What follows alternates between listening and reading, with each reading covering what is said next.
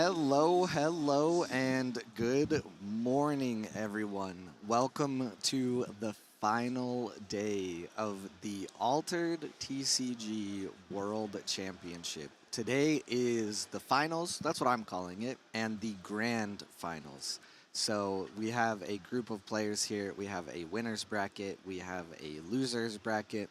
Loser's bracket is trying to fight it out to be, I guess they're the biggest loser at that point. If they win the loser's bracket, they're the biggest loser. So then they get to move on and they go into the grand finals where they have an uphill battle, but it's happened many times before in the history of all sports, esports games.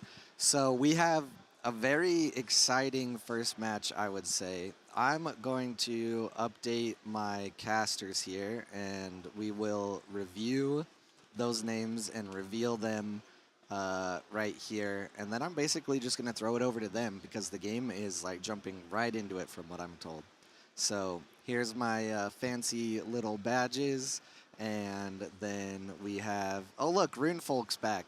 He can't get enough of you guys. He loves it. So, but very, very special treat for all of you. Joining him will be Keelon Guy.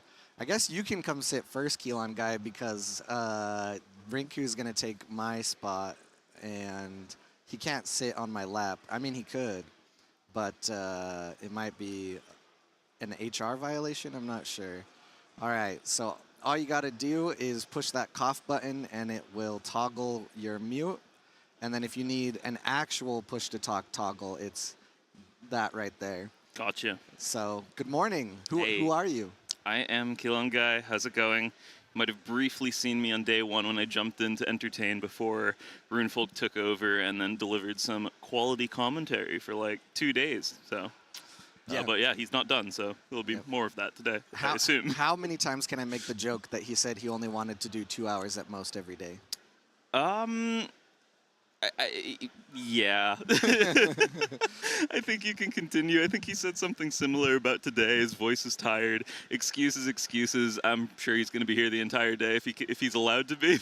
Yeah, he'll come to me and he'll be like, I just need a 1-game break. That's it. Yeah. And then he'll be back. So we should also, I'm assuming, have Argon come back around. He's very slow to rise. I think he just barely woke up, isn't even at the venue yet. Maybe possibly have a surprise guest or two throughout. I know Simon wants to make it back on. He was on yesterday, but unfortunately it was in such a small window that he didn't get to spend too much time here on the chat. So yeah, no, it makes sense. I mean, I've been watching Simon diligently judging game after game, and things have been going long in a lot of cases as well. So he has not had much free time. So yep. Makes sense that he's not here. It's been a long weekend. I am very appreciative of all the people that have jumped in and helped me out. A guy trying can make all the jokes he wants, but if you don't see me on stream, I promise I'm not laying on the couch upstairs. I'm either sitting on those steps right there or running back and forth repeatedly, relaying information and finding out answers and making sure you guys get water and get fed. So that is what I'm going to do right after I hop off here, is get Keelon Guy some caffeine, right? Yeah, exactly. I'm only one energy drink in this morning, and it turns out I am heavily caffeine addicted. So yeah, getting started though, it should be really good. I'm really excited for today, and yeah, crowning the first ever Altered World Champion. That's pretty exciting stuff. Yeah, and what is the grand finals again? What is the grand finals? Best of 5? Well, it's best of 5. However, we are playing the winners-losers bracket system. So that means that the player going in from the losers bracket, they're still in the tournament, but they start the best of 5 with a 1-game disadvantage. Yep. So we'll see how that goes. That, you know, of course, it's supposed to favor the person who is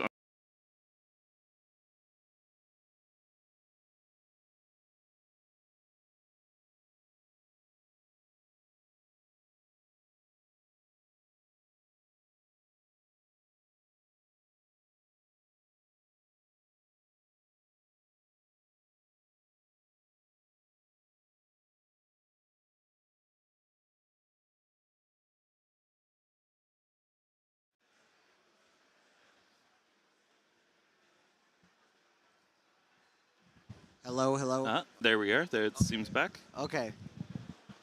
All right. I think you guys can hear us. All right. So I have their Yeah, that would be projection set great. up. Yeah, thanks. Okay. I Red Bull, please. I got them. I'm okay. I'm gonna go get it for them. That works then. Yeah. He's gonna step okay. in. I'll go get them stuff. I'm good. Sweet. No, thanks. All right. No, never mind. I was trying to save him some work. Yeah, Like, exactly. It I can happens. do it. I can do it. Okay. I don't. That was some weird freak electrical interference or something there, but I have the projection up for these guys. Runefolk is over here, so I'm gonna let him take over and run the buttons here. Pressing them like a monkey, as we said yesterday. And the game should be starting here shortly. So here's Runefolk. Here we are, the man with the plan, who's been here all weekend and knows everything. He's here to push the buttons. I'm just here to... I'm not here to push buttons. That's still Cole's job. I'm gonna forget it. So Cole has to jump in here sometimes and just push the buttons for me. But at least we do have the side on the side screen when the game actually goes up. So I'll hopefully remember that, and by then just click the game button. The mouse is already hovering over there, so it shouldn't be too hard for me. And yeah, glad to be back here. And I couldn't quite hear your intro here, since this is pretty much the only place in the event where you don't need to scream to understand the other person and understand yourself. So that is pretty sweet being here. So yeah, it's actually a really sweet setup. These are mostly, well, not I guess noise canceling, but at least there's a lot of sound in this room in general. Of course, people starting events, playing hundreds and hundreds of games of Altered everywhere. Yeah. So luckily we can hear one another in these lovely headsets. But yeah. And also, usually... Cole with the Red Bull, thank you. yeah. But yeah, we'll be getting started pretty shortly at this point. Where are we at right now? I believe we have 4 players left in the winners brackets. A few more still alive than in the losers bracket. So I believe after this round, I think we'll be down to... Do you know how many players we'll be down to after this round finishes, Rune? Should be eight at that right? point? Yeah, that sounds we right. should be at 12 at the moment. We can take a quick look at the bracket, maybe. Beautiful. So I don't think we can pull it up on screen. We just have the link to the tournament. Correct. Round. Okay, and so there are still 4 players in upper bracket and 8 players in lower bracket. And in the lower bracket, 4 more players should drop this round. So Correct. that should bring us to the top 8. Beautiful. And yeah, everyone that advances to the next round is top 8. Speaking of this format, though, how have you found it so far? Do you like these this winners-losers bracket style double elimination? Yeah, I personally did prefer the double elimination a bit. It's less punishing, and then you get a second chance if you get a bad matchup or you fumble or whatever. You still get a second chance. You're still alive in the tournament, and at this stage, if you're losing 1 and you're out, it feels kind of bad. But if you're losing 2 and you're out, I think that feels more fair to the players, and yeah. And of course, there's always the strategy of just win all your matches, and then you win the tournament, right? So it doesn't punish you for winning either. Yeah, it's very true. But yeah, no, it's going to be a super good one. All of the players that are left have been playing out of their minds, not only this weekend, but in the events that qualified them for this event. Yeah, it does seem like everything is getting underway in the hall, and soon we're going to have our first match of the day. What are you excited to see today for, I guess, our final few rounds, Rune? I am definitely excited to see one of our teammates, Rinku. We might gonna get to see some stream games there, and otherwise, I am of course still biased for Tempet. I'm biased for Nadir as well, pretty much. Unfortunately, Moondust already dropped from the tournament. Went 0-2 in the stage 2, so we can't see some more fun decks from Moondust here on stream. That is quite unfortunate, but well, that's the format. But from what I've heard, at least, we are not completely absent of Aurak combo. I do believe that is still alive in the tournament. That is very alive still, yeah. There's one player called Javi Navarro that is still on that deck. Thank you. That is still on that deck and still in upper bracket with Aurak. So Who would have expected that one? Hey, it turns out, I mean, so many people have been talking trash about that hero for a long, long time, but there's some really strong styles of gameplay. I think many heroes have exactly this, and I mean, of course, you know what we're talking about. You're the Waru guy, right, at this point? I have seen the Heroes Guide to Athgartha, I say podcast, but it's more like tier list that they did on Monday. Yeah. And there you talked a bit about Auroch, and you were like, it is D tier if you're not playing Auroch resupply combo. And that deck into Traced, especially during the meta where Moondust qualified, that deck was S tier. S tier, yeah. So you balance it out into B tier, I believe, and yeah, that was very fair. Oh yeah, I'm getting kicked out, but that is very fine with me. So you can get to enjoy our first special guest here on stream, and yeah. I'll be right here. You'll hear what Keelan is saying. So yeah, I'll leave here for now and let someone else introduce our special guest here. We do now have a special guest from one of our remaining American players in the tournament. This is their significant other, Val. So yeah, cool to have them on. So, Val, can you hear me? Yes, I can. Beautiful. How's it going? Who are you? Why are you here? Are you having a good weekend? Yeah, it's a good weekend. My name's Val. I am Rinku's girlfriend. Just coming along for the ride to root for him, cheer for him. And you might notice as well the wonderful shirt that Val has on supporting Rinku in this event. We're going to be lucky enough to have him in our first round for commentary today. How do you think he's going to do? Oh, he's goated. He's got it. He does. Look at that smile. He's got it. No, we were standing on the sidelines yesterday watching some of the matches, and after he would win a round, I think you said, he's so sick nasty with it, and that's been sticking with me. He is. He's sick nasty with it. There's no other ways to describe it. And yeah, okay, actually, I think we can pull up Rune. Maybe you can help. Can you click us onto the wonderful screen that we have here for just a moment? Never mind, it's just switch back. Never mind, pass it, Rune, never mind, it's okay. So, I think you've seen many times Rinku win at Kojo. Yes. What do you think the chances are that he's going to continue to get to play Kojo today and win out with it? I'm pretty positive he's not going to be playing Kojo this round. So, I mean, hopefully after this round, he'll be back at it with his boy Kojo. So fingers crossed. Yeah, we'll see. He was definitely putting on a Kojo masterclass for the last few days, and I guess, I mean, the entirety of the time that he's been playing the game, essentially. He loves to talk up some other Kojo players that either we know from the team or some other players around the world, but ooh, he is right up there, and he's been punishing everyone who hasn't been banning that hero.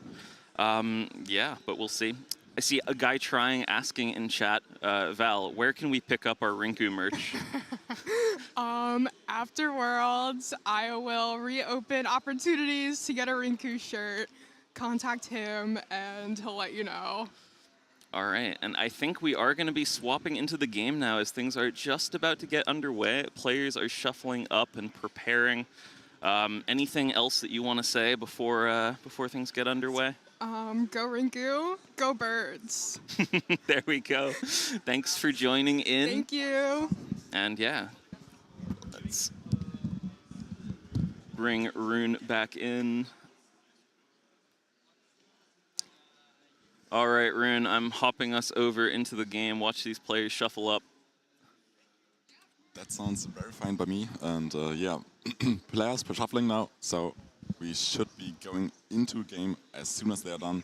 And it seems like Auroch isn't banned, so we're getting to see an Auroch here. Yeah, this is actually going to be crazy. I was very much assuming that Rinku was actually going to ban out this Auroch at one point. So yeah, no, I guess we are going to see it. So we've been talking about it. This is Auroch combo. What does that mean, Runefolk? Yeah, it means that you have some uniques in your deck that say whenever you play a zero-stat character, resupply, and at some point you're gonna resupply zero-cost characters, you're gonna have one-cost characters, you're gonna discount your one-cost characters, you're gonna play more one-cost characters, you're gonna resupply more, you're gonna play more, you're gonna discount more. At some point you can technically have your entire deck on the board. Yeah, no, it's really cool. I think this was. There were a few people who this deck was on their radar of, and then that was leading up into the London World Championship qualifier, I would say. And at that point, that's when Moondust completely popped off on stream as well with the deck. And from there on out, I think people were very aware that this is a actually really, really sweet deck. Not just being really cool, seeing something do something fundamentally special like that, but also incredibly powerful. I think it's a great choice, actually, bringing a deck like that into a format with so much traced. I'm actually a little worried seeing that Rinku will be having to play traced here into Auroch like that at some point. Yeah. At least I think the Auroch traced matchup got a little bit better for the trace since the release of set 4 and that inclusion of Reef that we see here in the list. I think it's the Aerolith Reef, and unfortunately for Rinku, only one copy of the card, so it's hard to find. But of course, it still has a lot of triggers with the Frankenstein, with the Gibble to re-trigger that card and still get repeatedly rid of these uniques. Hopefully here, and just needs to find that card in time. If there's not, and the combo goes off, it feels pretty rough. But I think you can find your Reef at any point, then get rid of the combo, and then you're tanking probably a few turns, but you might just get back with that. So yeah, probably the card for Rinku in this matchup to be looking out for. I definitely agree there. Traced can be very fast as well, and if nothing else, the strategy for Javi Navarro here, our Spanish player on Auroch, it is one that's completely unique reliant, essentially. Like, you can play the game without them, but it's not the point of your deck. It doesn't function at its best level without them. So if you just don't draw them, if they're stuck on the bottom of your deck, you can have a problem still. So definitely some chances for Traced here. But yeah, definitely I would say a stressful matchup, especially with just that one Aerolith Wreath, which is even more likely to be stuck at the bottom of your deck somewhere. And I'm not sure about how good these uniques from Navarro are. I know the Moondust uniques, they are 1/1 cost, and I think I've heard of Navarro's uniques being 2 cost potentially, so they're still great. But just the 2 cost is something that makes it slightly worse than the 1 cost, of course. And yeah, but of course, top cut at upper bracket. It's been working out so far. Probably a lot of players have been scared of this. This probably has been banned since not a lot of players had practice into this. So yeah, you also usually don't get to see this too much on online play, on PGA ladder, on tournaments there. So yeah, it's cool to see here. No, it's such an interesting set of decks for, I would say, Navarro especially here. Oh, actually, wait, I think they've listed them potentially wrong. Sierra there for on Rinku, and then Tasia. Yeah. Okay, that would do it then. So something a little off with our heroes graphic here. Believe it or not, Rinku's not playing Sierra, and I don't think Navarro's playing Tasia, but I could be wrong. Interesting. So the ban from Rinku's side is actually that Tasia, most scared of the Maya's Anchors, says, well, Navarro, you can play both your main decks. You can play that Sigismar. You can play that Auroch. I'm just gonna not be able to play my main deck on that Kojo, and then just get to play Sigismar and Trace as well. And now we get to start off the game here with that Traced into that Auroch. Players making their mana decisions now. I don't see yellow cards yet. I don't either. And I see that Aerolith Reef, so... Ooh, okay. Already really nice for Rinku to at least have access to that. Some ways of breaking up these combos. Starting things off with a Haven Bravos Bastion, which should hopefully then, for Rinku at least, let him potentially go over the characters from the Auroch a little bit. Looks like Scribbling Starfish Rare is the play here for Navarro to start it off. And there is a follow-up for Rinku. It is the... Sap Sniffer. Yeah, it's the sniff bait. Yeah, we indeed got it in there, and I'm sure we'll be getting a little bit more sniffing as well from that. But yeah, I mean, this is a pretty good aggressive opener, I'd say, for our Auroch player, especially. Yeah, just a bunch of 1 costs. That's pretty much expected in this deck. You want to resupply, you can't resupply, you can't really play your expensive cards from the reserve, so you just play a bunch of cheap costs. And yeah, this is a rather weak opening from Rinku with that Haven on day 1, but at least you get still a 1 advance here, and that Sap Sniffer next turn will be a 2/3/3 with that Haven boost. And you're just now looking to remove all the uniques that are getting into play, and Traced isn't an early hero anyway, so we too might say Trace is an early hero, but anyone else as well. you need to set up first, and that just then you get the stats. For us, there are like a bazillion one costs in that deck. It is aggressive to us, so yeah. But the trace aren't the stats aren't quite there in the early game, and also just the resupplies. As soon as there are 5 counters on that trace, that hero is going crazy and sees a ton of cards, and yeah. No, you're totally right. I definitely have heard from Rinku as well yesterday some stories of getting that hero ability active as soon as day 2 even. Yeah. Turns out with uniques you can do some pretty sweet things, and at which point, yeah, your deck's an early game deck, absolutely. Yeah. But no, realistically, I think it is just so powerful in the mid game, especially that traced. But yeah, it'll be interesting to see here what they're able to do to try to combat this Aurak plan. I guess the nice thing here for our Aurak player, I would say, they have a pretty aggressive opener to start with, and you know that, as long as they're actually contesting, they're just drawing closer and closer to those uniques that they can get a potential combo win out of. So yeah, I think things looking pretty good for our Spanish player so far. I know we're very biased here because we are on the same team as Rinku, so I'm hoping that there's some of you in the chat cheering on Javi Navarro as well in the Spanish community. At least there's someone already showing up here for Navarro. The cast, of course, is very biased here on this one. The cast has been biased yesterday. It's biased here as well in this game because, of course, this is one of our teammates, and yeah. But at least the game, or at least the reserve here, double draw from Navarro's side, that's pretty good. Just draw cards, see more cards, see your deck, and get to find your uniques. That's your game plan. Yeah, and Haven Sarengar is so good from reserve here as well, especially because they're trying to progress on that forest expedition. So they will actually likely be progressing here, which is a really nice big deal. Oh, and we just got some gifts here from Cole, and those are our favorite card, right? It is the Celebration Day. It is signed by Matteo Spirito, and I got both copies. I got the orders. I got the Ysmir one. You just got the Ysmir one. You're not playing orders. No, you got it. That's perfect. Awesome. That is very sweet. Nice. But yeah, it looks like things have now evened up again on the Tumult here. There was that progression on that left side. It was the forest expedition, forest biome there for our Aurak player. But yeah, still overall, I mean, he has so many cards in hand, just looking at that. Whew. But am I seeing gold? Is that last card there unique? Or was that It might be a yellow card, yeah. I'm not quite sure. The hand cam for Navarro here isn't working so far, it seems. So we might get that fixed at some point, but not for now. So we just have to look at the top cam to see the cards here and assume what's in there. At least for Rinku, we do see 2 permanents, I believe it is. It is the Bug-Out Bag and it is the Aerolith Reef, and also Grams down in the reserve. The Grams aren't really looking to discard anything from the Aurak side.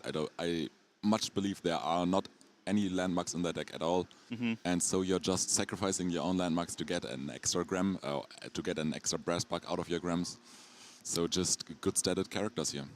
We do have a Sap Sniffer coming out as the first play of the day from reserve here for Rinku. Puts an additional counter onto itself. It got 1 from Haven Bravo's Bastion activation. Now we are onto 2 counters on Traced, but still pretty slow for getting the hero ability activated. Unique does come out, but immediately it gets shot down by an Aerolith Wreath, which is pretty important. But again, that card is still in reserve here. Yeah, so it's currently no additional triggers to activate the Reef multiple times. And there's Nyala. Just repicks up that unique, gets it back into hand, probably puts a discount into reserve, so can get additional value, can get additional mana next turn. Or we also see a header here, and putting a header into reserve, you're probably not going to play that card from hand, so just put it into reserve with a Nyala, and you just can re-anchor your cards already. Yeah, that's a really strong play here. Nyala, the perfect follow-up, dealing with removal just by saying, yeah, you can send this to reserve, I'll just take it again. Nyala's been really impressive to me, I think, especially out of this Aurak deck. The ability, even when you don't have your uniques out, to both dig through your deck and potentially let you play this interesting, like, card cycling game instead of having to really otherwise try to push for progressions. Turns out it can be really powerful in a lot of cases still. but it does look like now that the Trace will be taking some advances here on the Tumult, so potentially threatening to try to close out the game the next day. But, Oh, I yeah. mean, Navarro is threatening to potentially also try to close out the game in a slightly different fashion with those unique synergies. But we'll see. He's really reliant on finding another unique with the resupply effect. Am I right on that? Yeah, okay, kind of. So as soon as you have two, you're more likely to see more of your deck, more likely to see discount effects, and this deck can still brick if you have a single unique on the board and you have no discards or no support abilities to discount your cards. So there's a good chance here for Rinku to actually get a 2-0 next day, since the stats for an Auric player, I feel like they are quite low, especially on water. We do see a basis here in the hand, so can potentially at least contest a little bit on that water expedition, but it's still rough for an Auric if you are forced onto a specific expedition, because all of your characters somewhere have a 0 stat, and those Nyalas, those Sarangas that we currently see in the reserve, they are having that 0 stat on the water. Well, the Saranga gets a boost, but still. Oh, yeah. From what I'm seeing from Rinku here, though, is the circumstance where I don't know if he's going to have access to the cards to be able to potentially push in general. I mean, yeah, the expedition where he's on both mountain and water, that might be a little bit more possible, but it's looking pretty rough. He had to cash in so many resources the last day to push for the progressions then. And now Aurak ability flipping, we have a Bliss fan. And I'm super surprised. I just saw one of the best cards for Trace to activate your hero ability, the Frozen Delivery, that just got into the mana. They are just hooked. They are bug-out backs in the hand here for Rinku and nothing else. So that is pretty scary. I would have liked to see that Frozen Delivery stick around, get an additional resupply. But even if you're seeing a Frankenstein, you can just only activate that Aerolith Reef, and then you're kind of looking for a Salvager to get your Trace ability active, and nothing else really does it. So yeah, I'm not sure still not sure how I feel about it, but Hooked can of course is more consistent, can draw you the cards, and we do see the bug-out back, There is Esmeralda unique, I believe it's the exact same one that we saw before. It undoubtedly has something to the tune of when you play a 0 statistic character, resupply.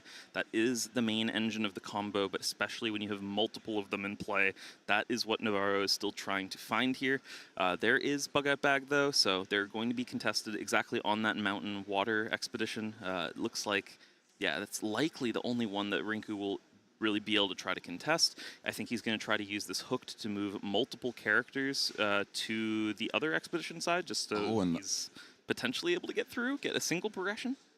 And Navarro just plays the Niala, so 1 mana left, doesn't find a resupply, but of course still can exchange a card, so can just find a discount, puts the header in there, still has that Ouroboros Incaster. It's unfortunate to pick up the Saranga because you really like the draw of it, but you also need to keep that 1 cost in reserve so you can keep your resupply chain going. That Nyala is now hooked over, and probably we will see that Ouroboros Incaster now be played into that hero side as well to try and get the high roll and block that brass buck that's already there. I feel like where we're at in the Tumult is very deceptive because, yes, Rinku is threatening, a double advance would win him the game here, but I feel like this is on a knife's edge and really starting to favor the Aurak here. Yeah. Being able to anchor this unique to start things off is really nice. He'll have it guaranteed into the next day. He's up again to 5 performance counters on the Aurak, so we'll get an additional free character. And when he does find a second unique, it's combo time properly. Yeah. But there is the hook, so it does look like today should most likely be going 1 for 1. Yeah, there's still the discount from the Incaster now, but I'm not sure if there's actually a 1 cost still left in Navarro's hand. There is the Basist. Okay. Oh yeah, that can at least find another block, but I don't think you can. You would need 2 1 costs in the hand and then find a resupply of your Basist. So I'm not sure how worth it is to actually play that Basist here, and you probably might just end up passing here because you say, well, I have my Bliss fan in hand as in reserve as a 1 cost. I still have my discount in reserve, and of course that Esmeralda's anchored. I think it currently, it doesn't even have the fleeting marker because it was just played from hand. Yep. No, that's the nicest part about this is you get to keep these uniques often forever. You really need like discard to discard removal often to deal with them like completely, I Yeah. guess. Oh, But yeah, it's, it is the discount. It is. Oh, it's a scribbling starfish. okay. Oh, and if that now was a discount another one, then That you would get have the block. worked. Yes, indeed. But instead, it is that water stat still on the brass bug that will let our trace player Rinku take a progression there. So now is probably the most, the most important moments. Is Navarro finding a second unique? I think he's seen a lot of cards by now. I would be very surprised if he isn't able to find one this day, but who knows? Not And seeing there's gold. Bogart back. There's a Killing Elemental. We can, I'm not seeing any gold. yeah. Okay. Yeah, and I guess with the playing the hooked twice the last day for Rinku, he is largely at mostly a full grip of cards again. I think he had to play everything out over the previous days, but hey, still has a shot there now. Lots of cards. Yeah, those hooks are they are just getting you all the cards you need, and that is pretty good. And yeah, still has chances. There's the frozen delivery. There's that trace here that's gonna be activated. You still have ways to find the Gibbles, the Frankensteins, to get rid of these uniques and make them be replayed again and make the Auroch pay more mana for them. No, you're exactly right. This what is it? Is it 1/2 cost on this on these uniques here? I think it is 2/2 cost. Okay, 2/2 So- cost. Yep. Yeah, in which case it does actually cost a significant amount at that point, And and Auroch, of course, gets to flip cards again. that is true. Will-o'-the-Wisp looks like the one that will be flipped here, which is, again, probably not the hit you're most looking for, but it's still doing a reasonable job already of shoring up the companion And they're side. all the one costs you need. Yeah, there's a ton of one costs. Wow. No support so far, but you don't need supports at the start of the combo. You just need one costs. You need the resupplies. You need to find your uniques, and once you have that, you will find the discounts. So yeah, this is very scary now for Rinku, and it looks like it's gonna be now Navarro's turn to play the game, to get back into this game, to find the expeditions, and there's potential. Or is there potential that you don't actually get enough stats even when you combo? I don't think so, right? I think finding the second unique it'll make it so that it'll be close, I think. The reason why I say that is we're seeing from Rinku in hand there is an Anansi unique of some variety.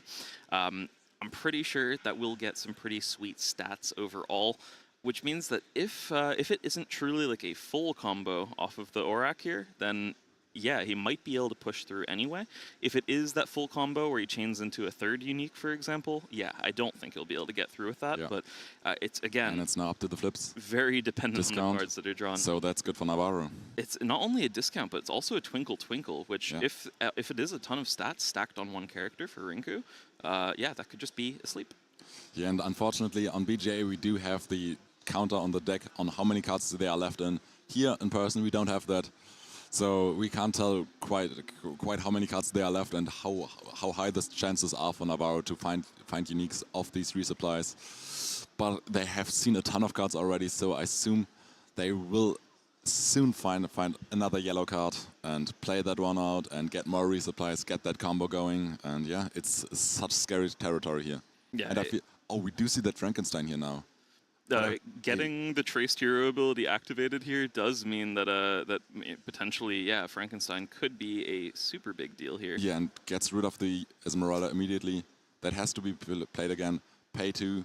But of course, after that, Navarro is still on 4 mana left with a discount in reserve. So it costs 2. It costs some resupply, but I think there's enough mana that this doesn't matter too much and gets to play the Esmeralda in a favorable expedition this time around. And yeah, it's still scary territory here. Well, favorable expedition, but at the same time, it's the one that, I mean, it's not a great blocker in any case, right? I guess not into the double terrains that that Rinku can potentially advance on. Yeah. So I don't think it matters super much here which expedition it ends up on. It's more just that it's there. As long as it's there, it's so much more likely that he's going to chain into the remaining uniques in his deck. His deck is actually pretty small in size by now, so they're in there. I assure you, there are 3 uniques in there. And we now see the kill elemental, so we pretty much see all the stats that are gonna be played here by Rinku. We're probably also gonna see one more resupply of the delivery, and Rinku kind of has to hope that that's a Gibble, right? That's a zero cost, activate your Aerolith Reef and get rid of another unique. But yeah, just another discount, another resupply, and yeah, 5 stats already in mountains, so just needs 3 more, and it seems pretty possible for this to be a double block or double advance even. Yeah, I think that's pretty likely. I mean, it's also the case that there is that Twinkle Twinkle still in reserve currently still, and you can just play that for its cost. That is very true, yeah. So that should be a guaranteed double stall then, or even double progression for Navarro. Yeah, and these players won't miss this at this stage. So yeah, it is already, we're going to another turn, and yeah, Navarro is thinking about what to do here. Do they want to risk finding uniques? Do they just say, well, I'm gonna play until I'm almost out of mana and just are forced? There is the Gibble. That's absurd. Okay, yeah, and we see the face on we see the look on Navarro's face there. There's disappointment a bit, but maybe that doesn't even matter. And there's Blissfan played with the discount, so. I cannot believe hitting the Gibble there. Massive deal. Does give Rinku a potential shot. I think it still depends on how Navarro is able to navigate it, but you're totally right. Not a yellow card can potentially add some stats still, though. Oh, it's just going for the... Starfish is playing for stats. Yeah, yep. He's playing for stats. He wants the win here now and here, this and now. Wow, this is... and of course, we also have the Hispanic players in chat with Pascalo and I'm sorry, I don't remember the name that we've seen earlier, that are cheering, of course, for Navarro here in this matchup. And yeah, it's great to see the representation on both sides. Pandios, of course, showing up in chat here, rooting for Rinku, just like us. Yeah. But of course, we're biased here, but we're, of course, trying to look at both sides here and not make it too one-sided, even though... Look, hey, you know how it goes. I always love seeing Aurak resupply combo. If nothing else, I think Navarro has one of the coolest sets of Conquest decks brought. I'm definitely there for it if he was to take this one down. But of course, we're cheering on our boy a little bit. If Rinku would have changed his Trace deck into another deck, we might have said Rinku has the coolest lineup of all time. But unfortunately, did bring the Trace. So yeah. I think the coolest lineup might go to Navarro or also Moondust. I'm a big Moondust fan, so yeah. Moondust is gone, my friend. Yeah, unfortunately, but yeah. While they are thinking, I mean, this is a really difficult situation. I could imagine Navarro taking a minute or two here on this because he's trying to figure out what line gives him the best odds of being able to find what he needs to either block or try to combo off. Yeah. We did have a question in the chat, which is why is Rinku using mana convergences instead of just his cards for mana? And that is probably the reason you see Rinku just put his hand into his mana, and if you do that while you have no mana orbs, you're disqualified, right? Something like that. Or you're not necessarily immediately, but if you then confuse your hand with your mana, I think that's getting some problems. So therefore, Rinku just doesn't want to take chances, and he prefers playing with the mana orbs. It's just for clarity on what is mana, what is his deck, or what is his hand. And yeah, I myself really appreciate the mana convergences, and it's super nice. Yeah, I think a lot of the players have indeed. Ooh, wow. But that's another. You still have characters in your hand, so you can still keep comboing, keep finding cards. But yeah, it's 3 mana left, right? Yeah, no, this is a bad situation, though, for Navarro, because if he can use 1 discount and then sleep a character, but that's not enough on the mountain statistic, at least for the moment. The only characters that Rinku's presenting that are large enough for that, they're 3/3, so it wouldn't be enough in stats. Yeah. Otherwise, those discounts, they could potentially turn to characters, but those characters often have these holes in the stat line where they're also not going to help there. So again, just gambling, trying to find a unique, but the uniques in Navarro's deck, I don't know if they cost little enough for them to be able to combo off then. We see Bassist here played now, so gets more resupplies, and it's now, but do you believe in the resupply? It's a scribbling starfish. Does that change anything?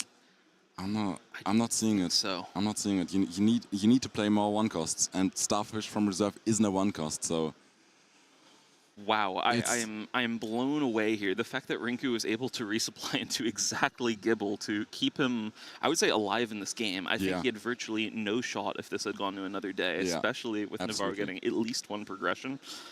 And another bassist.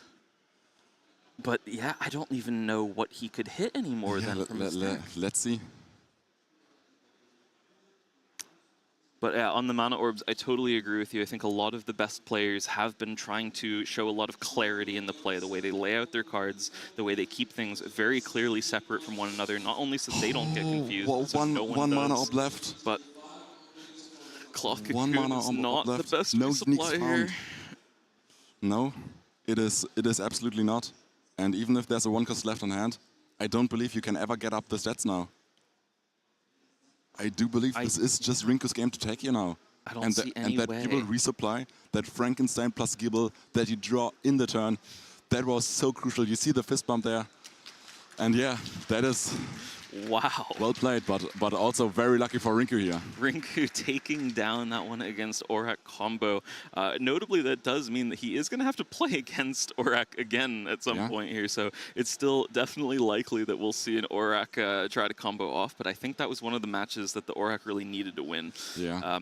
You're playing this because you typically have a really good Trace matchup. And that's a popular deck that you're expecting to see a lot of in this format. Yeah, maybe Navarro by now has practiced this a bit more and could also say that this is maybe favorable for him into Sigisma, because Sigisma usually is just running teamwork trainings as removal for your uniques. So at some point, Sigisma were running these tiny gels, but they are gone now from the deck. There are no Afanuses in the meta that the Sigismas are scared of.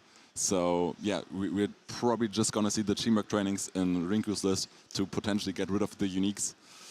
And yeah, that might still be scary. And then we have Sigisma into Sigisma left potentially for a potential game 3 or potential game 2 here now as well. And yeah. That'll be really interesting to see. I'm wondering how Navarro wants to handle this here, whether he'll bring Sigisma or the Aurak, because Navarro is very good at, I mean, I'm sure, of course, both of these decks, but I've seen him so often crushing on ladder with Sigismar specifically. Oh, and look at the end of Rinku. I do really like that they have like printed out lists and showing the uniques on there. That is pretty cool. For me, I now need one of these sheets to take home with me. They look so cool, and yeah. You're right. They're collectibles to me now. They do look really cool, and for a second I was thinking, why don't you just show them the physical deck of cards itself? And then I remembered Altered's a game that's available in many languages, and that would be a total pain if you were trying to study a deck list and understand uniques that you couldn't understand. So yeah, that definitely makes sense having that prepped and printed, but looks like they will be shuffling up. But what I was getting to is I am sure Navarro is very comfortable with Sigismar mirrors at this point. Yeah. I also think that Rinku is kind of comfortable with that. I've seen Rinku's uniques, I haven't seen Navarro's uniques, and I know the Rinku's uniques are crazy. Rinku turned down a 2/2 cost token generator that draws a card at dusk. So he's pretty happy with his unique selection here. I'm not quite sure what Navarro brought, but I think I've seen Navarro look for Sigisma uniques that are token generators, that draw cards. So probably has a stack lineup of uniques on Sigisma as well. But we are first going to see that Aurak into Sigisma. And yeah, I'm not sure who that favors. The early game is most likely Sigisma favored. But as soon as there are uniques, I think that might swiftly turn the tides for this Aurak player. But of course, if the Aurak doesn't find multiple uniques like they did last game, it might just be a tough run as well. Yeah, it was really just enough, like sort of the perfect mixture from Rinku to get that almost miracle scenario where he could potentially win, mixing both removal at the right times with just enough pressure that despite the fact that the removal didn't fully work for getting rid of the unique forever. And there we see the lineup from Rinku. It is 2 Baba Yagas, 1 Kakoba, and that Kakoba is very, very, very sweet. It is a draw 2 at dusk, it is a token generator, and from hand, it generates a token in your hero expedition. So what can you more want from a Sigisma unique? And maybe some of you out there might be familiar with the Hero's Guide to Asgartha podcast, but that is a chili from HGA. That is one of his, really sweet one out there. We like to call it the Chili Kakoba, right? We call it the Chili Kakoba. Some people refer to him as Goldfingers, I think especially because he has a tendency of picking some really sweet uniques out of packs and promos.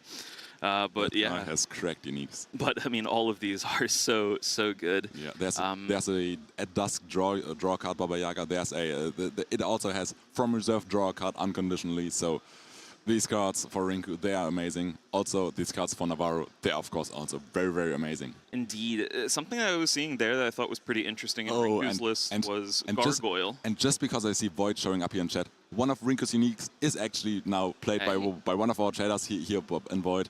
That is a Baba Yaga that has a Quetz ability, and of course, when it leaves the expedition zone, it draws a card. So, yeah. There you go. Cool stuff.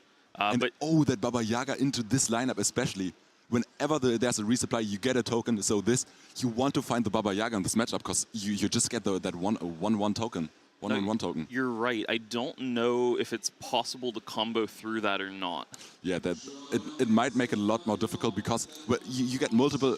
Whenever you replay 3 cards, you need to get 3 boosts as well. So that Baba Yaga might just be able to win this matchup. I think though there's a world where Navarro, if he's able to get all 3 uniques, he can Twinkle Twinkle and then Cloth Cocoon to remove it. So potentially, and that could still let him do it. Could also play potentially the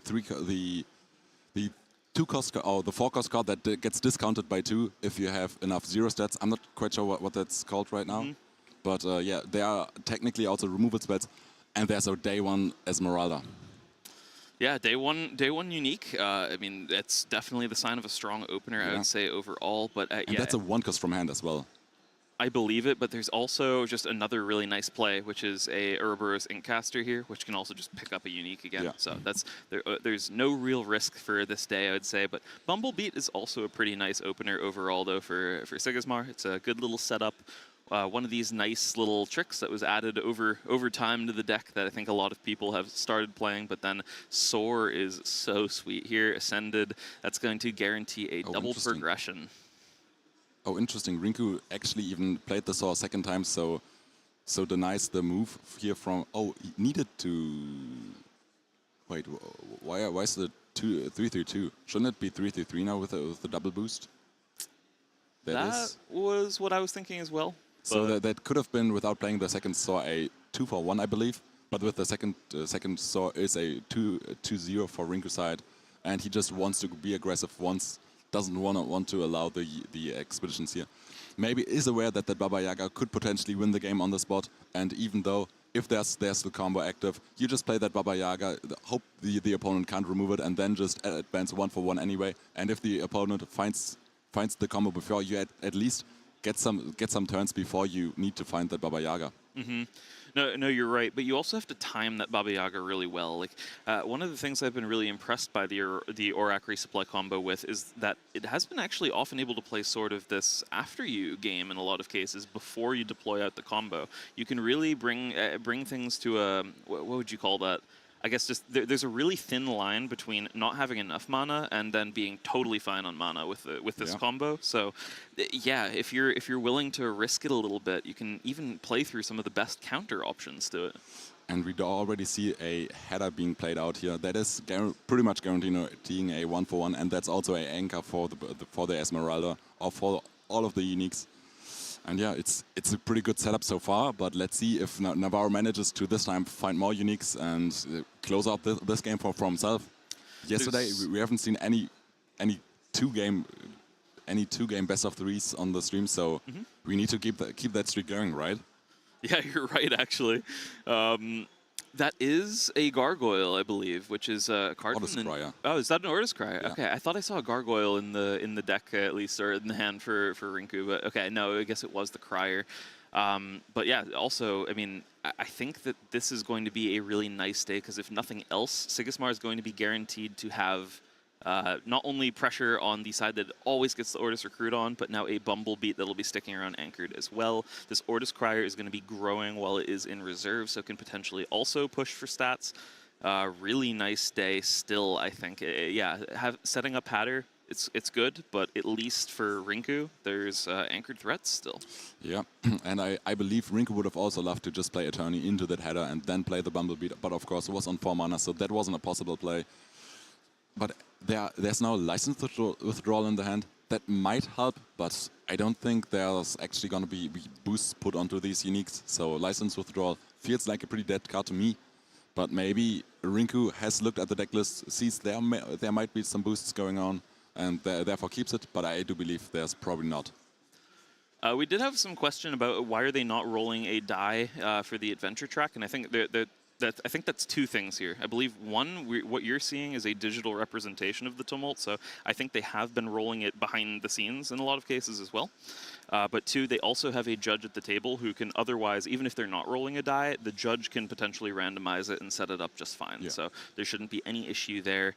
The judges for these matches have been watching every single table like hawks, making sure everything goes really smoothly, that if the players have any questions, they're able to get them answered and fix any incidents that happen along the way. But yeah, we do have Ortis Attorney now coming out onto that hero side for the Sigismar. And yeah, good threats overall, I would say. But I guess what will what will be the plan of action for Aurak? And I do believe I have a look, full look of Navarro's hand. I do believe there's a Serengar, there's a Nayala, and there's that one cost Esmeralda in the hand. So even if you play that Esmeralda here, you kind of don't have a cheap start to your combo, and all of your cards are quite expensive. But of course, you would just play that Serengar first, because that's the cheapest card in your hand. Mm-hmm. Serengar just excellent overall, but it is struggling a little bit here because it's not going to be able to prevent anything from Rinku's side for advancement. Yeah. Even in comparison to the Bravos version of this card, which is also a little bit weaker on the water and mountain stat lines, the Lyra version just has 0 stats, which is a little rough. I mean, it helps you in some sense. You can combo off with it with your when you play 0 statistic character cards, but yeah, otherwise there are some weaknesses to it. It is sort of that rare version, though. When you play it from reserve, it does get a boost, so it does get to pretend to have stats in those expeditions sometimes. So you really want your Serengar to be in reserve, especially it gets the boost and it also draws the card. So that card from your hand is one of the weaker cards. That's probably like why I would prefer this card in decks like Fen potentially, but of course in Aurak you just want draw, you want the 0 stats, so it makes perfect sense in this list, of course, as well. Mm-hmm. There is the Esmeralda, and it is getting met with that Ortis Crier from reserve. It is not getting immediately removed or anything. It does have to contend with a lot of stats that are on that companion side at the moment. Again, we're very much assuming that Hatter is just going to anchor the Esmeralda here at some point soon. But Rinku as well, diligently making sure to play it onto the side that does not have the Ortis Attorney on it, because if he does get stalled here, he would rather draw a card for his troubles. So yeah, that is the power of Ortis Attorney. And we do see the Nayala now being played here. It gets a resupply, or a exhausted resupply from that... From itself, From itself and into the Incaster, and then another resupply from the Esmeralda that resupplies this Ouroboros Trickster. So there are cards to keep this combo going. Picks up the Incaster back into the hand. Probably will anchor the Esmeralda once they are close to passing their turn. And yeah, it kind of to me looks like it's still a 1-for-1. And there's still some time for Rinku, and especially that Attorney now looking to draw a card. That is pretty important here. Just see more cards, see removal, see the Baba Yaga, and then you could be good to go for Rinku's side, but of course it's still very, very scary to play this game out. Yeah, 1-for-1 trade here. I think typically, I mean, whenever you're 2 expeditions ahead in Altered, you're very happy to be going 1-for-1, but you're less happy when there's an anchored unique that you know can, largely on its own, win the game via its ability to find more uniques. Someone asking if that Esmeralda is just a 1-cost and it's World Stage. What do you expect? Of course it's a 1-cost. Yeah, they are out there, believe it or not, and trust me, all of these players have been pooling all of the contacts that they know for potential uniques, getting everything together, figuring out their optimal lineups of uniques. I don't think it's often been the case that there have only been 3 that they're thinking of potentially using. I think it's closer to 6, 10 uniques even that they're looking between different sets of things that work together or don't work together. Yeah, and there are indeed 1-cost Esmeraldas that resupply whenever you play a 0 statistic character. They exist. And we now have seen 2 players here at Worlds that have these. I think Navarro has also some that are 2/2 cost. Yep. I haven't seen the full lineup, but I think I've heard of that. So yeah. That sounds exactly right to me as well. And now also Aurak has 5 counters, so gets to flip cards. Yep. Will we see an Might Aphostios off the top of the deck?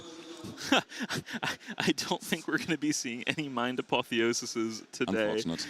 But hey, you know it's often better than a Mind Apotheosis? A 1-mana resupplier in a lot of cases. And Okay, fair. if Navarro is able to hit something like that, it could be pretty game-ending, even at a stage like this. So you're also joining Cole's side that once said Mind of Forstius might not be a great card in Auroch. Yeah, unfortunately, I'm going to have to say it. I don't think Mind Apotheosis is the card. Unfortunate. I think overall, the card I've been most impressed by this deck has been actually Nyala. Nyala is so impactful for it. It does everything you need, even in the games where you aren't finding your uniques. This is the card that really gives you a chance of both staying alive, but digging through for other threats, and those uniques specifically, of course. Yeah. And yeah, just that ability when your unique does get removed to just say, okay, I'm getting that back at least. It's so massive. Yeah, the Nyala, it has shown its value in the first game, and also already here in the second game, just got a resupply, got a card back, pretty much got a discount into reserve as well. So yeah, it's definitely worth a run. And their resupplies, flips and a Nyala off the Auric ability. Which, yeah, I mean, it's something, but it doesn't quite do what he's probably looking for from today. Of course, yeah, it does potentially block pretty well. I think that's the best thing it has going for it here as the resupply or as the flip from the performance. But now we do have the resupply from it. Will-O-The-Wisp, which is nice as a cost reducer. Yeah, and also Nyala currently. It's on perfect expeditions. Well, not perfect expedition. It's not advancing yourself, but it is blocking the Sigismar. So that is important to you. And yeah, that's a 0 cost 3/3 that blocks. Yeah, that it is. There was a quick little question where the second Will-O-The-Wisp was coming from there for a moment, but then it was confirmed. It was just the Nyala swapping out a card there, which made perfect sense. Getting a second cost reducer into the reserve there, picking up another Nyala. That's an infinite engine. Yeah, it's looking pretty good, and we just have to hope. Yeah, there's a second unique, so this time around, Navarro is finding their combo, and yeah, it is now on. Now we get to see the fun part of this deck, and this is pretty enjoyable, right? Yeah, I'm excited for the number of actions we're likely to be seeing over the next couple days here at this point.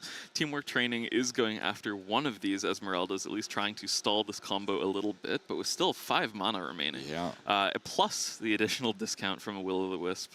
I think this could be a combo win, even essentially this day.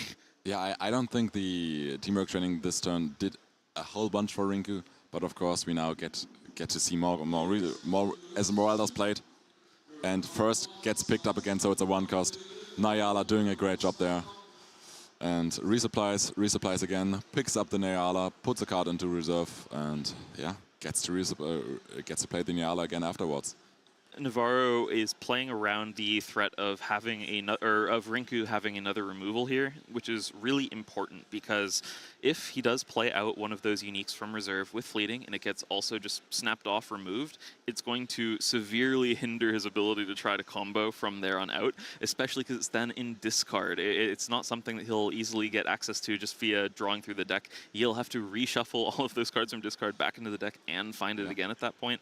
You don't want to be there if you don't have to be, which is why he is heavily prioritizing it, picking it back up and playing it from hand. Again, performance counters for Auroch at this point are going to be always above 5. I don't think we're going to see less than 5 for the rest of this game.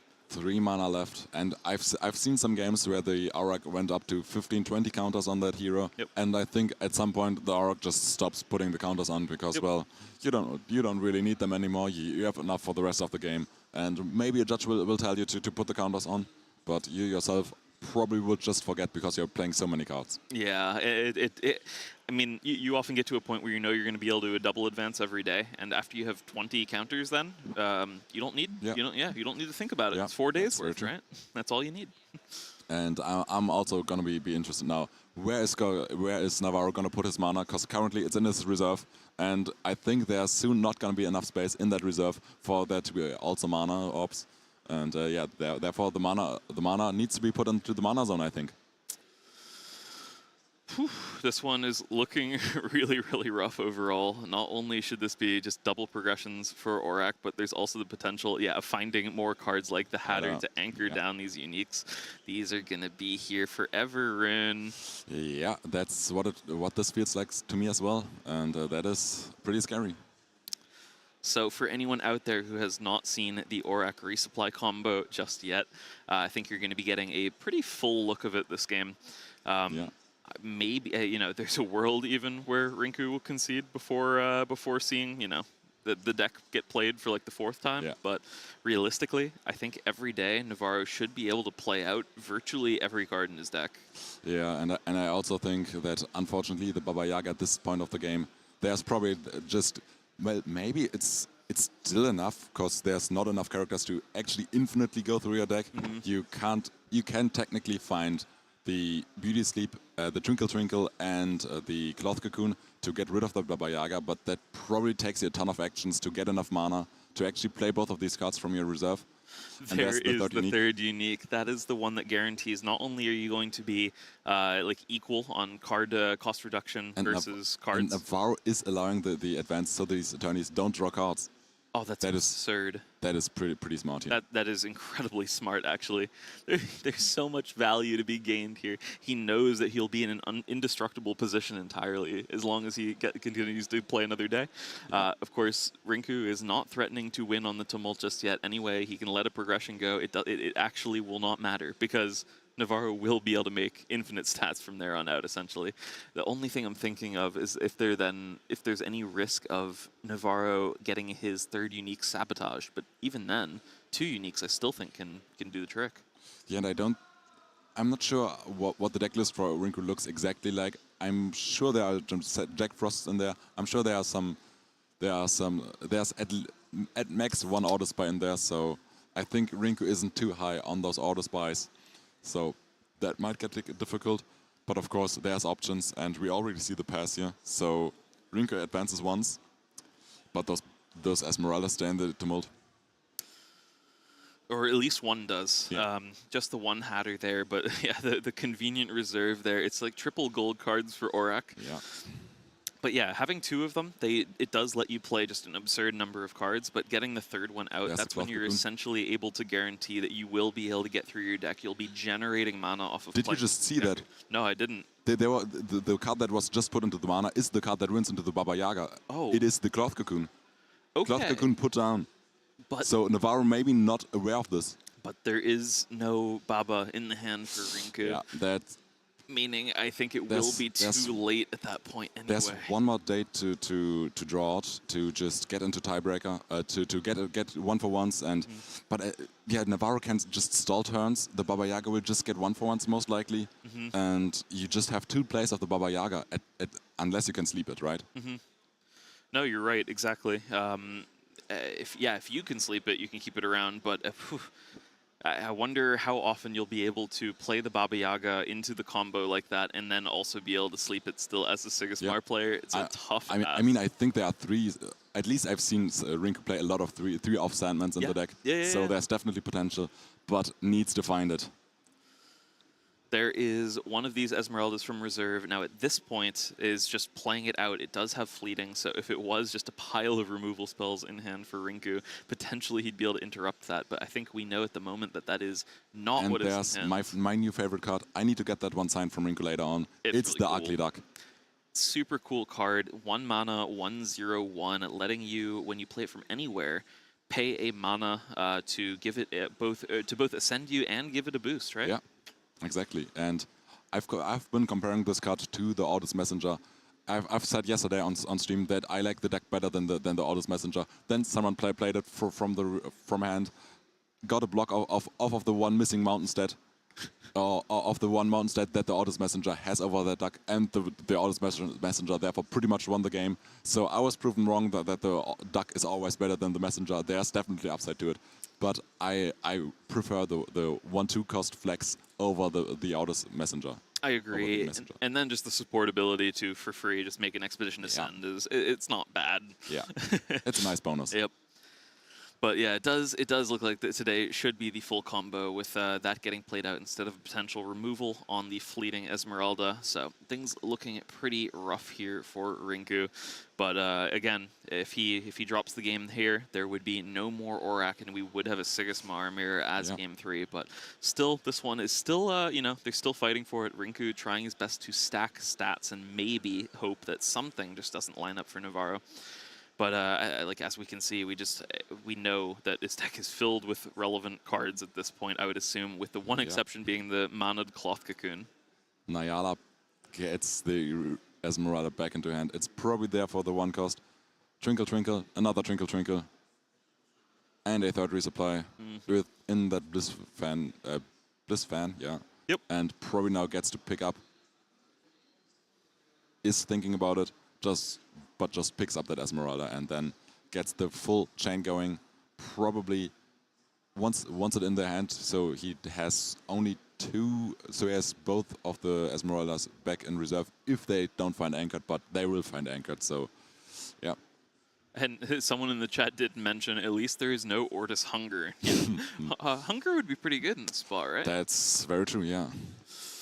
Same, the upsides of having that card in your deck. No wonder why that is a 10 euro rare at the moment in the Bravos faction. Yeah, and I wonder why that coach is banned here from Rinku's side. That seems like it would have destroyed this Aurak. Yeah, it definitely makes sense then. Hunger, just massive threat, especially when your opponent is so reliant on all of these moving parts being together in play all at once, especially when you're trying to anchor them over multiple days, especially when a card like Hunger discards everything straight to discard, not just reserve. Oh, but it's interesting. Rinku doesn't even try to go for the draws and just plays the orders, the Ascended Trooper instead. Tries to get the most water stats here possible and says, well, you don't have enough water stats. That Will-O-Wisp, I'm not scared of it. And just pushes over 7 more than currently Navarro has. But I'm sure there's going to be a ton of resupplies, a ton of stats going into that companion side. Companion side? I don't know. I think it's the hero side, this time around. I've noticed, I think that's actually a really good idea for Rinku here. Realizing that his win condition is drawing that Baba Yaga and then being able to try to trade 1-for-1 the next day, for example, off of it. So if he is able to sneak a progression through, then he would be in a really good spot, actually. And it would be relevant that he had that he was unable to draw off of the Ortis Eternities the previous day because Navarro let him advance. The situation here, though, is one where it might be a question of just how many water stats end up being left in Navarro's deck.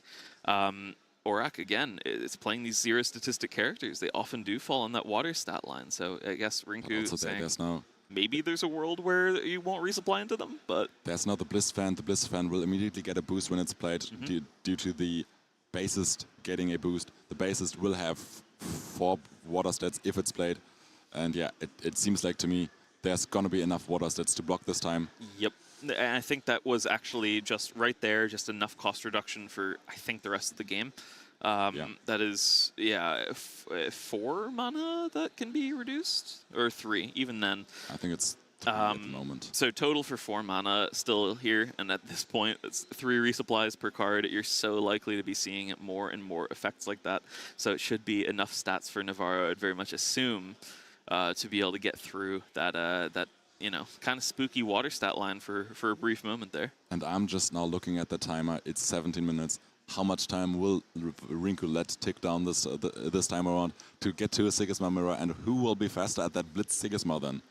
Or is it going to be a Blink Sigismar? Because how much time will be left after this full combo just gets the 5 advances, 4 advances left? It's 4 advances. I can count. You know, it's funny. You're really right on that, and maybe it is the hostage player phenomenon. I wasn't even aware of the fact that there was even a clock at this point. I wasn't thinking about it at all, but you're right. It could be a relevant factor here.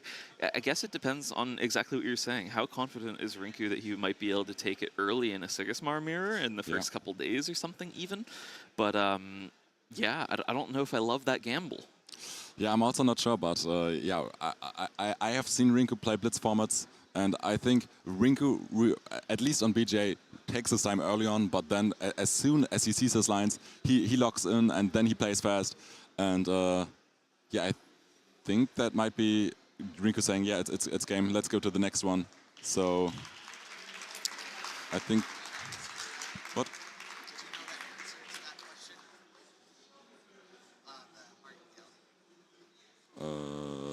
no, I've. Okay. No, I did not see the specific case mentioned, but I also. So Dexter mentioned something in chat, but we both didn't see it, so I can't really comment on it. And now we are going into that Sigismar mirror. We have 17 minutes, I believe, left on the clock for both of these players here now. So it's still blitz format, right? You have like 7.5 minutes for each of these players, but of course it's not actually timer who takes longer now. It is just who's further ahead once the time clock's down, or if there's going to be a winner before the 15 minutes by then time down. I actually suspect that we are going to finish this round in time. Okay. I think that these two players are incredibly quick with the Sigismar deck. Even they're comfortable playing aggressive. From what I'm remembering of Rinku's uniques, it felt like there was a good amount of draw, but a little bit less in stats. So I think that's I guess a little bit worrisome if they were just going to play a couple days. If just a unique comes out that's a stat bomb from Navarro, like a token spammer or one of these things that boosts multiple characters in a lot of cases. But yeah, over time, I think Rinku's looking for a card advantage out of the Sigismar, which definitely makes sense in the matchup when you're playing so many cheap-costed characters. And yeah, I'm really interested to see how this list performs in the Sigismar mirror. Yeah. All these cool new inclusions with Ascend. I'm also very excited to see Navarro's list here go. I'm excited for the uniques, what the rare slots are, because I've played some Sigismar by now. I'm now a fan of the duck. I'm not much of a fan of other Sigismar lists, but that duck, that is amazing. I want to see that in both these decks, and of course the uniques. I'm here for them. I'm here to blame them. I haven't blamed Rinku's uniques because I think they are amazing, but yeah.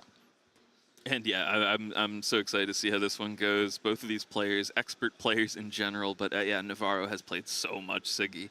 So again, so sure that even if the uniques specifically for Rinku are really good into that mirror, I'm sure Navarro still feels very comfortable playing the matchup.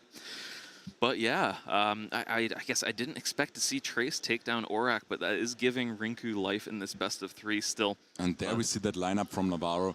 It is a Baba Yaga, a Alchemist and a Kakoba, and it looks like Kakoba is boosting, it's getting tokens, the Alchemist is drawing cards, getting tokens, and the Baba Yaga probably also getting cards and is discounting, I believe that is. So yeah. Yeah, exactly. Discount from reserve. So, which, yeah, I mean, good stuff for both players uniques, here. Yeah. Can't complain. How are you feeling about Soar as an inclusion in this deck? Oh, I think Rinku's playing that one as well. I like the duck more, but I'm not sure what rare slots you're sacrificing there for. Otherwise, we do see 3 Eternities, we do see the Bumblebeats, we do also see full set of 3 Jack Frosts and Troopers, and only 2, well, I think 2 Sandmans is pretty standard for Sigismar list. Once upon a time in that spell slot, we used to see a lot of Rallying Call, and I think that has largely been replaced by this card, even at rare versus the common Rallying Call. I think this is a really smart decision, especially for this Conquest format, where they largely know the sort of decks they're likely to be facing. I think it was incredibly unlikely there were going to be many Beauty Sleeps flying around in many cases, so at which point there's a lot less value to be gained out of Rallying Call. Of course, you have your own synergy with Sandman, but that's not quite enough. Not when you have something quite as powerful as this 1-cost Soar that you can play it multiple times. You can, ascend both of your expeditions with it. You get so much stats. It's after you. It does everything. It's so good here.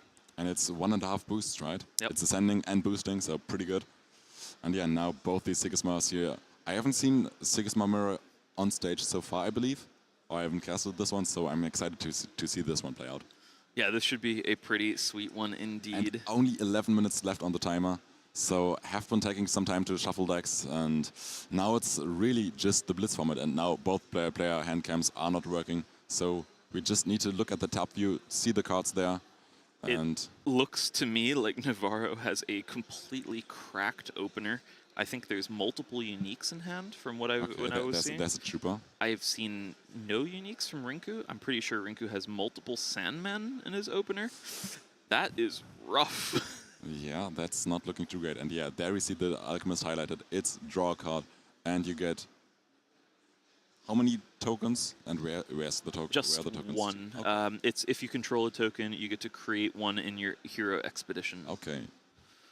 But yeah, draw on an arrow as well, so always nice to have. Yeah. So, but I can't imagine that this Alchemist is played on day one, since it's not enough stats.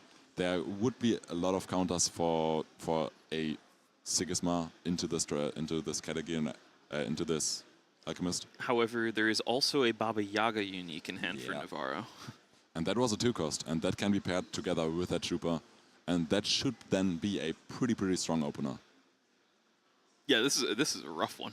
Don't know what else to say. But now that I look a bit more closely, that might be a unique in hand for Rinku as well. Okay, yeah. Yeah, it is. I'm pretty certain at this point. Okay, nice.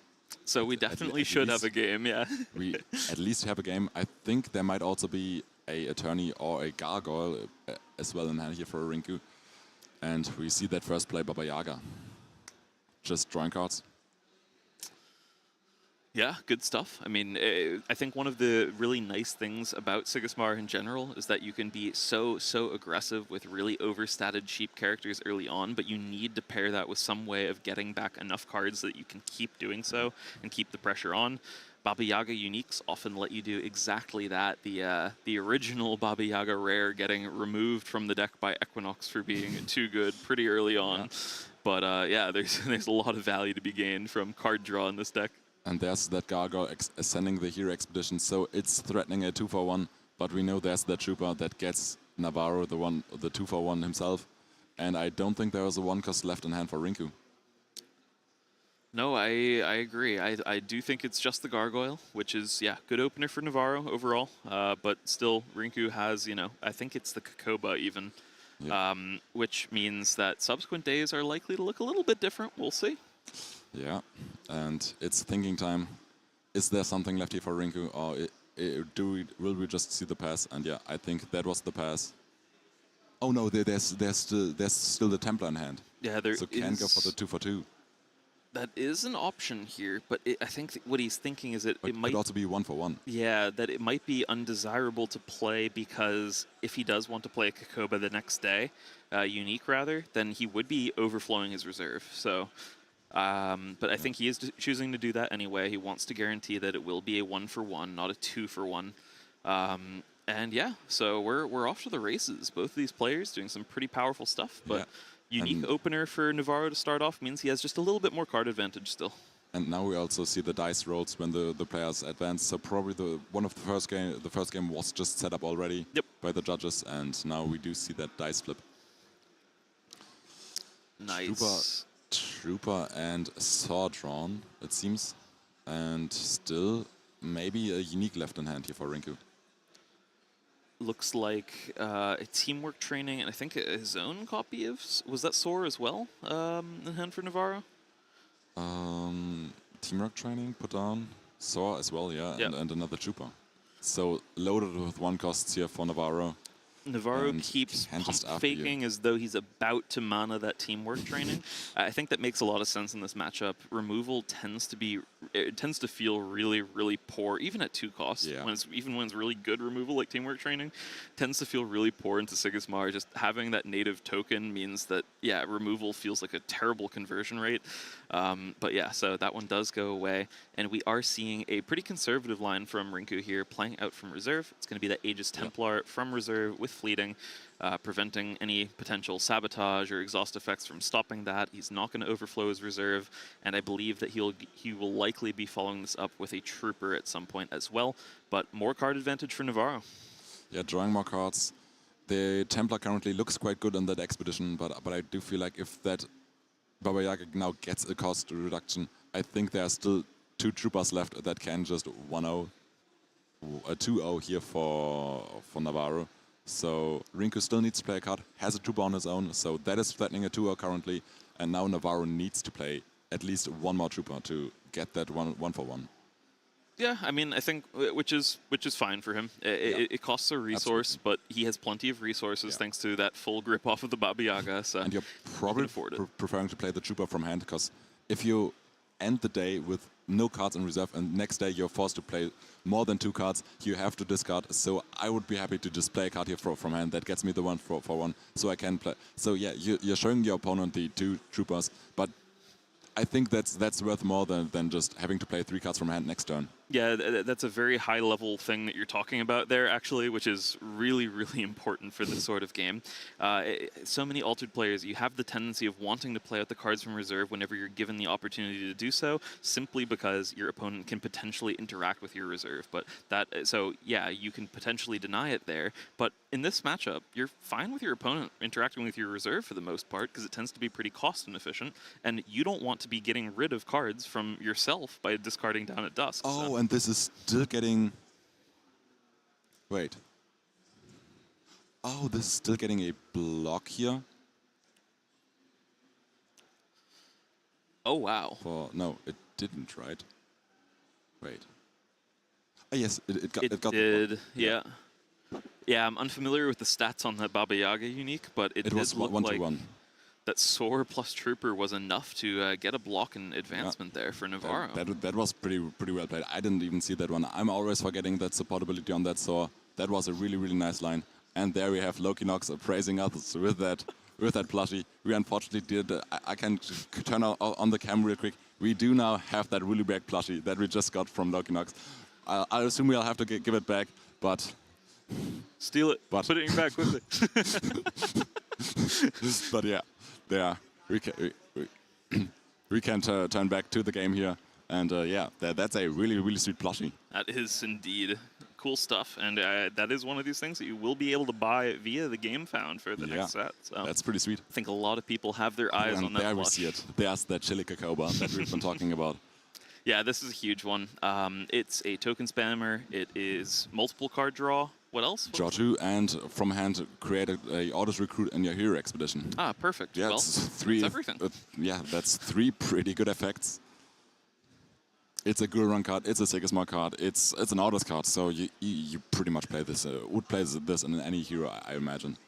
Yeah, that does, though, potentially give Navarro an opportunity, if he has a lot of stats still available, to potentially try to further push his advantage. He's not worried about the cards that are left in his hand at this point, because, again, he's been playing at so much card advantage of his own. But this is almost, like, it sounds weird to say, but it's almost an off day for Rinku while he establishes his own card advantage. So, yeah. But just drawing cards? I think probably if both players have a lot of cards, probably the player that just has the Tumult lead probably is favored, but maybe the Skakoba's just enough stats to still get a lead here for Rinku. And there's the Trooper play, there's another recruit. So it looks pretty good. And was that... Did they just both pass? So is that a 2-for-1 here for Rinku? It's a 2-0 actually. Yeah, absolutely that is brutal huge. Day. That is so huge. And drawing cards while doing so. Yeah. Yeah, that is the Chili Cacoba. It turns out it's not only the Clay Cacoba plaguing these upper tables with tokens, card draw, boosts, you name it, anything. This one going absolutely crazy in this spot here, and that is a pretty significant advantage now for Rinku, I would say. Navarro, I think he had a really good setup there, given that he had found a pretty crazy way of his own to get a single expedition ahead. But now at this point, Rinku is properly working with a full grip of cards again. Yeah, and I'm now really hoping for more one cost, so you can just keep those tokens going. And yeah, we just see the immediate replay of that Cacoba and the absurdness of this card now. Rinku turn ordered it perfectly here as well to make sure that he would be able to get it through either Sabotage or like a Jack Frost Exhaust. Unfortunately, not getting that token once again when it's played from reserve, but the damage is done. He drew 2 cards, he still has that token generator. And yeah, we do see that Alchemist being played pretty quickly, and there's that ugly, ugly duck. It's not ugly, it's beautiful in my opinion, but who am I to judge? It's a duck, right? Someone else named that card. I'm mad at them for the naming, but it's still a fantastic card. And I believe by leaving the 1 mana open here, Rinku is saying, yeah, I still have a 1 mana play that I can make, which will likely, even if it's a character. And we finally have both players' handcams again. Oh, there we go. That's realize. Nice. And yeah, wow, Rinku does have that 1-cost character, and it's a good one. Ordis Trooper still, which will represent a ton of stats. We know that there should have been something for 1 mana, because otherwise the 1 mana would have been spent for that ugly duck to get a boost and ascension on the expedition. Yeah, and that Ordis Trooper is played into that hero side once again, gets 3 more stats, is now outstatting by 1, and I'm not sure how many or what cards there are left for Navarro. There's that Sandman, there's the Ascended Trooper. I'm not yet seeing a 1-cost here as well, but that Ascended Trooper can technically block the okay. Teamwork training. Yeah, okay, All right. that makes sense. Not allowing the card draw here, and Rinku now has to overload the reserve. Navarro has still probably a bunch of cards here left, but also has to discard, so both players now might be struggling on the reserve. But at least Rinku is currently ahead on 3, but I think that's strong. Yeah, I'm pretty that sure should be a 1-for-1. Exactly. That was definitely a 1-for-1 there. Yeah. But yeah, I think that they're figuring that out, I believe, at the moment. But yeah, overall, I think actually that was a pretty good day for Navarro, all things considered. Being able to get just enough characters in play to interact with that Kokoba before it can draw 2 more cards at dusk. Really, really important. Yes, Rinku's still ahead on the progressions at the moment, so I think things still looking pretty good for him, but Navarro needed that interaction to happen that way. Okay. I think otherwise he likely would have just died to card advantage at that point. 4 cards in hand at the start of day for Navarro, 4 cards in hand at the start of day for Rinku, so both are on the same amount of cards. The expedition's currently still displaying wrongly, so Rinku should just be ahead that row. Now they're fixing it. Beautiful. And yeah, that's... Yep, there we go. That's all correct. They're now kind of playing a fair game, even game, both players with the same amount of cards, but Rinku's just ahead 1 expedition, and now it's again looking for cards, who gets more cards, who gets more stats on the board, and then can potentially take the game. And we also already have the revealed expedition track, but we're going to probably switch it the correct way around once those are flipped open. Yeah, I would very much assume so as well. Yeah, I wonder actually how they're handling that at the moment. But regardless, it seems like the players know what's going on. How do you feel, Rune? Do you think that from here, like on a typical game of Altered, do you think that typically a Sigismar should be able to trade 1-for-1 each day? Yeah, I'd assume so, but of course you have Ascended characters that can just push through Attorneys, for example. Attorneys are usually looking to set up a draw cards, and then you have these Ascended Ducks, you have these Ascended Troopers that are just looking to go through with even stats through these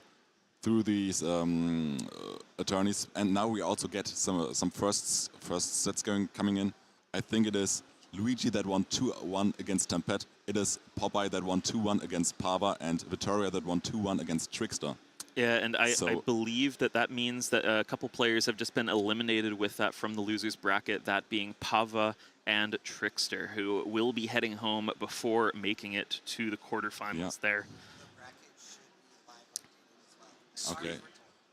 Okay, so we also have updates that the bracket should be updated, and you should go be able to check it out on. I think it's the pinned link in the chat, and we also now we didn't realize it, but we have reached time. I'm not sure how.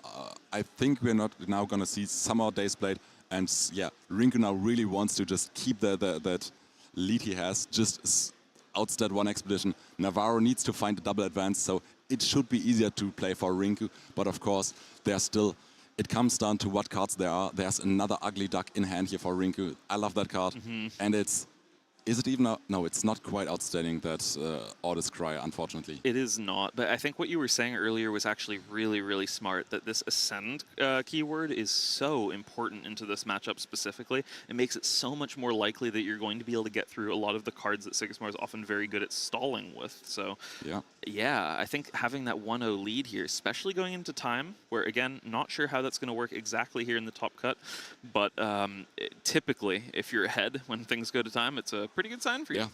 Yeah, and we also do see another Ascended Trooper in hand for Rinku. There's still that Trooper around. I'm not quite sure what there's Attorney and there's a Sandman in hand for Navarro, and 3 mana left. So we're probably gonna see that Trooper, that Sandman played next. But I think the Rinku thing- has the last play. Yeah, exactly. Not only does Rinku have the last play, but the Sandman is so poor on the stats that that Rinku's trying to advance on. Yeah. It will have the 3 in both mountain and water, but Rinku can advance on forest on either side. I believe is looking at both Ascended Trooper and a Teamwork Training as the last card in Rinku's hand, giving him options here, which is exactly what he wants to have. Yeah. And yeah, Sandman is going to be, I think, going to be a necessary play to try to keep Navarro alive, but how does he want The to do it? Trooper on hand. 2 mana untapped. That is playable. That is 3/3/3, both expedition, either expedition. And that, currently it's threatening to take either of these expeditions, regardless the play of the Sandman. Navarro now trying to figure out what can he sleep here. What is the best target? It looks like he's going after the ugly duck even. And that is the fleeting one. So Yep. so Rinku keeps around the best card for the potential next day. Gets the duck into reserve, keeps the duck on the board. So the hero side is stronger than it usually should be. And probably we're gonna see the Ascended Trooper now from Rinku. So cool seeing both expeditions be ascended here off of the ugly duck specifically. Navarro's still thinking about which expedition to play the Sandman on. Yeah, I believe Rinku was allowing just a very brief rewind there, which you are often allowed and encouraged to do in Altered, even when it was still clear that a decision was being made. And it does end up going after that ugly duck on the on the companion side instead. Yeah, so now that's a bit worse for an upcoming day, but of course Navarro reconsidered, and you're now also getting a coaster that the casters got yesterday, and you can keep that beautiful full Yeti and altered themed coaster. So yeah, Wow. that's for the collection. I've been bequeathed goodies thanks to wonderful Kohlrabi here, who's been managing the stream so well this weekend thus far. But yeah, still more actions to be played. It is the Ascended Trooper that does go onto the hero side. It will guarantee that there is a progression there. And it is finally getting the reveal. Onto another single expedition terrain. So still, you know, good expeditions for potentially blocking if you're Navarro. Yeah, and also probably the card advantage now in Navarro's favor. But there's that duck, there's that trooper still. It's still scary territory. 3 cards in hand for Navarro, 3 cards in hand for Rinku. But that reserve favor is in on Navarro's side, and yeah, now it's do or die for Navarro. Do you get back? Do you not? Do you continue your upper bracket run, or do you get demoted to the lower bracket? Yeah, both of these players will still be alive in the tournament regardless of whether they drop this one or not, but you want to be that last player in the winner's bracket. The advantage is so massive going into the finals if you are able to go in with that 1-0 lead for the best of 5. But yeah, I think both players still have a shot, and I think the hand for Navarro, I think the card quality is actually a little bit better, but I believe that Rinku has a hand where he's able to play out just everything. Like, not mana, and then just play out everything. It is worth noting, though, these ugly ducks are a lot worse when they don't have the Ascension. Yeah, that is true, but of course, avoid in chat also mentioning, just all in on that duck side, and that is what Rinku is looking to do here. Just has that trooper, has that duck, has 3 more cards left, and Navarro needs to find it. There's the Ascended Trooper as well, and yeah, also there's just the Frog Prince as well. That's a 3/3/3, so the Ascension, yeah, it's nice, but it's just a 2.5, and that Frog Prince is a 3/3 in these stats. And Sandman going onto the companion side here? Yeah, it's looking like it. It's not getting anything done yet, and Rinku can just play both sides now to potentially threaten either of these sides, and Navarro has to answer both of them. That is a pretty tricky situation. I think this is a really good spot for our American player here. Yeah. Rinku looking to be pushing his advantage very well, potentially threatening a progression on both sides to even potentially close this game out. But yeah, still there's still options for Navarro trying to figure out, can he block both sides? Can he double advance and stall one side to tie things back up? Whew, this one's really close, but and Navarro gets the guaranteed last play here as well. Has, I believe, Teamwork. Is it Teamwork? No, it's... What is that card? It's a 3 cost. So can't play all of his cards from hand. Oh no, it's a Templar, so There's can play Templar plus one of his 2 costs as well. Look how fast Rinku had his line there. He knew Yeah. immediately what he was going to be playing. Yeah, It was yeah. the Frog Prince coming out. Good stats on both his own side, but also blocking. It's likely that this is the last day due to time, which means that this could just be it right here if he's able to advance or stall. That should lock things up for him. Wow. Yeah, Navarro, he's been putting out some excellent gameplay here, but I think that those Kokoba days for Rinku specifically, they're really making the difference. And yeah, again, Navarro representing Team HAT, I believe, the Hispanic Altered team. I believe he's still with HAT, to my knowledge. I think that you can look at the cam. There's that HAT logo on the shirt. So is wearing that team shirt. We unfortunately on AKZ didn't think about that, and we planned to bring ropes, but we were also told that those might be just very expensive. But getting his team with ropes and we're just the mages, that would have been pretty cool as well. That's very true. We'll have to figure out the wizard robes in the future, but wow, I think that teamwork training is going to go onto something, but what here for Rinku? Yes, still threatens the double advance. Is he threatening the double advance? I'm not quite sure, but I do strongly believe that teamwork training will threaten this one, and I would assume that the teamwork training goes after the potentially the Templar. So you just remove I agree. 2 water stats, one force stat, and you are definitely getting that advance, and you're still threatening both expeditions. We see that teamwork training, it is fired off, but needs to choose a target here. You can alternatively go after the Ortis recruit, I think, on the hero side, and that might also be fine. Yeah, that is very true. So anything kind of gets it here. I think just because there's just 1 play left from Navarro anyway, I think there's just no way to win for Navarro here, right? I'm not seeing it. I don't know what card could potentially. It's a Sended Trooper in hand for Navarro. Yeah, I don't think that does it. It would need to be the Gargoyle for Navarro. That would potentially boost up both expeditions. But with that teamwork training, it's not possible anymore. And I think this is just going to Rinku. But let's see how it actually turns out. If this is the last day, I'm not too sure yet. We'll get the confirmation in a second here, and everyone is on edge looking at this here on the main event. And I also see one of our teammates looking at the screen, at the main screen, and is just waiting, hoping. Looks a bit nervous, and yeah. Will we see the upper bracket finalists being Luigi against Rinku, or will it be Luigi against Navarro? Navarro reveals the card. Rinku immediately says it's not enough. That is the game. AQZ's Rinku. It's Rinku taking it down.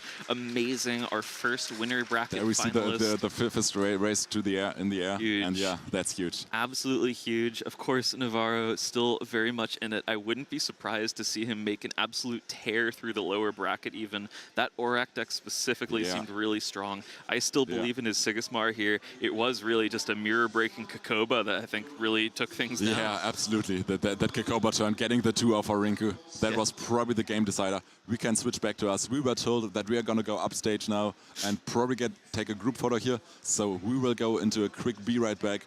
We're waiting for what's happening here on stage now, and we'll keep you guys updated once we know more. But for now, we'll go into the break. Amazing stuff. See you guys soon.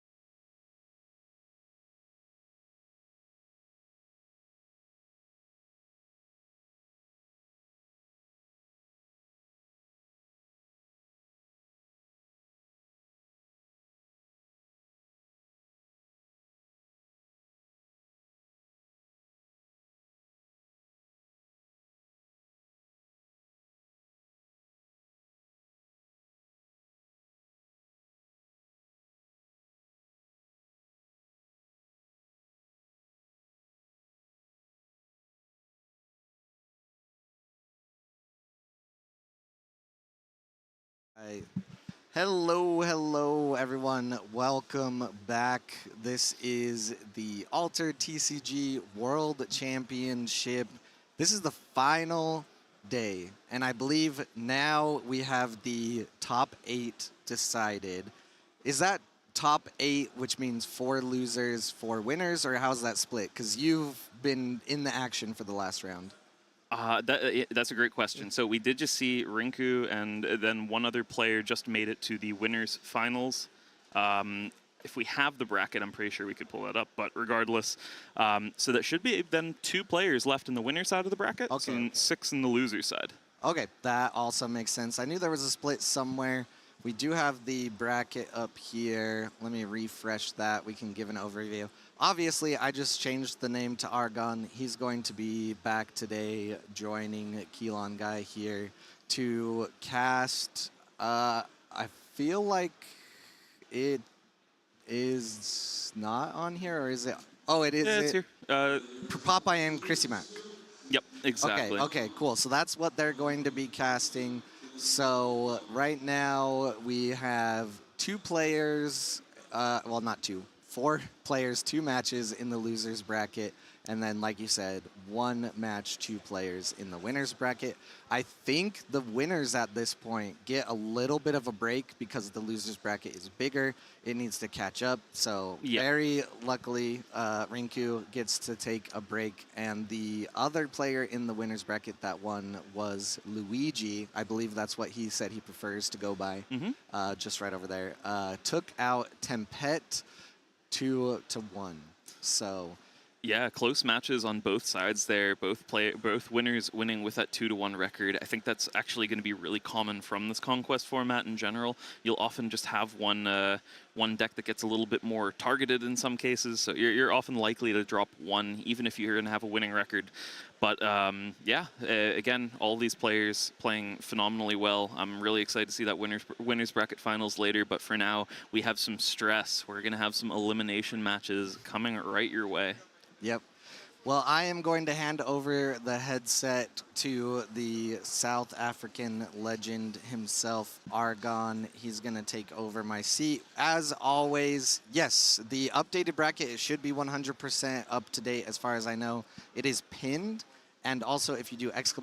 bracket, it will pull it back up if you lost the pin or it doesn't show up for some reason. But we're going to be going into that Popeye game here in a moment. I'm going to let Argon and Keelan Guy chop it up until they see the game actually come up. As always, if you need anything, you need any information, you're not able to find it, feel free to post it in the chat. Hopefully, I will see it as quickly as I can. If not, feel free to @ me on Discord or send me a DM as I'm running back around, managing everything, making sure they're okay, and giving all the information. So, yes, let me see. I got to do one last thing. I've been practicing how to say the name because to me, American speaking English, this is Crazy Smack, but that's not how you say it. So they were telling me yesterday or the day before that it's Chrissy Mac. How is that? Too strong, or I'm not a Polish speaker, so I wouldn't be able to tell you. Krishmak, something like that. I don't know. Yeah, but you probably did way better. You're a way more cultured person than I am. You never know.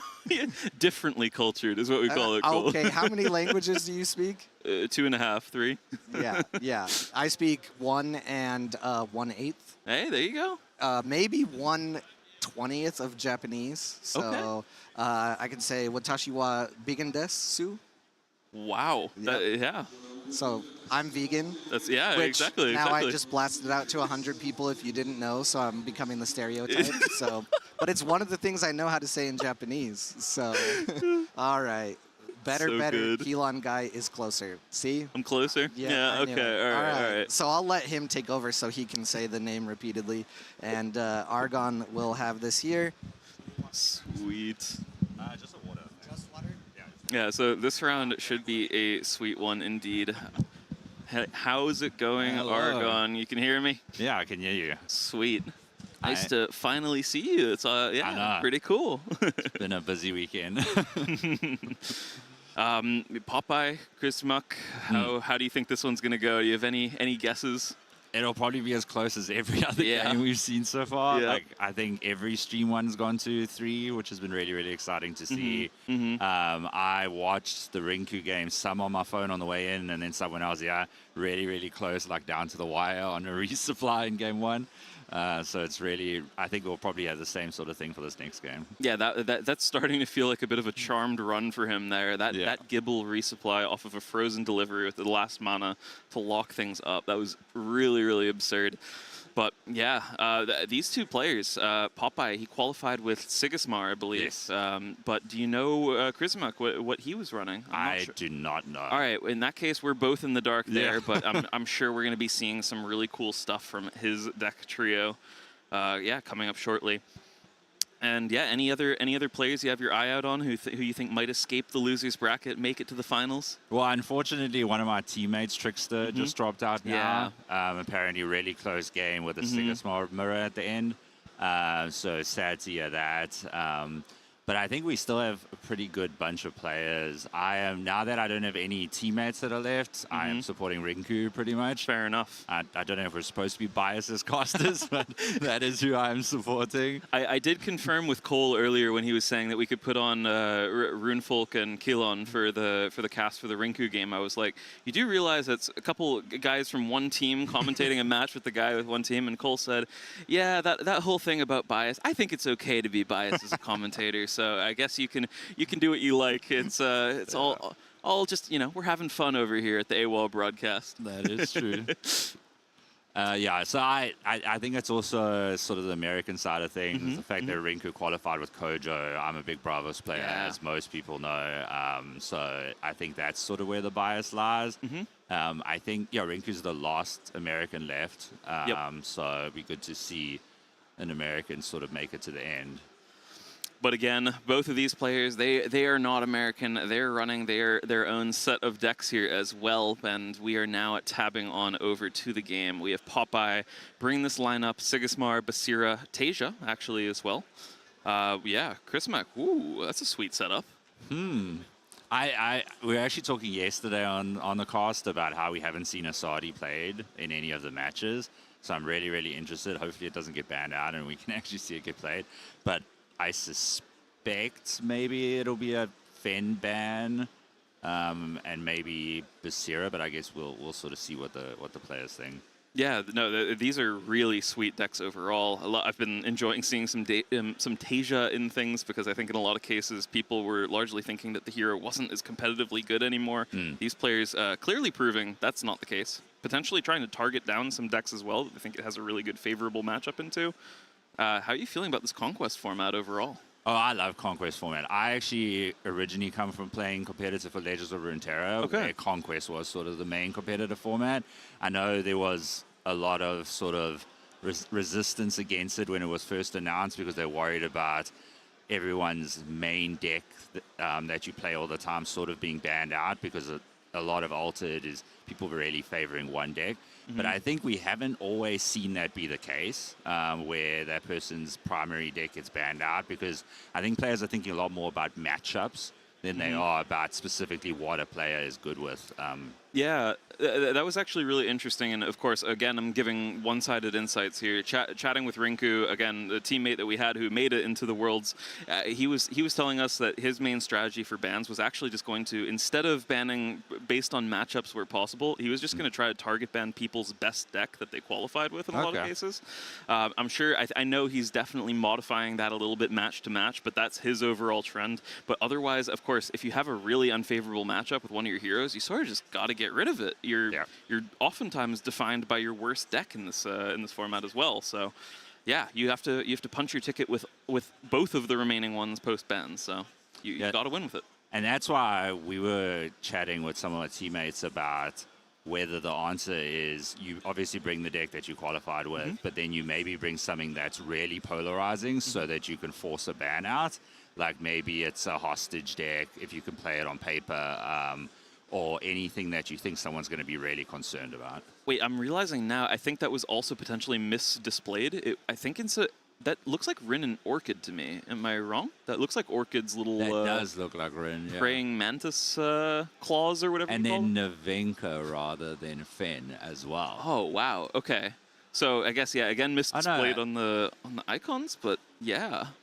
They are still confirming now their opponents' deck lists as well for the respective heroes. But I think this is just promo heroes. Okay, There's promo no way hero they play distribution. Waru. Okay.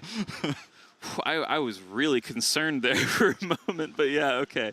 Yeah, promo hero distribution, that makes sense. But they are, meanwhile, looking through the deck lists, I believe, for their few minutes that they're allotted before things start off, making sure they know what they're going to be expecting and then be able to make very, what would you call it, educated ban decisions. Yeah, and I think it'll be interesting. I suspect probably because of how well Popeye is known for Sigismar, maybe there's that ban, because I don't really see any polarizing matchups per se. I don't know if Asadi wants to go up against Basira per se, though.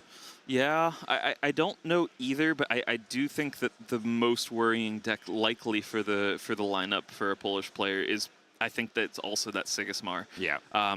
Fen randomly has a lot of trouble with it as well. Like sometimes you're fine, and other times you're completely destroyed by the Siggy. So I could definitely imagine that being a likely target, but I think he's just confirming now and making sure that there isn't something he's missing that he needs to get rid of.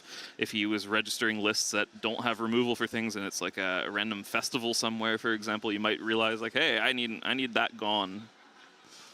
I wonder what they do with the promo hero. Oh, is that how they determine the ban by like faction? Ah, that makes perfect sense, indeed. All right, so okay, it does look like Chrismuck is banning out the Tasia. Yeah. Which is, yeah. All right, so I guess we're not going to be seeing much Tasia. It was banned the last round when we could have seen it, and this one as well. I think people are really scared of like mass anchoring uniques and some of the more absurd ones that do exist there. Yeah, that's for sure. Yeah. All right, looking like a reasonably fair Fen deck. One Sapduinde, which is interesting, but yeah, pretty standard. Yeah, Brainwash in there. It's a fun new inclusion and really powerful when it's good. Uniques that definitely focus on spell return, it looks like, or spell or card return. Very nice stuff. But yeah, there's no crazy Lyra festivals or anything, so no surprise wins out of nowhere, except for when it's, I guess, Anansi's at the end of the day. So yeah, pretty fair Fen list overall, but it's a strong one. I see we have someone in chat who's sad about the Saudi ban. I am too. I really wanted to see it on the stream, but hopefully we will at some point. Yeah, I wonder whether it's enhanced prototypes that they're running or whether it's like double, triple ramp uniques.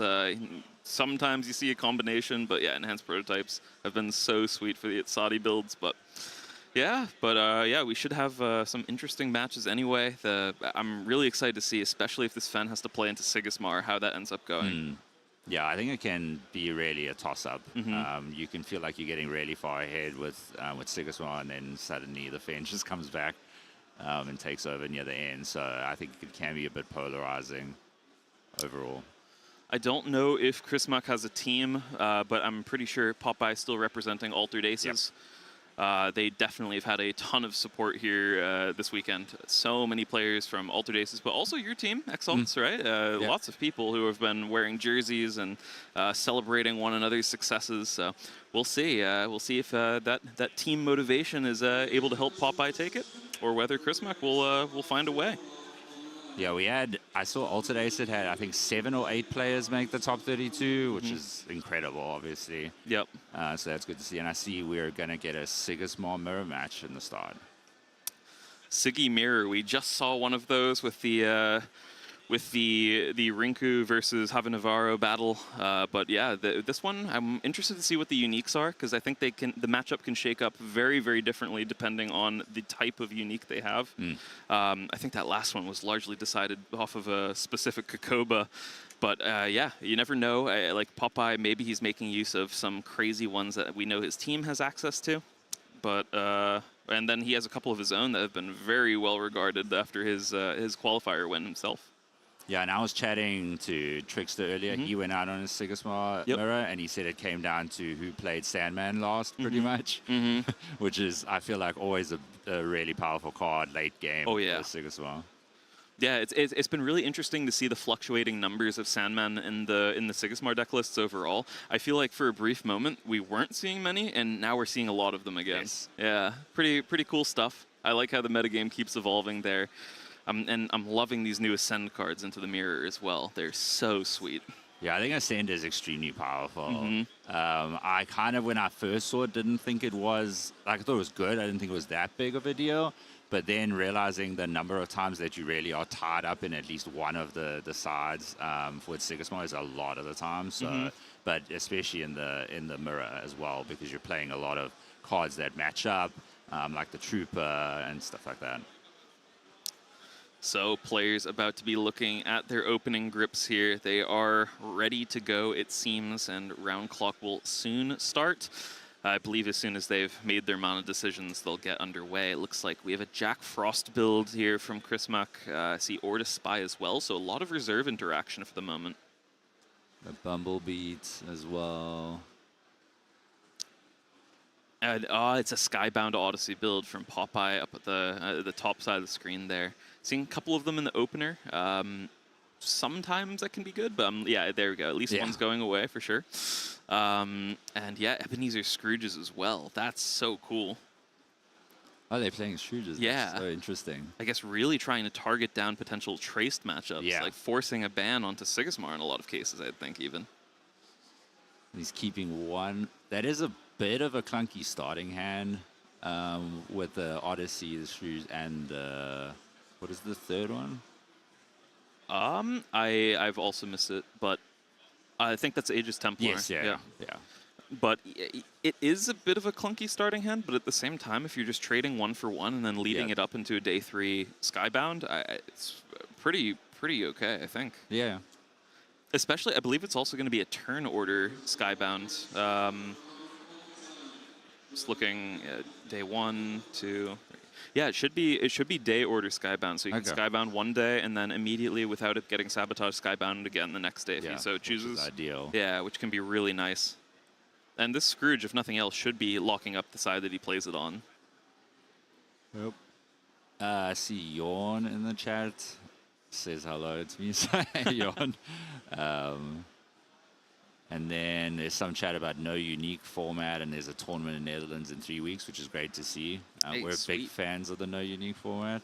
Definitely. I personally, I love the game with uniques, but I completely understand the people who are in love with NUC. And trust me, everyone really likes NUC. No one has anything against NUC. But these games are very high power level indeed, and I'm really excited to see when both of these players start drawing their uniques to see how things shake up, because especially for that Popeye list, it is a Skybound Odyssey list. It's running Ebenezer Scrooges. Like, maybe there's something really different there.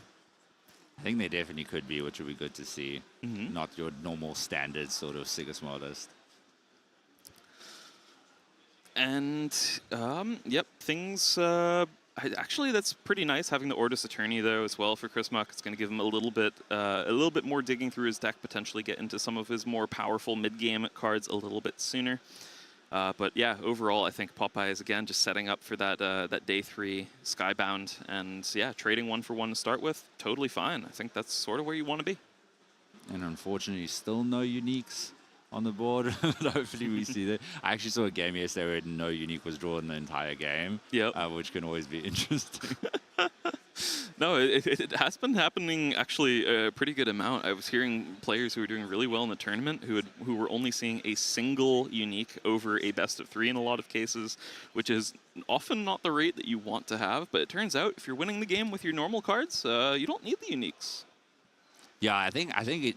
When you're, especially Sigismar, I think you could easily win without your uniques. There's some decks which are playing like heavy combo where maybe they're necessary, but in this sort of mirror, you could play it out pretty well and have a really close game without them. I think Traced is another really good example of that. Like, you can have some much more high power draws in a lot of cases, or things where you enable your hero ability virtually instantaneously.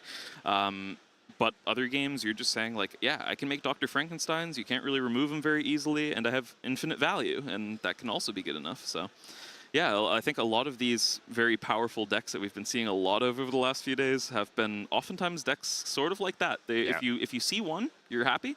You don't really need much more than that over the course of an average game. Yeah, I think that's why a lot of decks are sort of playing 3 of the same sort of unique. So one sort of helps you with your combo. If you get multiple, then obviously great, but one is all you really need. So I see Charisma played the Bumblebees with only 1 boost, which you always don't want to do, but that was to ensure he got the 1/1 move and didn't fall behind in the turn. Yeah, a little bit awkward, but all things considered, still trading 1 for 1, retaining an anchored character. It's not bad if anything, if nothing else. But yeah, and we saw that Chris Mack is also running the Skybound Odyssey there, and he's also likely to be playing that today, I would assume. But yeah, whether it can outperform Popeyes is a follow-up big question. There it is. Yeah, it will be Skybound Odyssey. Nice. Let's see what he plays out now. For those unfamiliar, this is drawing a card. It's ascending both expeditions and letting you play essentially up to 6 mana of characters for free, but they have to be 3 cost or less. And I think Popeye's holding a unique in hand now. I think It looks like it's going to be 1 Ordis Attorney and a Haven. Oh, is that a Haven Warrior? Yes, that is Sweet. a warrior. Yep, Yeah. nice. Which is a great card to play in this situation. Yeah, definitely. It's really nice stats, and it's even better when you're Ascended. Means it's so likely you're going to find an advance through, I mean, a lot of threats in a lot of cases. But I think it's likely here that Popeye is just going to go for a trade and stack stats onto the companion side if he's able to. Preventing the draw off of Ordis Attorney seems pretty reasonable. Oh. Is he only okay, no, okay, Yeah. he's playing a second card. For a second, I was like, oh my god, did he brick that badly? And then he played out a unique, which I'm assuming says draw a card based on the short Yeah. number of words. I am pretty sure that's, yeah, they're huh. Yeah, there we go. Yep. There's the draw. Seems like it also has gains a boost. Oh, okay. I think it's a 2/2/2 that gains a boost and draws a card. Something along the lines of that. Okay. Pretty sweet unique. Yeah, good stuff. I mean, good stats for cost, and yeah, replaces itself. Nice to have. And I also saw Popeye as another Skybound Odyssey in hand as Yep. well. So we could see a few of those coming out. Crazy finding all 3 copies then within the first 3 Yeah. days. Yeah, that's pretty funny. Like sometimes you don't want to have quite that many of Yes. a higher cost card, but he did mana 1 of them, but still has plenty to use for the foreseeable future. And yeah, you're at the stage of the game where you want to be playing this card. Yeah, and as long as you have the bodies to bring out and not holding too many spells in hand, then it's obviously a great card with the double Ascend. It can be a little bit awkward, though, especially because you know about the Haven Warrior that's sitting in reserve. True. And it's so hard to get through that, actually, especially if your opponent is ascending their own expeditions with their own Skybound Odyssey.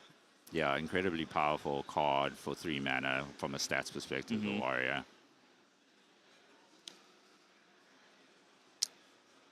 Looks like, is that the Ascended Trooper that might be getting mana'd? Yeah.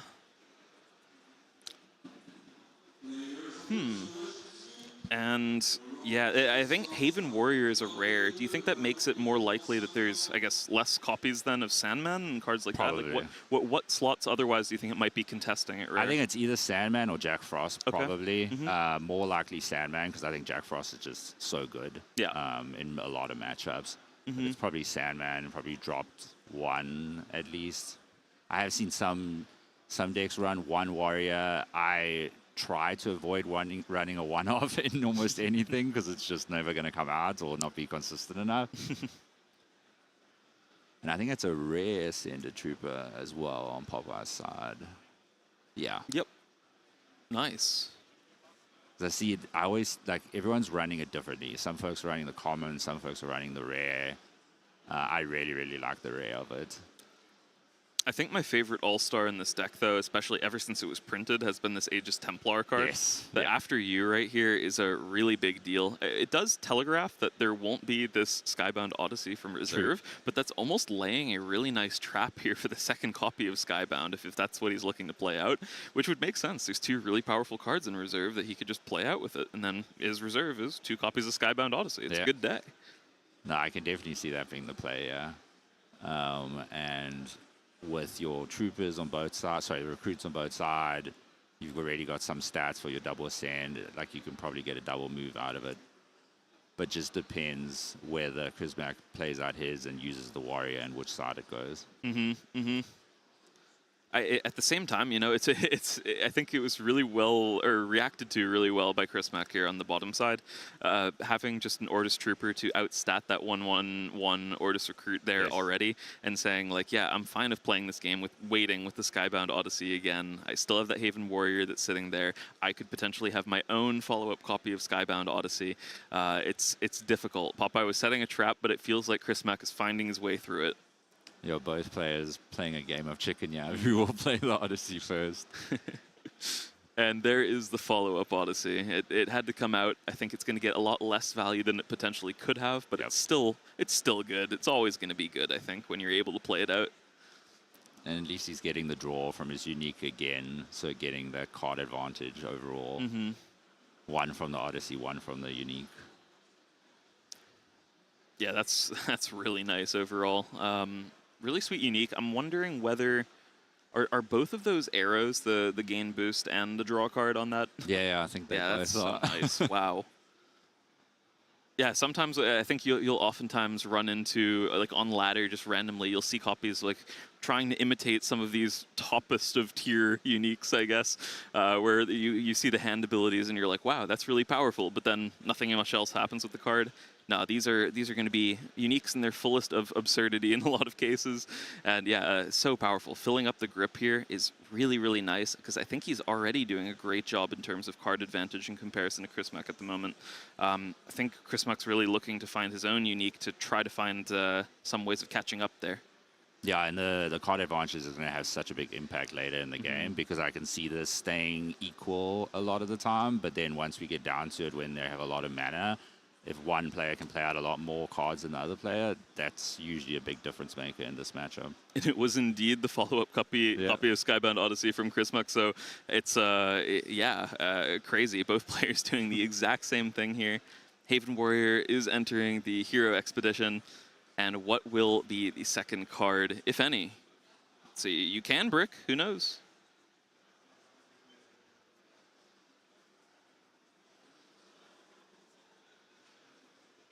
Both of them with Skybound Odyssey. Ascended Two Trooper. copies in reserve is so interesting. It is. Yeah, Ascended Trooper then entering on the companion side, which is, yeah, pretty nice in terms of stats lineup at the moment, but I believe both expeditions are advancing for Chrismac? Yes, Yeah. which is obviously incredible in this matchup. Yep. They're just rolling to decide which way to flip them, but I can see double move on Chrismac, one on Popeye. There's a question for you in chat, pretty sure. Oh, No, no, never that's mind. for That's for blue. blue. Yeah, I got you. Fair enough. But yeah, I guess the problem here then for Chrismac is, again, he's still running out of cards. Like, Skybound Odyssey does help a little bit here, but he is the player who's having to discard down now. Yep. And the cards that we see that he otherwise might want to play from reserve, if he's going to keep the characters, okay, he's going to get rid of one of the characters. I like that. We're both pretty inexpensive, meaning that he could quickly blow through all of his remaining cards. Definitely a significant worry, but I think he's realizing that he's going to be relying on the Skybound Odyssey instead. Potentially a day where he's just able to play out from reserve entirely could still go his way. And yeah, he's ahead on the Tumult, being one ahead in the Sigismar matchup. I think it's actually a really amazing position, largely off the back of that Haven Warrior specifically.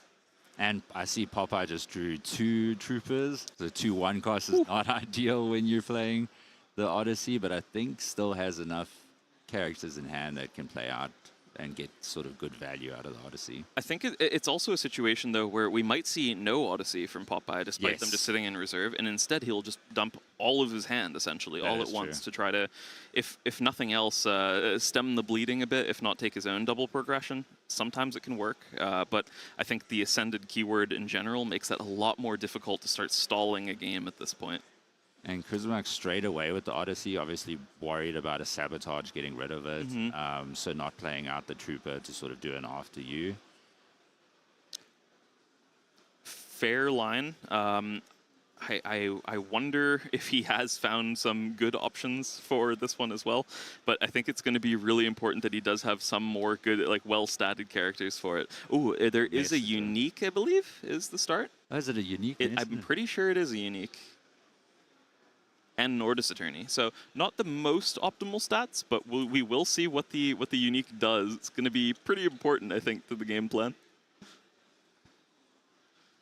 A lot more difficult to know what the unique says Yeah. in French when it's such a lot of words.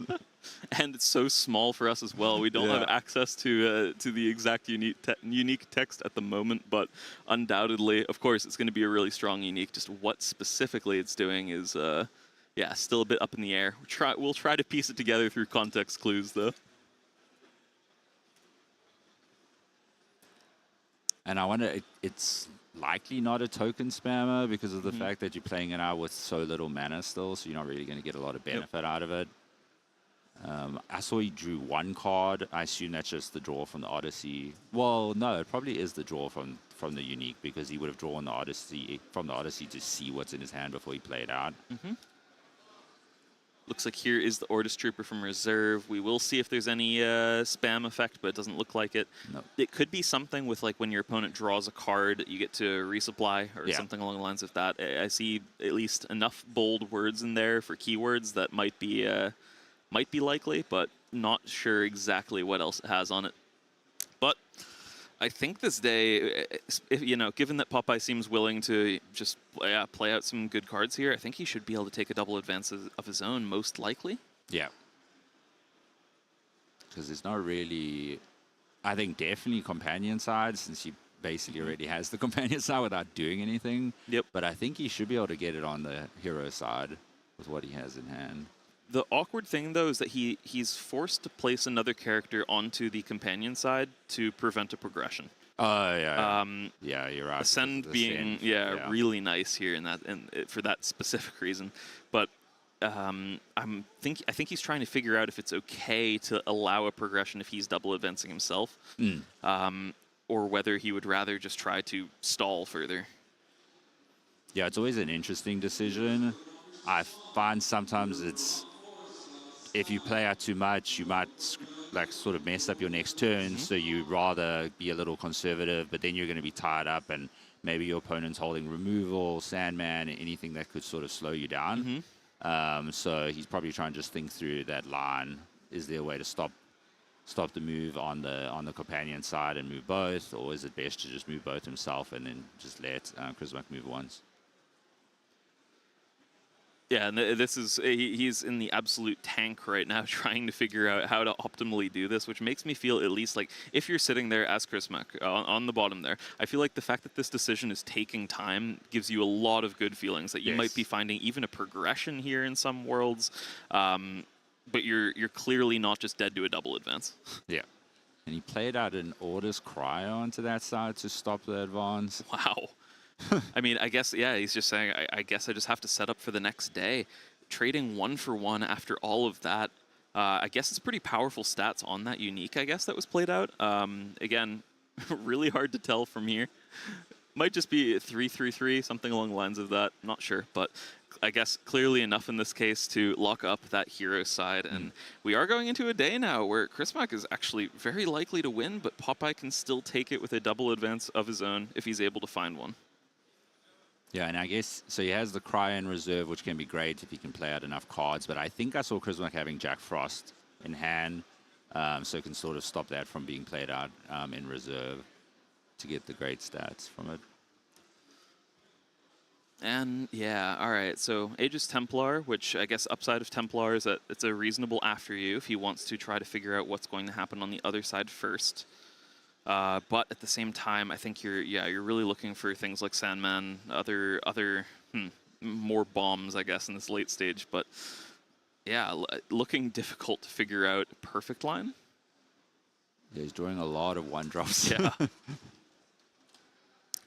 And I can imagine, if nothing else, he's going to play out virtually everything that he can this day. Like, every single one of these one-drops is likely to be entering play, regardless of whether it's efficient or not in a reserve. It's purely about staying alive here if you are Popeye. If you're able to convert all those one-drops into a double advance, you are thrilled to be taking it with all those one-drops. And again, this being, these lovely Ortis Troopers rares in a lot of cases, they have really, really good stats at 1. Yeah. And I think this will be just playing it out, trying to sort of do after you, and sort of get to a point where Chrismark has played out everything with hopefully having blown all of his mana, and then you can sort of see if you can figure out your way through. And it'll be sort of this back and forth on either side to see which player can get both sides, or Chrismark just get one with blocking the other. Chrismuck is going to Jack Frost the Ortis Crier. I think that makes a lot of sense because Ortis Crier over time is going to become a size where it's actually pretty threatening for 2 cost even. For common, even really good exchange rate from rarity to stats. But at the same time, Jack Frost, it's not quite as aggressively statted as some of your other options. So yeah, I think if you're Popeye, you're not super sad to see your Ortis Crier get exhausted here. Yeah, and I think this shows that Chrismark is obviously prioritizing preventing big stats coming onto the board, because didn't play out his unique, sort of left it open to a sabotage. But if you're playing Ortis Spy into it, Ortis Spy stats are pretty terrible for the 3 costs that you're spending. So it's sort of better to start with this line. And I also wonder if the unique's abilities are from hand as well, potentially. I do wonder. I didn't see Popeye's deck list, but I know actually a lot of Sigismars have been starting to reduce copies of reserve interaction and cut them almost entirely in some cases. Seen that, yeah. Which, if that is a line, you're perfectly happy just letting your stuff sit in reserve. Then it's untouchable. You can just wait to use it. Yeah, I think with the send and the fact that you can push through really quickly now, I don't think sabotaging is as important. It's kind of like, let me just outstat my opponent and win before anything in their reserve really matters. Bumblebeat was the play there for Chrismack, also his own after you. And yeah, threatening to try to, in the nick of time, potentially just play out anything onto the companion side to potentially take it. And again, it's still just this hero side stat stack. It's as though there's an Isatok on play on the other, blocking the other expedition, but no. They're going to wait until the last possible moment to try to play onto it, see if they can snag something unexpected. But I think, yeah, it's looking rough for Popeye here. And I see Blue sit in chat that Chrismark is not a fan of showing their hand. Yeah, I feel like you obviously have the camera set up for them to show their hands, but some players just play with their hands. Like Chrismark sort of holds them close to his chest. So that's why we sort of haven't really seen it much. Yeah, I'm a bit like that myself. I understand. I like being the person who's seeing my own cards, and if it's a secret to everyone else, that's fine by me. Yep. But yeah, it is nice, though, I must admit, here being able to look in and see like Tiny Jail right there for Popeye, which is actually definitely a pretty good one, but not in this specific case. There's not much that this can hit that it feels very efficient on for its cost. Yeah, but maybe you could play. Well, I guess Chrismark's still sitting with 4 mana, so you don't really have this situation where one player is way ahead in terms of mana left than the other one. In which case, the Tiny Jail might be impactful as the last card that you play out to remove whatever they play on the companion side. But both players, it's really just one drop, and I guess Jack Frost being the only 2 drops so far to sort of see what the other player is going to do. I think it's been really interesting to see how both of these decks have been largely defined by Skybound Odyssey specifically, but still look very different while being built around that card. I think there's still a lot of fine-tuning that can be done for a deck like Sigismar. It's by no means solved by any stretch of the imagination. These configurations looking so different, but both independently powerful. And yeah, some of those original set cards that were not having much life, Haven Warrior Rare, for example, yeah, it's back in full force. I think that's been the really interesting thing about having Worlds sort of 2 weeks after the release of a new set. Like, obviously, that has been, I don't know if I'd say stressful, but a lot of work for the players to figure out what the best cards really quickly. But it also has meant we've had really interesting varieties of different decks. No, I definitely agree with that, and it's been cool seeing some attempts at metagaming as well with their deck lists into specifically what they're going to expect from a Conquest format. That Ebenezer Scrooge still, that's crazy to me. I love it. Oh, there's the Tiny Jail on the tourney. But Chrismark is still sitting with 2 mana. 2 mana open. We are going to see if there's anything left to just take it. Still with, I think, 2 cards in hand. Again, I believe Popeye has no mana available now, right? It should be... anything should do it? Ooh. Playing out a spell instead Removing of Trooper, that should be 5 stats on Forest. That should be enough. Popeye has 1 mana, I think. One of them is not tapped. Oh, I believe you're completely correct. But nothing in reserve can be played out for 1. That Tiny Jill had been mistakenly put into discard, as had been, the teamwork training, but turns out a little better than teamwork training in the sense that you get to keep the card around if you want it. Not that it matters this day, but it needs to be a 1 mana play here, and there is one. Wow, Ortis Trooper coming in so clutch. That is the perfect 1-drop to have in this situation. It's essentially exactly how we were saying it could go this day. Just everything getting played out from hand. Nothing mattering other than being able to barely stall. And suddenly, Popeye closing the gap a little bit here. I still think things are pretty okay for Chrismark, given that he should have an extra card or 2 by now. But overall, surviving the day for Popeye and bringing it back tied again, adjacent. Yeah, and this will be interesting because I guess Chrismark will be first player now and right now has the Jack Frost in reserve, so it can immediately exhaust the Crier and stop that coming out. So that will basically nullify 1 of Popeye's reserve cards with no cards in hand. Obviously, I don't think he'll mana. We'll be sitting with sort of only 3 options at that point to try and finish out the game. And we know, the players, or one of the players knows, but the other one does not know that the 3rd Skybound Odyssey for Popeye was mana'd early on. But Chrismark still does have the 3rd copy in his deck that he could potentially draw on a day like this as well. Otherwise, I'm sure there's potentially some other Ascend goodies that he could make use of, which would make it pretty hard to prevent him from closing the gap here.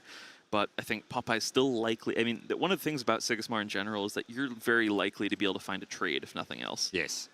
No, for sure. Like, I could see this going to Arena, which would be really exciting to see. I find it, like, one of my favorite arenas is the Sigismar Mirror. And I guess we kind of had that last turn anyway, this sort of stats battle between the 2 different players.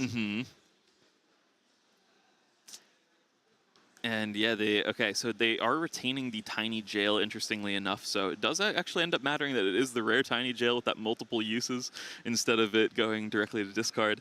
It looks like, the draws for Popeye, though, they're a little rough. So I assume the Ortis Crier is about to be exhausted. That means their only options are 3 spells. Yeah, and I'm not loving that in this position. You just have to fire them off and then hope your opponent just doesn't have more characters. I don't know how to navigate this. I think a removal spell of Chrismark's own is likely to just be able to lock up the game if he's able to find one. Yeah. Of course, there's always the ever-present threat of something like a Sandman coming out in a late-game scenario, which would be amazing for him as well. Jack Frost, though, is that play. That first thing you were mentioning immediately prevents the Ortis Crier from coming out. That was the only character that could be played this day from Popeye. Oh, no, this is going to be rough. Okay, so there comes out the Tiny Jail. Get rid of the Jack Frost. We did have someone in the chat saying RIP immediately upon seeing that. It is a rough one here, and I think, they're again, we don't have access to Chrismark's hand, but he has to have characters, right? He has to have them. He must, and I guess I wish we could tell how many cards he actually has in hand, which would be helpful, yeah, but he still has that option in reserve from his unique. Ooh, so the unique ascends that side. At least we know that. Okay. Yeah, that it does. Ah, yeah, that is their one played from reserve icon. So I guess if your expedition is not ascended, it ascends, is my guess. Yeah. And then we add another tiny jail. It's 1 removal. 4 mana left here for Chrismac. Popeye's only holding license withdrawal. 1 mana play, must be a character. Aegis Templar Scout. Yep. That's good stuff right there. License withdrawal, yeah, not enough. Chrismac takes game 1 here of this lower bracket round. That was a really close one. It's unfortunate with Popeye's draws at the end. Would have liked to see it play out a little better, but that is kind of sort of the way it goes with TCG sometimes. Yeah, that it is. I mean, in general, when you register a bunch of things that don't necessarily advance your own game plan in your deck, sometimes you just have the circumstances where you draw them at the wrong point in time when you need to find a way to advance your own game plan. Sigismar, of course, has really awesome reactive tools, but if you only have those, you're not doing anything. Yeah, and that is also kind of the consequence of playing out so many characters the turn before and having to overflow the reserve like that. No, you're totally right there. I guess he had gone through the vast majority of relevant characters by then. So, yeah, it gets more and more likely you might have those draws. But now we are guaranteed to be seeing this Fen deck now from Chrismac. Needs to win one of the next 2 games with this. And it's always been an interesting thing for me if you think about like Popeye's situation now. Do you immediately play out your Sigismar again because you just played the deck and you kind of feel like you have the feel for it at the moment and the most recent experience? Or do you switch the deck just to sort of make a change from losing? But most of what I've seen on stream, the losing players always played out the same deck again, probably just to sort of keep going with the feeling that they had from the game before. Yeah, that's fair. And yeah, I'm very interested to see how this matchup is gonna shake up. And I think in so many cases it's going to be dependent on what sort of cards are drawn in a Fen opener versus that threat of the token. If they're the correct ones, you're going to feel totally fine, king of the world even in some cases. But if they're not, you're going to be hard-pressed purely on the back of the token that already exists. And any other value that the Sigismar could potentially generate, that's even better. So I do not read French. This is at dusk. You can return a spell from your reserve to your hand. Okay. This one is from reserve if you have at least 3 base statistics of 0 from characters you control. Up to 1 character gets sleeping, and you can give it 2 boosts, typical Sandman effect, and then at dusk you can return a spell from your reserve to your hand. Okay. This one is roll a die. From hand, roll a die, 4+, draw a card, 1/3 resupply. At dusk, you also roll a die, 4+, you draw a card. That is a sweet That's unique. such a cool unique. That's awesome. Oh, it's funny. That one does look, I guess, a lot lower tier than some of the other uniques we've seen, but it's such a cool one at the same time. Yeah. Love seeing Ouroboros Tricksters in general. They're such sweet cards.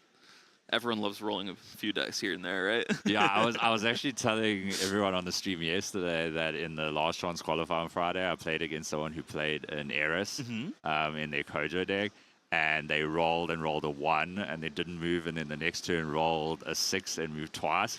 And they were like, yeah, I guess I'm just gambling this game, kind of win it that way now. It's net 0, right? Yeah. It's fine. No, I know a couple Kojo players out there, like Freeloader, for example, is very high on Eris at the moment, which I think is hilarious. But yeah, regardless, Tiny Jail immediately going after an Ouroboros Inkcaster that tried to stall that hero side with the 1/1/1 token in it, but immediately it gets Tiny Jailed and or just Troopered. Really nice opener for Popeye. Yeah, it's, I think, very important in this matchup to try and get ahead really quickly, which is obviously why the aggression on the spell there. It also feels particularly miserable, I think, given that it is the rare Tiny Jail. Yes. So it feels like it was totally free for this to happen. Yeah. Like yeah, really, really nice. You can sort of just threaten the exact same thing again. And then, yeah, Sandman, Crier, and this Fusion hand. Okay. Ooh, we can actually see Christmas hand for change. Yeah, there we go. That is the Hathor unique with Spell Return. We have an Anansi, and we have an Acapella Training. That's not super optimal. Okay, but he does resupply a very good card into the Tiny Jail, specifically that being Aloe Vera. Given its 4 stat in water, it cannot get Tiny Jailed, so there's that. Yeah, so at least we'll likely block one side this turn and stop Popeye moving twice. Well, not necessarily, right? It depends on what Popeye might have access to for his remaining 3 mana here, because... Yeah, like a sand mechanics. Yeah. Or you Sandman the Aloe Vera, because sleeping basically nullifies. Cancels out the anchoring? Yeah, totally. Whew. Calvin in chat says, unique effect for me, bonjour, blah, blah, blah. That's how I feel when I read them too. But I will say one thing, the nice part about Altered, and I had this on my games on Friday, is if the cards are in French, you can sort of scan the QR code and read it on your side in English, or whatever language your app is set up on. Totally true. That's the nice upside of having the QR codes there. It's funny because I think at this point, of course, any new Altered player sees the QR code just massive on the card. Yeah. I feel like I don't notice them ever really at this point, except for when I'm looking for them. It's pretty great. No, I think they are really, really helpful. I actually think I noticed them the most when some of the ones online, they disappear. And I was like, wait, why is my... Like, you can see it in the picture with the heart on the side there. But there we go. We have the unique coming out rather than the Aloe Vera. It is the spell return Hathor. We know that the spell that it will threaten to return is the Acapella training. Yep. Typically where you want to be is returning magical training wherever possible, something like that. But if nothing else, it's going to tax the character count for Popeye with Ebenezer Scrooge here, which is likely to be getting fleeting, I assume. Yeah, which I think is a really powerful tool. Like my Basira deck, its entire unique setup is to give fleeting to other characters because the disruption it can cause to opponents, especially when it's not the sort of decks that have a lot of card draw, can be really powerful. And he is actually going to cash in on this Aloe Vera immediately to stem bleeding a little bit, which, if it makes sense... Oh, actually, no, never mind. I believe it might have been unplayable because of Ebenezer Scrooge. So yeah, we do have, instead, Anansi coming out is large enough to do something similar, but this is a very card inefficient play, all things considered. Yeah, because we're going to overflow the reserve now. And this acapella training is sort of getting worse and worse as well. At some point, it will be nice as an after you in the late game, but you would also, when you draw that card in your opener, you really want to be firing it off to try to tax the resources of a Sigmar player in this spot where possible. But it's been so hard to find a spot where you can weave it in. And you can tell by him discarding his unique as well. And sitting with the Anansi and the Aloe Vera now sitting in reserve. Still looks like a grip of characters for Popeye. That's a Aegis Templar and another Ebenezer Scrooge. And yeah, Scrooges, I mean, should be pretty good in this matchup. Yeah, I think they're great into this matchup. And it's probably teched for this and traced. So yeah, perfect one to have in this situation. It's a difficult mana here, though, to be fair. He would be on 5 after this, yeah. Yeah, it is a very difficult one to figure out. The ideal day, then, will probably just be playing a Tiny Jail from reserve and one 3-cost character. So. Yes. All right, and I think it was the Aegis Templar that was gotten rid of. And of course, the immediate punish for discarding your unique Hathor is finding a magical training. But regardless, it doesn't change much today. You're just going to try to be anchoring an Aloe Vera and hoping that it sticks. And I think we know here that it will stick, but it might also just be slept and double advanced. There it is. Yep. It has been slept. So the double once again is going to be great, and basically put Popeye, 4 ahead already? Yeah, I guess the comeback is still possible because he won't be adjacent.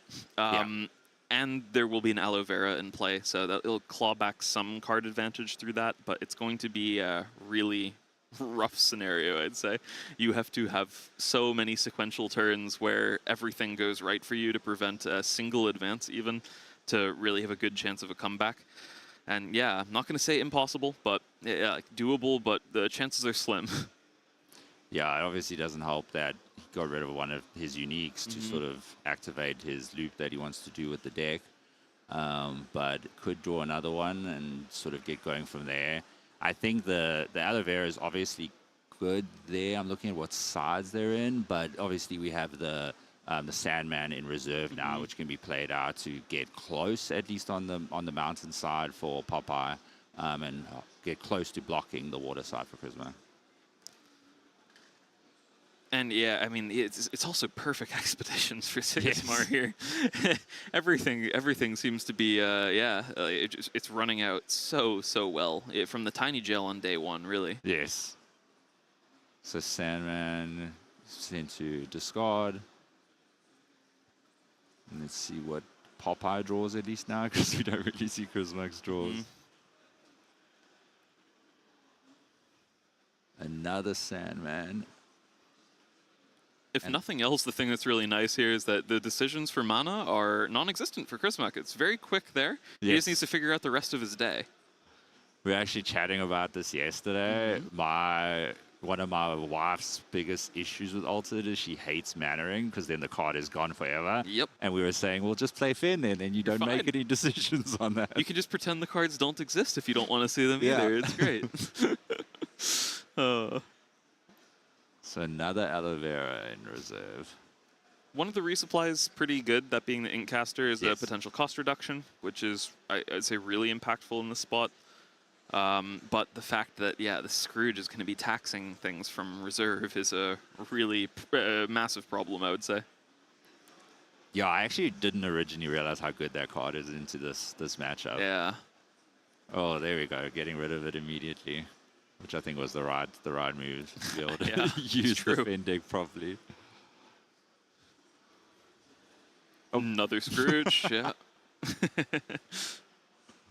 Yeah, it's the massive upside of just keeping it even over cards like Aegis Templar in a lot of cases. Yes. This is a great matchup for it. This is where you want them.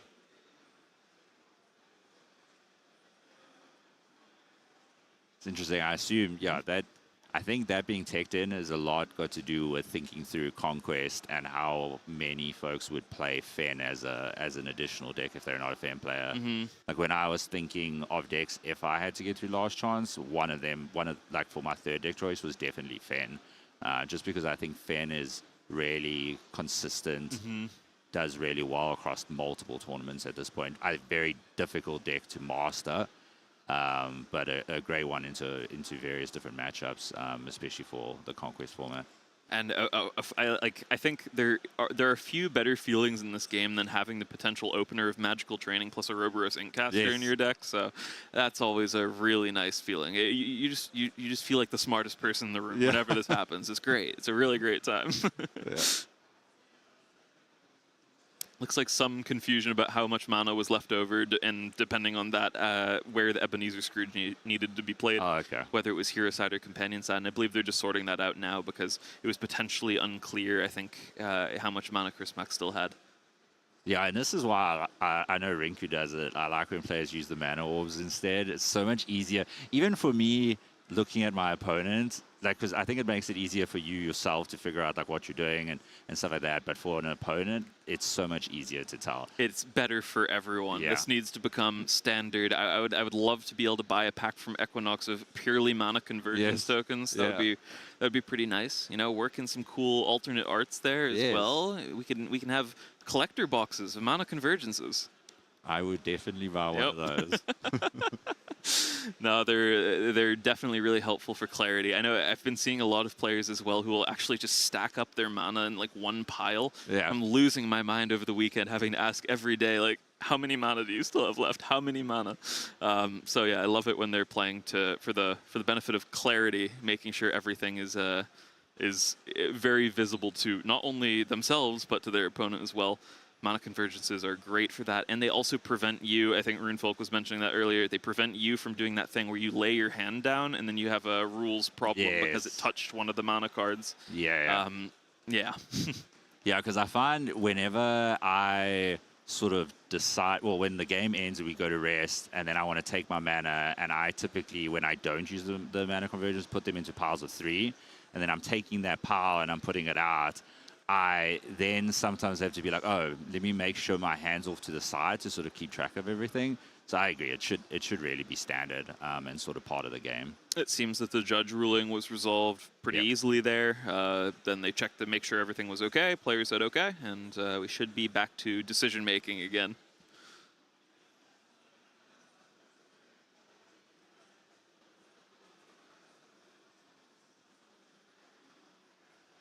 But yeah, this does not look like an easy spot to solve for Chris Mack at all. No. It is a very difficult one. The optimal scenario would be like, what, having a martingale or something onto the companion side and then play out for the remaining 3, the Inkcaster to block advance, but... It's tapping 2 mana. 3 mana, okay. Yeah, the Inkcaster then costing 3 because of the Ebenezer Scrooge. Yep.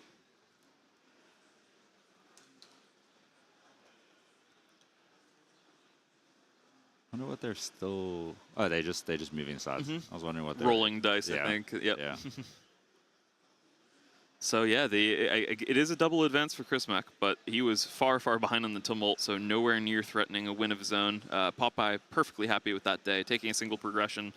That's all you want. It's all you could ask for, really. And now with Sigismar being 1 move away is mostly very easy because you carry a lot of low costs. You can sort of play out some after use, and I see he just drew another Trooper, which will help with that as well. He also has a Sandman in hand, really powerful tool when you just need to move on one side. Yeah, that definitely is, and I think the worst part about this is that there's still that Scourge there. You aren't able to hover this Anansi until the end of the day nearly as easily when that will then cost 3 instead of the discounted 2. Even more when it's a second Anansi that you then resupply for your defendability at noon.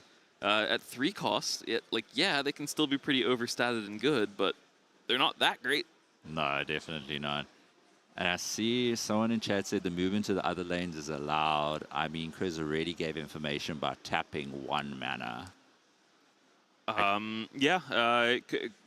Again, don't know the details of the judge call, but at the end of it, it seemed that Chris Mack and the judge were giving one another thumbs up, saying it's fine. And typically, the rule of thumb in Altered is when your opponent is fine with whatever rollback that you're hoping to make, then it counts. It's good.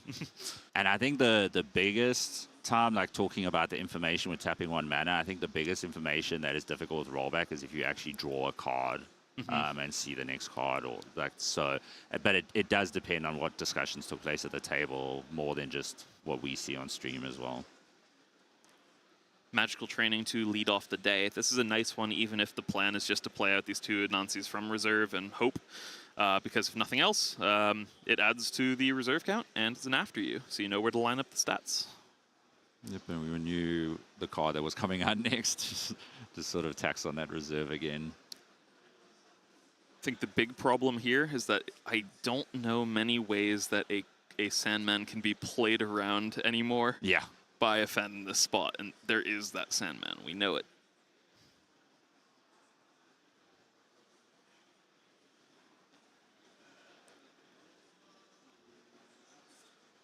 Clearly thinking through how can sort of after you again to have pop-up play out mana to get away from Sandman, but yeah, comes the Nancy, which I assume will be Sandman straight away with the remaining 3 mana. Yeah, indeed. I'm pretty certain he's just going to get eaten pretty much immediately. Again, Expedition's still perfectly fine regardless of whether he wants to play that Sandman. Oh, he actually had 4 mana, so he can play out the Trooper. That's true, just as further additional insurance. So good. Yeah, I think this is wrapped up for Popeye because of the information we know. I think so as well. And yeah, I think this might be... It's definitely a very good draw from Popeye into what Chris Mack had, but I think in general this matchup does favor the Sigismar. Yes. But yeah, this is the Anansi that is all of the remaining mana immediately. Sandman, Sleep, and that should be a double advance even. Yep. We are into game 3. Now we get to see Basira into Fen.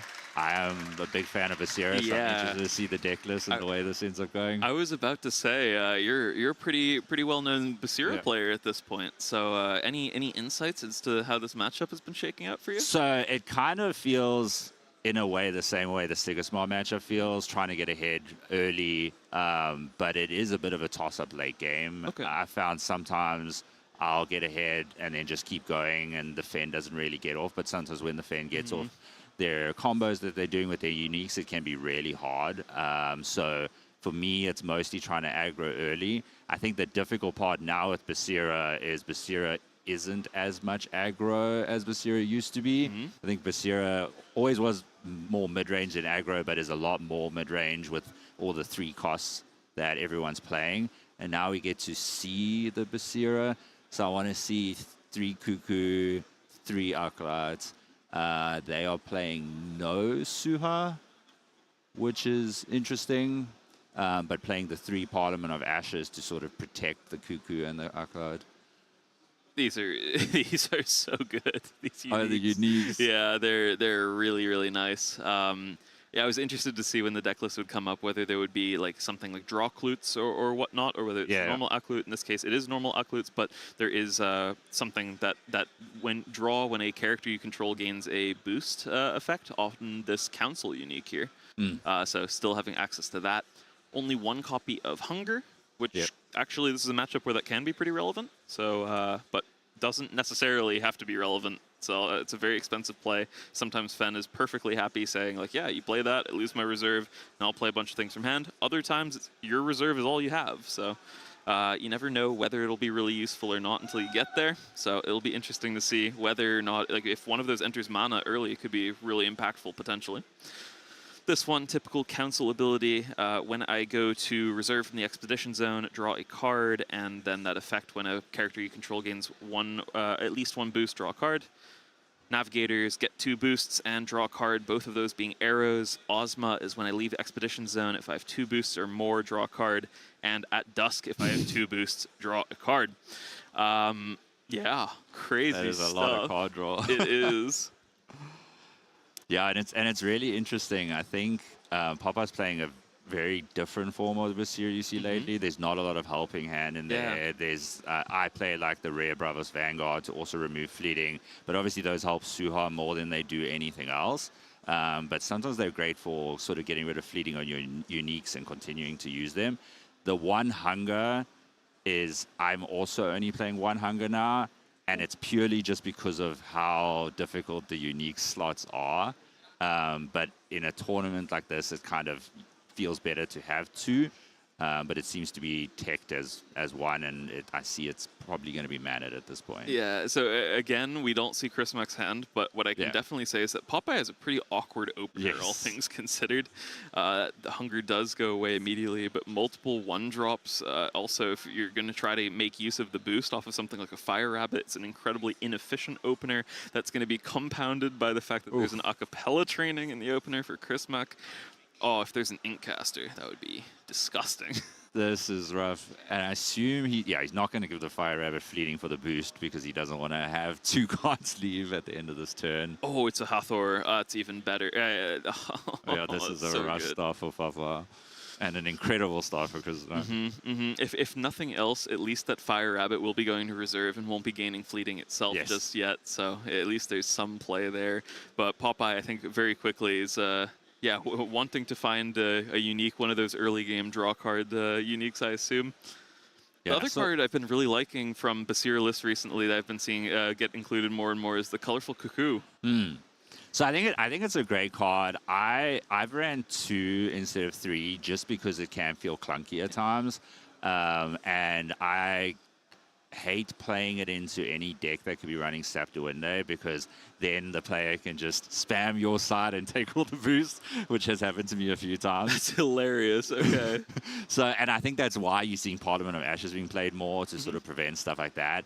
But the card is great, especially into Sigismund matchups and Kojo matchups because of getting the guaranteed boost from the tokens that come out.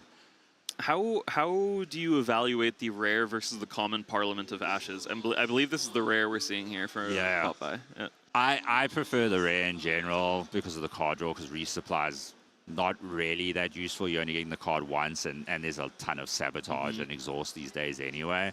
And I think this is probably the reason why Popeye's not running Suha is because of using the rares on the Parliament of Ashes instead. Because the rare slots are really a dime a dozen these days in Viscera. Leading the day off with a magical training is Chris Muck, which is just awesome at this point, I would say. We know that there is that a cappella training, and I guess one of the nice things about Fen is that they then can't mana that card later on. It is sitting there in hand at some point. But again, it's that Hathor, once again, just hanging out, and we're going to have it for a while yet, I assume, unless there's a removal for it, but we know there is none. And this is probably going to be the most impactful Fire Rabbit from reserve has ever been. Getting the one move. Yeah, and again, they're trading once again, but I'm loving the setup here for Chris Muck. Just having access to the magical training essentially eternally here is really impactful going on. You're going to have such good reach through your deck. You're going to have great after you potential. And of course, we know there's some really sweet, powerful cards in the hand for Popeye here, like that Council Unique, but it's just awkward to try to play something like that out here. Yeah, I think if I'm Chris Muck, I'm really happy being tied up at the moment with the cards I have in hand. If I'm Popeye, I'm probably pretty concerned. Obviously, having the Parliament helps for sort of future cards you play out. I see he has the Cuckoo, but I don't think the Cuckoo will probably get many boosts if you play it out at the moment, because the Fen's not really trying to spam out characters onto one side. So I think it'll be interesting to play out, but if I'm in their shoes, I think Chris Muck probably feels the most comfortable and happy at this point. I'm also noticing there is a Lyra Contortionist in hand here for Chris Muck, now that we're getting a little glimpse of it, which is actually on perfect expedition for their own progressions. Yes.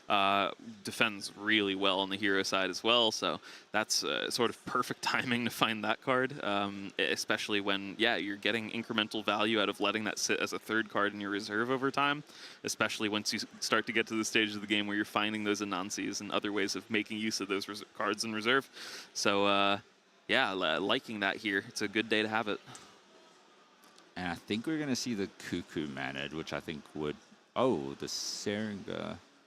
I guess because of the zones at the moment, that there's no real movement. Okay, yeah. It's definitely very awkward, though. Again, Hathor still is in perfect expeditions itself. And I think we're probably... want to see what he plays out, whether he plays his Unique or the Cuckoo. But I don't know if I'd want to play out... Unique. Okay. Yeah, Unique to get the card draw. And again, that Council Unique, it's going to give you card draw, but only at the end of the day when it goes to reserve. Even there's no value to be gained from Basira here. If nothing else, you have that Council effect, so you don't feel like you're about to get trampled over by Anansi. But turns out it gets fleeting, so there's not going to be any card draw. Like, crazy. Yeah, and I think it's actually interesting. We're on turn 3, and Viscera ability has not been used once yet. Which kind of tells the situation that Popeye's sitting in at the moment. You want to try and get that off, and obviously would have been perfect on the Council, but that Council is just going to go away at the end, and the only impact is going to be sort of protecting on the companion side from moving forward. Yeah, you're totally right. It's not necessarily about, like, I guess, activating the Basira ability and doing synergies with the boost. It's just about, there haven't really been any circumstances where any amount of boost would have helped with contesting. It's just been, there's been so little cards for Popeye that he can practically play that he was just stuck on putting a Fire Rabbit on the other side and hoping. Really rough spot. As Basira, I think you're so often incentivized to be contesting just in raw stats, and he's just unable to do that thus far. It's getting a little bit better now, finding cards like Tellerian Skater to hopefully find some days where he can potentially try to contest on the stats. But again, so much card advantage here for Chris Muck. Popeye's not out of it just yet. They're still even, but I feel like with every magical training that gets played here and then looped, it gets better and better for Chris Muck. And I see we have a question from Calvin. Suha versus Aklat. This is the question for Basira. Like, I play 2 of each because I don't really want to choose between the 2. I think both of them have their spots where they're useful. I know, like like the Altered Aces player Flosk, who's a really highly ranked Basira player on BGA, is playing 3 of each, which feels a bit heavy on mana from my sort of perspective. But a lot of folks are playing Helping Hand, Rare Brothers Vanguard to remove Fleeting, so you kind of, to me, don't need 3, but it is kind of personal choice at this point, and I think the meta will evolve and we'll see where we end up. It's funny that Argon mentions Flolska being one of those Basira players, given that he is sitting currently 2 meters in front of the table playing some Altered. Yeah. You can't see, of course, you people in chat, but yeah, just funny little coincidence there. But yeah, I'm glad to have a Basira expert here with me, given that I don't play this hero. Nice to have some more, I guess, more relevant feedback here. But it does seem that this Sandman is going to get played out into the same expedition as this Cuckoo. And that is the one that it doesn't have this sleep from hand to reserve ability, and it requires having at least 3 base statistics of 0 for the sleep effect. This is about spell return at dusk. Okay. Yeah, I was wondering if it was from hand or reserve, whether he was going to sleep the Cuckoo. And the Cuckoo's getting plenty of boosts as well. Basira ability getting activated as thanks to that gain a boost trigger from playing the Sandman into the expedition. But still, potential for sleep to come down onto it here. Oh, because there's a beauty sleep in hand, yeah. Or Twinkle Twinkle, rather, in this case. Sorry, yeah. And the discount off the Inkcaster, it's a great way of cashing in some of these assets from reserve. But I guess with the Parliament of Ashes, there's 2 now. Oh, right? true. Yeah, I totally forgot about Parliament. Which is true. Having 2 with Cuckoo is ideal, yeah. Wow, but it looks like that will still be a progression. Hathor with those crazy stats for just 2 mana. Yeah. That's absurd. Yeah, Hathor's always like a difficult one to play around because the stats are incredible, and I think that's a big reason why Fen can steal sort of expedition moves. I sort of maintain, I feel like Hathor is the best common in this deck. Yes. If you know, I used to play a lot of Afanas. If that had been legal in Afanas at common, I don't know. I think that card might be the reason to play Fen. The fact that you are able to, get those aggressive stat lines early on and then convert that immediately into card advantage in a lot of cases and after use or anything you really need to use again and again from reserve. Synergizes with Ouroboros Inkcaster, which we were talking about earlier, being a sweet opener. Yeah, that card is so nice. Yeah, and I was thinking now that the Hunger would have been great now, but with being behind, you never really want to play Hunger out, and I guess they would need 1 more mana anyway. It's true. But this is difficult now for me as a Basira player. Being like 1 behind Fen is very concerning in general, especially you have that unique sitting in reserve that can put something to sleep. I don't think I saw Papa playing any Sabotage, but he is playing Aklat, which could be great in this matchup. So while you are right, I am starting to think, though, that these Parliament of Ashes might be able to get some serious value here. True. It's going to be hard for Chris Mack to actually find many ways of getting over this. Like, if there isn't something like an Anansi, I don't think. Yeah, that's true, because we have massive amount of stats here, and being able to use anything to disrupt the Basira side is going to cost 2 more. Mm-hmm. And now they are on that water terrain as well, where for the most part, the characters we see in reserve, the exception being the Sandman, they don't contest on it. So definitely a little bit awkward all of a sudden there, at least on that end. And the Cuckoo, again, just massive on the companion side. There's no, I don't think there's any world where he's going to be getting through that one. And I think it's always interesting, like one of the questions they ask those with Cuckoo, whether you should ramp or not. And I think the general answer is it depends what's sitting in your reserve. I think it's a great card that kind of allows you to get value of overflowing your reserve by 1. Anyway, like think about the Tiny Jin now. If they play down another card, you could just mana the Tiny Jin anyway, a turn early. So I've seen some Basira players are really aggressive with it and sort of trying to get 2-3 mana ahead early in the game. For me, it's obviously very situational.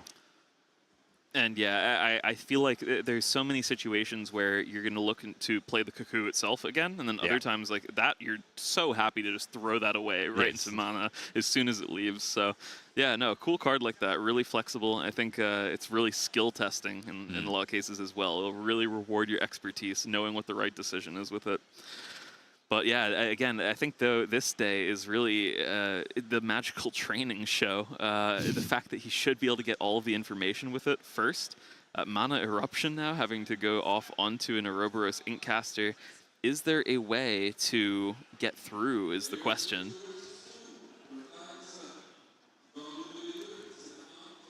And again, I don't think Chris Mack found an Anansi. No, I do not think so. I feel like you'd probably be playing it down quickly if you did. Yeah. Are those 2 more Twinkle Twinkles in hand?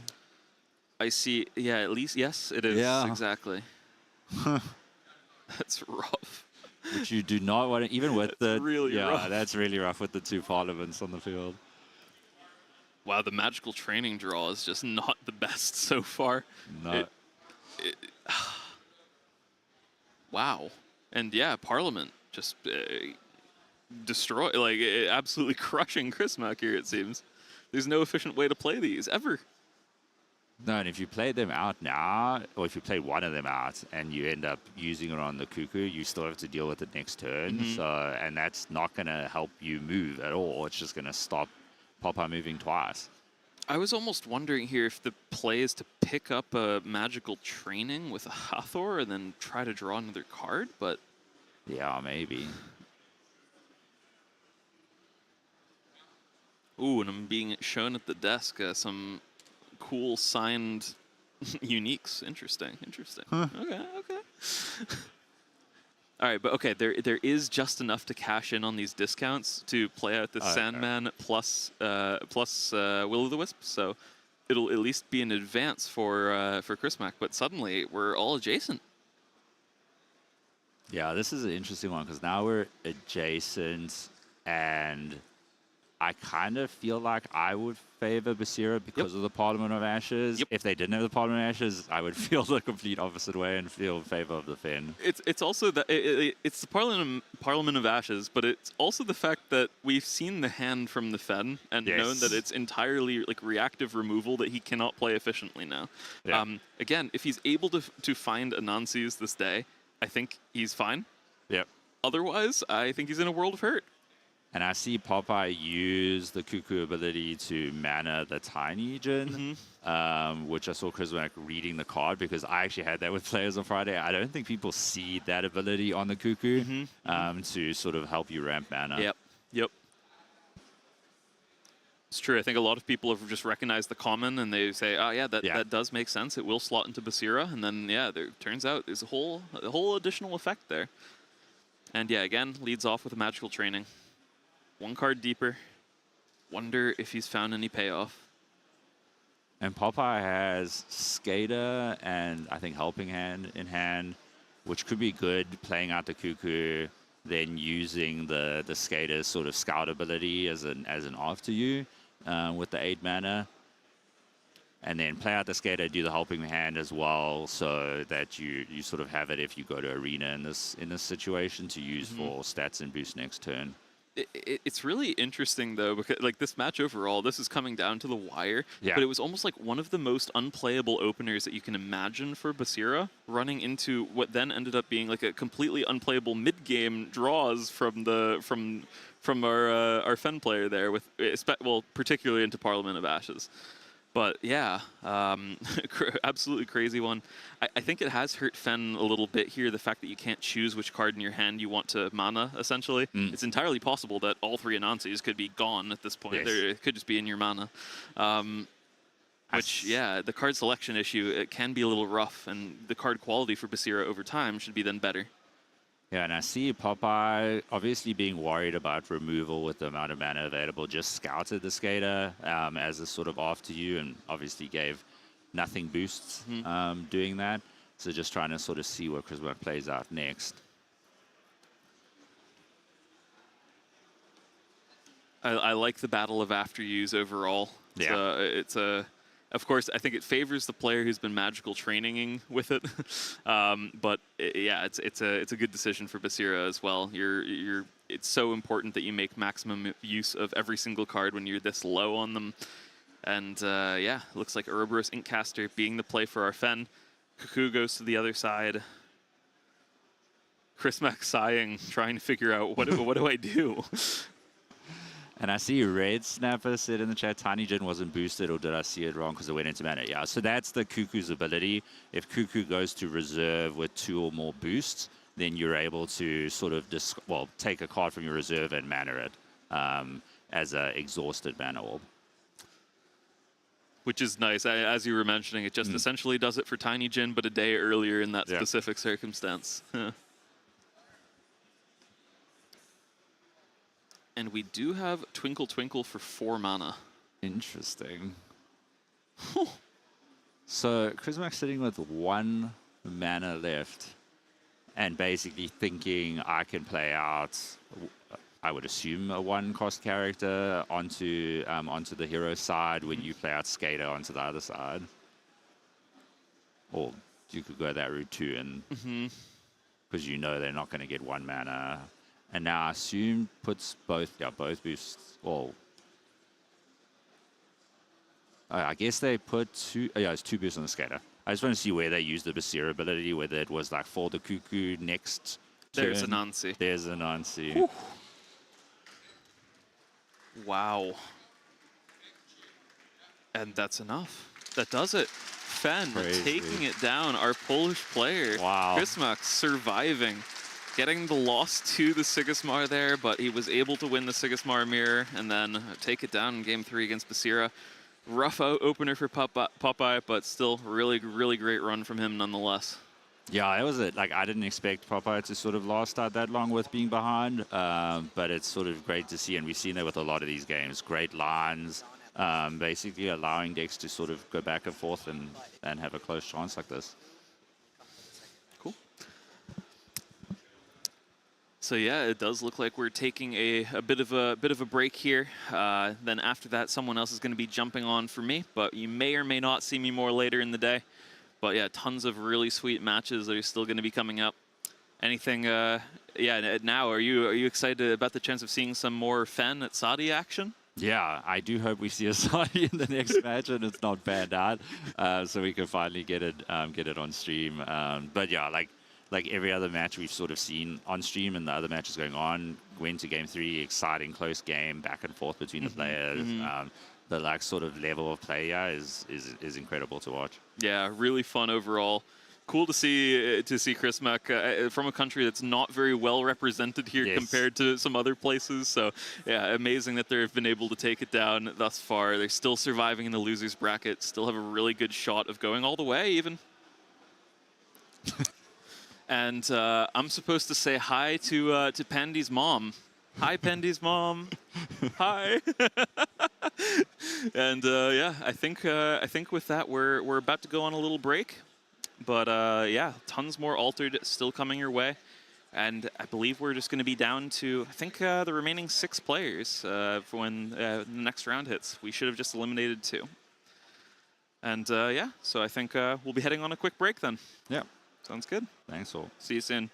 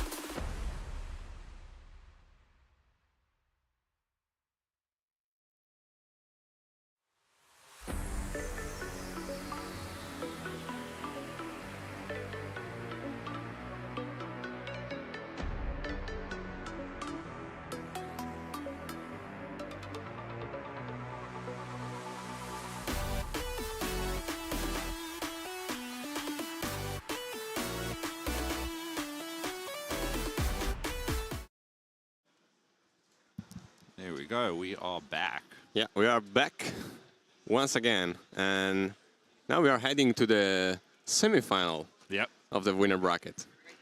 We will see Rinku against Luigi. Yeah, which I think will be a great matchup to watch. I haven't watched a lot of Luigi in the tournament, but I've watched a lot of Rinku. Last game against A.W.O.L was very, very close and interesting.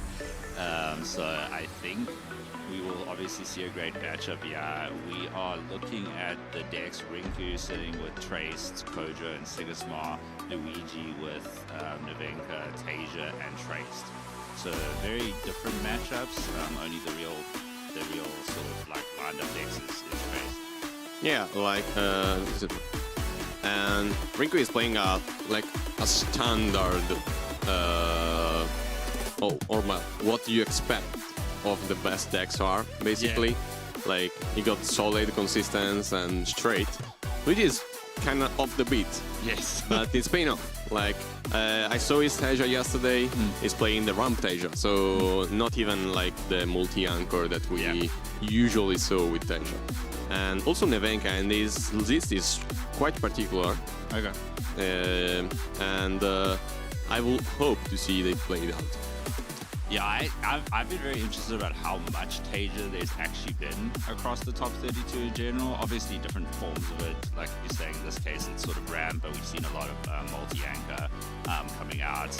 It's not what I expected, because when you talk to like the community, everyone thinks Tasia's not that strong, but clearly strong enough to be sort of a lot of the picks for these three decks for these players. And then Luigi is playing a trace that is mostly tuned to beat Sigismar, I think, because he's playing Avalanche, for example, in the rare slot. So not a card that you usually see on Traced. Yeah. Especially because it has a lot of good rares, and sacrificing one rare slot for an Avalanche is not that common. Yeah, definitely a tech for Sigismar. Yes, this is the trio of the uniques that Luigi is playing. So double bounce, pretty standard, and then basically a multi-anchor for later. Okay. So it's interesting. He's playing the artist, actually, and the artist didn't like reach the main stage, let's say like that. But I'm super curious to see it played out. I hope it doesn't get banned. I hope so too. Even though it's scary. Yeah.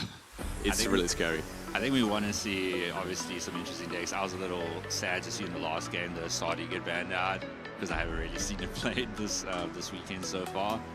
But hopefully we get to see the Nevenka played out. I think it'll be an interesting one to watch. Maybe Rinku can ban the Traced from Luigi, just because it's played a different list than others, with so many removals, and maybe it's more of a problem just because like basically Traced is super strong. Yes. Yeah, no, Trace is extremely powerful, and I feel like Trace is just one of those decks that can do well without even drawing any of your uniques, as long as you can get off the abilities sort of really quickly. I think like one of the things I've always thought about with this sort of Conquest format is, are you banning based on matchups? Are you banning based on sort of what you think your opponent? I think one of the chat is telling that the music is going too loud, and it's probably still running. Maybe it's this music that I need to turn off? Yeah, so I think that's or we just we turn it off. Yeah, turn that off for the moment. Okay, I think it's now. Yeah, let us know better. If it's better. Cole usually controls the music, so. He made some changes, so we actually don't know. Yeah, I know how to change the scenes, don't know how to change the sound. So if it's still bad, let us know. And then I see your question: will Freeloader be on cast day? Freeloader is going to be on cast day, as far as I understand. So. Yeah, it should be, but it's playing the 2v2, I think, right now. Oh, okay. So it depends how far it goes. Actually. Yeah, that's true. So we are seeing the bans. I think, Rinku banned Tasia. Okay. And I think it was the Sigismar ban for Rinku. So I guess we will... Oh, Nevenka against Traced. Ooh. So we get to see the Nevenka deck played out, which I think Yep. will be a good one to watch. Yeah. It will be fun. Yeah. I think it'll be fun trying to, like, seen a lot of Sigismund, a lot of Kojo. I was happy to see Basira last game since I'm play a lot of Basira these days. But Nevenka will be good. Yeah, I'm curious to see because like usually Nevenka struggle a bit with against Trace. Just because Trace can push a lot in the start, and it's not that easy to keep up. Yeah. Yeah. He plays a lot after you, so Yeah, Nevenka generally struggles against anything that's aggro and being able to get ahead early. So I guess it'll be trying to stop that happening early in this game. And we're just seeing some of the uniques on the stream at the moment. I do not read French, but we can probably assume what most of them are, considering what uniques folks are playing. yeah, I think like most of them are just put a card from hand in reserve and they announce the effect. Yeah. Yeah. That makes perfect sense. And I see chat said they're letting him play Kojo. Oh my gosh, yeah. It is interesting. We have seen a lot of bans on the sort of main deck that folks played, sort of qualified with, but it is also matchup dependent on what you think your decks are going to go best into. If they're not worried about the Kojo matchup because of maybe the way they take their cards in or build out the decks that they're playing, then that's sort of the way they're going to go. Nevenka already rolled a 1. You don't want to see that. I mean, right Well, now, get it over with. right now it's good. Yeah, got your 1 over with. You won't get it again later on. I hope for him, at least.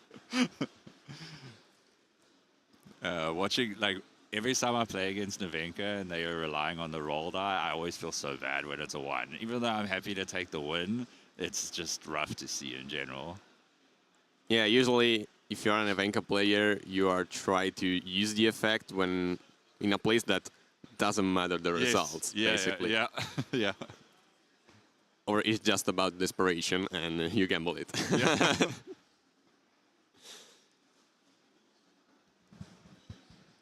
And I think we can see both players 6 cards at the moment. 2 Parliament, Twinkle, Martingale. Daedalus. Rinku has the Jammer, Restocking Station. The unique, I think, is the Muna Merge. No, Muna Merge and the Muna Druid, Yeah. I think. And he's got Dr. Frankenstein as well. It's always not great to see Frankenstein in the opening. And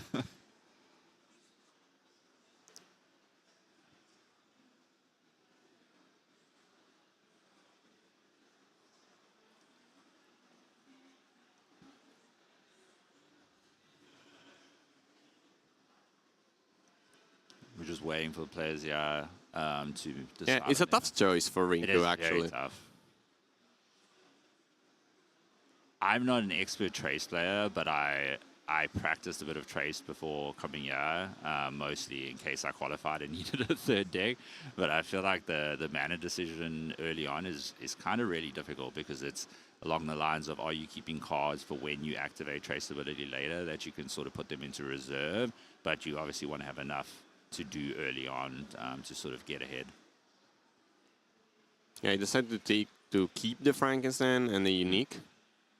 I mean, you can easily put the Frankenstein down now. So, Yes.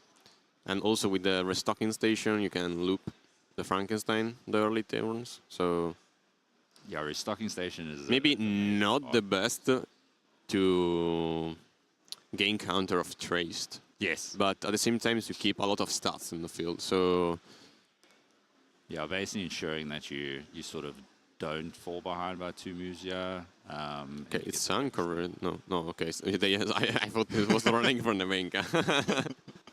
Yeah, that would be a strange flex to roll.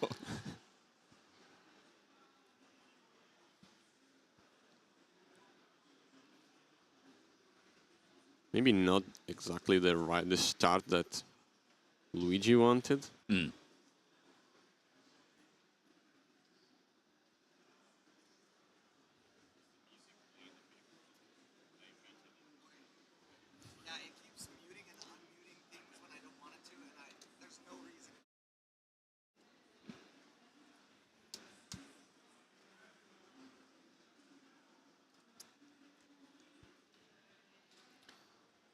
keep the Kalon.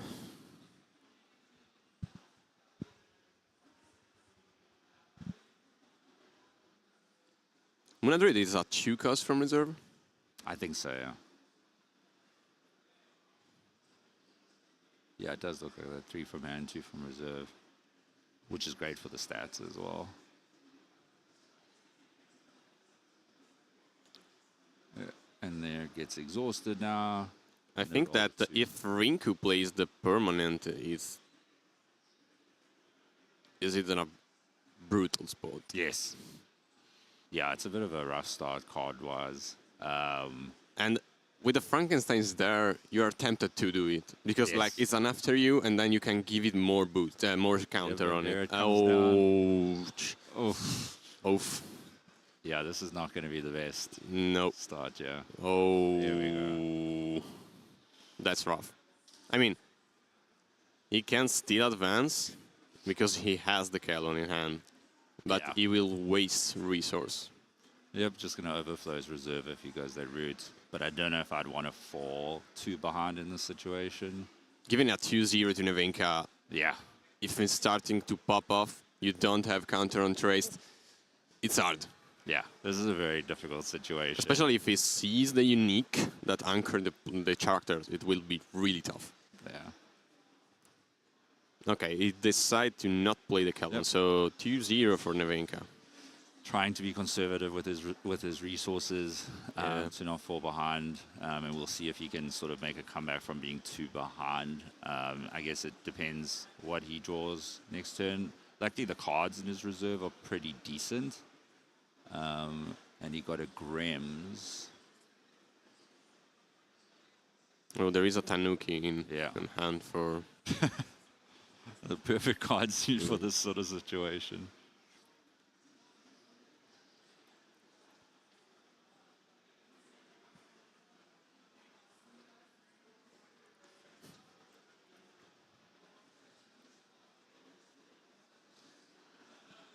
Not having a single counter in Traced on the beginning of the third day is rough. It's very rough. And I know, like, whenever I play against Traces this year, that's my biggest goal, to stop them from getting those counters, because it feels like the Trace deck just really slows down and struggles from then onwards. I mean, with the Amelia, you technically could play free character from reserve this turn, Yes. because you have the 5 mana. But at the same time, yeah, you get back the 2 double expedition that you lost in the last turn, but you are keeping just 1 character in reserve, heading to the next turn. And I don't know if that's what you want. And I think that Tsunuki will probably come down to get rid of the Frankenstein on Luigi's turn. Doctor in chat says, so annoying, the hand shuffling. I feel like a lot of players do it when they're like thinking through things. It's, yeah.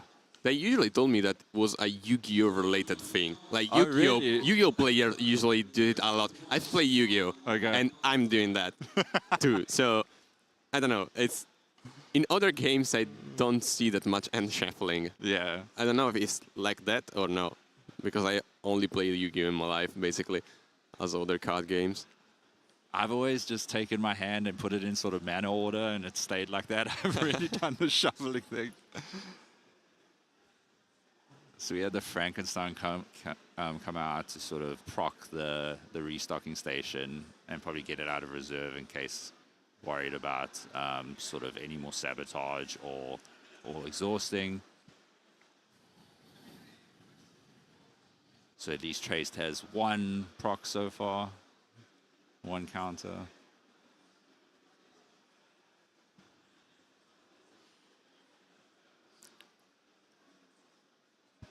It's a decision if you want to play Ator right now, just because if you happen to draw magical training, is really great. And at the same time, you can get rid of the Frankenstein next turn. Yes. With Tanuki. Yeah, that is a good point. I feel like that's probably what you try to do because you don't want the Frankenstein continuously looping with the restocking station. But at the same time, no, yeah, this is like even Ator gives you a one-on-one because like Trace doesn't have the Ooh, Oh, there comes the- already Tanukian. Why though? I'm not sure about this play. Maybe that's just about like being aggressive and trying to make Rinku struggle on resources more early, but I wouldn't have thought that. Like would in have this played. scenario, that Amelia didn't matter. Yes, Like the agreed. counter, you need to play to get the counter, Yes. but it doesn't matter in stats wise. So, it gained anchor to the key. He used his unique support ability to give the anchor to get another count on traced, but also once again sort of sapping through those resources that Rinku. Like for example, in my case, Hatter would be better. Yes, yeah, I completely agree.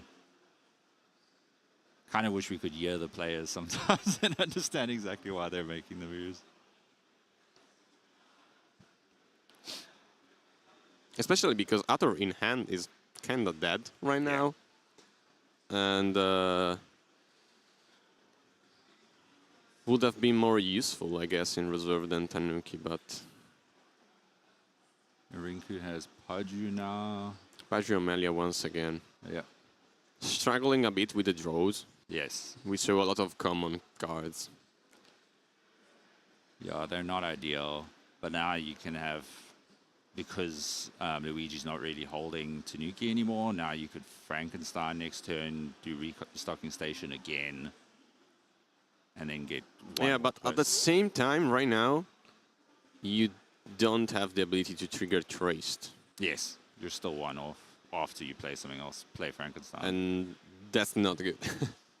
I wonder if that was the Tanuki was about, was just trying to stop the trace ability by getting something. Well, I guess that procced it anyway, so yeah, you're right, doesn't matter. Technically, no. No.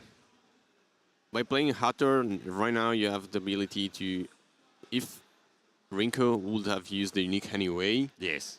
it doesn't matter, and you can remove the Frankenstein that are big stats, and it can keep going with the removing the fleeting, and or if the unique is not played with the ability, he loses a card because there was 3 cards in reserve at that point, and you remove the unique to Yes. avoid him getting stuff. So I don't know. Yeah, I think it was definitely probably better to hold the Tanuki till this turn.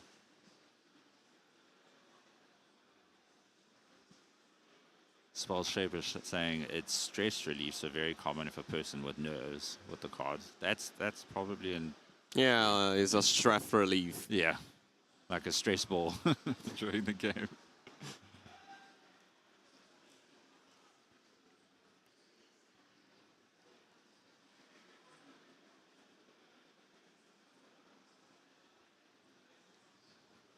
Both players pretty low on cards in general. Yeah, Luigi that didn't basically draw anything, or Yeah. right now is picking up the Incaster to get back some resource.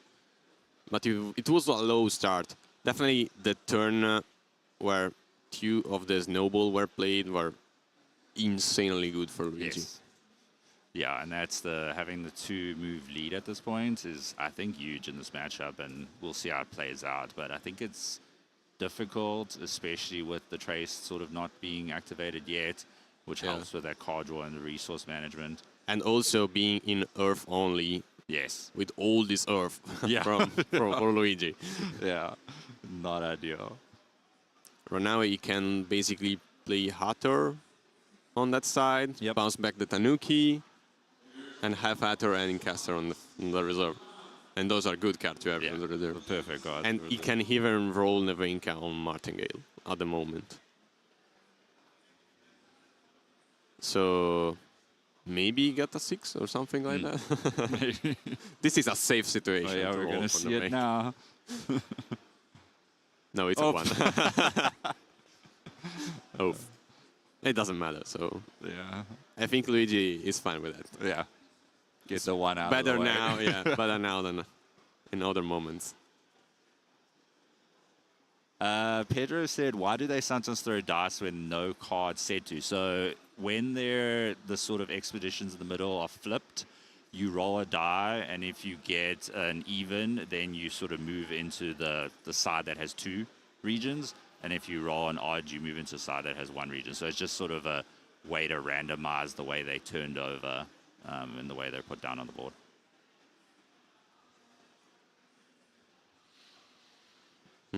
We see a Sandman also in the end of Luigi, and that could come up really strong right now because we are 2 advancement away for Nevenka.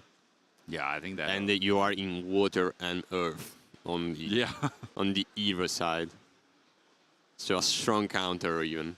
Yeah, I think that's an incredible card in sort of this. And also Tanuki is strong on green, and the other side, we know the tries struggle usually on grass. Yeah, and green. I don't know why you keeps Sandman and Tanuki, like you said. So this is looking pretty good to potentially close it out, yeah. And does Rinku have 2 bug-out bags in hand? Yeah.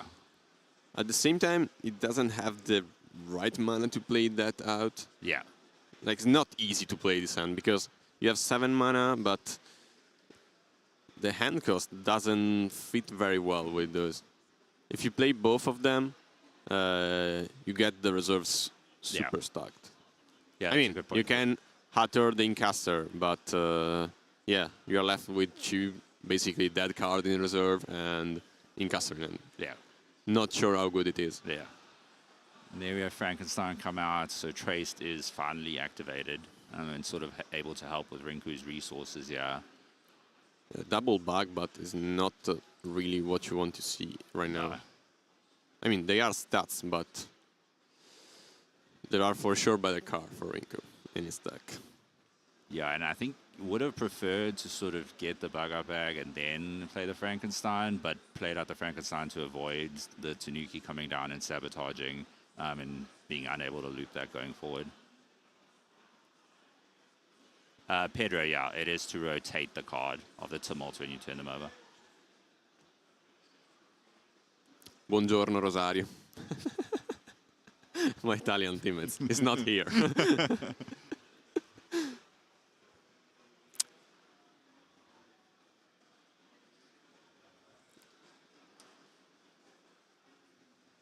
See, Rinku is rocking a very fancy custom brass bug token there. Yep. So shiny. Yeah. I've seen some really interesting custom tokens this weekend. Ooh, another Frankenstein. That's a big hit. Yeah. That is what you want to see in that situation. That's just incredible. So you need to roll for Nevenka in this case to on Tanuki basically. Yeah. To try and stop 1 advancement. Yeah, that's Frankenstein coming clutch in this scenario. Here comes the roll, and we can't see what it was. But I'm assuming... An anchor, no. Oh, no. Not. Which is not rolling great. No, not at all. A 1 and a 6 so far. Yeah, it's always that when you want the boost and you get the anchor. Yeah. You're probably more fine with a 1 rather than the 6 in this scenario. I mean, luckily for him, the biomes are still great for Tanuki, so it's not that big of a deal. Yeah. No, it's a good one to have there anchored. And at the same time, there is a Sandman. We know there is the Sandman, so it can be really strong. A.W.O.L and tough choices. And Rinku got Jammer and 1 of his uniques. Yeah, the Nancy. Yeah. Daniel says it's Rinku's day. I have noticed even earlier this game that was on stream that Rinku seems to be hitting really good draws when needed. You gotta be lucky to win a championship. Anyway, you need to be strong and you need to be a little bit lucky. Yeah.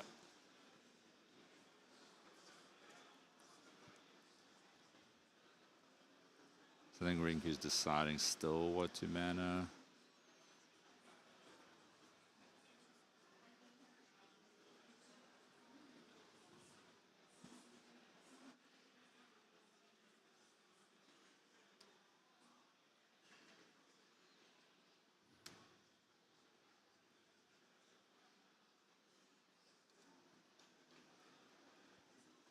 Yeah, this day will be really important for this game. Yeah, especially with us being tied up now. And I think, like you said, the Sandman's going to come in clutch, yeah. So now he has the ability, I think, to play both A.W.O.L and Sandman. Yeah.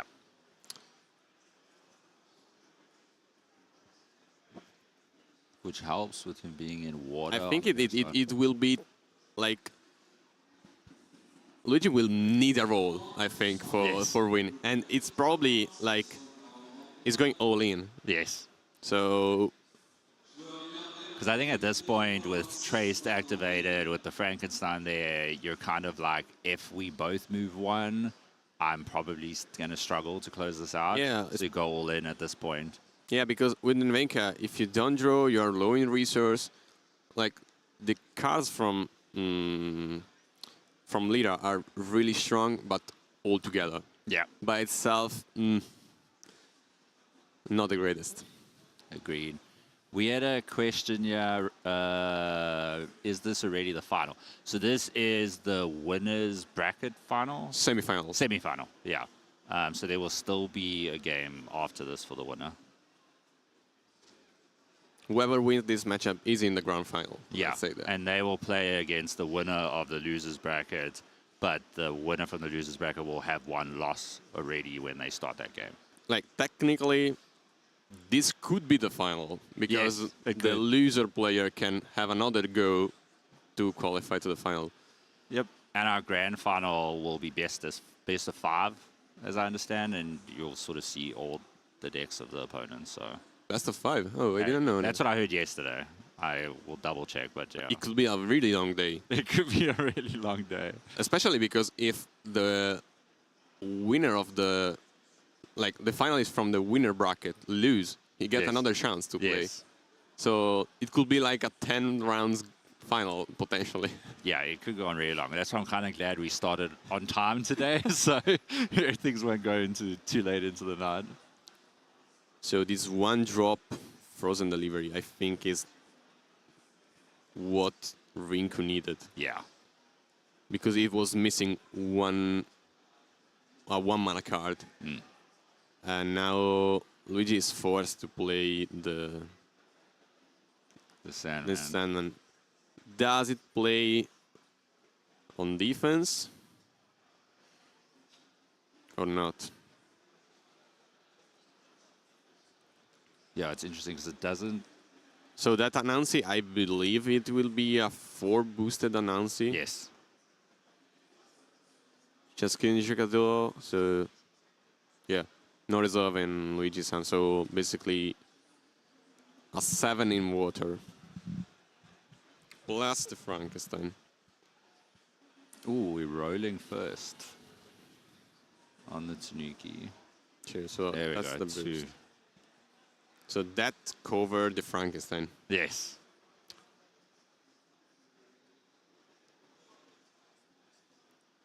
Sandman. No, like the Sandman is a 7, Frankenstein is 10, and potentially the brass bag. So Yeah, this is not the situation when you play a Sandman that the only thing you can steep is the. like I is the think bug. he rolled and passed,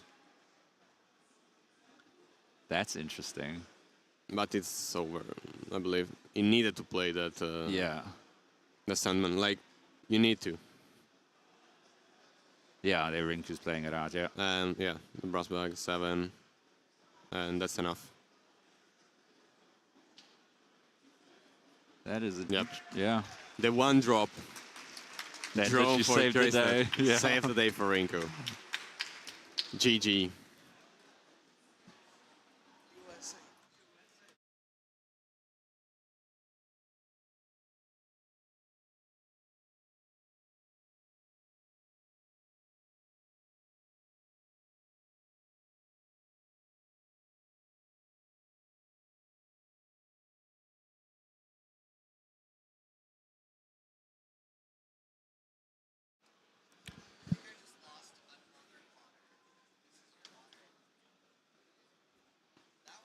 So right now we will see Kojo.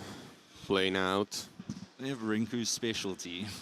Rinku's specialty. And sadly, we didn't see the potential of this Nevenka. Yes. He didn't draw that well, sadly.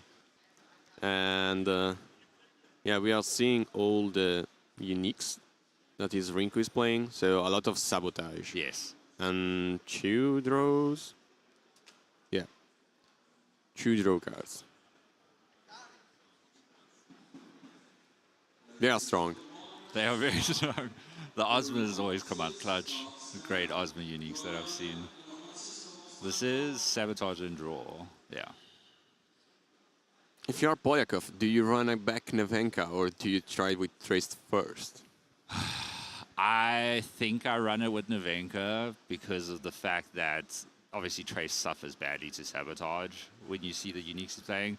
And I kind of feel like I'm used to playing the deck that I just played and trying to sort of continue the obviously you have negative momentum. Yeah. I haven't seen a lot of players switch their deck after losing. No. But maybe you're just like, well, that was a terrible time with Nevenka. My luck doesn't look good. Let me switch over to the Trace. Yeah, or you just like play Traced to get a little bit of confidence, and maybe it's.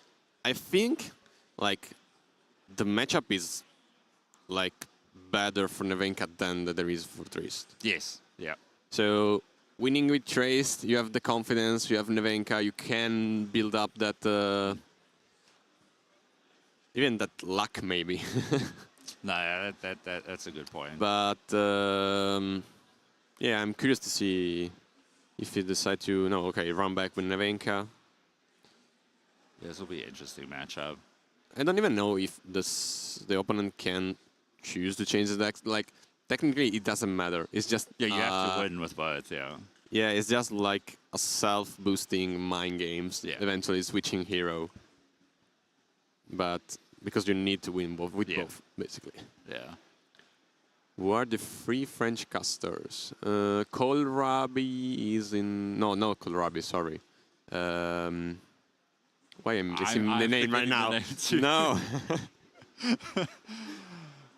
Is it Caleb or? Yeah, Caleb. Yeah. Caleb on the left. Yeah. And I actually don't know who the other 2 are. Yeah, I don't either. Maybe Cole knows. Do you know the name of the 3 casting the French one at the moment? I know Caleb and then... Okay, yeah. We all only know Caleb on the left side. The other one, I don't know how to pronounce his name correctly, but it starts with a C. Okay. It's not up there right now. Okay. All good. I think they have their names when they switch back to their camp. Okay. The text that is headed to the players is the list for the opponent players. So they printed out the list so they can check it out between matches. Yep, and yeah, imagine having to win against Rinku's Kojo twice. Yeah, I think it is a bit of a rough one going to Kojo, but they also chose not to ban the Kojo, so they must feel like they stand a chance into that matchup.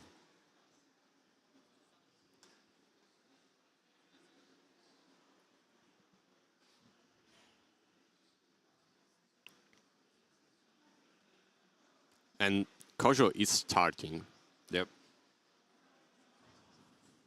And I assume that is Luigi's decision. Yeah, Luigi's decision is strange. Yeah, that is a strange one. Especially with that, his list of Nevenka, I'm like, why do you choose to go second? Yeah, I wouldn't think you would choose to go second. You want to go first this turn because you have sabotage and stuff for next turn? Yeah, maybe that's the reason. Yeah. But at the same time... Yeah, like, that is probably the reason, but I still don't think I'd let Kojo go first. Like, I'm thinking about what could be a good start to counter Kojo starting. And it's probably like Martin and plus Incaster. Yeah.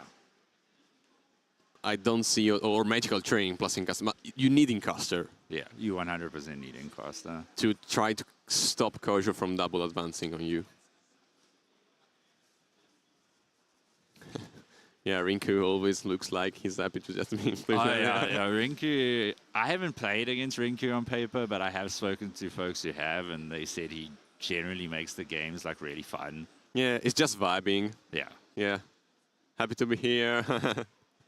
And Alcus, yeah, like what I heard yesterday, and I'll double check it, but the best of 5 means no bans. Yeah, I think Cole told me that yesterday, so I assume that's correct, but there wouldn't be bans and someone would have to win with 3 of their decks. I don't know how it works with the loser bracket player coming in with 1 loss. Maybe there's a situation where you choose 1 ban from the winner's side, but we can check. I can actually check now while we're watching the game. So we show the artist to try and draw a card, basically. I think the move for Luigi is like roll for Nevenka, hope for a 1, and maybe or a 6. Oh, but it's even better, I think. Yeah. In this I think case, a 6 is good. And there. it can play Daedalus to advance as well. Yeah. Yes. So basically, I saw Luigi rolling just 1 and 6. Yeah. And no in between, basically.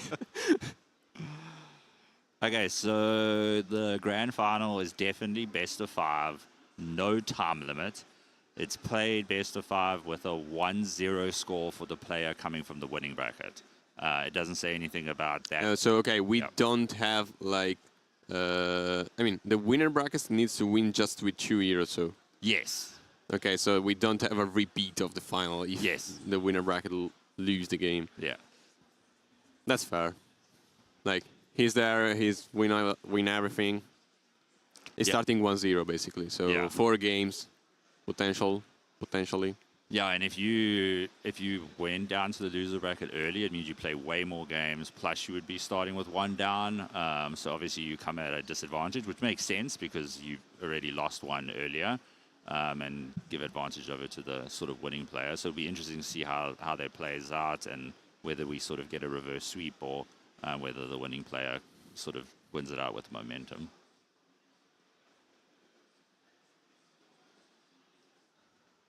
And with no ban, you have actually the choice on which 2 heroes you want to bring and also changing the hero eventually, like mid-game.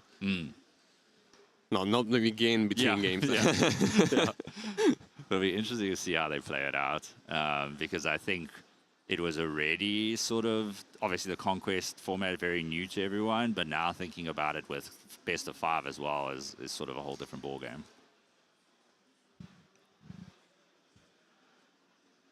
So we have Rinku getting down the landmark, which is great with his sort of 2 cheap characters sitting in reserve. Yeah, Luigi loved that only green biome on the hero side right now.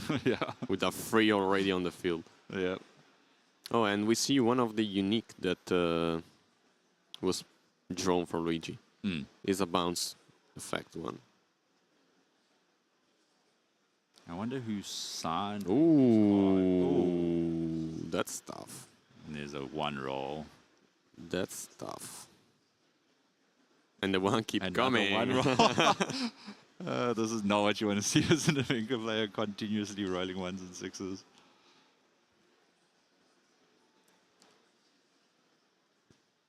Okay, sabotage the Daedalus. Yep. And sabotage again Yep. when I leave the expedition. Which is extremely powerful, that effect.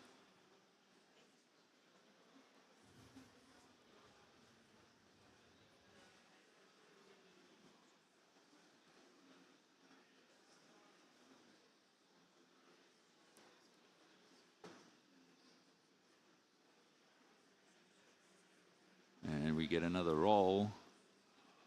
5. Not enough.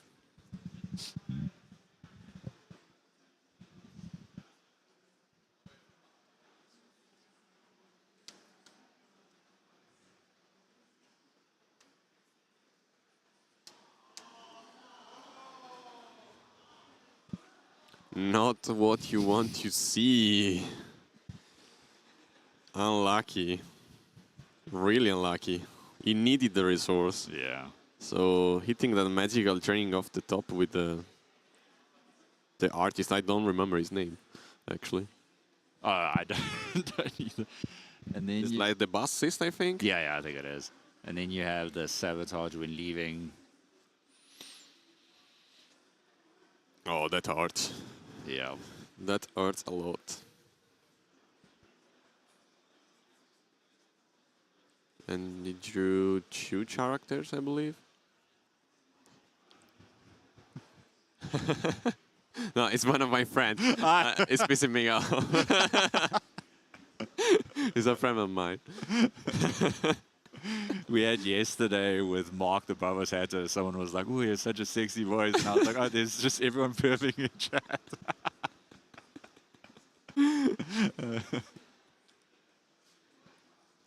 Yeah, Rinku is looking nice.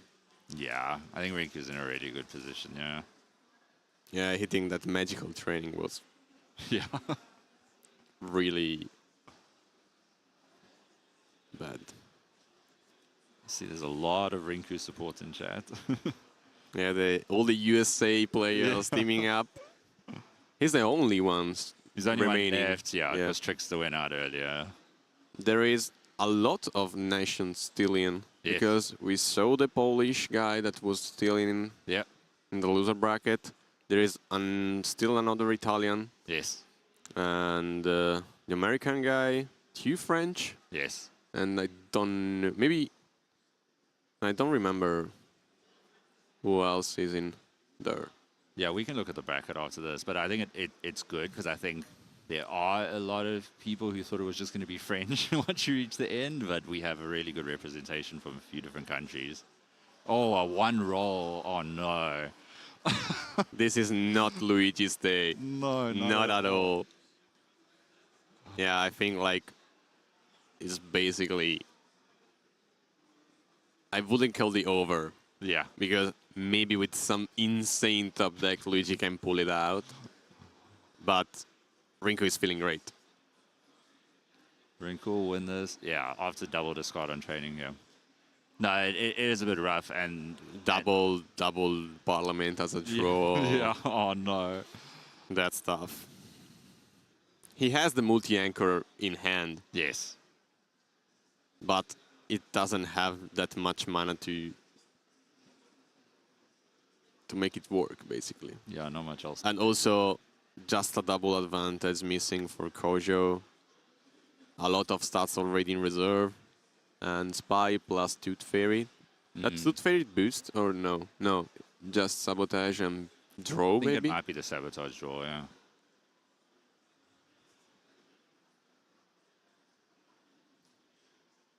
He drew out, like, he's missing water, so it doesn't matter that much.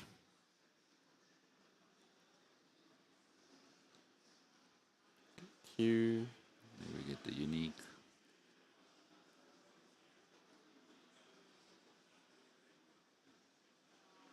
That is a lot of words on a card. Yeah.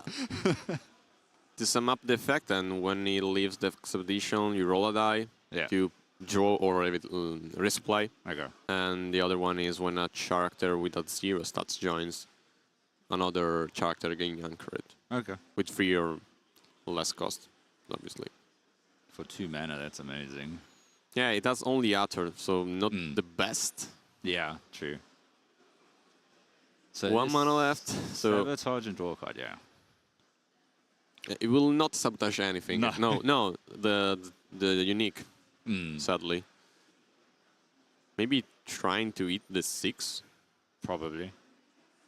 Is 3, okay. Now he has to consider, do I play the Aether to anchor it? Yeah. Yeah. So top deck and just an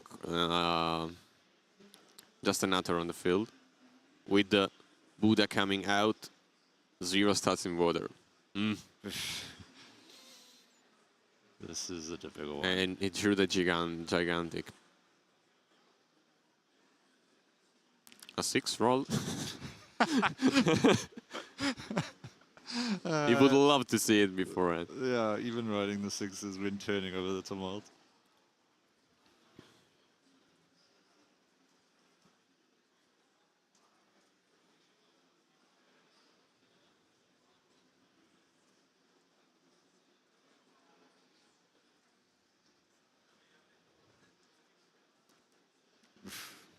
Real rough draws. No, he doesn't have basically any stats on Earth. No. I think Rinku's got this one. He has Rage, Double, Duel of Grit, a Spy. I mean, it doesn't have that many characters. That is true. But Rage is just insanely strong right now. Like Rage on the Buddha is an after you, and you have a 4 in water. Then you can play the Tooth Fairy, Rage again on the Tooth Fairy. So, and there is the boost from the button. So yeah, I'm.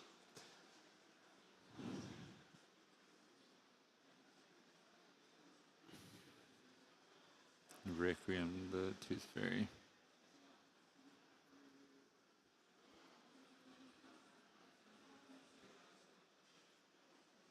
Oh, they're just trying to talk about the sabotage. When yeah.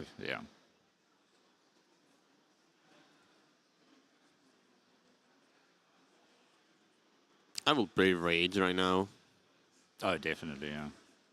I mean, if he has another removal, but I feel like Rinku knows the cards that could possibly ruin his day.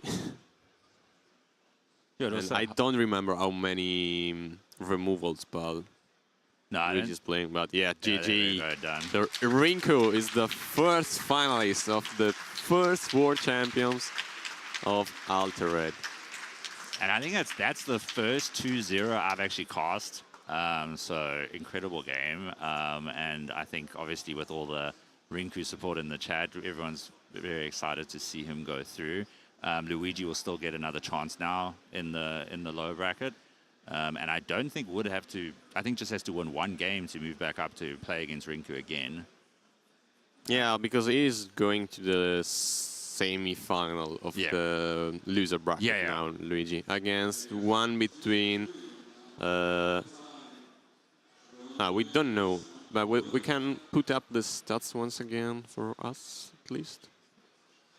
So, okay, to be defined. Okay, so we know the results live from the loser brackets, round 4. So for... No, okay. Luigi is going to directly from the final of the loser bracket. And there will be against one between Tempted and Vittorio, that is currently 0-0 at the moment. And Chris Mack is winning 1-0 against Heavy Navarro. Yeah, and then it would be the winner of those two matches will play each other. Okay, so we have the American on the final, and we have 2 French players left, 1 Italian, 1 Spanish, and 1 Polish guy. So plenty of nations in this World Champions. Yeah, it's good representation overall. And it's nice to see Rinku and Luigi having a good chat at the table afterwards. No bad blood between the two players. Yeah, Luigi was super unlucky in this game. Yeah, very, very unlucky. Very, very unlucky. That's not what you want to see on the draws, the rolls, everything. So we're now waiting for the loser brackets, like top 4, let's say like that, top 4 of the loser bracket. Yeah, I think we'll probably have a small break now because I think the loser bracket games are busy being played elsewhere. Yeah, I think there is at least half an hour. Yeah. Because there is 26 minutes, I think, in the loser bracket time. And then I assume we will have on stream the winner of, well, the winners of those 2 games up against each other. Yeah. And then the winner of that game will play Luigi. And then we'll have the sort of grand final. Yep. So... But I think we can go back to full cam. And we appreciate everyone, obviously, in the chat. Very active chats, which is good to see on the English stream. Great game to watch and lots of Rinku fans. I'm personally supporting Rinku now that no one in my team's in anymore. So obviously happy to see him make the grand final, yeah? Yeah, no, we are, as an Italian community, we are rooting for Vittorio, of course. Yeah. The only Italian player left. In the competition. Yep. I am actually South African, but I've been living in the US for 10 years, so hence the Rinku support. So. But I think we will go to the sort of Be Right Back screen, and Yep. we'll see who's going to cast the next games. But we appreciate everyone joining, and we will be back once we get the sort of winner of the next 2 loser bracket games. Yes. Cool. See you. See you all.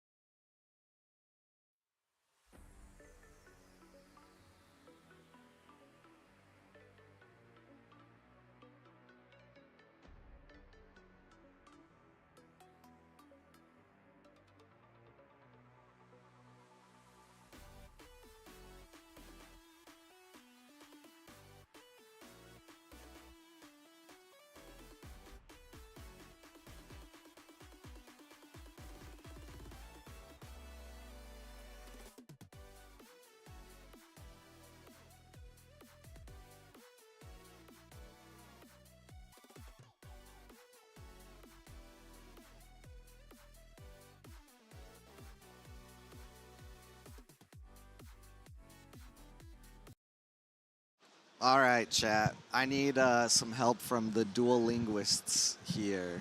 Oh, they took it away right as I came back. That's okay. We can talk over the bracket. That Pinocchio card also going into Muna. I believe from what I could read out of the corner of my eye, it was something about the characters you control having a base stat of 0 and then drawing a card. But my French is not amazing, working on it, but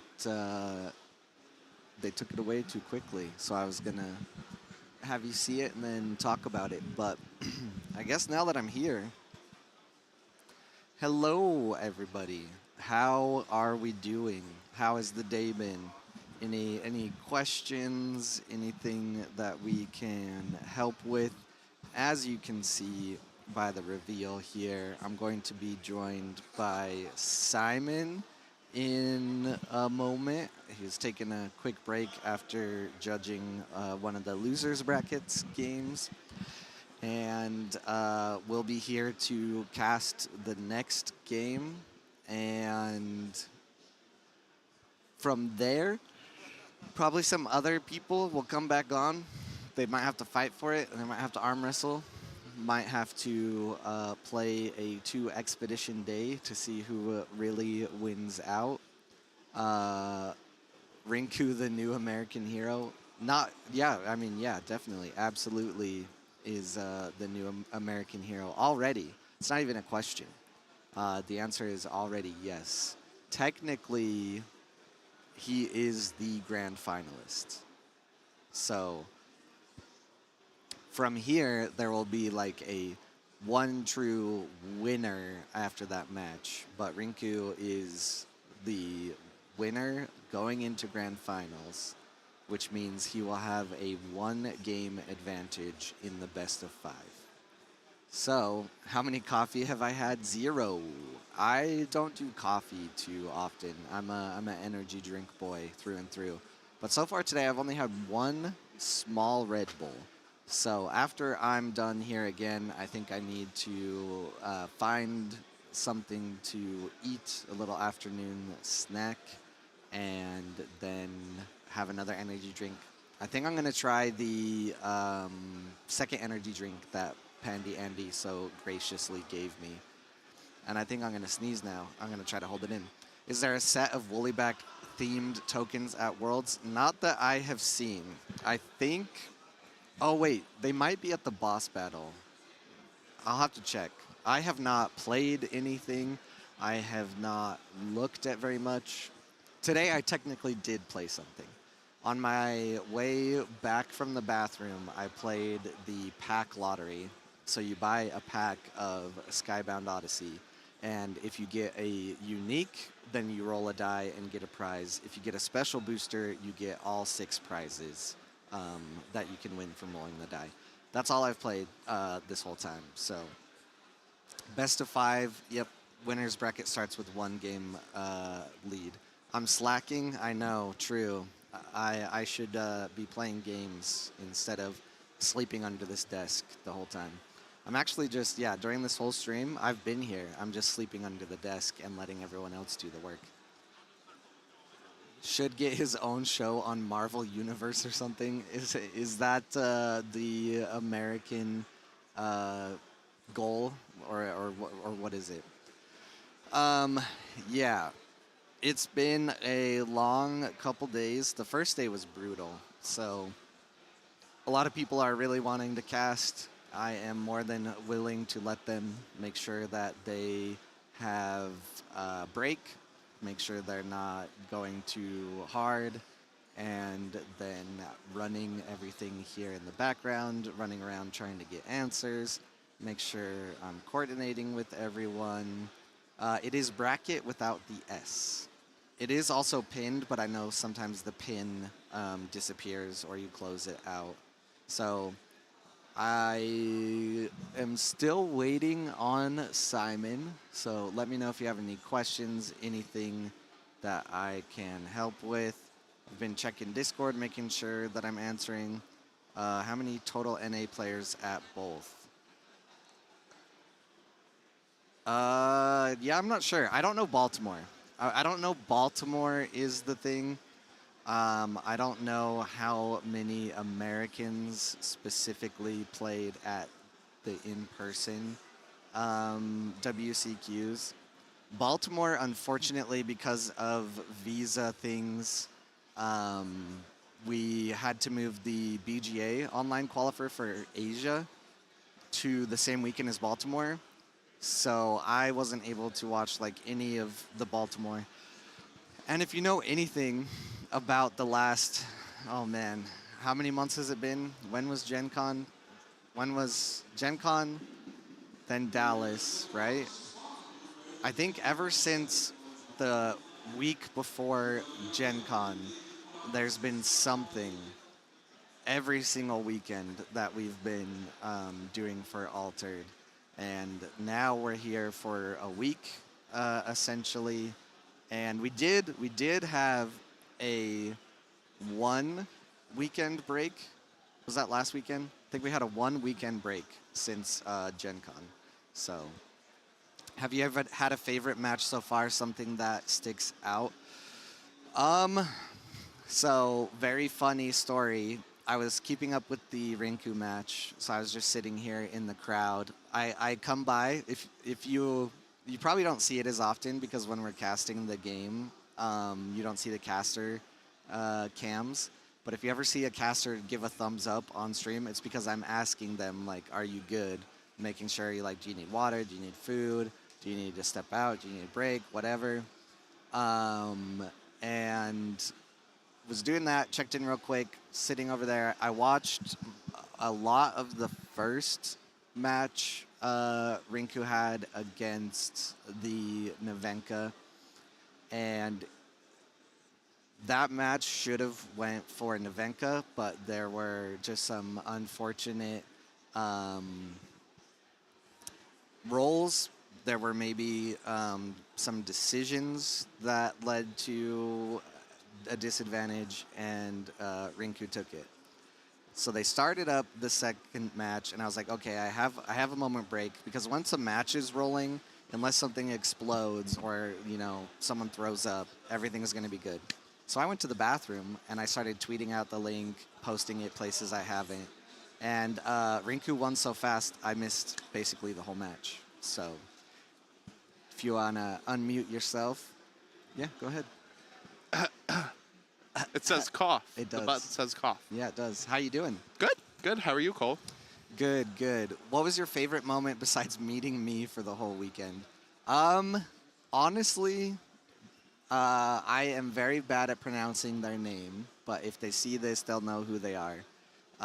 Someone came up to me and said that they wanted to thank me because I was very helpful when they first entered the Discord, and it really helped them get here, and I helped them find a 3v3 team, and they were just really thankful and wanted me to sign a card, and they had me sign the little mouse. And if you didn't see the picture, the first day I was here, I saved a little mouse from the venue and got a ton of shit for it, but I still stand by it. So It was your first time in a foreign country.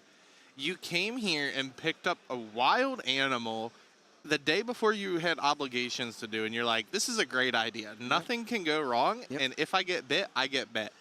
I'm sorry, but that's like the definition of stupid. Yeah, well, listen, sometimes you have to realize that humans or yourself is not greater than any other living thing. Okay, Cole's making this sound like the mouse was about to die. The mouse was underneath a table when we were setting things up. I don't know if you know about metabolic conversion rate, but that mouse is going to move faster than we are going to be able to move. It was not going to get crushed by us. It was not able to be damaged. Things weren't going to be an issue. So Cole was exaggerating a little bit. The little mouse was cool. I don't think he had to pick it up to save it or anything. It would have been fine. Answering question in chat, and for Simon, what was my favorite thing besides meeting Andrew, of course? I don't know. It's just been a really fun weekend for me. Being able to judge at the highest stage was always a big accomplishment for me. So I think that having the opportunity to impact the World Championships in a positive way by my presence being here and helping things turn out the way they were supposed to throughout the rules interactions and player interactions has been a big highlight for me. Outside of that, though, somewhat selfishly, it has been very cool to see the amount of people that have come up to me and said hi. I know you online. This is my username. I play in the A.W.O.L events on Monday or Wednesday, and just talk to me about the events that I run and thank me for them. That's been really cool. So seeing and having that response throughout the weekend, it's been like 30 to 40 people who have done that to me. And like, oh, you're the Simon when they see my name here. So that's been really neat. So I have definitely enjoyed having that be the experience for me. It's been cool to see the convention-like atmosphere of the event, having so many different players, 30 to 40 different team jerseys that I've seen, players from all across Europe. There are so many different players at the event that just eclipses every single thing that we've had in North America for Altered. So I have had a great time just soaking in the vibes that I've been missing for events for a while. And I hope that we can recreate this in the States at some point, especially because of how exciting this weekend has been for everybody involved.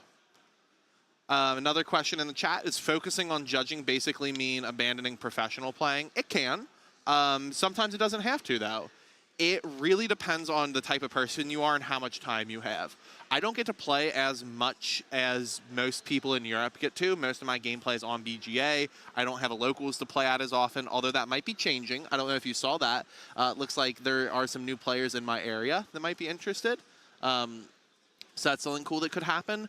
But I haven't been able to play as much recently, and even though I had aspirations of playing at a high competitive level, my true calling for every game that I get involved in is tournament organizing and judging and running operational sides of things.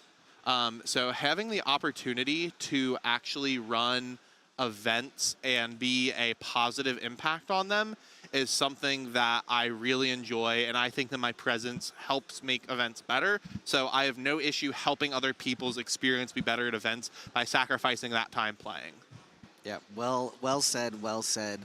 I think I agree on the other side of things as well. Obviously, I don't judge as much anymore. I honestly don't think I'm an excellent judge. I think I'm a good judge when it comes to running around and checking on things and making sure like most simple things are going well. But when it comes to complicated interactions, I will leave that to other people. So here's my thing then, right? Judging isn't just knowing the rules and knowing how to apply them. Judging is also player interactions and player management. You do a really good job at being the type of person that people know they can talk to and being helpful and informative for those players. So I think that you have a skill set that is fit well for events like this, where maybe like the side events would be a good place for you. You might not have to know all the rulings, but you would make the player's experience better. So I think that you have a skill set that's good for judging in ways that might be different than mine and different from other people. So I wouldn't sell yourself short. Yeah, and I would say to anyone in looking to become a judge, I would say the exact same thing that you said. But at the same time, I get too in my head and worry about it and stress. Yeah. So I like doing what I'm doing here, and people have asked me, like, you haven't been on cast at all today. Like, are you sad about that? I was like, no. I have, like, no need to, like, be on camera and, like, put myself out there, promote myself, have an ego. That's Blue's job. That's Absolutely. why it's good that the three of us kind of Drama balance queen, each other out. Not being here and taking away the spotlight. Right. Can't believe it. Right. So I am totally fine making sure everyone involved is taken care of and also making sure everything runs smoothly. And that's what's been my main focus, especially for today. As of now, we actually have too many people that want to cast. Yeah, I mean, I have to tell problem someone no, and that's the hardest part. But hey, you know what? Hopefully that means we can get more people trying to help out with our weekly events. But it looks like we actually have something fun to do now, don't we, Cole? yes. So the thing is once again, I am actually not casting. Yeah. So I will reveal the caster name because they ran to the bathroom real quick. There is going to be a very, very special treat for you here. Make sure that you show tons of love in the chat. I'll reveal the name because we'll probably switch over to the game so you don't miss any of the action. I'm just trying to delay and stall for like a couple more seconds to see if I see him running here. But, oh, look who will be joining you, Simon.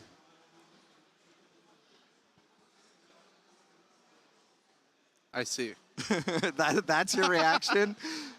That's it? Mixed thoughts. Mixed thoughts. Oh, the integrity guy, everyone. Indeed. The integrity guy. This has nothing to do with anything at all. Sure. So, yeah, Rinku has a free moment and is going to jump on the cast with Simon here. Yeah. Just make it all about the game, you know? Yeah. Don't even Yeah. have to ask him about his games. Chat, you Yeah. better not ask him any questions about his games or else. Yeah. We'll go over to the gameplay. I will sit here with you until Rinku runs over. So we have Vittorio versus Crazy Smack. I said it worse that time. You know what I'm saying. Looks like our bans are Kojo and Atsadi. How do you feel about banning Atsadi? So I am also probably going to poorly pronounce this name. I believe it's Krishmak, but I could be wrong. I think you did better than I did. They have played at Saudi in every match that I've watched them play, and they have very technical gameplay and have won some matches specifically because of how their list is built and their gameplay skills. I think Vittorio may be aware of that and might just think that it's best to ban this deck because it seems like one that they are best at. And instead of striking the deck that they have a bad matchup against, it's striking the deck that the player is best known for. So I don't disagree with that opinion. I think that that is a fine choice to make. Keeping both Sigismar decks active, that seems to be the case for a lot of the decks this tournament. Most people just like either feel like they can beat it with a certain matchup that they have, or they can actually beat it with one of the mirror matches. So I don't think there's been any issues there. I haven't seen a whole lot of Sigismar bans. It's been more of like the pocket picks or like counter matchups instead of generically good decks that I've seen get banned. Yeah. Yeah, well said, well said. I think going into this, as I've mentioned a couple times, players are either going to focus on matchup bans or player strength bans. Like, as who's about to join you, as he ran back here, you ban Kojo against Rinku. But maybe you think you can beat Rinku's Kojo, so you ban something else. So it's kind of that two-sided coin there. But I'm going to hand the headset over to him, the legend himself. Remember, you cannot ask him about his games. This is only about Vittorio and Krishismak, or else Simon will yell at me. So I don't know if I would yell at Cole. I mean, I know I would yell at Cole like all the time, but I don't know if I would yell at him specifically for that. Because I feel like it's not the worst thing in the world.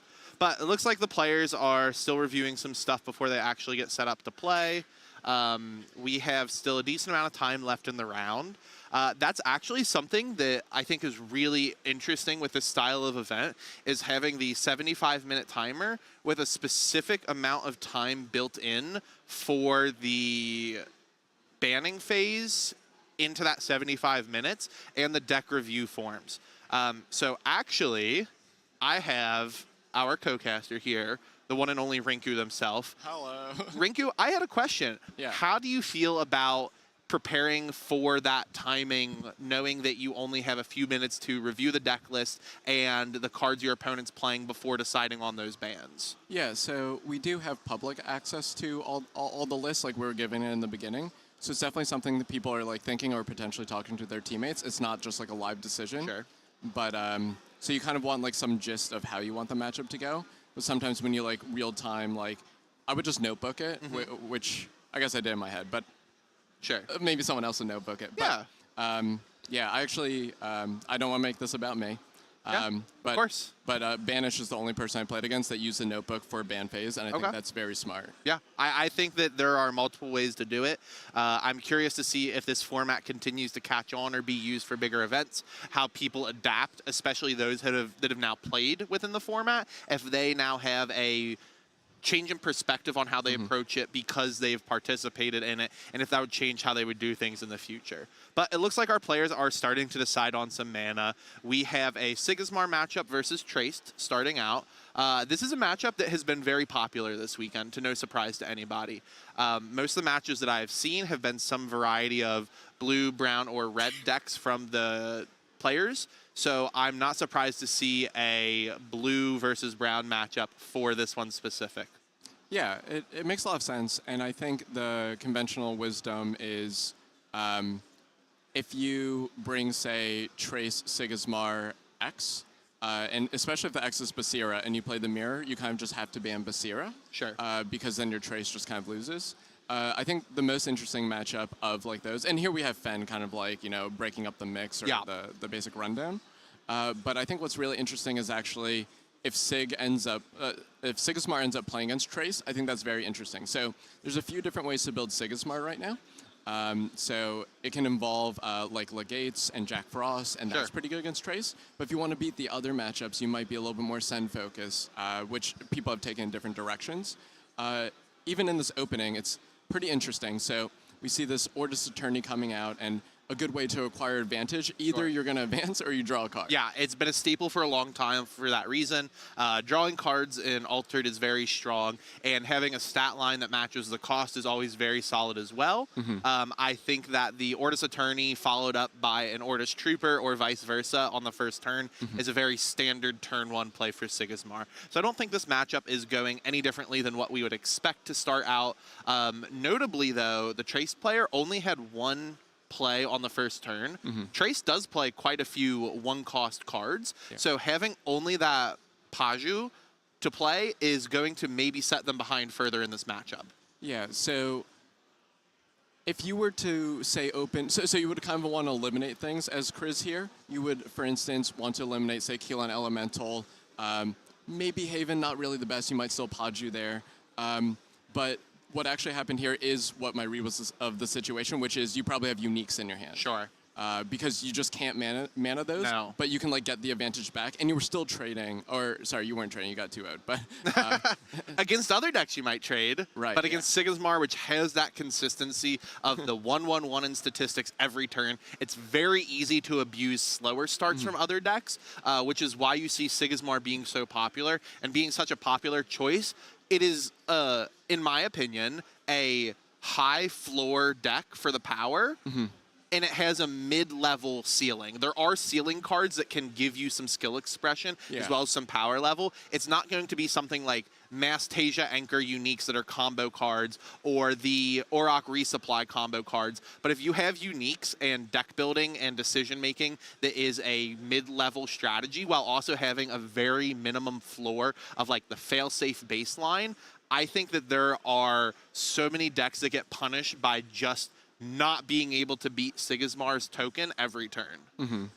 Right, so it applies this kind of pressure, and it's kind of like a zero-cost 1/1/1 after you and sometimes. Yeah. Right? Like it just provides this very interesting thing, and especially because tokens and boosts in this game are uniform, as in they don't have holes like we see in the Lyra cards. It can always advance. Sure. It also makes sleep and removal a little bit more potent. So we see the Anansi played, and this is one of the ones that triggers for both reserves. Sure. So getting 2 boosts here instead of that 1, and putting another unique in the reserve. And I think notably, this Anansi also only has a played from reserve ability. We've seen Anansis all weekend that have arrow reactions, but the just from reserve reactions are a little bit less common. But in probably 70 to 80% of cases, they do exactly what you want it to. You don't see the Anansis get played from hand as often, specifically because we have cards like Restocking Station, which let you reuse it over and over again from the reserve.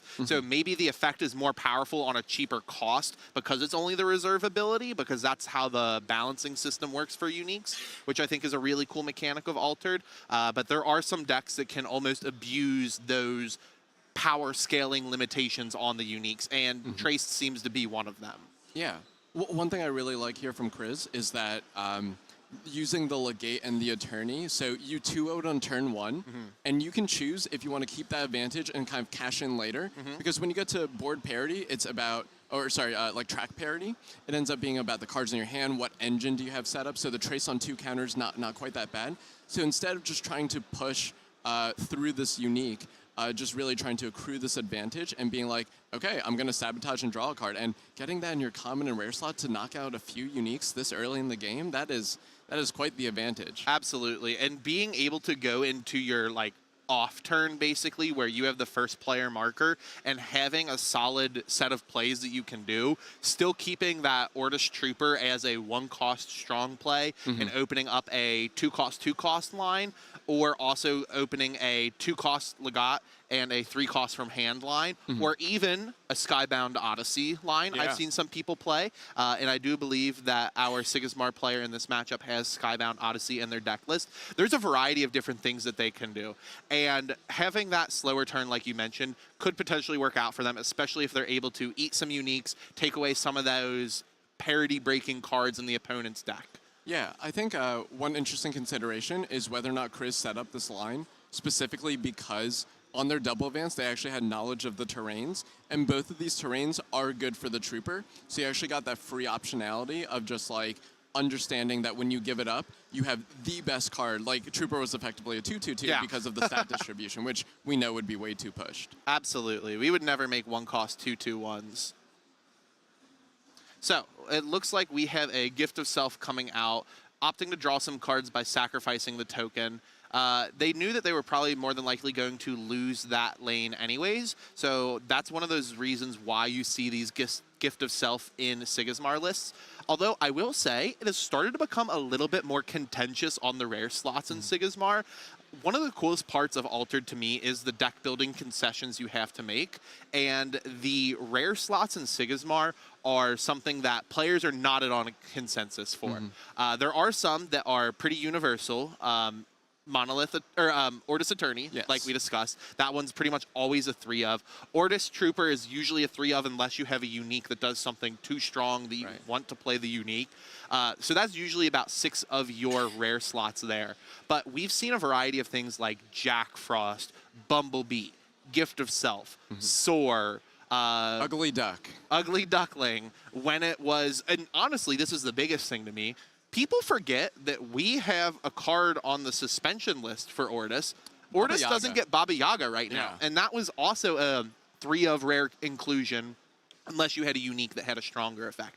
So different cards like that take up slots, but there are some different discrepancies between lists, and it actually looks like our Sigismar player in this matchup has one of those Bumblebeats in their list. How do you like the Bumblebee in the deck? I've seen some people opt for 2 copies, 3 copies, other players opt for 0. What's your opinion on that card, maybe even in this specific matchup? Yeah, so if you're playing in Sabotage, it's fine because like you don't necessarily like need to spend the 3. You need the stats to matter. So like for instance, it is weird against Trace because of Hooked, but otherwise it would be good. So anything that cares about lining up things, but you can kind of pincer both sides and it lines up your removal plays a lot better. You also get these really cool jukes with Sandman where you like now can play Sandman on either side and self-sleep. Yeah. So usually, unless if you're already far ahead and you're pushing your advantage, you'll usually see the Bumblebeat on the other side. That way, once again, you have uniform pressure on all terrains. Yeah.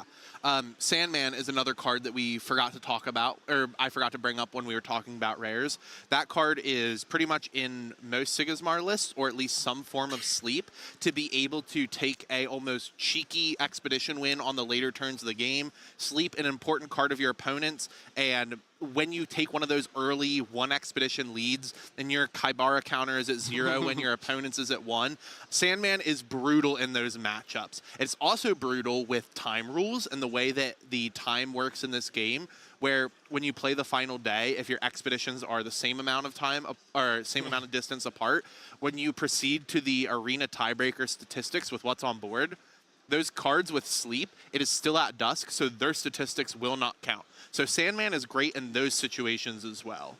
Yeah, that makes a lot of sense. I think the last thing I want to touch upon before, focusing just on the stuff here, is that you can also consider that a lot of people take people's rares and commons and then just throw in whatever uniques they have. You have to actually work backwards. It's, you are playing these uniques, why did you choose these rares? So, for instance, one thing you could do is you could play 3 uniques that all draw a card in Ortis, then maybe you don't play Gift of Self. If you instead have token spam that don't draw a card, now you have to play Gift of Self. Yep, absolutely. So, looks like we have currently expeditions are tied. The Sigismar player has a unique in their reserve. I believe this is a Haven trainee that says when played from the reserve, if you have less than 8 mana orbs, you get to draw 2 cards. Its statistics aren't always the best for the cost, but having that extra card draw on Sigismar when your deck is starting to run through cards pretty quickly because you play cheaper and lower cost characters and spells, that extra card draw can be huge. So I'm curious to see how much that comes up in this matchup. Our Trace player, on the other hand, their reserve is filled with 2 hooks, from what it looks like on my end. And while that card can be good, especially in situations where you have a 1 expedition lead and it acts as like a pseudo Sandman where you move a character to a lane that's already winning and it takes away from a lane that you would be losing in, it's good in those situations. But having 2 of them in the reserve in this specific situation, I'm not entirely sure if this is the position that our Trace player wants to be in. Yeah, so one thing I really liked about what Chris did here is that they were able to line up a spot. A, the terrain's very good for this trainee. Yes. But second, so even hooked, it's like innately playing around hooked. Second thing, though, was playing around Armored Jammer. So what happened was, with Vittorio being the first player, found a spot to play the trainee. You don't have to worry about like removal spell plus sabotage or something weird like that, and they don't play sleep. So you know it's going to go to your reserve. And then as your first action, you're very happy playing this on the second day and just cashing in those cards. Yeah, so, and this trainee has like a limited lifespan to it, not only because of the mana orb restriction, but also because of where the terrains are. So once one of you pass the forest isn't going to matter as much. Yeah, and with Sigismar, it usually does not matter as much. Ortis has a lot of even statistic characters top to bottom, but the uniques can sometimes have those statistically different lineups, and that's somewhere where the terrain will matter in this. We do see the Bumblebee come out. It has the 2 boosts because the token spawning made one and the Haven trainee made one, immediately answered by that hook to change the expedition it was in.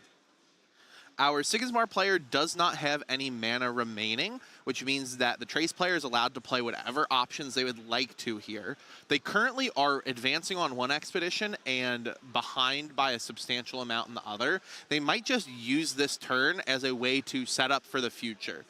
The one downside, though, is this other hook that they have more than likely won't be able to be used unless they commit another character because of how the region expeditions on the other side work, and they don't want to use they don't want to bring a character over that would cause a tie. But it looks like they're fine committing something as they move that Axiom Salvager over with the hook and play a Foundry mechanic from their hand. Yeah, so kind of pretty interesting. So gaining some card velocity or card advantage by being able to play the hooked from the reserve, but losing the option to station your Salvager and get another resupply. So you kind of win some, lose some there. Of course, the Axiom Salvager isn't doing that much at this stage in the game. And I don't believe we've seen any Frankenstein yet. I don't believe we have either. Frankenstein is a very interesting card, especially in the Sigismar matchup. Having a hand cost of 4 matters a lot. Not being able to be hit by most teamwork trainings is really important because the Sigismar player usually won't have 4 or more characters in play if the Traced player is smart when they sequence their Frankenstein in. Not all Sigismar players are opting for the Ortis Spies as well, so the Frankensteins with the restocking station can be very sticky, which can cause a problem for Sigismar. I will say that there's kind of an adjacent type of problem, though, is that if you play Frankenstein from reserve, you can end up in a spot where it gets stranded in play through fleeting. So there's this kind of tension where you have, say, or does Spy, which can remove the Frankenstein from reserve, but also Sleep can keep it around for a little bit longer.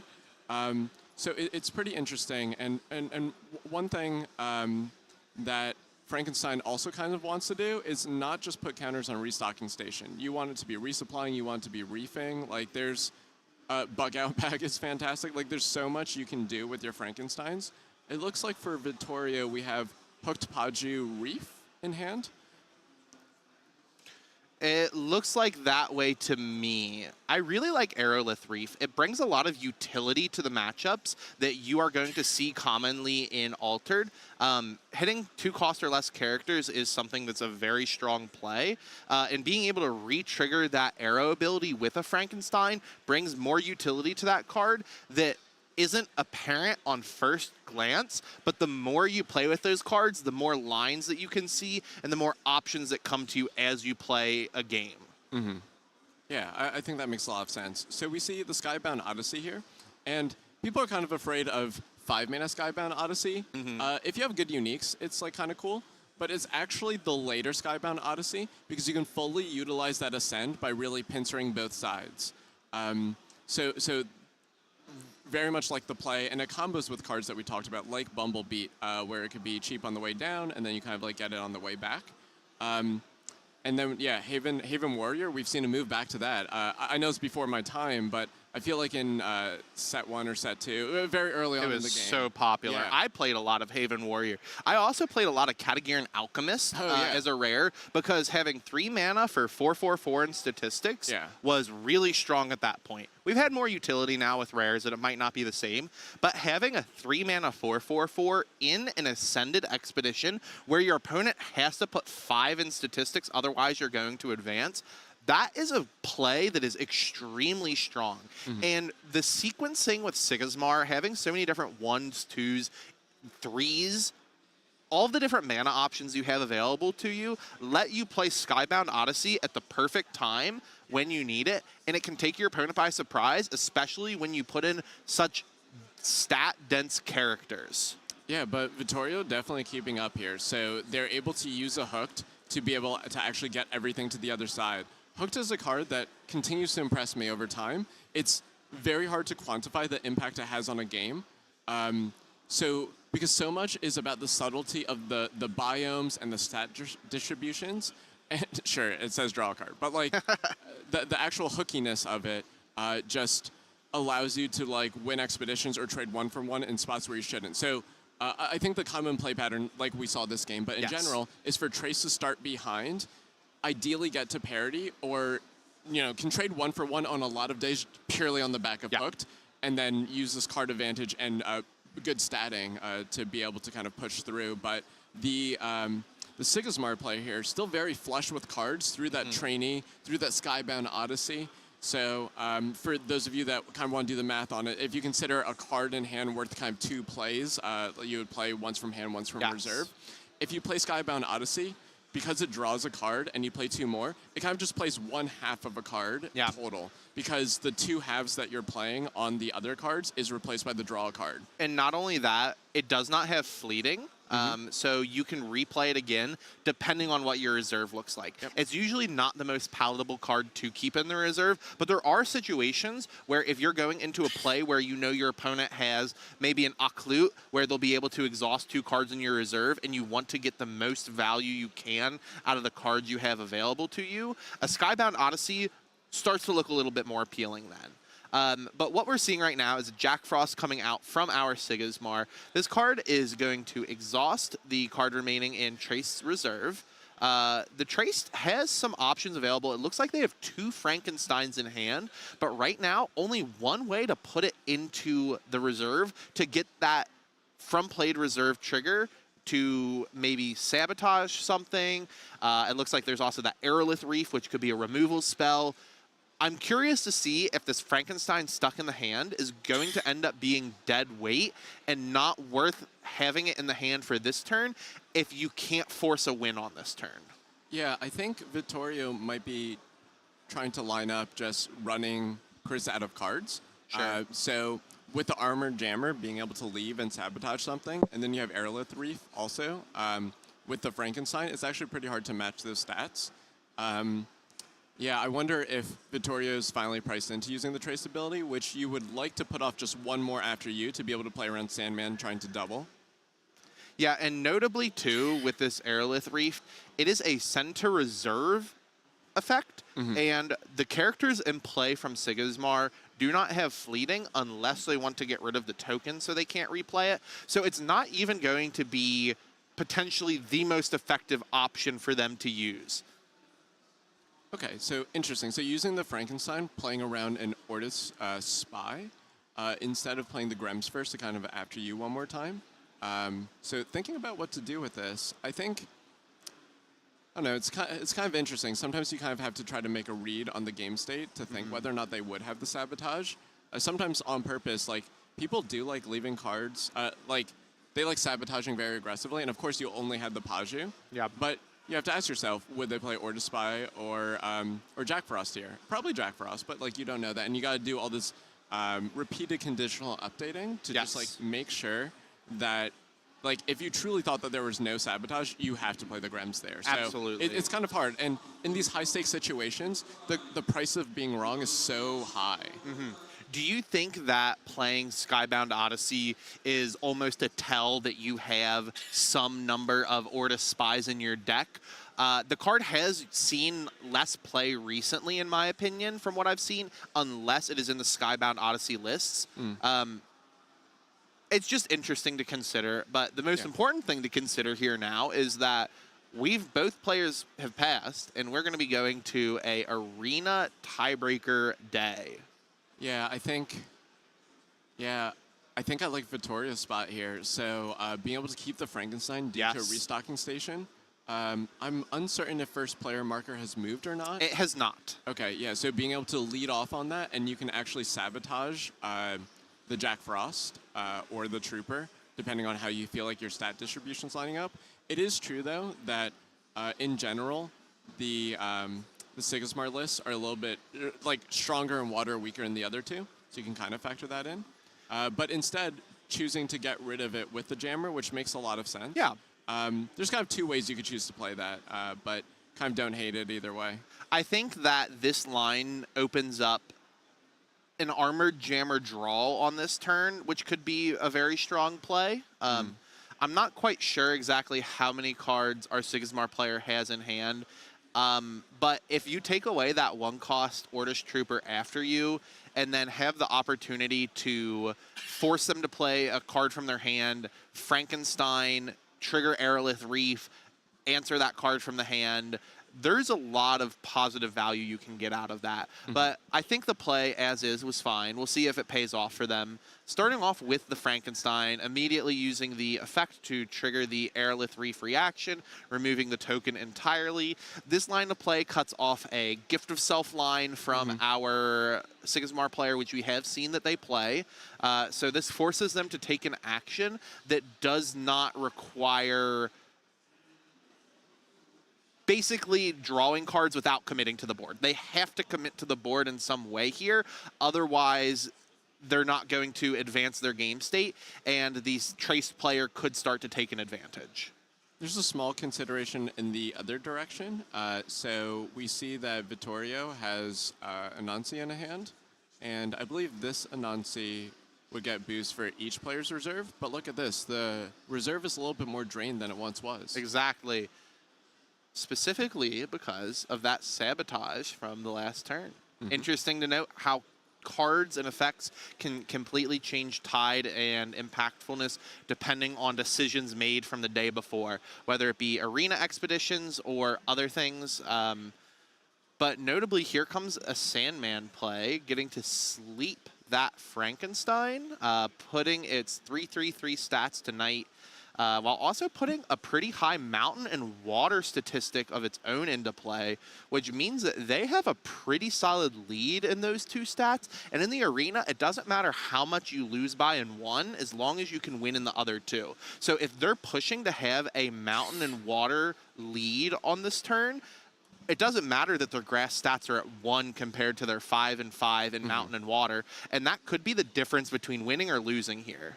Yeah, so I think the last 2 cards for Chris is actually teamwork training, which is kind of the worst case scenario. I like for Chris, like would love to have just more Sandmans, more after use, but instead, I think we're going to see the Nancy come down, and since it's 4 from hand and 2 from reserve, you could play for 2, but it can't be teamwork training.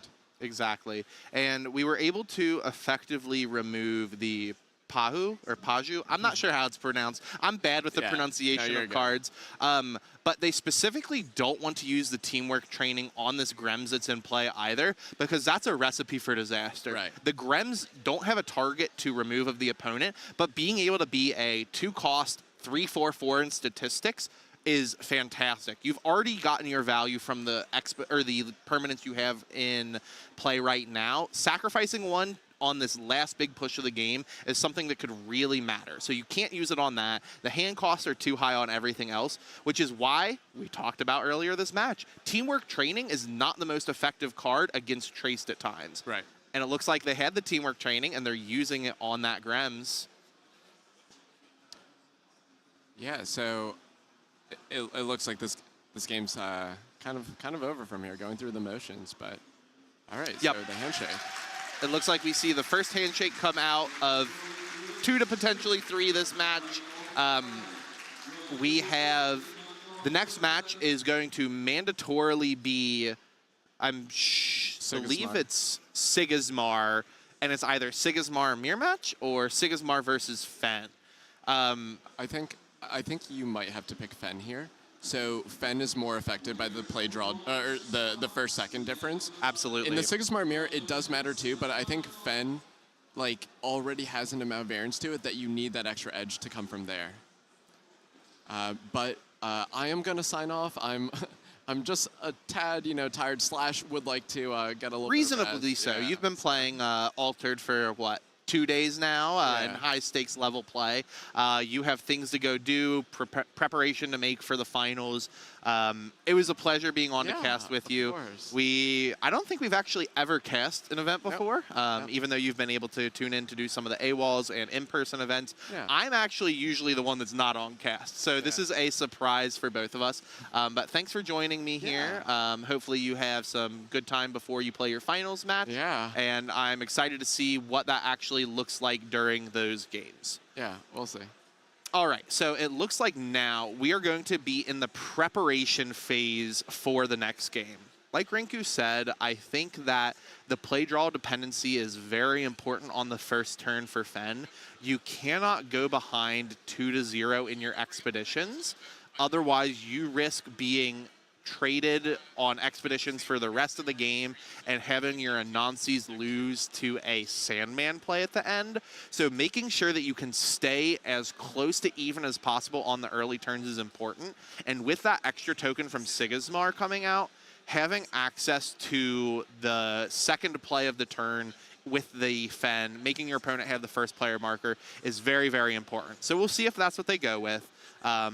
Not really entirely sure what it will end up being, but it actually looks like they're going to run back Sigismar versus Sigismar. Now, another interesting thing to note with this decision, if the match goes to time, there will be a situation where it'll be Sigismar versus Fen when we get to the time rules for tiebreakers, where expedition progress might be the only thing that matters, and that can be a downside. But we just had Rinku on the broadcast. They have unfortunately had to go, but we are replacing them with a new commentator. Random mystery guest on the stream, number 5. Would you like to introduce yourself for the world? Hey everybody, it's Trickster. You can find my YouTube at TricksterCG. Maybe you know me. I was playing in this event today and it was so fun. I got knocked out sadly, but you know what that means? I'm here with you, Simon, on this cast, and I couldn't be more excited. Yeah, it's going to be a great one. So I don't know if you saw the first game. We saw the Traced take the win over Sigismar. Being down a game in this best-of-3 situation, what is your mindset looking like as the Sigismar that is down 1-0 in this matchup? How are you approaching the matchup now, knowing you have to win your next 2 games? I think that being down a game definitely is a little disappointing, but Traced is favored into Sigismar, and you probably had like some amount of idea it was coming. It is hard, though, now that you drew out that game so long, you don't have very much time for the matches that maybe you actually have a better chance of winning. Yeah. But that's just where we're at this point, and I think that it would be beneficial for, how would we say this, Kiersmack? Somebody in the chat told us the pronunciation earlier. We are just simple Americans. We're sorry for not being able to pronounce European names. I've just been referring to them as, I don't know. Okay. I really don't know. The bottom Sigismar player. The bottom Sigismar player. I mean, optimally, it would be awesome to win the game fast. But more important is just to win the game, period. Absolutely. Because if you don't win, you're eliminated, basically. Because in time, I feel like Fen goes online a little slower than Sigismar. Absolutely. So you'd want as many turns as possible. But the Sigismar matchup is already just like pretty complicated. Obviously, you're going to be really even in what you can do with your opponent. And it's often a bit of a grind. And personally, I feel like the game is almost always won on the last day. Whoever has been able to keep their resources slightly better and can get in the last action is probably the person who finds a way to get like a 2-1 or something to win it. And so you can't really do much to change your game plan because you just have to play it the normal way you're used to, the best way. Or else maybe if you're like trying to play too fast, you might just give that second win to Vittorio anyway. Sure. So we do see Vittorio starting off with a Sandman play of his own. This character is usually used on the later turns, but they're using it proactively this turn, using it on their own token to keep it around to try to force an advantage next turn. But the Ordish Trooper answer is going to be very interesting to see. Oh, wow. Yeah, this is like a little bit of a blowout maybe because you're going to be double advancing on, well, it's like 2-1 your opponent, and they don't even have the benefit now of having that sleeping character on the next day to kind of like make up for it. I feel like it's not what you want to see, but having a teamwork training played is one card with fleeting out of your opponent's hand. They are going to be down a little bit on resources, but that's about the only way you'd be ahead. And it looks like we do have confirmation from the chat on how to pronounce it. I believe it is Kshsmak. I'm terrible with that, so apologies if I butchered it. But like you said, you are now an expedition behind. The proactive play you tried setting up by gaining the boost on the next turn has been completely removed from the equation. How do you recover in this situation? You've played a lot of Sigismar. That is a deck that you are, I would say, known for. How, if you were Vittorio, would you be approaching, how am I bringing myself back into this game? I think I would try and punish my opponent's low card advantage at this point, and I would hope that I could trade and get to a point where we are able to make more actions in a day than they are just because of how many resources are available to them. Probably when you're going second and you have like 1-drops and things is like the day you can make up that loss and you can slow play and put like one little card on each side. Since you have the exact same cards, I had a match today where my opponent was going first, and every time they played a card, I played the exact same card on the same side and matched them. And so we're just tied everywhere, and then I still have one more card to play at the end and just go up on like a side. And so something like that can definitely bring you back into it. Here, seeing them play like a tourney, you probably just want to let them win that side, honestly, and go for the other one. If you give them the draw, you kind of like get them back to being even on advantage and they're already ahead. So today's probably not the day to go for a 2-0 anymore at this point. You might have to make up for it later in the game. And we do see a Kokoba unique coming out. It allowed the player to draw a card. And if I'm not wrong, it looks like it has some sort of token spawning effect as well. I'm not going to pull up my phone to have access to the unique cards myself. It's not something that matters as much to me. We're seeing the players play it out as the best that they can. But notably, we see this Aegis Templar come out with its scout effect, leaving a token behind in the hero expedition, which means that they are currently ahead on Mountain, it looks like. Yeah, it's gotten even bigger, the lead. We're seeing 2 expedition advancement.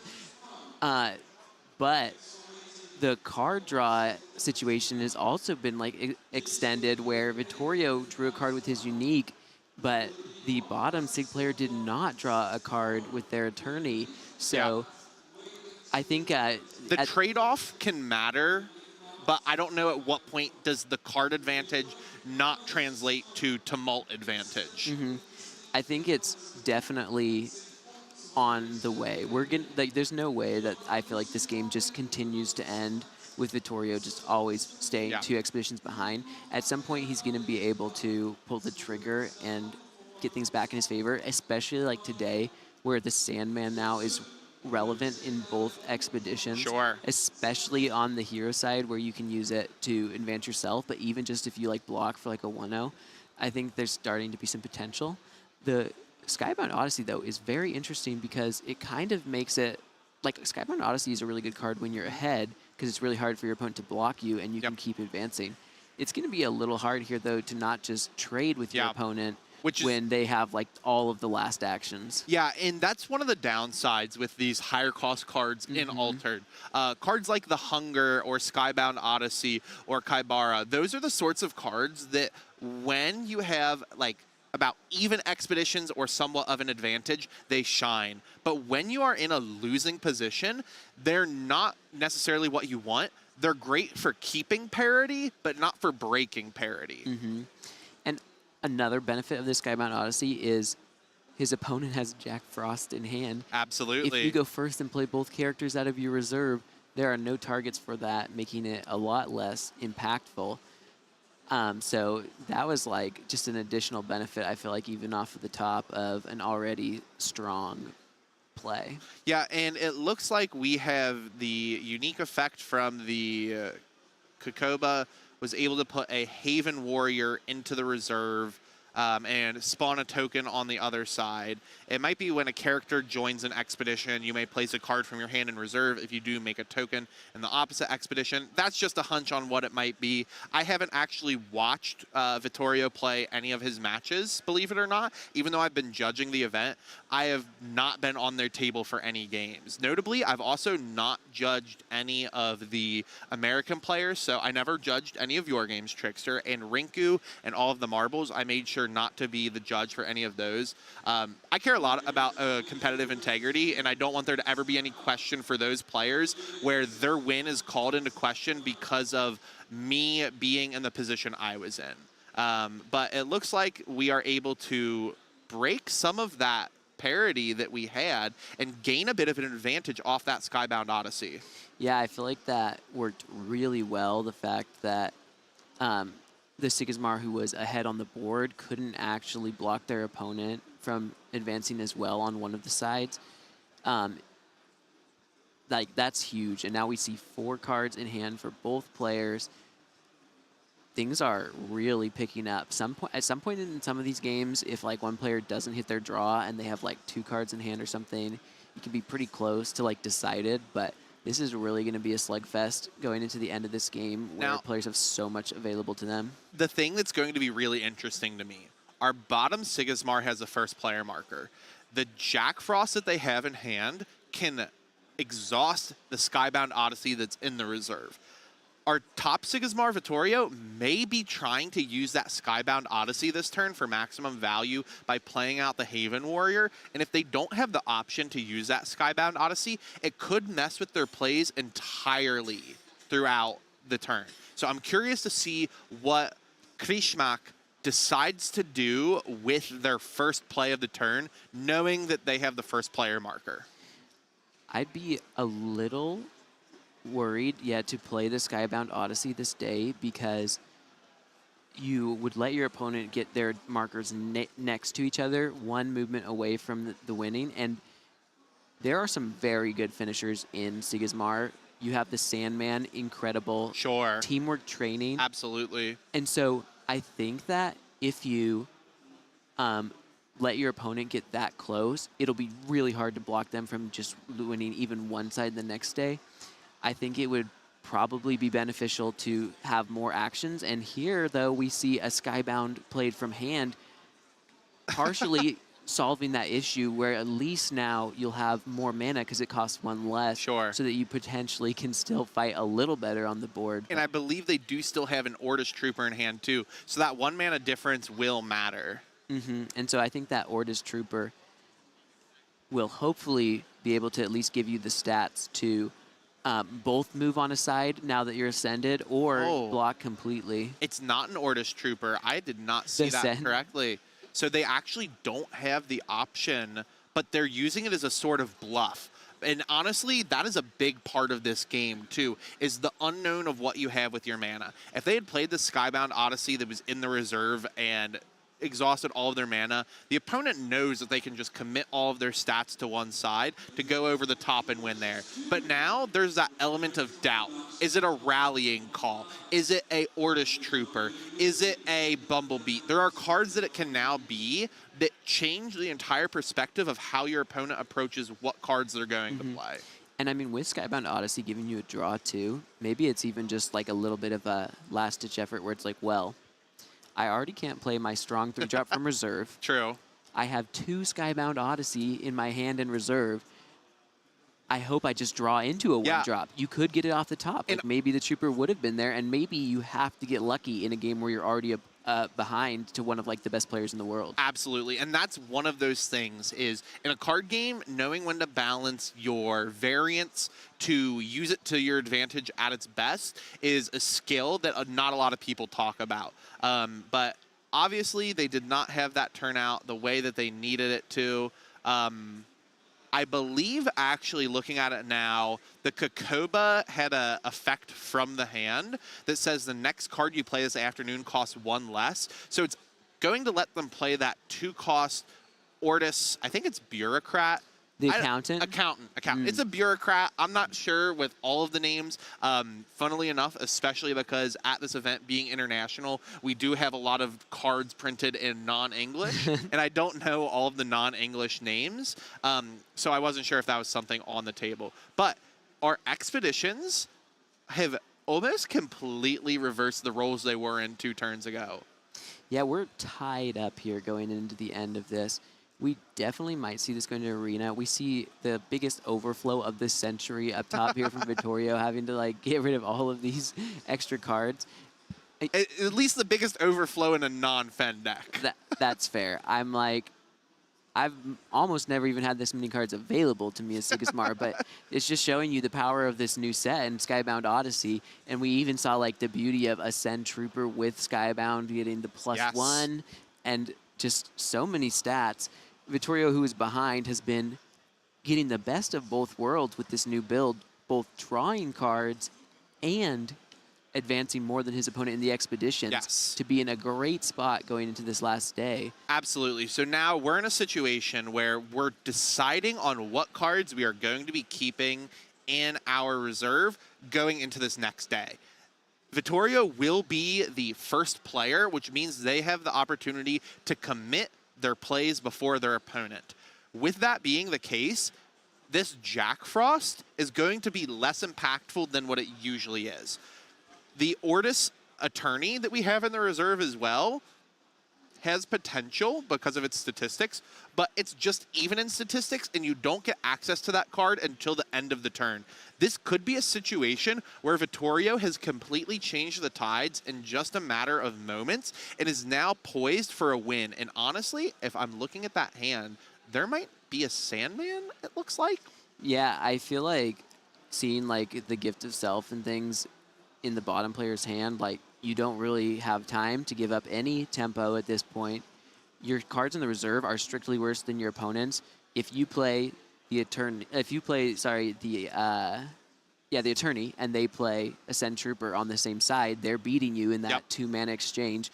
Your Jack Frost as well is a 1/1/1 essentially on both sides. Like your opponent, either you're in Mountain and only getting 1 from it, or your opponent's in Mountain and you're not blocking very well. So it's not a very well-statted card at this point either. And yeah, there is Sandman, like the killer finisher of the deck. The best, I think most players at this point, as well as me, were running 3 of it. You really like to always have it on the last day. It just, I'm sure, ups your win percentages and just makes it has so to. much easier to close out a game. Absolutely. And one thing to note, too, Vittorio used the support ability of the Haven Warrior before playing this Ascended Trooper, which means there's actually no cards left in the reserve for this Jack Frost to even sabotage. So it's not going to have the advantage that it's supposed to. It's not going to stop the opponent's plays, and it's not going to provide the statistics that you need to prevent the opponent from advancing. Vittorio is actually the player that knocked me out of this tournament. Oh, really? And it, we played a Sigma's Mirror as well. Oh, yeah? And I was not the winner of that Not matchup. the winner, but, unfortunately. so definitely impressed by their play today. Against me, though, surprisingly, I don't think I saw a single Ascend card. Really? So, So they've almost It's just entirely maybe changed game plans, but depending on where they were. It's just interesting to see the different way the deck drew. I feel like maybe those cards just weren't available to them, but it's like, wow, it's almost like their deck's been unlocked since I last saw them, and we're seeing just some crazy new synergies being introduced here. And we do see a teamwork training come out, being able to answer the Ascended Trooper that was in the solo expedition while also having the boost. That's pretty strong right there. The important thing, though, is right now we are still losing because of the Ascended Expedition that this new Ascended Trooper has been placed into. Even though we're tied 3-3 on statistics, even when you're tied, if you have an Ascended Expedition, you will advance over the opponent. So all Vittorio has to do here is make sure that they advance at least once, or advance at least one more time than their opponent, and they can win on this turn. I'm not sure how likely that is now with only 3 mana available to them, but it's still an option. And we see the Sandman coming down. Will you use it aggressively and potentially give your opponent an extra card already on the board going into a tiebreaker? Or do you think that if you use it right now, it's just game over, and it definitely might be with only 3 mana left for your opponent? And this is one of those situations where having the open decklist knowledge can really make or break the plays you make. I do not believe that Kishmak plays Rallying Call, which means that if they choose to put it on the opponent's card, they're not going to get blown out by the effect of the Rallying Call making it awake.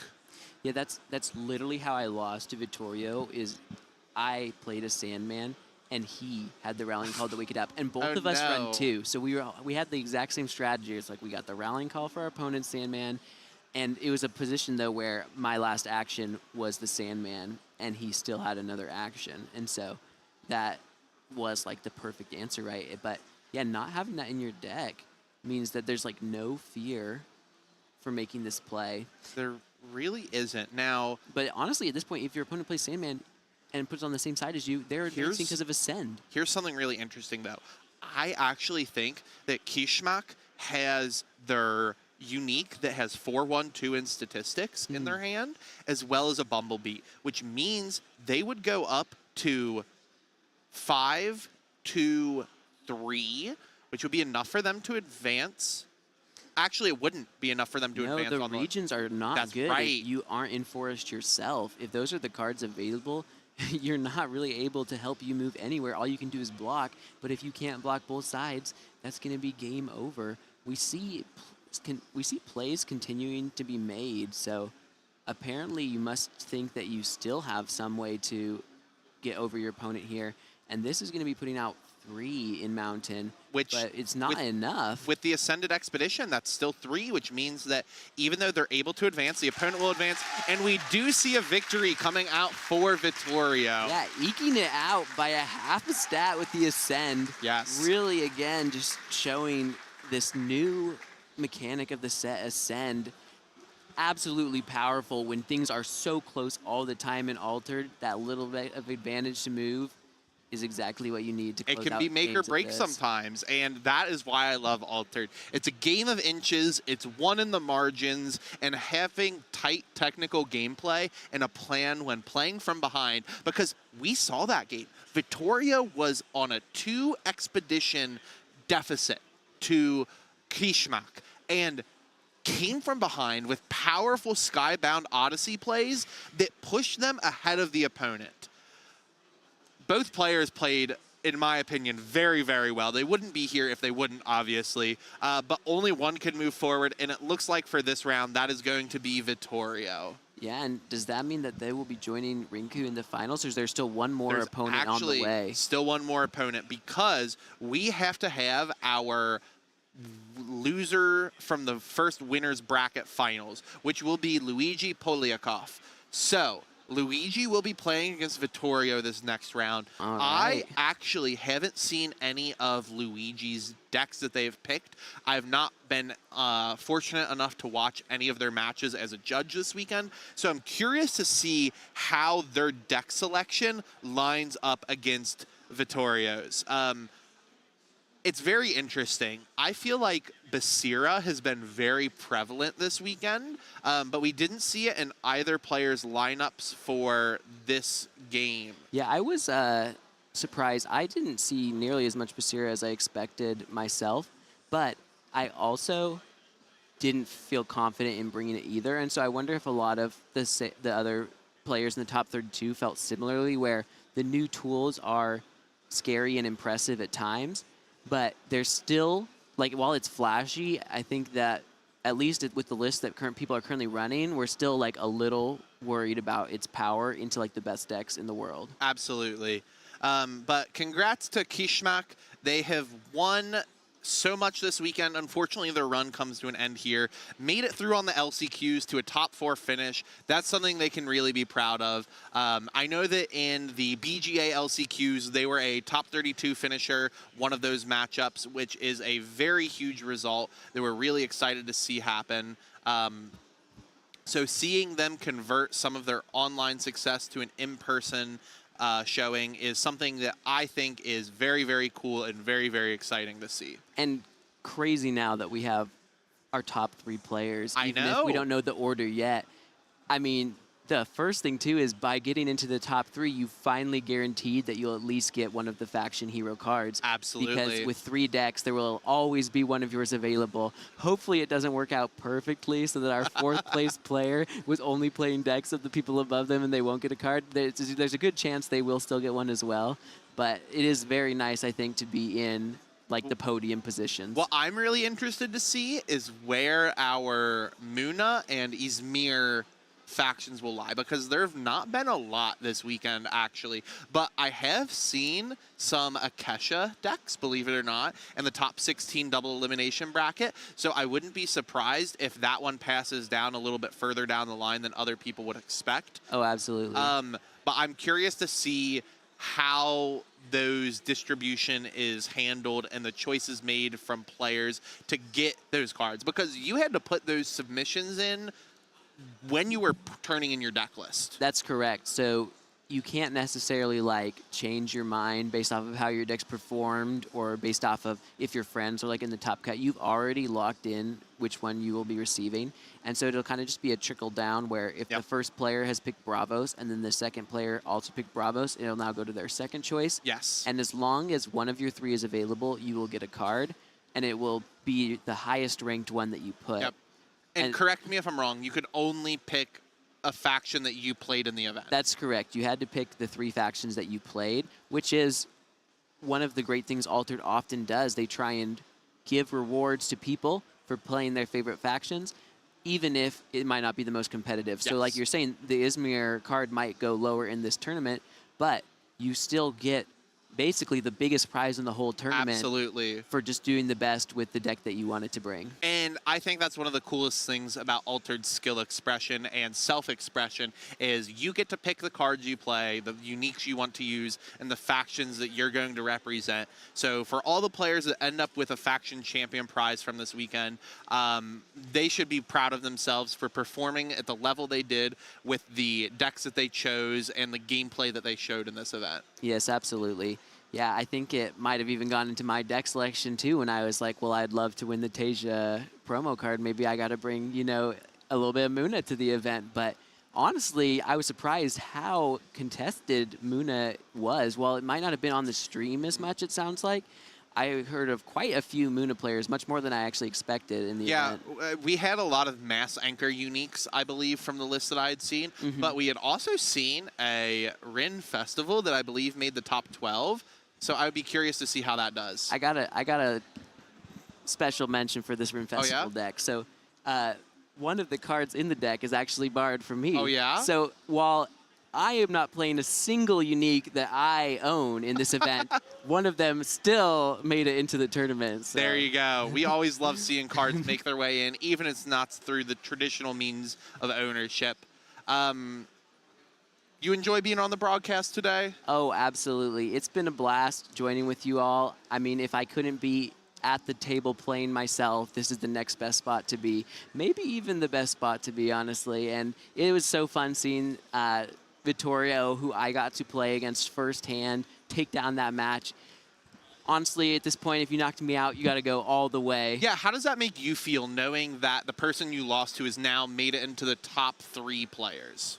Yeah, I mean, I think it is a little more validating to lose to someone who goes far in the tournament than if you lost to someone who just like got knocked out the next round. At that point, it'd be like, if you're just going to lose next round, why couldn't you give me that chance, you know? But seeing them go this far, and especially seeing how good like their brew of like an interesting deck and a deck that's using like the new cards in the set is, I definitely do not feel like sad to have lost to such a strong player. Sure.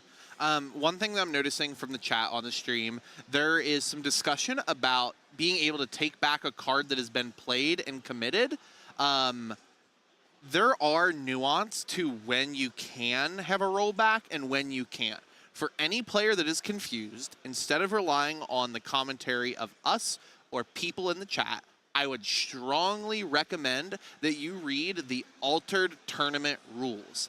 That is one of the most important things you can read going into an event. It will outline the structure, the end-of-round procedures, as well as general gameplay procedures so that you know exactly what is happening. I'm not sure the exact situation that they're referring to, but rollbacks are allowed in certain situations. In high-stakes play, it is usually, not every case, but I'm going to just say 99% of the time, requires the opponent's permission for a rollback on a decision that you would like to change. I've seen this weekend some players make a decision and would like to roll back a choice that they made. I've seen their opponent allow them to, and I've seen their opponent not allow them to. At the end of the day, it's up to the player, the opponent player that is, on if they would like to. I have no fault for players in a competitive situation to do what is best for them when high-stakes prizing is on the line. But I also understand players who would like to play a clean game where they think that the opponent played to the best of their abilities and they win off of their own merit and not off of a potential misplay. But once again, I would urge you to check the tournament rules to see exactly how it is broken down on when they are allowed and when they aren't allowed. And that will help give you some more insight on when those situations can happen. Yeah, I don't think I could have put it better myself. There are way too many scenarios to ever possibly go into on Absolutely. like a cast like this. And we would be here for hours. You definitely cannot trust whatever you see on Board Game Arena. No, you cannot. As much as I love it, there are bugs aplenty on the website, especially with uniques. Mm-hmm. Speaking of unique cards, wow, we have seen some insane things today. Oh my goodness. Like, I thought I felt pretty good about what I was bringing today, and I definitely still do for some of mine, but there's just, it's such an eye-opener just seeing some of the best players, what they're able to find and borrow and put together. It's incredible. I think one of the most interesting things about it is because they're uniques, you might not even know that cards with those combination of effects exist until you see it happen, especially if it's a player that you're unfamiliar with. To put into perspective on how crazy some effects can be, at one of my first in-person experiences with Altered, I had already backed the Kickstarter and stuff, but it was at Gen Con last year. It was the first time anybody in the US had their hands on product to open because the Kickstarter hadn't been delivered yet. We were doing drafts and sealed gameplay with PAX's prizing, and I opened an Anubis unique that had a Arrow Sacrifice and a Reserve put a spell into reserve, draw 3 cards. It is a very cool card. It's one of my favorites in my collection. But the thing that made me like it the most was the reaction that it got out of the Equinox staff that was there. We had one of their organized play personnel as well as one of the game designers, and when they both saw it, their eyes went wide on just the crazy combination that it had. And it wasn't even a broken combination of effects, but having the synergy between 2 different things and having those cards interact in different ways that you might not even think of means that there has to be uniques out there that you are entirely unprepared for, and when you see it, it just makes your jaw hit the floor. Absolutely, and I think that the perfect complement to that is the way that they have allowed you to have a ban here for your opponent's deck, so that even though there are all sorts of things that you can't prepare for, you have a little bit of a buffer where you could always choose to ban this deck that you aren't necessarily expecting, as well as the fact that we have open deck list here. Sure. So you won't at least be surprised during the game by something you've never seen, but you'll choose consciously to not ban the deck and play against it and have it in mind when you're making your plays, which I think is a good balance in a game with things like this that aren't available to all players, to at least have that shared knowledge when you go into a match. I think it opens up some fair gameplay situations, which I think is really important. And it's not saying that closed deck list gameplay is unfair. It's just more so removing the element of surprise that comes with an almost infinite card pool at your fingertips. Other card games have card pools you can pick from, but just the way that uniques work, you are completely unprepared and in the blind for 3 of your opponent's 39 cards. 1 out of 13 cards in their deck is going to be a card that you have no clue what it does unless you know in advance, and it could be the exact perfect counter at the exact perfect situation, and you want to make sure that you're not falling for some sort of blunder, and knowing that information can really be crucial for deciding how you are going to play your game. Absolutely. I feel like that it's very demanding on the players to try and get to know their opponent's list, though, before the matches. Just it is talking about this and thinking about it, I just want to give a little insight to my experience. Sure, in the ban phase. I think everybody would love to hear that. It's not like the lists were made available to us the day before the event or anything. Correct. It was the morning of. You get about, normally they gave us about an hour to look at everyone's list. Yeah. But that's, when you think about it, 32 players, that's basically almost 100 decks. Oh, yeah. For an hour. That's 40 seconds a deck, We have also but then in the actual matches eventually, once you have your opponent, you would get 5 minutes usually to look at the decks and do your bans and picks.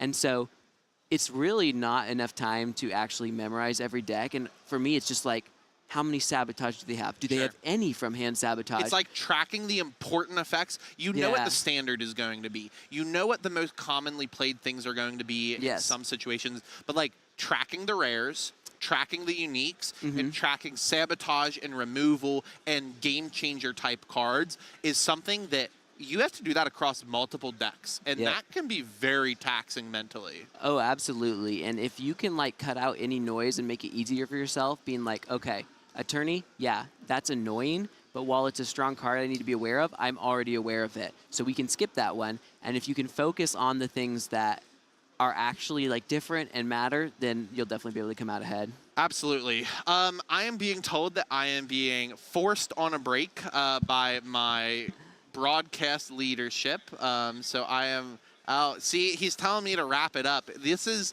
the proletariat trying to silence me. You know what happens with that in France?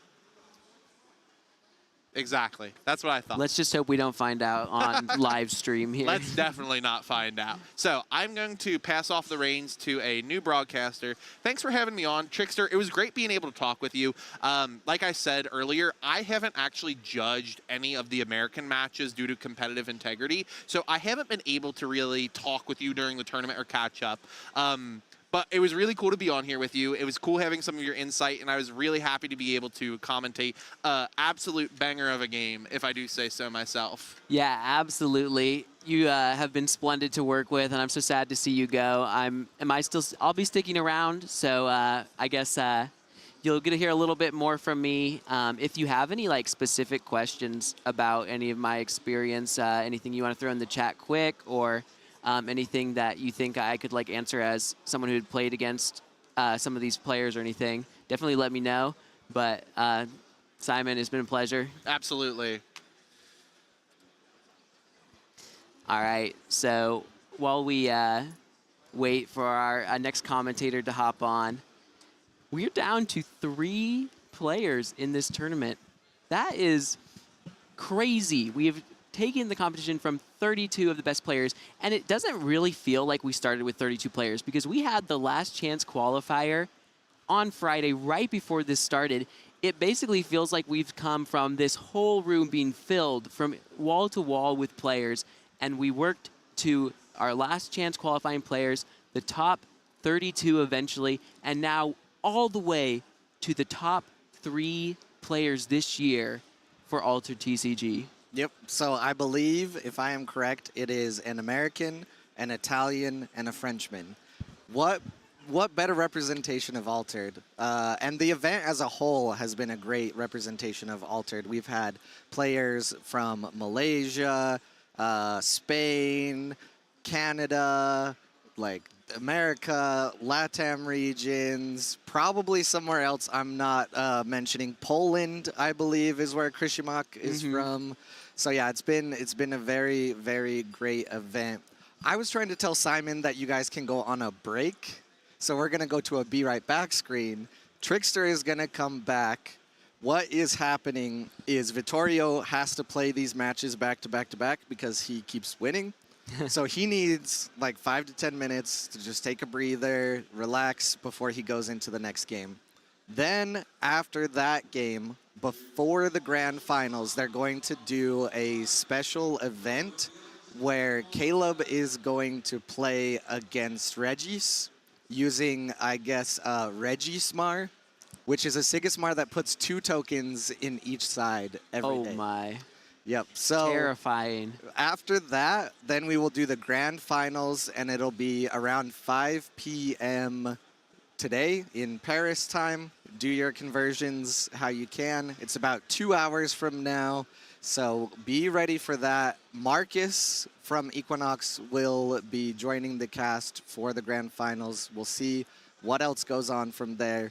But Trickster will be joined by Quetz for this next full match of Vittorio against Luigi. So we're going to go to Be Right Back. I'll let Trickster run around, take a quick drink of water or whatever he needs. And then we might come back early, depending, and you can chat with Quetz or whatever before the game gets in, but we'll be right back.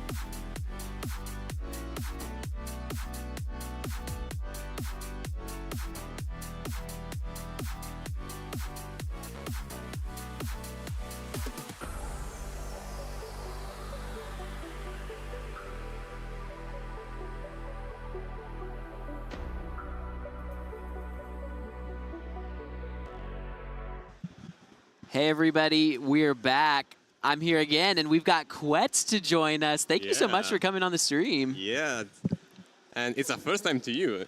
And you was the player playing in the World Champion.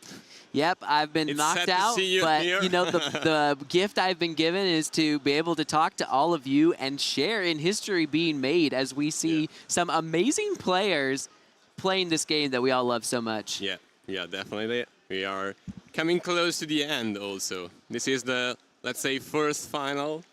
Bittersweet a little bit, honestly, that this wonderful weekend is going to be coming to an end, but when it does, we will have the world champion. Yeah, the first world champion. What do you have any predictions or anything? How are you feeling about the 3 players left in the top? I mean, one of the good thing I feel is that there is a good representation of the nations, because we have seen Rinku already qualified for the final as an American player, and then we have probably 2 of the biggest country with the biggest community. So France, that is the first one in the world, and maybe Italy is the second one biggest. Yeah, I think that sounds about right. I mean, I feel like we were all expecting to see some French players at the top, but I definitely, as a U.S. player, am so happy to see Rinku there. All of the marbles, me and him, Team USA, we actually talked a lot since we came to France and have kind of been like hanging out together, talking a little bit of strategy, and we kind of all were like, as long as one of us goes far, we all can feel like we have like represented. It's the same US thing well. for our Italian community. Like we have 3 players and from 2 different teams, but when we all together, we work together, and it's good to see this type of rivalry that is is positive for the competitiveness of the things, but at the same time you can share moments and enjoy your time, even rooting for other teams' players just because they are Italian, for example, in this case. Yeah, absolutely. And there are so many great players in this game that maybe didn't make it. So many wonderful countries that have many fans of Altered. We'll try and do our best to not be biased, but if you want to see the French players supported, you might need to join the other stream. Oh, no. we love everyone here. Also, I see Yavkin saying, hey, Trickster in the chat. Yeah, good to be here. Thanks for the message. And we also, Luigi qualified this morning for the final, so he's played a lot of games. What a journey, honestly. And what an interesting lineup. We've got Tasia, Ramp. We've got Bounce, Nevenka. And then the last one is Trace, I believe, correctly. It's a different list rather than we saw in other players' list, because he's running, for example, Rare Avalanche. Oh, yeah, that is an interesting card. I almost brought myself. I feel like it's a little bit of a trade-off where you have a card that can blow out so many matches. For example, all of these people running Iraq resupply like loot decks, if they've got a unique, which I played against a player who has 0 in Mountain, you drop that, you clear like their whole board, including maybe multiple anchor uniques.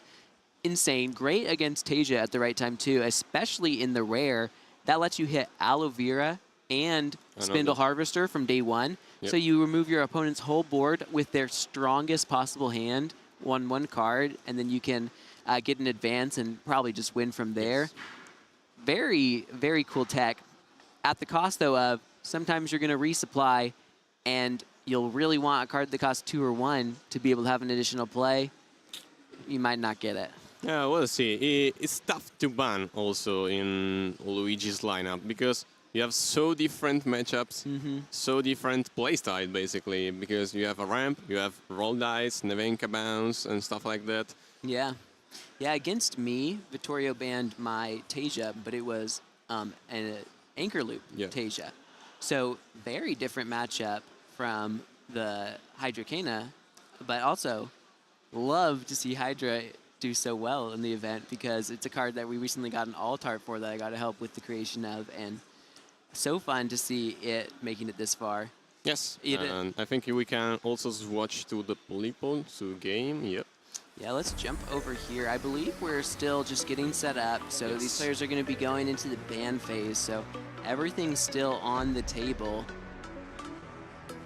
Crazy now. This is going to give us our last finalist. Yep, and Vittorio is running the same exact lineup of Rinko, because Rinko is playing as well. Trace, Sigismar, and Kojo, I believe. That is honestly very notable, especially if Vittorio is the player to make it into the finals. Maybe showing that these players really did crack essentially the meta for this weekend.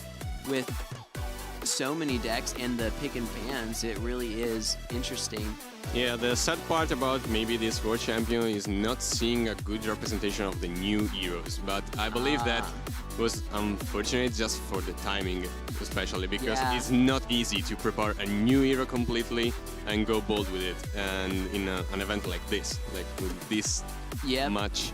I feel like, the 2 weeks or so to get ready is very quick. Also, a lot of these new heroes will continue to get better with the additional expansions this year that are catered to them. But with new mechanics being introduced, there's only so much support you can put into a set. And so I'm sure that we will see them shine eventually. I was this close to bringing a new hero myself, actually. I was considering bringing Soul and Halua, and I'm actually pretty impressed by the deck. Street, or I'm Street, is a very strong Soul player, possibly the best in the world. He has really shown me what the deck can do, and I think that it is like a hero to look out for. Definitely. I know Street, and he spoke about Soul so much. Yep. I have still a message from him in Discord pending because I had no time to respond to him. And funnily enough, one of my friends pulled how's it called? A fog. Oh yeah, release fog? Yeah, the one that like is strong in Soul because you want to pass. So with arrow effect, but it costs 2/2 from end and reserve. Oh, and wow. Not free. It's like the first ever I saw. What are the stats on that? 2/2. That's incredible. Yeah, it's insane. I would absolutely love to get my hands on a card like that because it's so strong to get the last action in Altered. But for Soul, you need to pass before your opponent. And with this card that lets you pass immediately, you can play it after your opponent's out of mana to respond to what they've done and still get your Halua token, which especially might really mess up your opponent if they were expecting to be passing first themselves and were like not factoring in that being on the board. And speaking about new heroes, if I ever qualified, I was considering Kaori. Oh, Kaori, like really leaning into giving your opponent tokens, or just more taking advantage of the draw? But both really. But the main combo is giving tokens to your opponent and eventually play the new Leviathan, the one that gets boosted and is gigantic for the characters that your opponent controls. So that's the way. And I'm playing Kaori with the uniques that boost when a character joins. So if you can bait the tokens from your opponent, that triggers 3 times your uniques. All right, we saw the bans just come out. So we've got Kaori just making it onto the stream. Muna ban, so we're not going to be seeing the ramp Tasia. We got an Ortis ban as well. That Skybound deck that did so well in the last match, off the table. That will not be coming out. It's going to leave us now with Traced on both sides, a Kojo and an Evenka. So Luigi actually choose to ban again Sigismar like he did in the I forgot the name. In the last match against Rinko. Okay. He decided to ban the same exact hero. So interesting. So he's repeating. Feeling like I guess the right decision was made, not making any adjustments, but does that mean with a similar lineup we will see a similar result, or has Luigi learned enough now to be able to flip the tides in this match? I mean, Luigi played Nevenka against Rinku and lost both games, but it was really unlucky with the dice. So what you're telling me is he's due, and we're about to see some 6s when we want them and one and never won. Yeah, I don't know. He rolled like just 1 and 6 in beforehand. So let's see. Yeah, I think that this is going to be a great match, and Trace is in all 3 of our finalist deck lists now, I'm actually realizing. So it's interesting to see, like, the representation.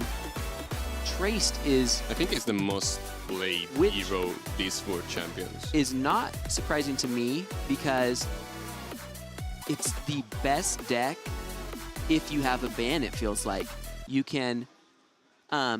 it's so strong, but it has a really bad matchup in Basira and maybe like a handful of other things. And so in a format where you can have a ban and people are comfortable playing it and feeling like they will only play good matchups, we really see our players deciding here that it's a great pick to bring. And I personally played it as well today and feel like it was one of my strongest decks. And so I definitely agree.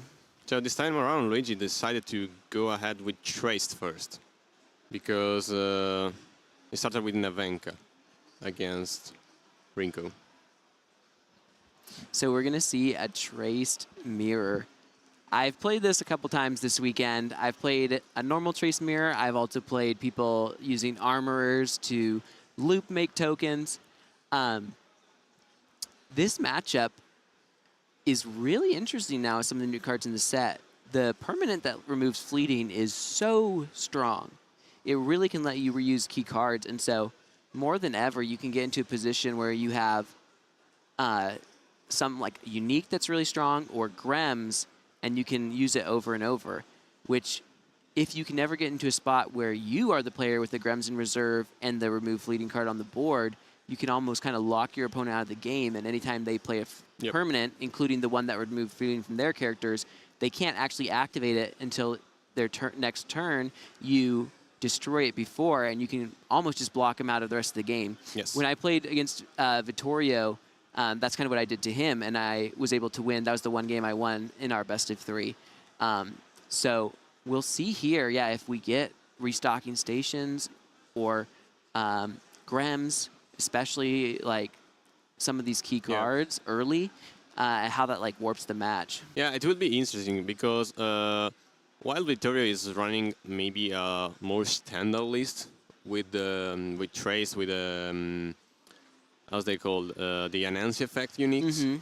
Luigi is trying to control the board a lot more with Reef Rare, Avalanche Rare, Double Merlin in the unique slot. So we will see. Merlin's such a cool card. If you are curious why so many players run it, it's because it's hard to run cards in Trace that can't be played when they're resupplied, because you often rely on needing to play whatever is put into reserve that day to not overfill your reserve.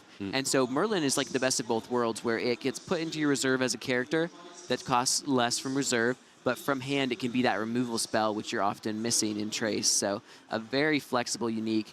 Yeah, I have a Melling with the like off you go effect, but with arrow. So even from reserve, potentially remove a character. But yeah, it costs free from reserve. So in this case, the Merlin from Luigi, I think they are costing 2 from reserve. Yeah, it looks like we've got both of them costing 2 and insane stats as well. 3, 3, 4, 2, 4, 3. Those are monsters on the board. And speaking of insane stats, we saw Ysmir Stargazer on the board. Return. 1/1. That card was staple in the first expansion, Beyond the Gates. If any of you played Trace back then, probably even a little bit after that as well. It's a one-of in this list. At the cost, it looks like, of a Frankenstein. What a crazy trade-off. But we see here that Stargazer, the stats helped Luigi to get an advancement lead on the first day, and Frankenstein can be a little bit of a dead draw early on until you get your things going. And so that trade-off has been paying off so far, but we'll see if maybe Vittorio's able to make it up a little bit later. We see him chaining a unique into his Frankenstein reserve, so kind of making up for the downside of normally not having access to that until your hero power is online. But now we got the resupply here. Gonna be a bug out bag. In a Traced Mirror, getting the counter on as soon as possible trace is really important. Maybe also better than having an expedition advance. Oh yeah. Because having trace like unlocked 1 or 2 turn earlier than your opponent in a mirror match is crazy good. And it can be hard, I feel like, to 2-0 in the mirror against other decks. When you get online, you're often stronger than your opponent, and it makes up for your weaker early game where you don't have a hero effect. Yep. And when you're setting up permanents and things. But in this matchup where you're on the same deck, your opponent, if they get online around the same time, will be just as strong as you. So it will be interesting to see like what needs to be done. But now We see a 2-0 from a Vittorio. flip already with the back of on the back of a unique, having that unique that let you put the Frankenstein into reserve, even though it didn't trigger any permanents coming into play. The stats were just so good, and it also shows the power of these uniques everyone's running in Trace that have an effect that puts a card from your hand into reserve, often to gain boosts, if not something else. But it kind of lets you get 2 counters from getting 1 card into reserve. Yes. As soon as you get that unique in there, you can chain it and let you play more cards from your hand out of the reserve instead. And, looking nice so good. resupply here. But at the same time, also Luigi got a really good resupply on that station. Yeah. Because that Salvager is insane. And, I mean, you've got Gibble here, which can either combo with the Bug-Out Bag to give a ridiculous amount of stats for 2 mana, or you could just set up your station to never run out of counters, which isn't a bad idea, honestly. We're going to even see Trace going online today for Luigi. It looks like he's at 4 counters with the Gibble and Bug-Out Bag. That's clearly going to get above 5. We're really off to the races already at this point. Yep. Now, that Salvager is super useful to gain counter of Trace. Like being able to put a card from your hand in reserve and also resupply for that 1 cost. It's 1 really cost strong. from reserve is very powerful. And it also has some good stats because it has 2-0 too. So not a common Salvager. Such a back and forth here. We see with the Frankenstein being a 3/3/3, it's over the 2/2/2 bug, but the Scarab. But if No, it's a you use 4/4/4 because there is the boost from Bastion. So but even so, though, you can still use Gibble to tie if you wish. If there's another card in hand, we might see another 2-0. We just keep flipping back and forth. Who's in the lead? You, me, back and back. Really crazy. I feel like, too, Trace is there's so much like variance in how your games can go. Against Sigismar and some other decks, it's pretty predictable. You play like cards with the same amount of mana pretty realistically, like bodies, 1/1s, 2/2/2s, but with Trace, depending on if you get like Gibble, you just like cheat the mana a little bit. If you get one of your uniques in the reserve early, you can just blow up. So we're really seeing that kind of explosiveness here where these players are putting really powerful turns together. And with the restocking stations, they're going to have so much control over shaping like the future of their match. Wow, like that Frankenstein was so good off of the Haven, but now with the restocking station coming out afterwards, you're going to be able to use that every day. So these players are not starved at all. But actually, I mean, seeing the Grems come down, that might be a game-shaping card that Luigi has in his reserve, potentially going to be able to let him clear out some of these powerful permanents from his opponent. Yep, that's for sure. Grems is strong. But it's starting with a Frankenstein, so it can't feel that bad, Vittorio, right now. He has a good card in hand. His Trace will be live, so it's really open, this game. Now it's a matter mostly of skills, because a Trace Mirror is difficult to play. It's not that easy to play. Yeah, it's surprising, honestly, how many lines are available to you on a given turn. And there really is like some interesting timing with things like if I play my permanent that removes fleeting and my opponent has like a Grems, they can remove it before. So it's like, do you hold the permanent in your hand to try and make them do something else first? Or do you play it first so that you don't actually put characters on the board so then you can choose where they go more like appropriately? Also, when do you use your hero power? Do you use it right away just to have the most options? Or do you save it, which is what I've seen most players do throughout this weekend, including myself, so that like maybe even when you have 0 mana, you put the Gibble in your reserve at the last action and surprise your opponent out of nowhere and like use it on a reef or something. And so much of a little bit of a, can I give my opponent the least information possible and commit the least as well, while also giving me as much information as I need and like setting up my powerful plays. Yes, definitely. We see the there is stocking station clearly got cleared. And we're going to see the favor returned. We have Grems in Vittorio's reserve as well. I would be very surprised if he doesn't play that out immediately, or else we're going to see this Grems lose fleeting from Luigi. And it is going to be that next card. So I honestly like this, that it's keeping this matchup even. We don't want one player really to run away with it where they have the exact like combo of restocking station Grems and their opponent does not. Here, both the Grems are going to go away. Everything's going to be even. It's still going to be tight, just like the exact even expeditions here, moving into like the end of this match.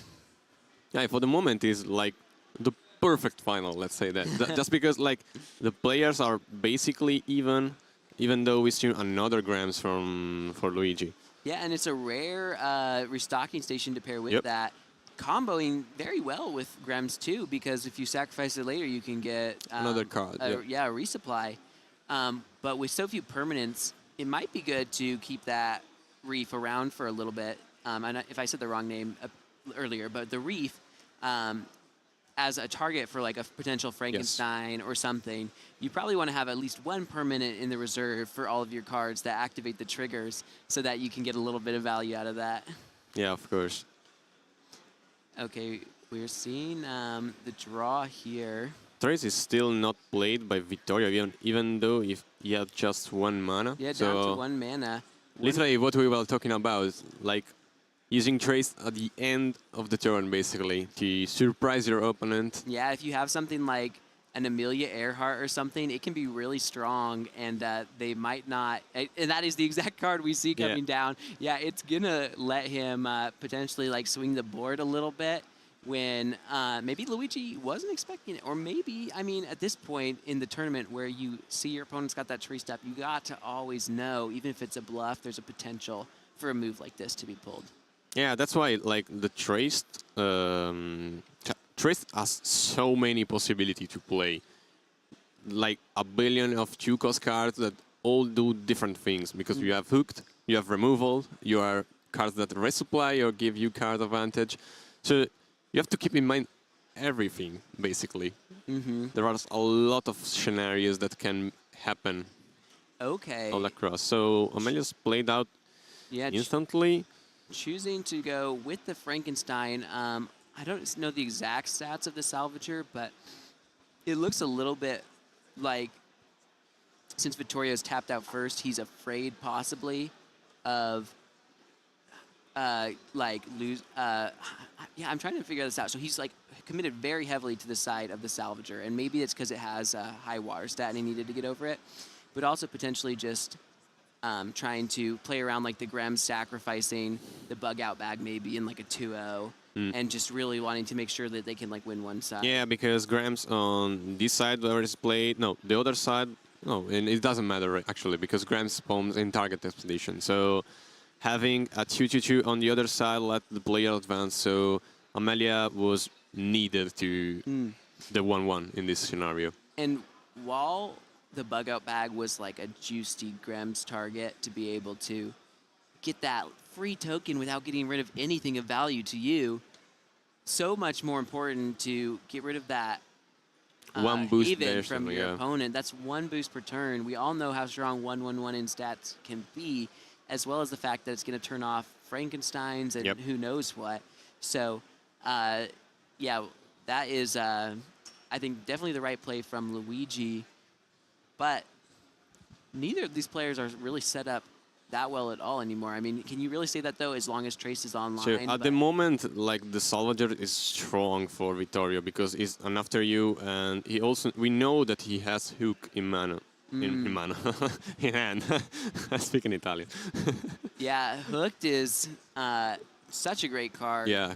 It really lets you keep your card advantage up. Even if you're just trading, you're not getting behind, but you're building your resource advantage Yeah, of your hooked. opponent. Rare hooked like went crazy with the last two season basically, because at the start was not that much played, to be honest.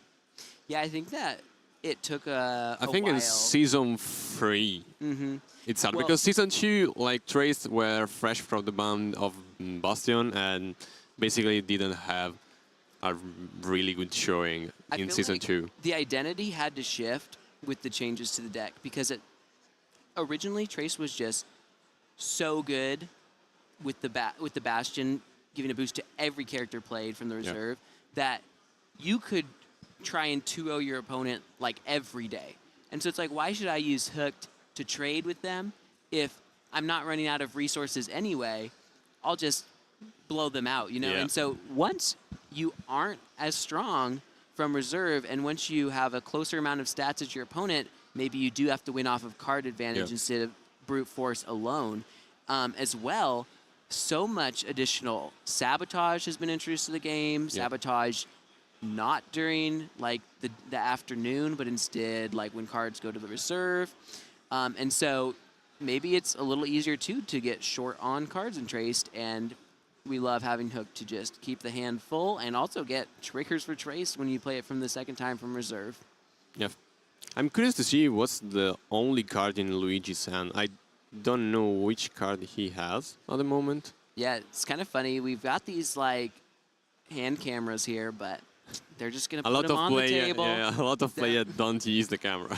I feel like part of that can be a little bit of a strategic thing. If you don't want to maybe give any extra insight into potential future opponents, you don't want to let them necessarily see decisions you're making. But yeah, that's true. But at the same time, I feel like it's also on posture and how you want to feel relaxed while playing, because not that many players plays with their hands stretched and their arms stretched out, and prefer to play with the hand close to the body, more relaxed. So maybe it's also that. For sure, but we see with the dice, it looks like they're putting on 3 I cards don't know, in hand. It looks like for Vittorio, if that was intentional. Against me, actually. They are chatting about something, but I miss what is going on at the moment. Yeah, I feel like I saw like a judge leaning over the table at one point too. I don't know if some type of error has happened that has to be corrected. Everyone seems pretty pretty happy and amiable right now, so I'm not sure if we'll be able to find out at this point exactly what ruling is being made. And I also wonder if there will be a time extension to add back some of the minutes here that are being lost based on whatever ruling is being applied. Does someone in the chat know what happened and can tell us? Maybe? Someone here, Everett, saying you didn't see Hooked because you didn't see Axiom until Bastion got errated. I mean, yes, with no Axiom in the game, we're not going to see a bit of Hooked. But now, I think more than ever, we have multiple Axiom heroes that can definitely hold their own. I feel like Sierra has been pretty impressive. Also, we're jumping back into the gameplay with some of the new 3-cost permanents and things. And I think that with more time, we'll definitely see Isuri and Pebble also have a chance to shine. All right. Yeah, the new hero and also like the oldest hero, I think that are not reached their prime yet. Especially as we were saying earlier, the new hero haven't their representation in this World Champions, based on the fact that there was no time to test realistically. So most of players went with what they are comfortable with too. And also just want to point out, I think that was a pretty good decision from Luigi. We just saw he had used his trace power, drew into the 1-cost resupply spell, as well as Keelan Elemental was already, I believe, in his hand.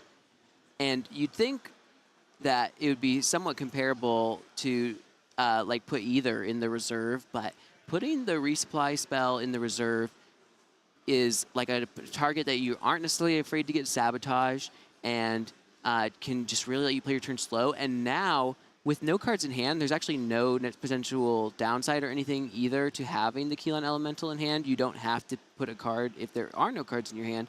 But it's going to go to your reserve and save you a resource where you'll have this very strong body 2 days in a row. So I really like to see that without some of their permanents and things. The resources are getting pretty low here. It might be hard to use full mana on later days. So saving a strong 3/3/3 in the right region body, I think, was a very good move from Luigi.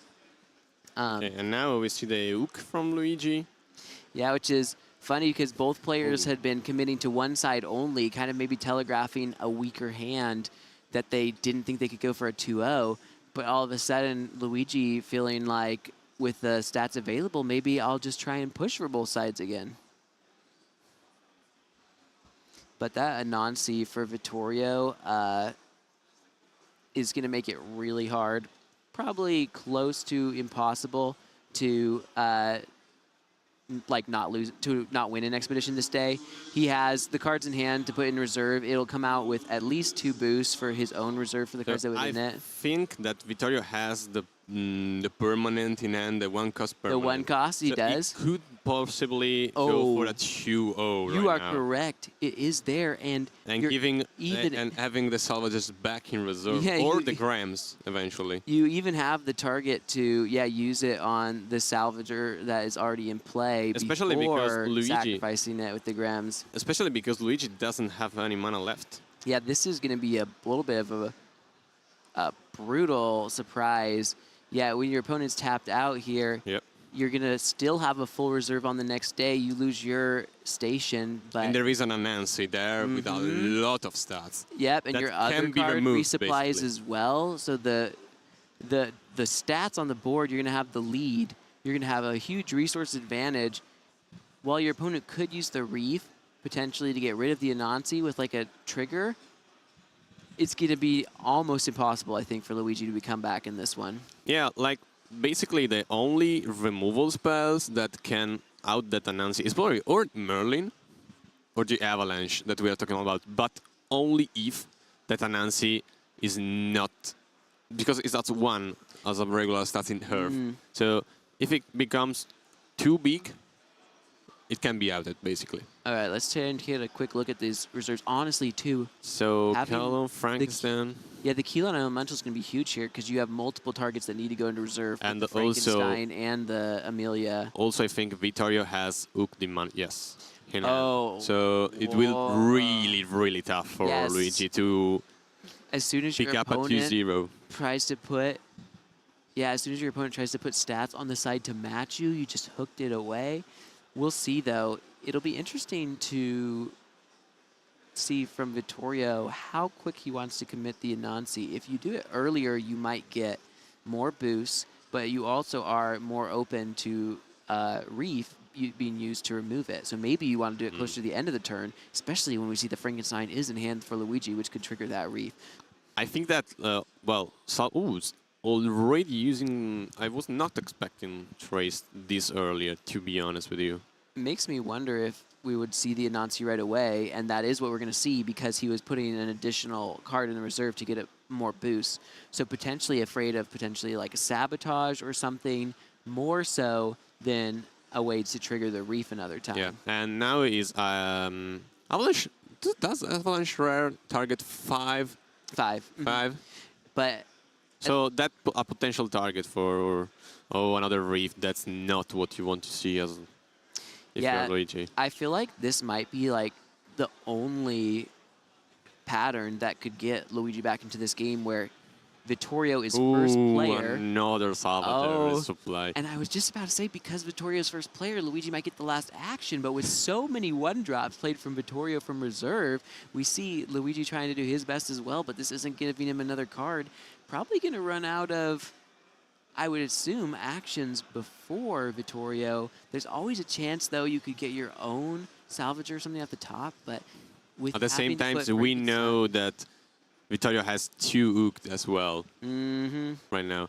And the draws are not what Luigi wants. Yeah, you'd almost need, I think, here to get like a unique or something that you could chain to play strong from your reserve as well as put one of the other cards you want in your hand. At this point, not going to be able to do so. So many stats from Vittorio. Yep. Like you said, there's a hook that can come out. I don't think there's any way to get above this for Luigi. If you play your Frankenstein out, your Keelan Elemental can help block this one side. You play your Frankenstein to block something else. Use the Reef. I think that, like, with a hook, you're fine. I'm trying to run the stats right here because not playing hook. See, I think that not playing hooked is good if your opponent can Frankenstein remove your characters. Okay, G1 is puts done. more stats on the board instead. So even if they remove them, it's not going to be able to get over what's out there perfectly. Yeah, cleaning up the rest of that match. Yep. So Vittorio is taking game 1. And now there is Nevenka available. Nevenka, yeah, potentially coming back in or maybe running Traced again.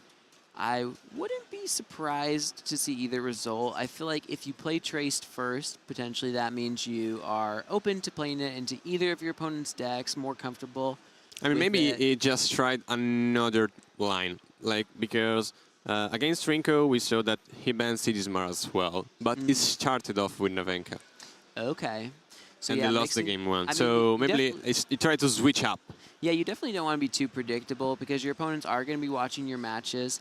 And if you know what your opponent's going to do, you can absolutely act on that and change your response. And so, yeah, giving a little bit of variance is not a bad thing. Just Kojo now, though, and this Kojo is not that typical. It has triple Helping Hand in it, triple Rage, and some crazy uniques. And also triple physical training. And physical training. So first thought I thought was potentially a little clunky. It could be very possible to draw just spells on a day when you really need a character and be in trouble. But if you get things flowing and if you have like the right uniques, they're all cheap uniques. We have 2 1-cost to draw a card. If you can Helping Hand those and build up your resources, at that point, no matter what you draw off the top, you probably have enough cards that you're comfortable. So if things come in the right order, it seems very powerful. There's also an Armorer that whenever it gets a boost, it can summon a Brass Bug in its own expedition. And imagine you just play Rage, give your card Fleeting, Helping Hand, remove the Fleeting. You've gotten 2 tokens and just do it again the next day. Yes. Like, the difficult part for Luigi is that Kojo is aggro, basically.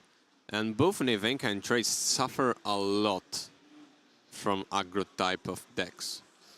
Especially if they don't have a great start.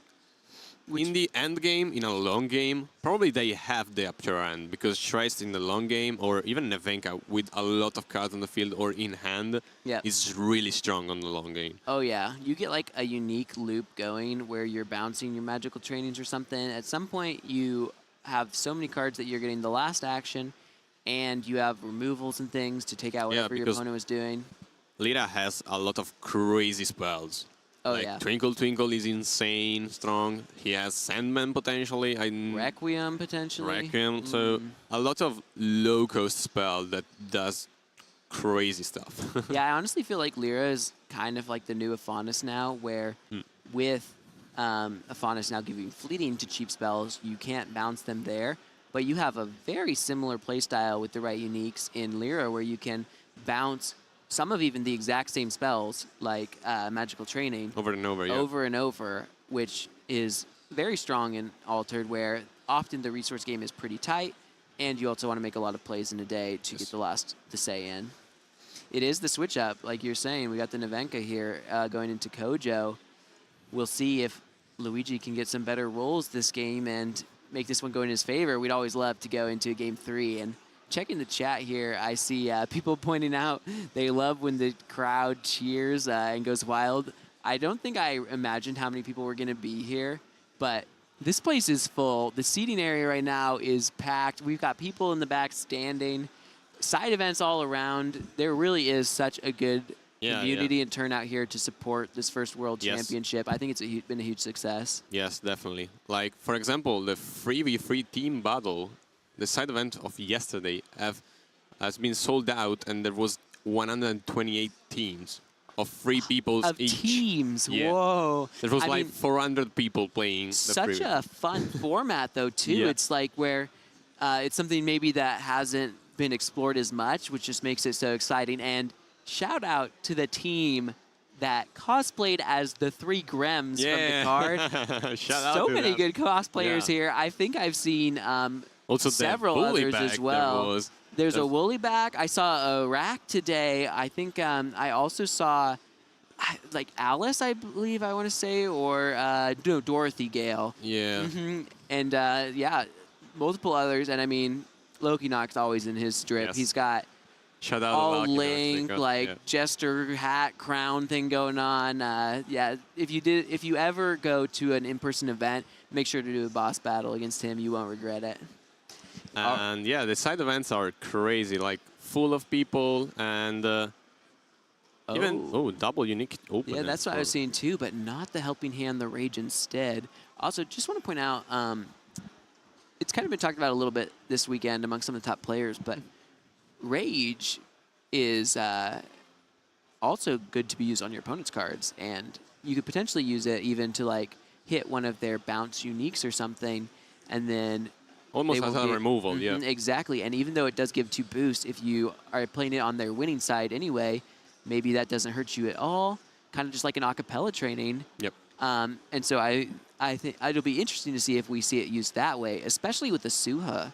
That Yeah. normally you would only see in no, it Basira. started with a 1 already. Starting with the 1. Well, And also that Sua is incredibly strong right now because Yeah. he will lose Yeah. 2-1 and lose a charter.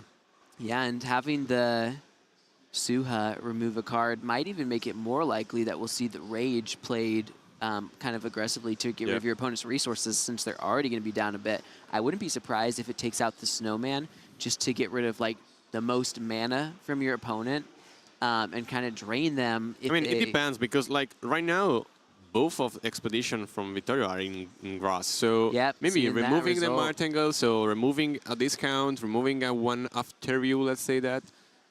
And you're right, yeah. it is the Martingale. Yeah, and also the Martingale can let your opponent play a little unfairly. If they're lucky enough to have a strong 5-mana play, they can cheat that out a little bit, especially when Kojo's on second play. They aren't going to have their Buddha. Maybe they're a little worried about being vulnerable today, and their uniques are 1/1/1s for 2.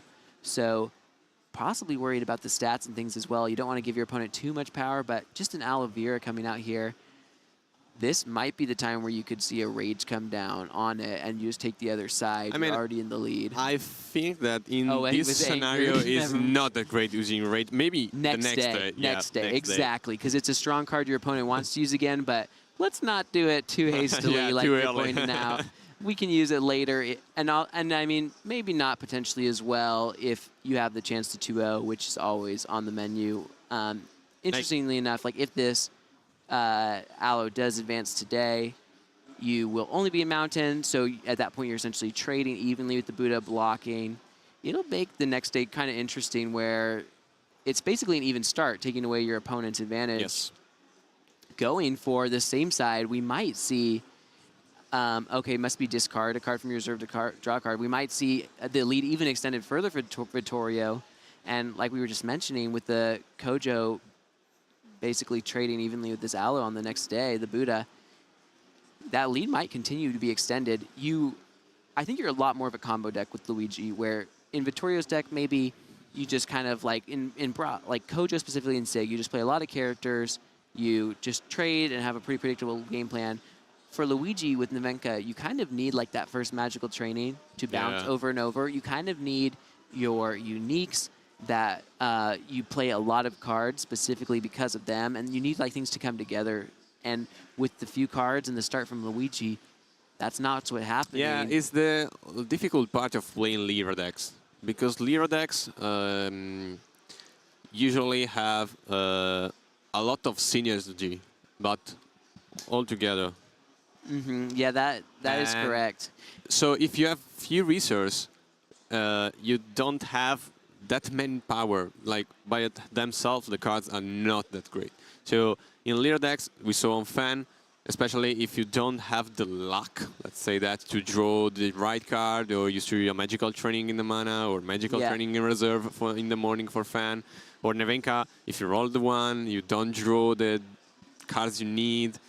You're struggling in resource. It's not easy to come back. Looking at the hand, we do see Daedalus now and Inkcaster, which plus off you go. Inkcaster can help you with your resources, but you'd really wish you had it earlier potentially. Yep. We're gonna get a resupply from A.W.O.L. That can help a bit, and it is the Daedalus and Inkcaster that maybe going back on that decision, but it's looking tough for Lear to get back into this. You'd think that you'd want to have like kind of your synergies going at this point because your opponent's already ahead. You need to catch up and get back. The Requiem is resupplied, so not even a card that you want to see. Yeah, what are you going to do? Send this Tiny Djinn to their mana? I mean, you'd prefer to have it in hand, or if your opponent had cards that were... Oh, yeah, this is a really tough spot. That's a very strong... So basically, Vittorio rushed, so he has no more moves. But at the same time, he plays a strong... Yeah, the Tiny Djinn in the mountain only. Yeah. So many times this weekend, it's like the classic. Another one. Oh my god, another one for Nevenka. Holy cow, we can't catch a break on this stream. I think that my god. Are we trying to convince people to never pick up this hero or what? That incredible. is... You know...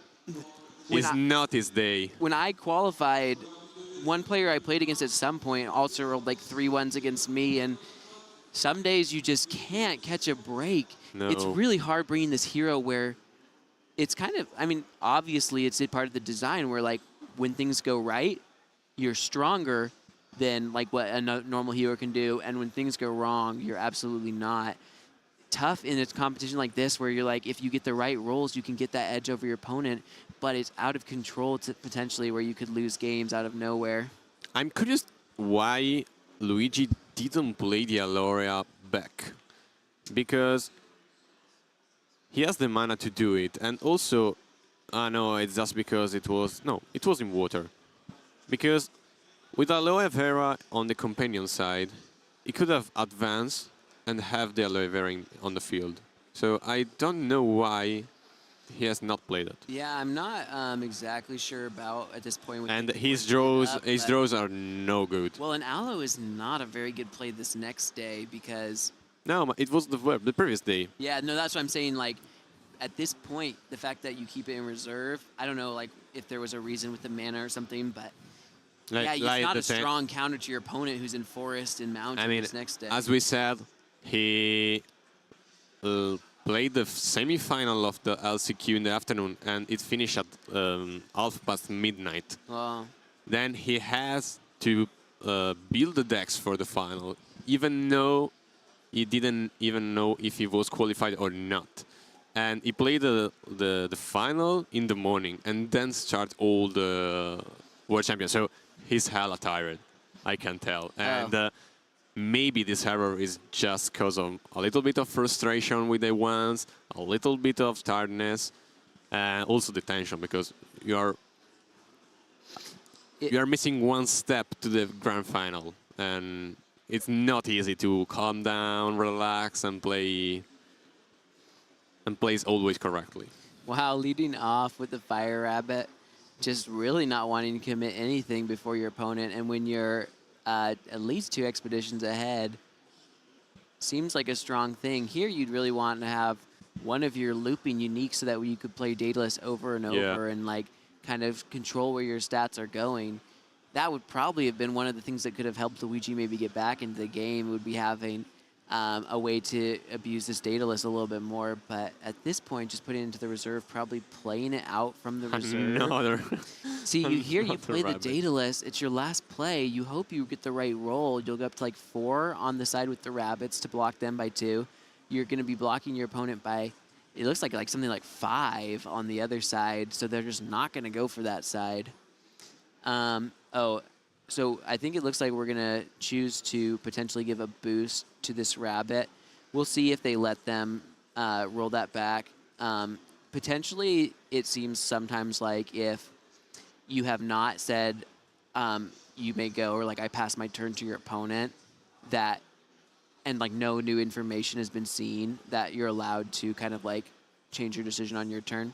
When I was playing, it felt like that was like a little bit of the policy, but also we've heard that depending on the scenario, it might be something that your opponent has to choose to allow.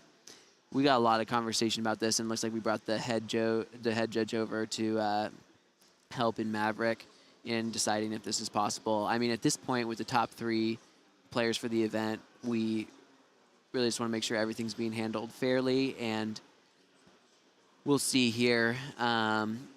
Yeah, eventually, if they let Vittorio put that boost on the rabbit. I mean, another way to do it is you could just give the rabbit fleeting, put their boost on the other one, but not quite the same result. But we're not gonna take that back. And I mean, I feel like it's not gonna be that much of a difference because you could just potentially put the boost on the next card you play. At this moment, at this rate, the next turn he has the Buddha, so even a 1-1 is basically a win for Vittorio right now. Like, I don't see what could Luigi throw to come back at this moment. Yep. And we'll you need see, probably like, magical training into Twinkle, and maybe have the Charter to play, but... There's still 5 mana up for Vittorio, so... I think... I don't remember if he put the Foundry in mana, but he has Foundry Armor that's spawn Brassback. Yeah, that would be pretty explosive, but only on one side, so it would still just be 1-1. Gonna pay 3, is it gonna be 4? Yep, okay, it's gonna be for that card that you considered discarding from the reserve. Now Doe just playing it out of stats. Your opponent's exhausted all of their mana. They've only got a Nevenka roll on the way. You also know at this point the Daedalus. It's close. It's close to the 1. Just enough to... It's, yeah, it looks it's like still advancing, basically, okay. but he's decided to, use 1-1. Too. All right. Okay. So your opponent has blocked you, but you're going to be getting up here 1-1. Now 1 move away from winning. Also, going to be going into even like a hunger territory at this point. You're at 7 mana. I believe Vittorio has 2 hunger. You could potentially even top deck a really strong answer like that. I think, is there only 1 card in hand for Vittorio? That is correct. So with so few resources, you will be getting the Buddha, but... I think that the last card in hand is physical training. Yes, it is a physical training. Planning it perfectly. Why not go down on cards when you have a card that can draw 2 and be played? Yeah, so not going to be worried at all. And also double helping hand. Double helping hand. Well, if there was ever a time for someone to come back, it would be like a double off you go at this point because your opponent's going to only have 2 characters that are boosted sky high. But yeah, we don't see a removal. We don't see Twinkle. Just dudes. That would be amazing if it was Twinkle Twinkle off the top. You sleep your opponent's only 2 characters, and they just have a bunch of spells. I mean, they could draw into something with the physical training, but it would be what a feature match that would be. All right. So the small commitment again. Often Fire Rabbits are played at the end of the turn, but the last 2 days we've been seeing coming out right at the beginning. Commit the least. Just once again playing another 1 cost to add 1 worth of stats to the board. Normally you'd think the Nevenka player would be the one who would get the last action in a lot of these endgame scenarios, but yeah, with the cheap cards and the way Vittorio's been manning, he's really been able to play comfortably these last couple turns in the lead and also kind of in control of the pace of the game. Yeah, I saw this Nevenka played 2 times today, 3 times actually, and we didn't saw the potential. Never. Gonna get the 2, which would let your opponent exhaust one of your cards. You're already low on resources. Okay, gonna go for... And I'm not actually exactly sure about how this works, because if you exhaust the guitarist, Can they? Does it get a boost still, or will it that? Which one? I don't know No, exactly how the order of those triggers would be.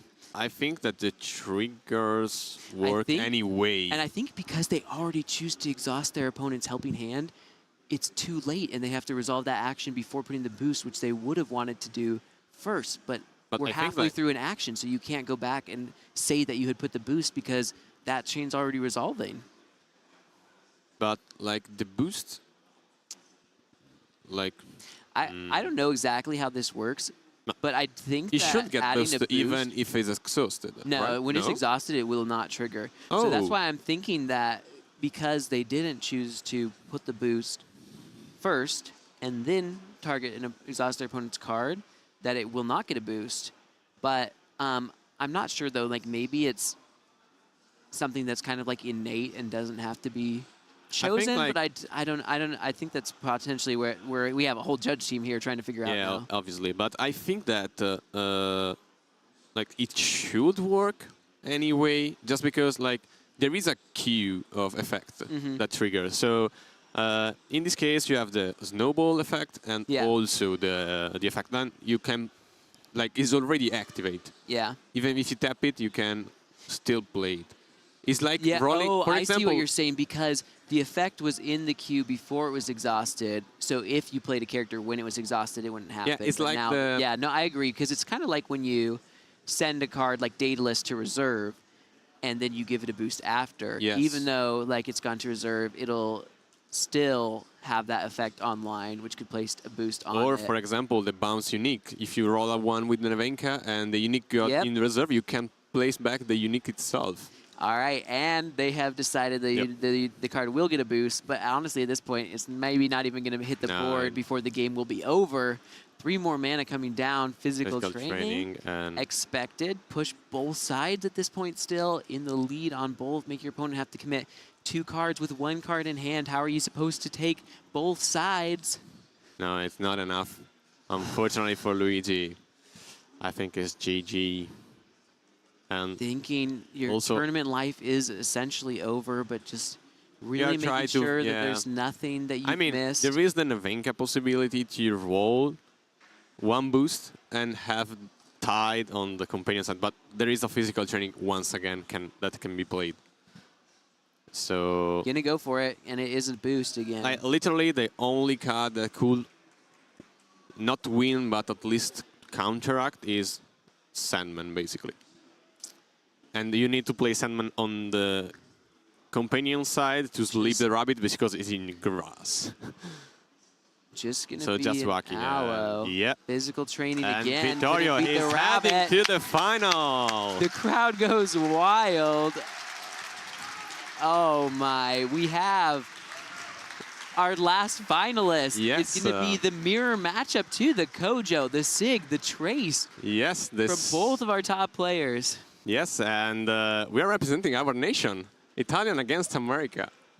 USA against Italy. Wow, the French knocked out of the tournament. That is insane with the most representation at the start of this event. Yep. And still an incredible showing. Yeah, we have Vittorio versus Rinku in the finals. Yes, proving that there is a lot of really strong players all across the board.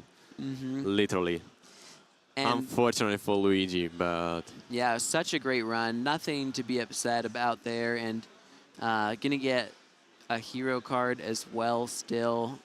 1 of 1 to be taking home, as well as other prizing, print-on-demand credits, packs, alt-art cards, and much more in store for these players. Like camp full, just because we can talk All about it. right. Yep. So here we are back trying to navigate things. We don't know how to do it as well as Kohlrabi, but we've got it figured out now. So this is really interesting because we have these players on the same lineup. Yes. With different techs. Basically. But there's going to be Rinku able to validate one of his decks from the start. I'm curious. What do you think that he would choose to? What do you think he would choose to take off the table and get the free win with? What would you be the most afraid of when you have the same decks as your opponent? Not an easy choice. Yeah. For sure. And I don't think that these players necessarily expected to be facing the same exact heroes as lineup, well. yeah. I feel like Kojo, while it has performed very well this weekend, I feel like all of Bravos was kind of on the table for this event, and especially like Basira and things.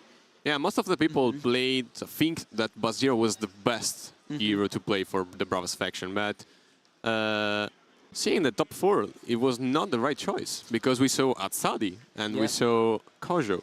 And we've heard from some of our players that they wanted to bring a lineup that is very similar to each other, and then you can beat decks that lose in the same way to your different decks. And Rinku was planning to do that with Kojo being more similar to Sigismar, potentially having a similar play style.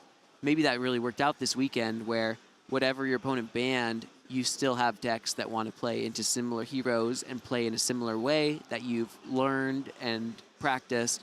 And honestly, I would be blown out of this world if Rinku validated his own Kojo deck. I'm sure he's going to want to play that and win with it in the finals. That just leaves Traced and Sig, and from what I've heard, he's lost the most with Trace this weekend. Yeah, I was thinking about because the Kojo that he's running has a lot of sabotage, so it could be strong against all 3 decks of Vittorio, because Trace obviously for the reserve, and but also Sigismar can run out of resource pretty fast if you remove some of the reserve.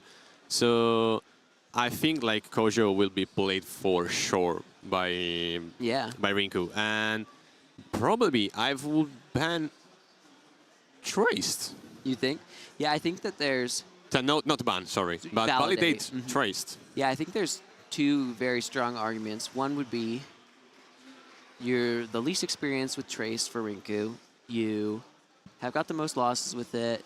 Your opponent is teched against it with hungers, with rages and different things. So get it out of there. The second would be, though, that Traced is good into Sigismar. And also, Sigismar is another deck that could, if any deck was going to get 3 losses, like maybe it would be a Sigismar. And when I lost to Vittorio, I lost twice with Sigismar. So, especially with like all of his Skybound Odysseys and things, I don't know exactly, like I haven't been able to test that. Maybe that makes that matchup favorable for you. And I think both of these players, if they really love their Kojo, maybe would feel good playing that. We already know Trace is potentially favored into Sig. I think that could be a weakness that Rinku should at least be aware of and prepared for if he chooses to leave his Sig up. Yeah, I know also, I think, that Vittorio is running 1 Ebenezer Scrooge in his list. So seeing that in the first end could be really strong if Rinku decide to not validate Traced. Yeah, that's true. So maybe that will be also his consideration. Like, my Cities matchup is good, but just because he's playing the Scrooge, it can be really tough. Oh, so we got here Rare Cuisine saying Kojo, Sig, Trace, Mir in the finals. Who would have guessed? Yep, for sure. Lots of pride, Italian pride in the chat as well. Forza Italia.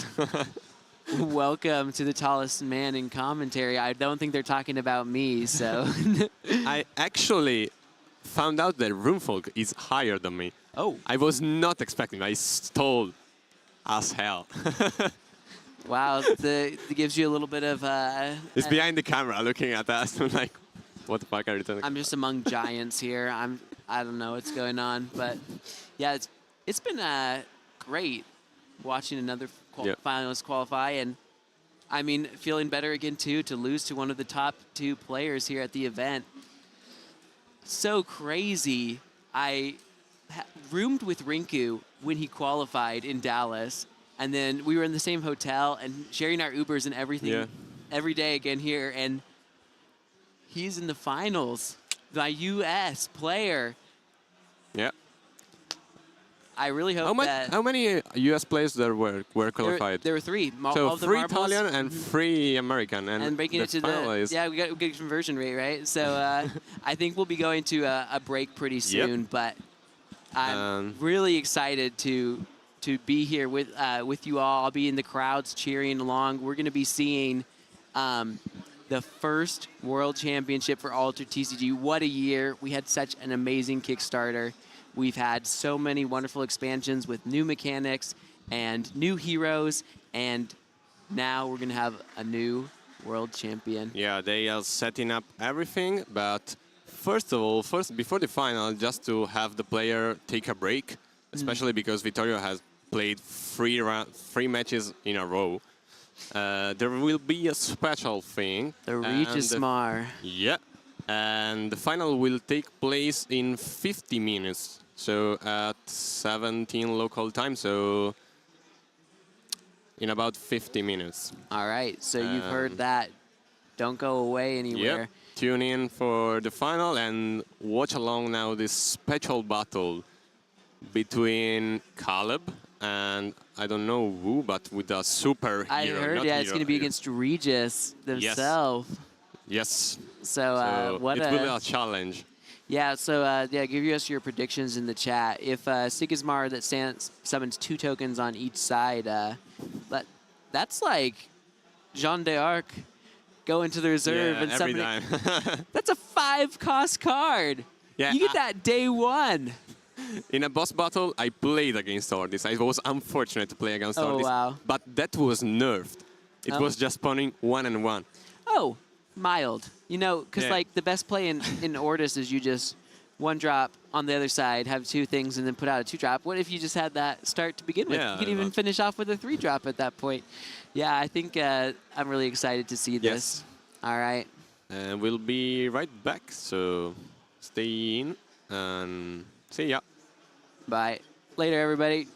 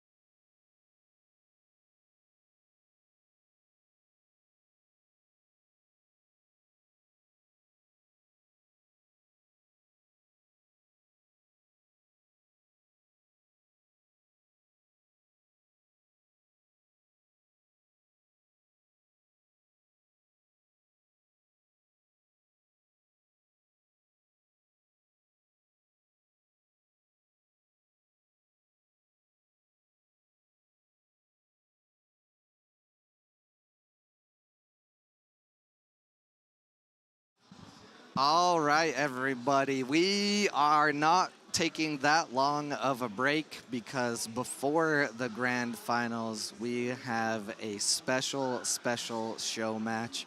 I'm here. I have before we start, I have an answer to the question from Justin Training. I'm taller. Yes, but I'm taller than all 3 of them. Yeah. That's of course also true. Yeah. By the way, it's Runefolk here with me. They jumped straight into the show match, so we didn't have time to come on and have any pleasantries. But this is Regis on. Wait, is that Sigismar? It looks like the wait. That's a fair Sigismar. That's how Sigismar should always be played. Wait, what's going on? Wait, here? there are some tokens. Okay, tokens are gone again. Okay. I thought there's some cheating going on here, but so far. All right. Okay. So we see. I believe that's the World Championship Hero Edition. Okay. Card Sigismar. So is Sigismar getting a buff if that's the World Championship Sigismar? It might be. Let me project it up. Oh yeah, that's very nice. Yeah. Wait, it looks like there's some that is Sharpie on that card. Is there Sharpie? Oh yeah, there might be. Okay, but that is a sweet artwork. Except for, you know what? Never mind. Yeah, it's a sweet artwork. Yeah. I love Sigismar. Yeah, Sigismar is great. you should definitely play more Sigismar. Not used to that hero already. Yep. But some altered heroes, have we seen those before? Just we've seen those as playmats, right? But there haven't been actual alternate artworks for the heroes. Oh, yeah, yeah. So this is the first time well, I mean, if we want to pull out some niche altered knowledge, technically the second alt True, art hero, true, because yeah, yeah, Kojo yeah, used to yeah. have different art. But yeah, that is the first time I think anyone is seeing the card version as well. Yeah. Unless you're in person. In person, there's been a couple of them floating around. I think there's been one at the boss battle. I believe there was a couple that have been won over the weekend. So I've seen it, but I believe this is the first time we've seen it on camera. And I don't think the card version was shared anywhere, at least that I saw. So Yeah, fair. can we get a zoom in on the Siggy? I wish.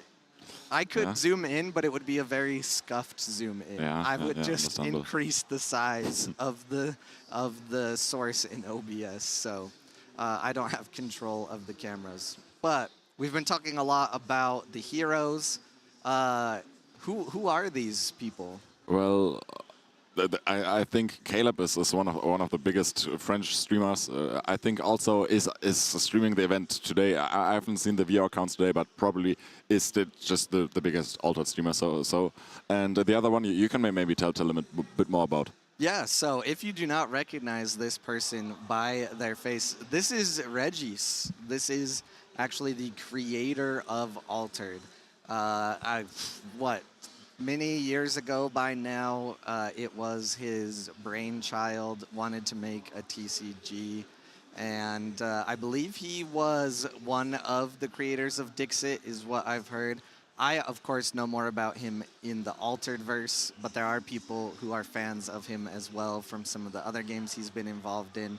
And the idea for a TCG made by Regis came up a couple years ago and went through some different iterations, and then it became Altered, and Equinox was created, and now this is the game we have here. So Caleb versus Regis. Yeah, and I'm a bit surprised to see Caleb on that traced. I'm used to seeing if I'm seeing Caleb, I'm used to seeing Caleb on that Suppersh, but it seems like wants to play meta, wants to play the traced. We've seen a lot of traced today. So what do you think? Is Sigismar against traced? Who's favored in this one? Yeah, so I swear I saw some Sharpie on that Sigismar. So we cannot hear the audio, so we're not entirely certain what they're saying here. Also, if Ruin or I could hear the audio, we wouldn't understand 98% of it. We both don't speak French, right? Yes. So. Parlez-vous un petit peu français? Okay, I didn't even understand that one. I have no clue of English, of English as well. Yeah, no, of French. Yeah. Yeah, full arts have been shared. The regular version has not. Yes, that is what I believe. They are all very nice cards. Sigismar, of course, being the 6th nicest, but very, very nice hero cards. So you think Akesha one is better than Sigismar? Absolutely. Okay. As much as I have a disdain for Akesha, still and better art, and we're getting to we're showing up a Scrooge. Yeah, what is? Are we scanning cards here? Oh no, we're doing magic tricks now. Yes, it's a magic trick. Nice. So where's the Scrooge? The plot twist: the entire deck is just Scrooges now. Hey, there you go. Should we ruin the magic trick by explaining the trick, and then we get banned from the Magic Castle in California? Have fun. Okay, so I see a sticky shroom there. Okay, so the trick is he has his thumb on the Scrooge the whole time, and the card is actually marked, so that's how he finds it. He put his thumb on it when Regis put it back in the deck, and he just marked the card, which is actually illegal in TCGs. Yeah, so not a playable deck anymore. Yep. But also there are way too many different factions in there, so I think that wouldn't be a legal deck anyway. Yeah. And creator of Seasons, another great board game. Thank you to the people that know more about that side of his history in chat for filling it in. Appreciate you. I see Kelvin here saying, wish more international streamers, YouTubers speaking different languages in the future. It's something that I've... Oh, there it is. That's the Scrooge. That's a one-off in the deck, right? Yeah. Okay, yeah. Great trick. No, Cole, it's magic.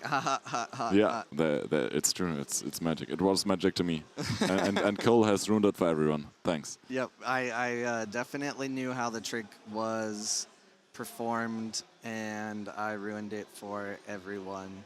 So we have like 3 different projections up. Oh yeah, that's great. All right, so more Oh, magic. more magic, coming yeah. In, And the pen is gone. Where is it now? it's behind Regis's ear. Oh. Oh. What's happening? You Oh, changed the card.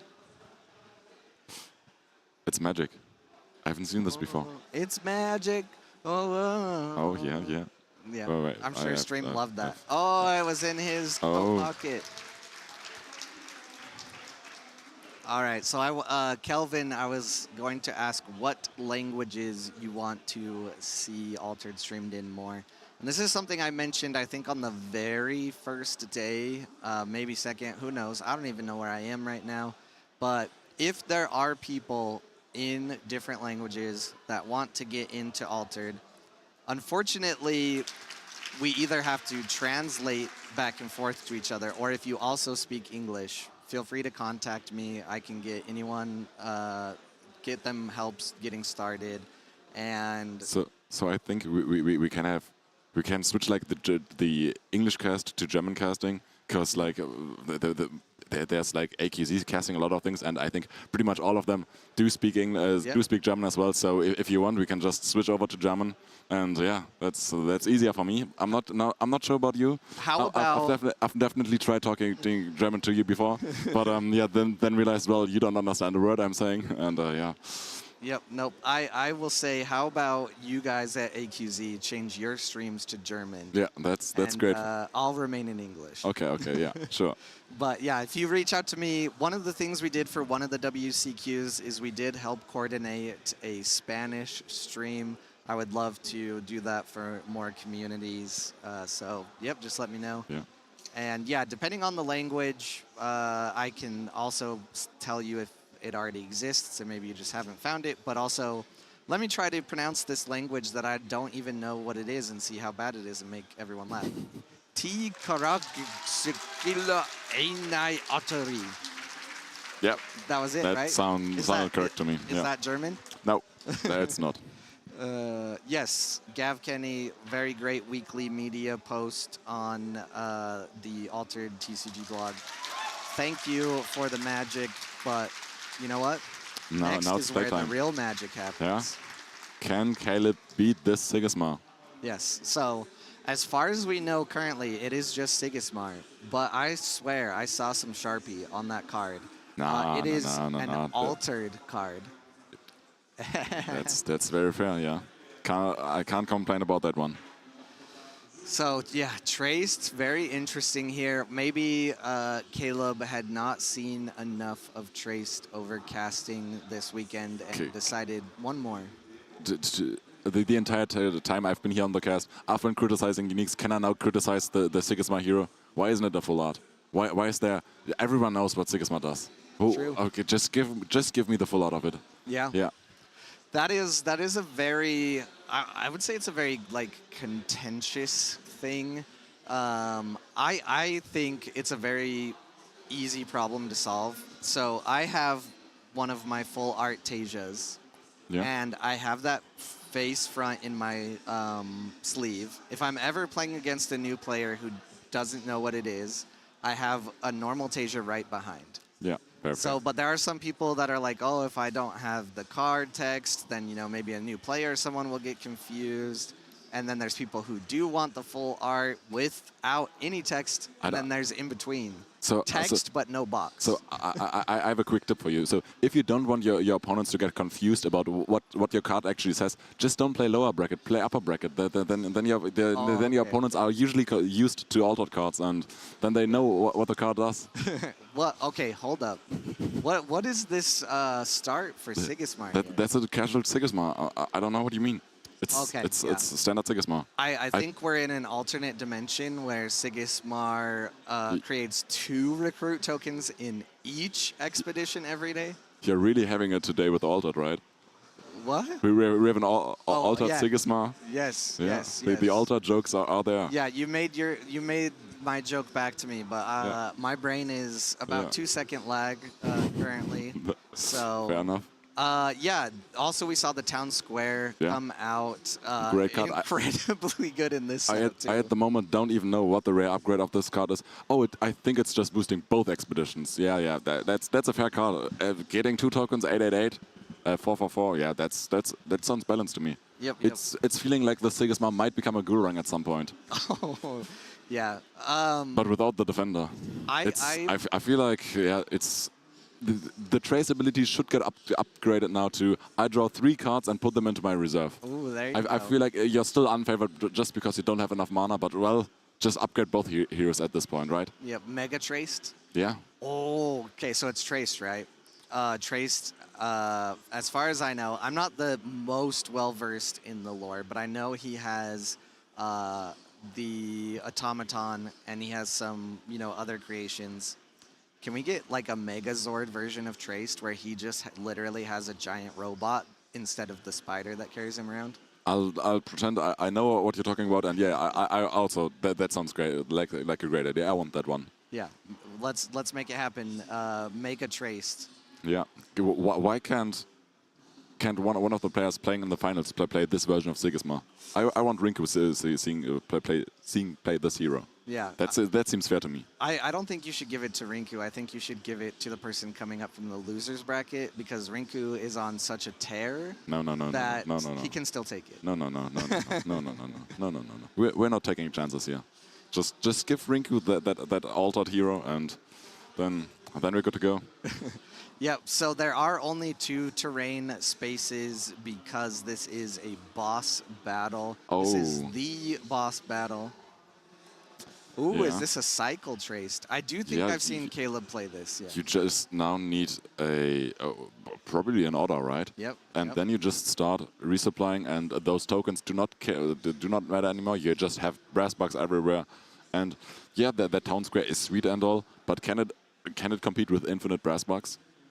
I guess we'll have to find out. Yeah.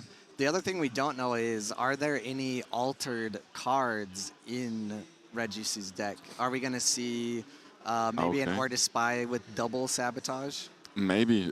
If you're the creator of the game, you can do anything, right? Just chop you over it and say, well, that's the new rules now. You got to live by it. It's only playable by me. If you're doing it, you're banned from the tournament. So yep. Yeah. You're banned from Altered. If you're the creator. Life. Yeah, if you're the creator, you can do anything. Yes, true facts. Simon created A.W.O.L, so he makes me do his laundry once a month. Okay, yeah. It's very unfortunate. Yeah. But very nice of you to do so. Yes. Speaking of which, Blue would be so upset because I have not said a single time today, subscribe to Blue Oak TV, #ad. Yeah. But also this whole weekend, I have not asked anyone in the chat to subscribe to the A.W.O.L channel. So if you are not subscribed, please do so. It will help you be alerted of any future coverage that we have. A lot of the people on today do sometimes show up on the cast. And some of the people that showed up today may have not recently, but will in the future. I believe Argon might. If not, I'll bug him. He probably fell in love with it this weekend. So I know Thaddeus isn't here, but I believe he's going to be joining the A.W.O.L cast next week. So yeah, definitely like and subscribe. And after that, I'll get back to the game here, which definitely looks like Sigismar is having a good time. Yeah, are you seeing? I'm not used to seeing Atlas in an Axiom. I'm used to seeing maybe unique Atlases in Gurung, but here it's in Sigismar. And well, if you have a town square boosting up both of your expeditions and then also have a Sigismar making all your tokens gigantic, I feel like that's a fair play.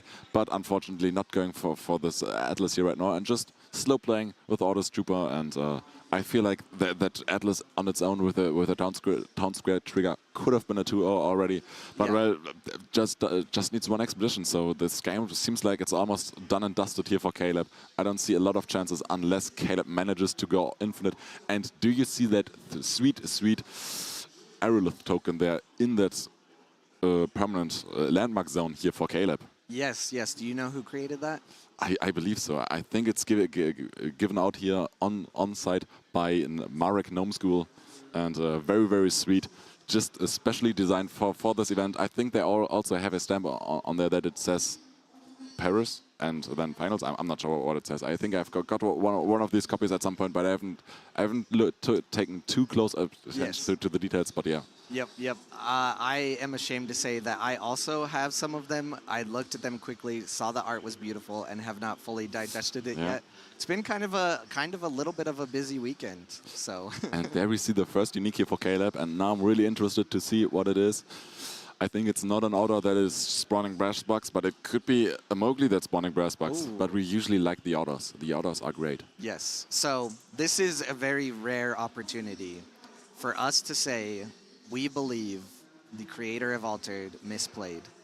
I think it should have been the Atlas. I think you're right. Just slam down the Atlas, town square, call it a day. Just show dominance. Yep, yep. So you heard it here first. Kohlrabi and Runefolk are calling Regis out.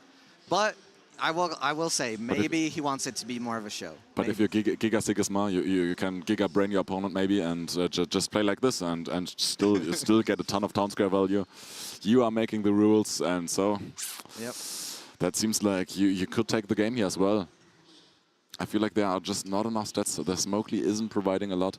I'm not sure what the text is on that Mowgli, so it's hard to tell if there are going to be any brass bugs spawning anytime soon. But yeah, there's at least one brass bug, right?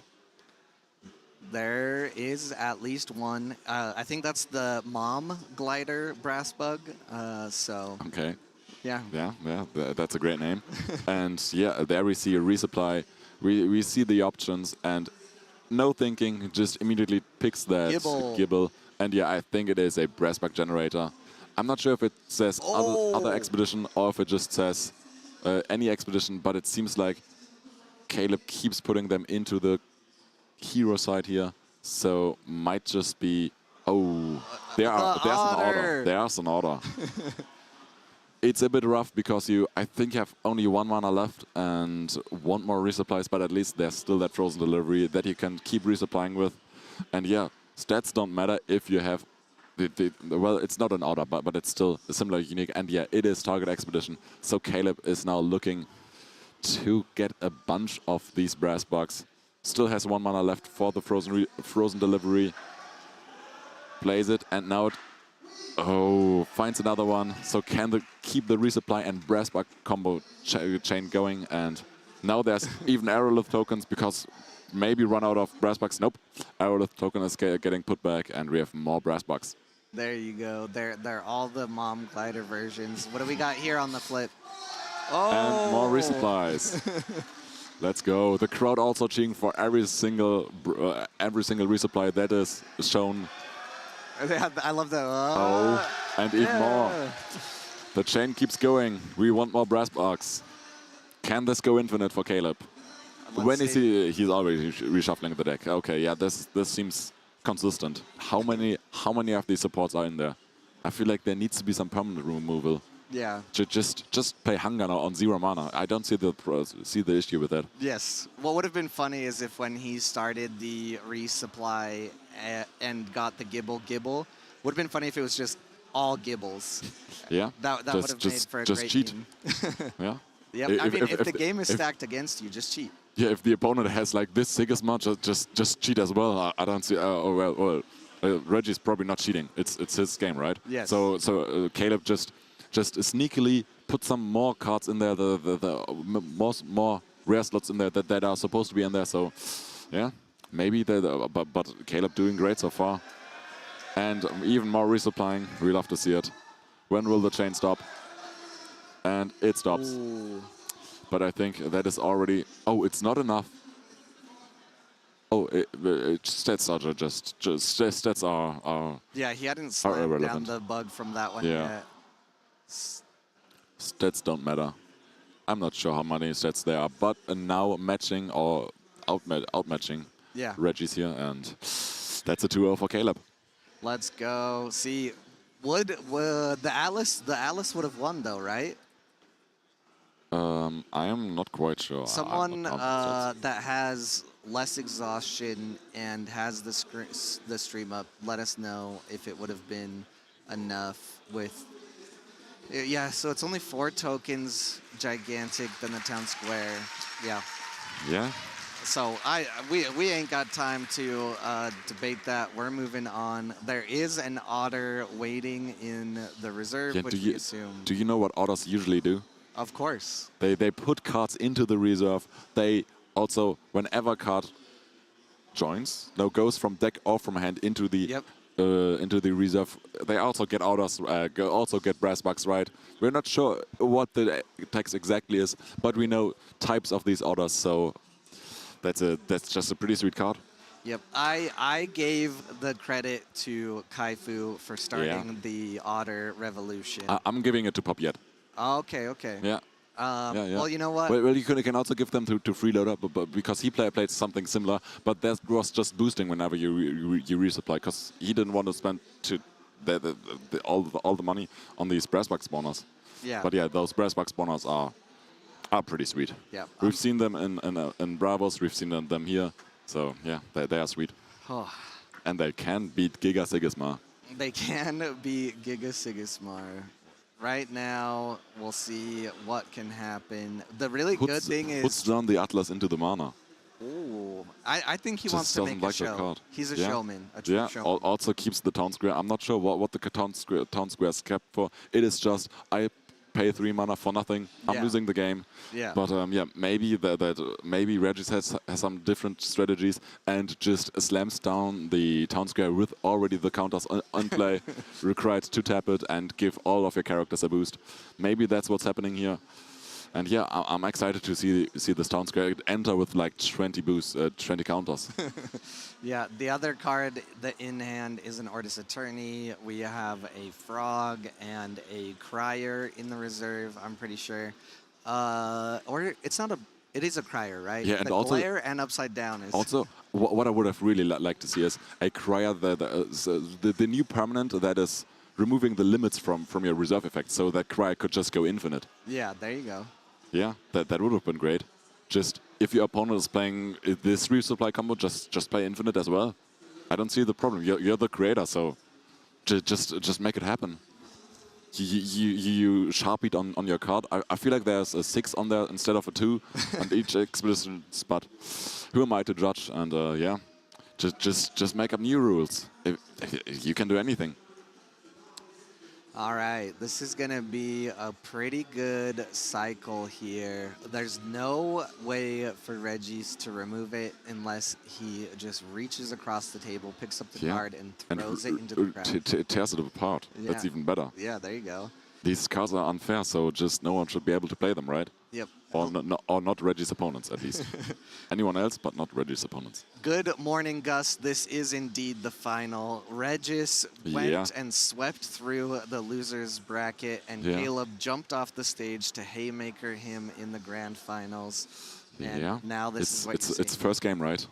Yep. Best of 3? Yep, best of 5. Best of 5. Oh, yeah. Yep. So, yeah. Well, is there a different lineup here for Regis, or is that just the Sigismar and you just play best of 5 with this version of Sigismar? So I think it's actually every round or every game, whichever way you want to say it, the Sigismar actually does go up in a counter.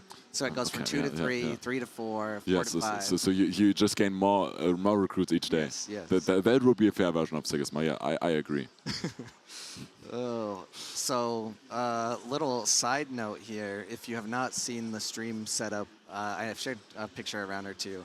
We have these very big lights right in front of us. I feel like they're closer today, and they are melting. Okay. Are you surviving? Yeah, I'm surviving so far. How are you wearing a long sleeve?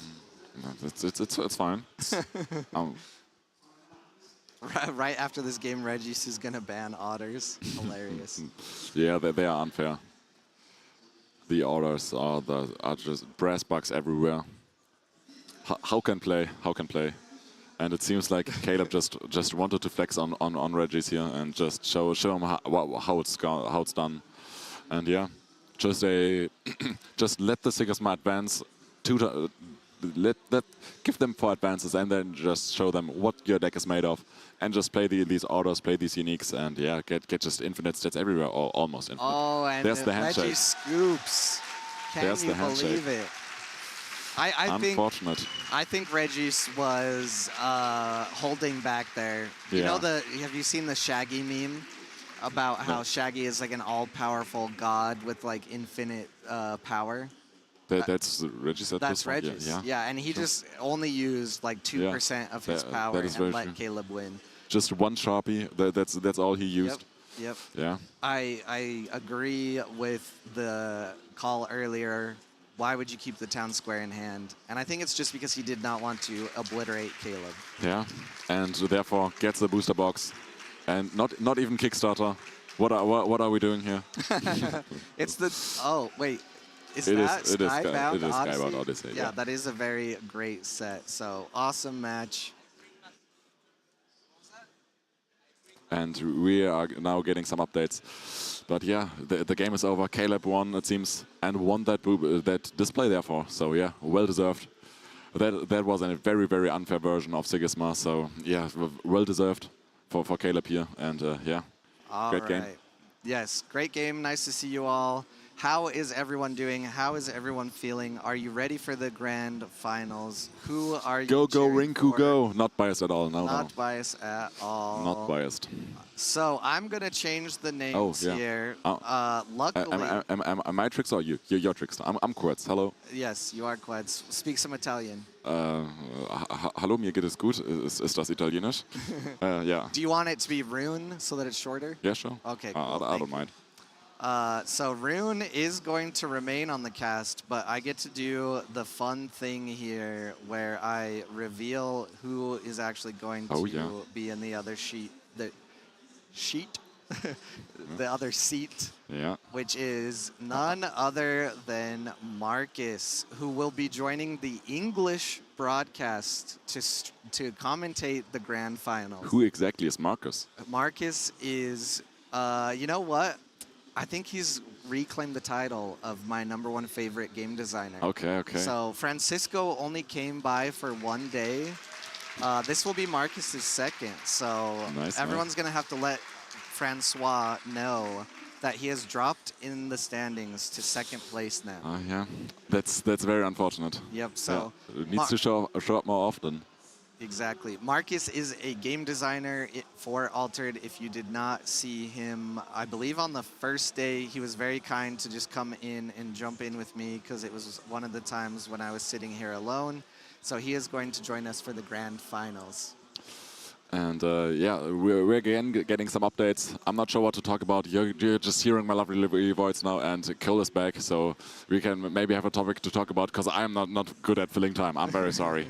Well, do you want to take a quick break before the grand final? Because there is potential that we go more than 2 games. It'll be very hard. Like any information aside, any bias aside, you know, go USA and all. But it will be Go AQZ. USA. Go AQZ. It will be very hard for the person coming from losers bracket, which is Vittorio. They go into this matchup 1 loss already. Okay. I guess they're actually going to start it now, not at 5 p.m. So Okay, yeah. Marcus is going to come hop on. I'm going to make Rune sit here because he knows how to press the buttons a little bit. And I know how to press them. I will just forget them. Yes. It is, but technically I know how to press them. Yep. I will be right here just in case anything goes wrong, unless I have to run somewhere for a quick moment. But Marcus has said he's going to do the whole grand finals, no matter how many rounds it is. As I was saying, it is very hard for the person coming from the losers bracket, seeing as they start the best of 5 with a 1-game loss already. Not impossible. Yeah. And it is very cool and also very grueling to see someone come up from a loser's bracket. Yeah. I think Vittorio is at least We should have just had single elimination and Rinku champion already. I would have been down for that. Yeah, so, I mean, Rinku is technically the grand finalist. Whoever wins this will be the world champion. So no matter what, still the grand finalist went to USA. That's very true, yeah. Yeah. That's very true. Yep. So we will talk a little bit more after the finals. I'm going to let Rune is going to sit in my seat. I'm Rinku now. Marcus Hello, will hello. go over here. And we are jumping into the game very soon. So the Be Right Back screen will be very, very short, and they will be right back.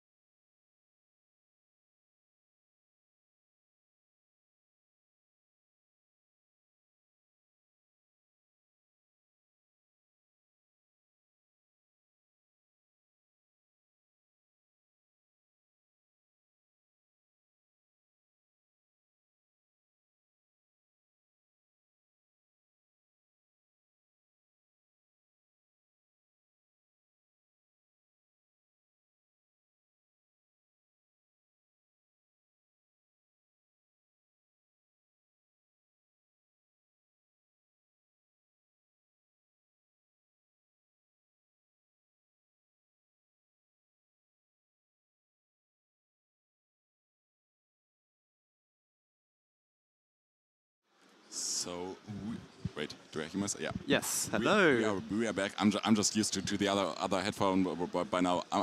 You're hearing yourself on that one much louder than on this one. I'm used to hearing myself while talking, and can you hear me loudly enough? I'm not sure, but the chat will tell us, and we are back. I think we're almost about to start the finals, and yeah, I'm now here with you, Marcus, and that's pretty great. And we're gonna get to cast the finals together.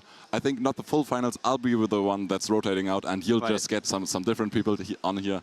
And yeah, I'm super excited to see this finals. Unfortunately, no French players made it into the finals, but go USA, go AQZ. Rinku is in there.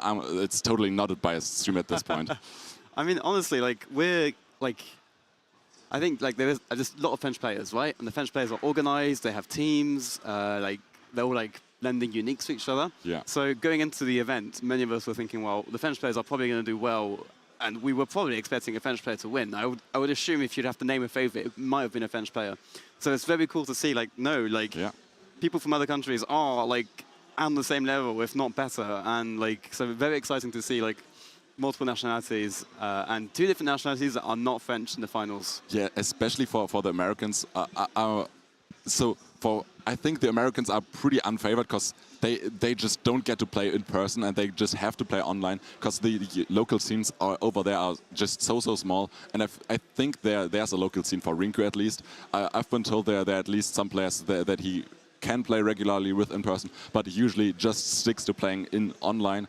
And yeah, just the French scene, and also I think the Spanish and Italian scene might just still be bigger than the American one. But yeah, still making it work here, and yeah, showing up big here in the finals now.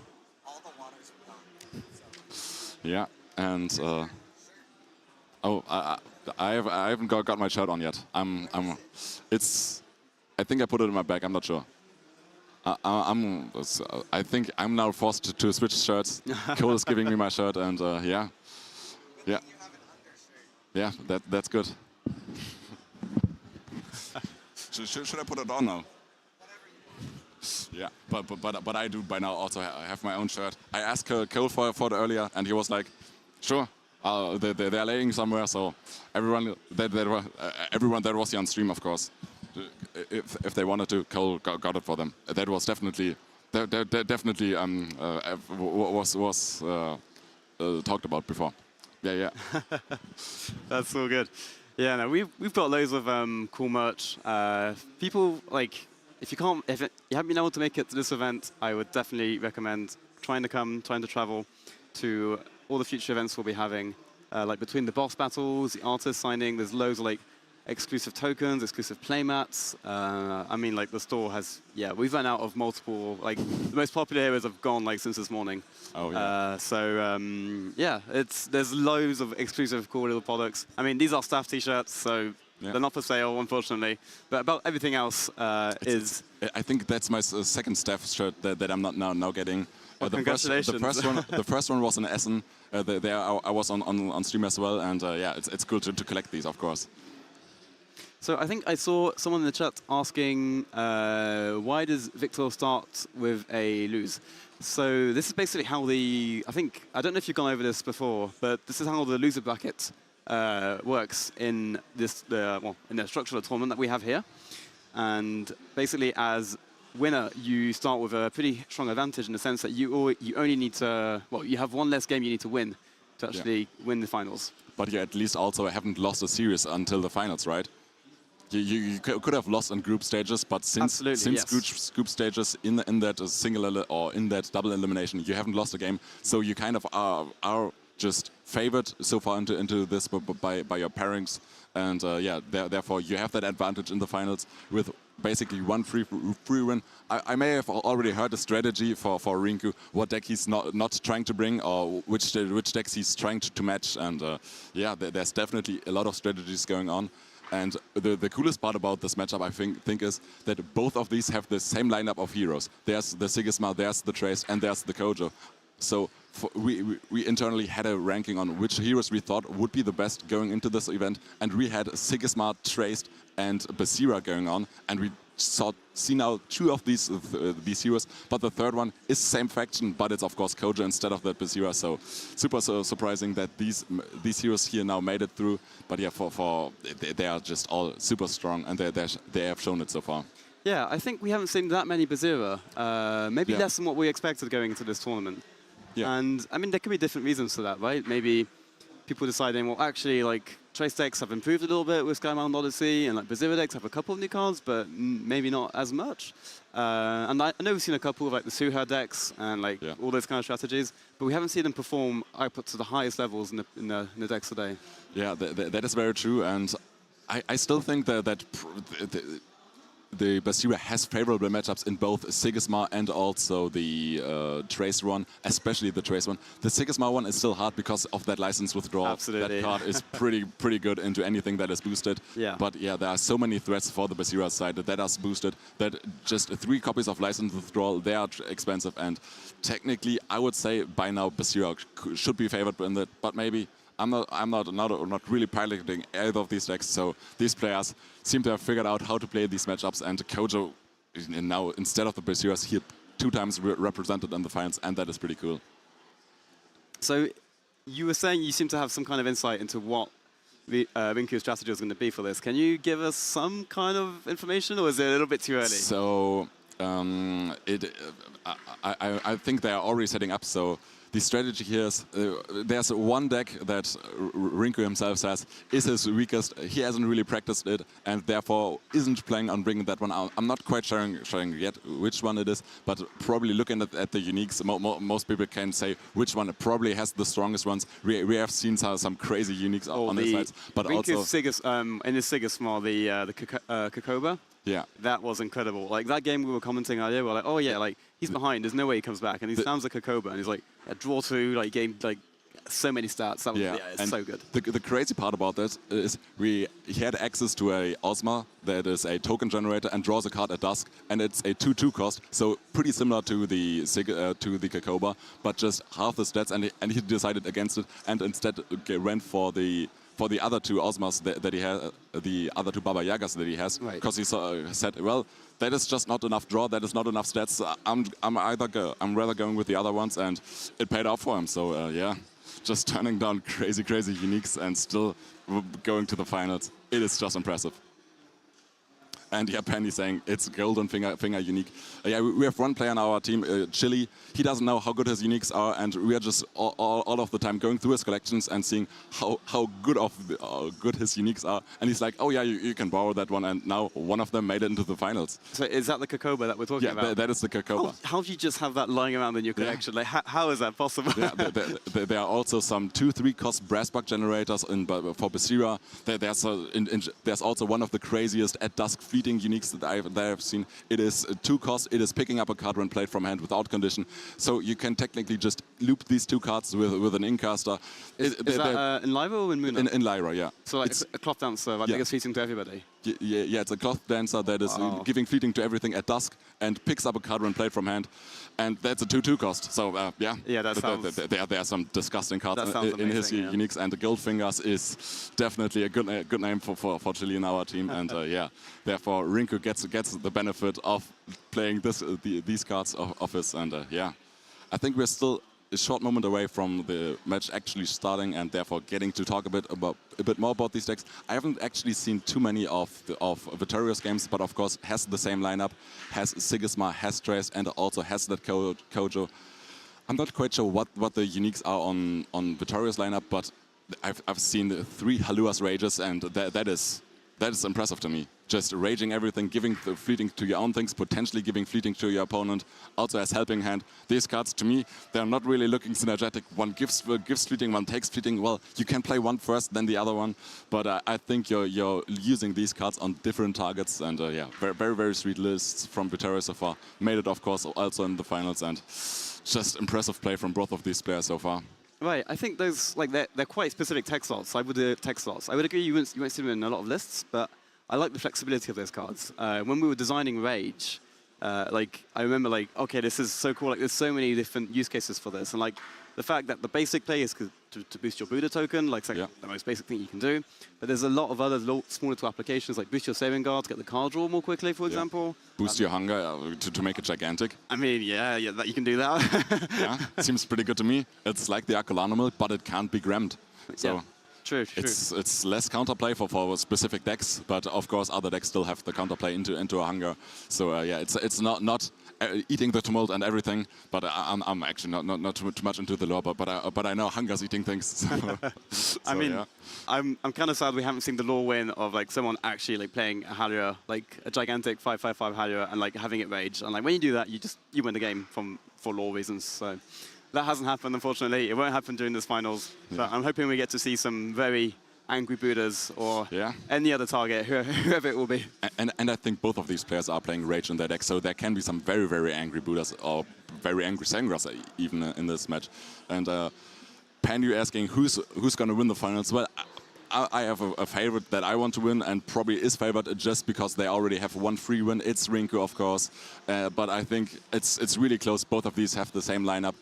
It's maybe coming down to who has the better uniques, but at this point, well, both just have insane uniques. So you can't really say one player has better ones than the other. So, and it's working out for both of them. So great matches that we've seen from both of these so far. So I think we kind of covered this earlier, but just to clarify, I believe, unless I'm mistaken, that Rinku not only has the advantage of having already won one game, but also getting to choose which deck he's considered to have won with. Yeah. Correct? So and I think he could even switch out the last deck. Or I'm not sure if he from the beginning has to say, I'm not going to play this deck, and gives the information to his opponent, or if he can still just play all 3 decks. I'm not sure about those rulings, but I know which deck he's not planning on playing, and yeah. His opponent might have already also figured that one out, because yeah, I've been told how many games he has on the 3rd deck of his, and I can say it's not many. So probably favors two out of these 3 heroes. I haven't that much insight into the strategies from Vittorio, but we have maybe some Italian casters coming on here later on since I'll probably be the one between games that's switching out, and he'll be the one that's sticking around, getting to talk about more games. And I think we might have also Quetz, one other Italian player, not a team member of Vittorio, but also they share a language, they share a country, they might have some insight, and yeah. That sounds awesome, yeah, that'd be great to hear. Yeah, and I'm not quite sure. I think the finals was supposed to start at 5 p.m. It's now 4:09. It's 1 minute away, and we do see the player cams already, so we can switch over to that game scene. And yeah, we do now see that lineup. Both pairs have the exact same heroes, so same lineup. But now it's coming down to who will ban which hero. I think I already know which hero. I forgot which hero Rinku wants to ban. I think I know which hero won't get banned from hero. Oh no, they can't ban heroes anymore, right? It's just the best of 3. Yeah, I forgot that one. And yeah, no bans. They're just straight going into the first match, choosing their heroes, which they think will get them the advantage, get the first game winning, and there's still some croissants left for Vitara. So eating up before the finals, getting the energy needed, and. But I think you can hear the noise through the mics. Just to let you guys know what's going on, because you probably can't see this, but like the tables have been cleared away in front of the whole station. There's a massive like seating area ranging across half the tournament hall to watch the finals. So this is a pretty cool moment. I think the energy is really high in the room. I'm feeling good about this. I'm excited. I hope you are too. Yeah, this is very exciting. Seeing one of my teammates, he almost brought my main deck. I'm a bit sad he didn't, but I'm also glad he's here instead of playing my deck. So yeah, that is very great. And yeah, I think these games are almost about to start. The croissant is still getting eaten. Exactly. Well, France represented in the finals with the croissant. Yeah, that's there we go. There's some French culture going on here. That's all we needed. Yeah. Getting eaten. He probably has some hungers, and and yeah. I'm not sure what's the procedure now when we will see the first game start, but probably just these players are now gonna decide which deck they're gonna lead with. And yeah, it's the same matchups, so it is difficult to play. There are a lot of mirror matches probably. It's now the favor who wants to lead with which deck and think that gives them the edge. It's really close, I'd say. But of course, that lead already for Rinku for going through the through the upper bracket, and here now in the finals, in the grand finals of this first World Championship. Absolutely, and I have one question. How many Gibbills is Rinku going to find on the top of his deck in a precise moment? Yeah. Because that seems to be his very specific talent. I can't wait to see that happen some more. I've seen I've casted the match that you were referencing, and there were wasn't only that Gibble top decked. There was also with the traced ability a Frankenstein that was necessary. That was top decked. So 2 crucial top decks. So it is Rinku's day so far. It seems there's been just. Everything is going his way, has been going his way so far, and yeah, it's just great to see Rinku, from my perspective, perform that well. There are of course some Italian players that are massively rooting for Vittoria as well, and we might get someone on here on the cast as well that is rooting for Vittoria. So it's not just biased for Rinku. We might get some bias for Vittoria later on, and yeah, we're gonna have some rotating casters here most likely. I'm just excited to see the game play out. Like this is the highest stake altered game, like altered set of matches that's ever going to be played. Like that's been played for now at least. That's very true. For now, stakes may get higher. Stakes may get higher in the future, but this is massive stakes. You know, the whole room is watching, and this is going to be a big moment in the game's history, and I can't wait for the gameplay to take place. Yeah, it's very exciting. I don't know what to say at this point anymore. I'm just waiting for the games here, and I think they are now still deciding. I think they might have already decided the decks, and we're just waiting for them to switch over the scenes and let the games begin. And of course, we have also some still more USA chants here in the chat, and yeah, also where are the AQZ chants? The Let's Go Rinku. Yeah, I'm not bias cast here for now, but the bias might change at some point, and yeah, it's great to be here. Someone's saying in Italian, give Vittorio a pizza because he needs the energy. The croissant's not bad. I think he'll be okay with the croissant. I believe in the French food. I think he'll be okay. And there are now the AQZ chants from one of our team members, Pandy Andy. Was here on Friday, had to leave already, unfortunately, so can't cast any more games. But yeah, was great to meet Pandy once again, and there are more Let's Go Rinku chants. I'm sure we're gonna see more Let's Go Vittoria chants at some point as well, and Pandy is not biased at all. Stay biased. I just want good games, honestly. Yeah, like we've seen so many cool games this weekend so far. I want really close games. I want it to come down to a nice edge. I want to see tiebreakers. Ooh, so Traced is the winning deck list. Submitted it. So is this what you had in mind? Yeah, okay. Absolutely, yeah. Rinku told me how many games of Traced he has had in the couple of last weeks preparing for this, and it was like one turn-based game and then a bunch of games against me where I beat him up with Basira, and then he was like, yeah, when I'm playing Trace, I'm gonna ban Basira every single time I'm seeing that hero. And yeah, that strategy has worked out wonders so far for Rinku, and in this finals doesn't even get to play against Basira, so that's great for him. No guarantee, yeah, can't ban either way. So yeah, I'm always forgetting that fact. Everything else leading up until this point was with bans, but the grand finals is just a best of 5. Rinku has to win 2 games, Vittoria has to win 3 games. So first lead going over to Rinku. Right. I don't know if Vittorio's deck lists have already been put up, but I'm interested on seeing like some of the specific tech choices. I know like different Sigismar builds have adapted quite differently to Skybound Odyssey. Yeah. And so multiple Ascend cards have made it into the deck. I think we've seen like the common Ascended Troopers in most deck lists. Yeah. Deck lists I've seen like 2 to 3 rare swords, for example. Yeah. But like, I believe Rinku is playing the Ugly Ducklings in his deck. Yeah, that's the really cool greatest. choice. Yeah. So I've been talking with Rinku about this Ugly Duckling for a while, and he's been comparing it to the Orders Messenger, to the Ascended Messenger. Right. And that one is resupplying when the expedition is already ascended, but Sigismar so far doesn't have that many tools to ascend expeditions, so you're not really, even if you're getting that Aerith token, it's costing you one mana to resupply, and that's oftentimes not worth it. And the duck is just more flexible. It is a 1 cost, it is a 2 cost, you don't know. It is just so flexible to play, and it also ascends the expedition, of course. Yeah, and I'm pretty sure Vittorio is not playing that, but let's see if we get to see the deck list and during the gameplay, like the exact tech choices in that regard. Because I think, well, Sigismar decks were quite standard up until the release of Skybound Odyssey. Like the Whispers decks were all like pretty close, obviously.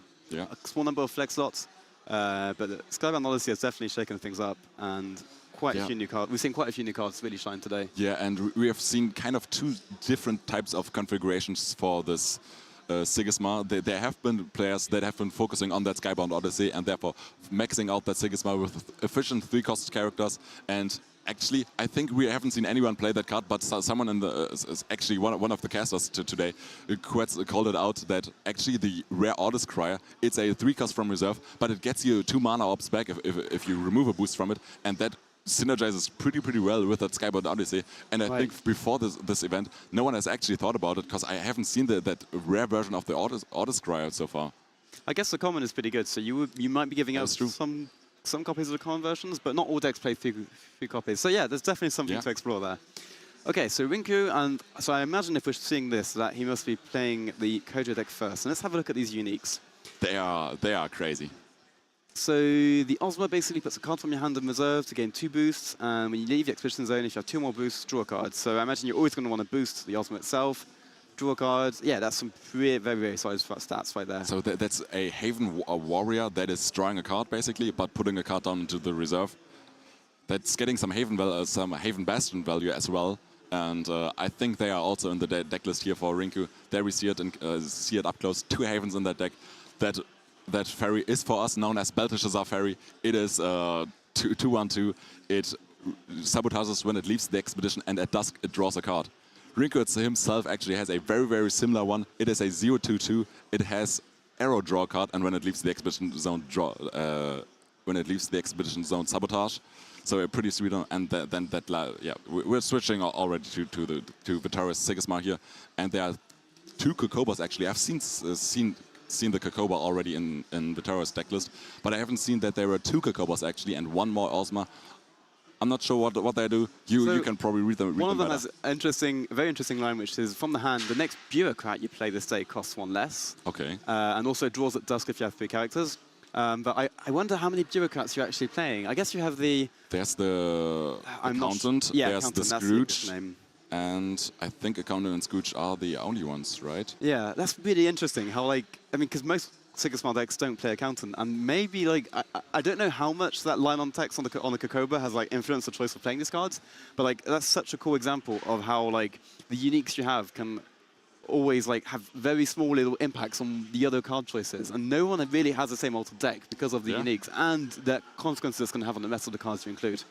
And I think the main difference between these lists is that between these two players, Sigismar lists, is that Vittorio is running that Skybound Odyssey, is trying to max out on 3 costs, so the Skybound Odyssey is getting the most amount of value. And yeah, the first match most likely going to be that Kojo into that Sigismar.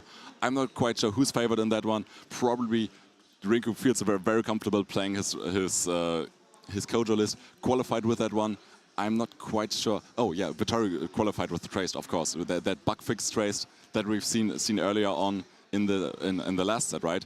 And is now switching over to that Sigismar here. So Vittorio French now. I mean, he ate a croissant. Obviously, he's French. Yeah, exactly.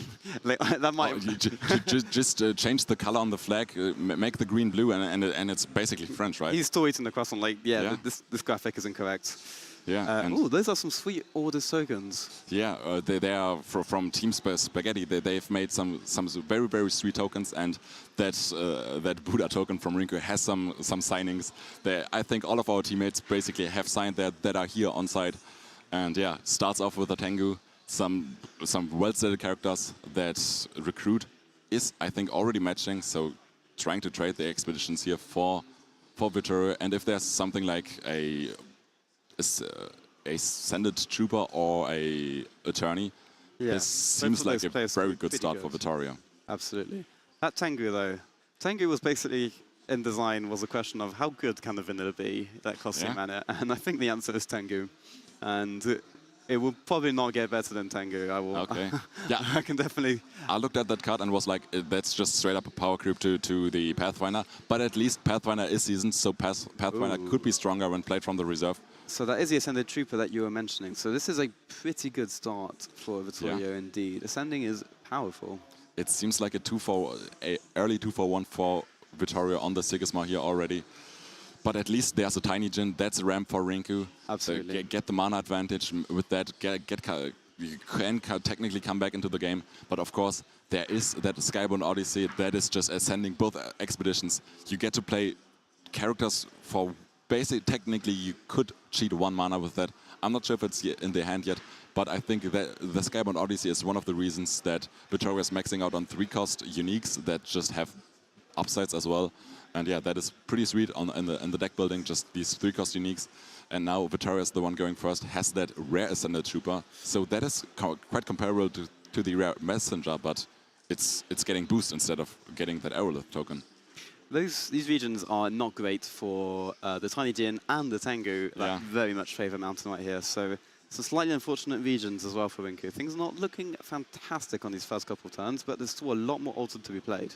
Yeah, that's very true. And Trooper, you have a unique, you have a 3-cost. This seems like a pretty good setup for Vittorio so far, but of course, it's not just over from the opening. And just also, you're oftentimes looking for card advantage. No one so far has really gotten a big lead on cards. There's a Haven Bastion, resupplying a Prior. Yes. And now anything you play from the reserve is getting boosted up. You're pretty happy about just playing Tiny Djinn and getting that into your mana zone, get the ramp. But if it's necessary, you might also just play the Tengu for the stats to just make sure you're trading 1-for-1. And now it's the decision here for Vittorio where to contest or where to try to put stats. It might just be a good play to pass here because you're saying, well, my opponent can't double advance anyway, and any card I play now is a wasted resource. So I'll just let my opponent pass. Or maybe you try to get your opponent into the most unfavorable expedition for them and try to block them on the one that you won't want them to advance on. I imagine Vittorio's going to play one of these uniques. He's probably just deciding on exactly which one. I think they both draw cards. Maybe the Kokoba has different effects. So we'll see if that gets pulled up on the screen or not. And like you probably just want to play a card to avoid Rinku just playing that free Tiny Djinn and getting the round for free. That is true. I think the Tiny Djinn is kind of free already. Oh no, true. It's not winning on the companion side because it's just 2 boosts. It's getting a boost from itself and it's getting a boost from the Haven. So can't play the Tiny Djinn here for free on Rinku's side. So I have one question for you. What's your kind of take on the Havens in Rinku's deck? Because I think a lot of Kojo decks have actually been cutting down on that card. We've seen a lot less of it recently. Why is Rinku playing them again? And do you have any ideas behind the logic for that? I'm not quite sure. I'm not our Bravo stack builder. That decision has probably been made between Rinku, I think Franiko from our team, and also Freeloader. In our team, they're for some reason calling Freeloader the best coach in the world. Well, I think two of the top contenders are probably sitting here at this table. And yeah, there we see the Ozma unique from Rinku's side. It's putting a card into the reserve to get 2 boosts, and then at dusk, I believe it is, if it has 2 boosts, draw a card. So very, very sweet one. Okay, so I think, actually, no, so production showed the Ozma, but both players are playing unique Ozmas. Yeah. But the one, so Rinko doesn't look like he has that Ozma in hand, but we are seeing Vittorio's Ozma right here. So Vittorio is going to draw a card from the hand, and this Ozma is very good from reserve. For only 2 mana, you can draw basically 2 cards pretty easily if you control 4 characters. Yeah, and controlling 4 characters for Sigismar. Not a big deal. Yeah, you play Ozma, you have a token already, and then you just need 2 more characters, and you already get the draw. And so yeah, it's kind of like the common that we had back in the day, but it's now resupplying, of course. It's a bit sad for the Ozmas. So very interesting. Rinku decides to forgo the 1/1 and actually takes 0/1, so still blocking on the water side, but decides to go with a Tiny Djinn to ramp instead of basically like catching up on Expedition. I think I like that decision. I think you're already 1 Expedition behind against Sigismar, and you are going to have to overpower him in 2/0/1 turn. So deciding, you know what, I'm going to fall a little bit further behind, but set my ramp and set myself up better to actually win the future turns. It's a pretty interesting choice. And this specific turn here could be a key moment to 2-0 since the Buddha token is deployed. Yeah, and Buddha token pretty strong, but there's also that Ascended Trooper that if that's played, it's ascending the hero's companion side, and that would already be advancing for 2 mana just into that Buddha for Vittoria here. But I'm pretty sure Rinku knows how to prevent that and get 1-for-1 or maybe even a lead back into this game. And yeah, just the advantage that Rinku currently has is that permanent in play, is that 1 mana ramp that they got. And I think they're quite even on cards. Well, Rinku seems to be down 1 card over 2 cards down over Vittoria. So actually card advantage goes to Vittoria on the Sigismar here. And that's true, but Priya is a fantastic card at catching up card advantage. 1, because it costs 4, and secondly, the Aerialist could be relevant here. Oh, especially with a Haven in play. Like when you have a Haven in play, paying 1 to sacrifice the Aerialist is not the end of the world. And I think Rinku is a little bit behind on card advantage, but not in a way that's going to be too dramatic for the rest of the game. Yeah, and we've seen these uniques also for Rinku. They are just, of course, not really gaining a super advantage for him, but it's just attacking the resources from its opponent. They are sabotaging. They are also, some of them are drawing, and yeah, these uniques for both of these players are, of course, very, very amazing. You can just you can only envy those cards, and it's just amazing how these players play these. So Rinku's deck actually looks quite similar in philosophy to the deck that's played by Pava, who she qualified in the morning qualifiers on Friday, and she had a pretty similar I think she calls it Big Butt Kojo, basically. Okay. And it's just a lot of these big mid-range 3 or 4 drops. You have the Leviathan Callers to have those as payoffs. Yeah. And it's just this philosophy of well, the best way to make card advantage is just to not mess around with a bunch of 1 drops, but just slam these 4 drops, which are hard to deal with, have massive stats, often powerful card advantage abilities, and just navigate the games properly to not get blown out by removal spells. Yeah, and I really like that philosophy. Your card advantage is just playing 1 card a day. You just play gigantic characters, or you play well-stated characters that just advance for you. Your opponent is struggling to beat those, and yeah, just advance to that way. So you just accumulate cards by drawing 2, putting 1 down into your reserve. So you're essentially gaining half a card just by doing that a turn. And yeah, that's oftentimes just working well enough for card advantage. And yeah, still, I think it's now Vittoria's turn to play. They are playing the Ascended Trooper into that hero side, contesting that Tengu that is already boosted up from the Haven, and now still has 3 mana untapped, while Rinku has 4 mana left for them. And Prior is a 4 mana card, so can still be played. But I think it's kind of risky to play this Prior here. Yes, you're opening yourself up to not doing too well. The issue is, so it looks like Rinku is going to go for the Leviathan Caller. That's probably going to mean he's going to have to empty his hand, which is quite costly in terms of card advantage. Yeah, that is very true. He's going to be losing 1 card in reserve at the end of this day. And it's on 0 cards in hand afterwards. And we still need to wait for the decision here on Victoria's side, but I think there are a lot of 3-cost cards in the hand and also in the deck in general for Victoria. So probably we'll see just one more play, and Rinku is the one able to react to this play, even though he's the one that went first in this day. And yeah, we see a Aegis Templar that is now being played into the companion side. Yeah, so Rinku is going to go for the 2-0, and this is going to work out for him. Question is, how much is this card advantage going to cost? Yeah. Is he going to be able? Is he going to be able to recuperate from this? And I feel like this play kind of ask you to draw a 4-cost character, so you can play that Leviathan spotter, reveal it to your opponent, draw a card of it, and then can continue playing from that point on. I think I have some bad news for Rinku. I think there's an Order Spy in Vittoria's hand right here. That is not good news for Rinku. Losing that Leviathan Caller immediately is going to be very costly. I'd say a very nice combo with these Order Spies is, of course, that Skybound Odyssey. If you have a Skybound Odyssey, if you have 2 Order Spies, you can just play both at the same time, double sabotage, and that's usually a huge resource swing for you. Just taking 2 resources from your opponent and them forcing to play from end, especially when they're on this few amount of cards already. That's such a power play, but I think there's only one copy of Order Spy and no Skybound Odyssey. But first needs to put down a card into the mana zone, and yeah, has to play from there on. And Rinku with 2 cards, already 1 ramp, probably not putting a card down here. Yes, these card draws have not been great for Rinku right here. This is not what you want in this. I mean, I guess you're going second, so like these removal spells have. You can at least react to your opponent, but there's that Order Spy. But yeah, the Order Spy is devastating here. Hitting the Leviathan spotter. And yeah, maybe Rinku was relying on that card draw.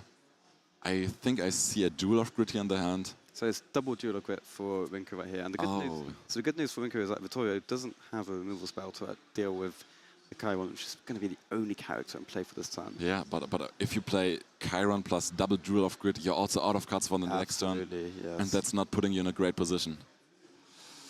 We'll and see. yeah, very, very good position here for Vittoria so far. Just looking at the tumult is tight so far, but just looking at the cards available to each of these players. Vittoria still has card draw in reserve. I'm not sure what their hand is right now, but these hand camps are very, very sweet for fast casters here. Yeah, absolutely. The other awkward news is that this Duels of Grit only can target characters of hand cost 2 or less. Yeah. And a lot of Vittoria's good plays here are going to cost 3. That's also very true, yeah. Let's see exactly how the stats line up on this Ozma. So, okay, the Ozma stats are not great in the they're able to block Rinku and Forest. Yeah, it seems to be a 3-1-1 or something similar to this. If we're looking at the stats tracked by the observers here. Yes, 3-1 makes sense. Yeah, even this does look like a 2-0 for Vittoria right here. Yeah, it's a 2-0, especially if there's no 1 cost left in the hand. But there might as well just be a bunch of Audit Troopers. They are just oftentimes played by the Sigismund players, and yeah. Yes, no, you're correct. So it's 1-0 for now. But let's see what the final play is. But yeah, it is that Audit Trooper. Therefore, it is a 2-0 for Vittoria. That's card advantage isn't there for Rinku.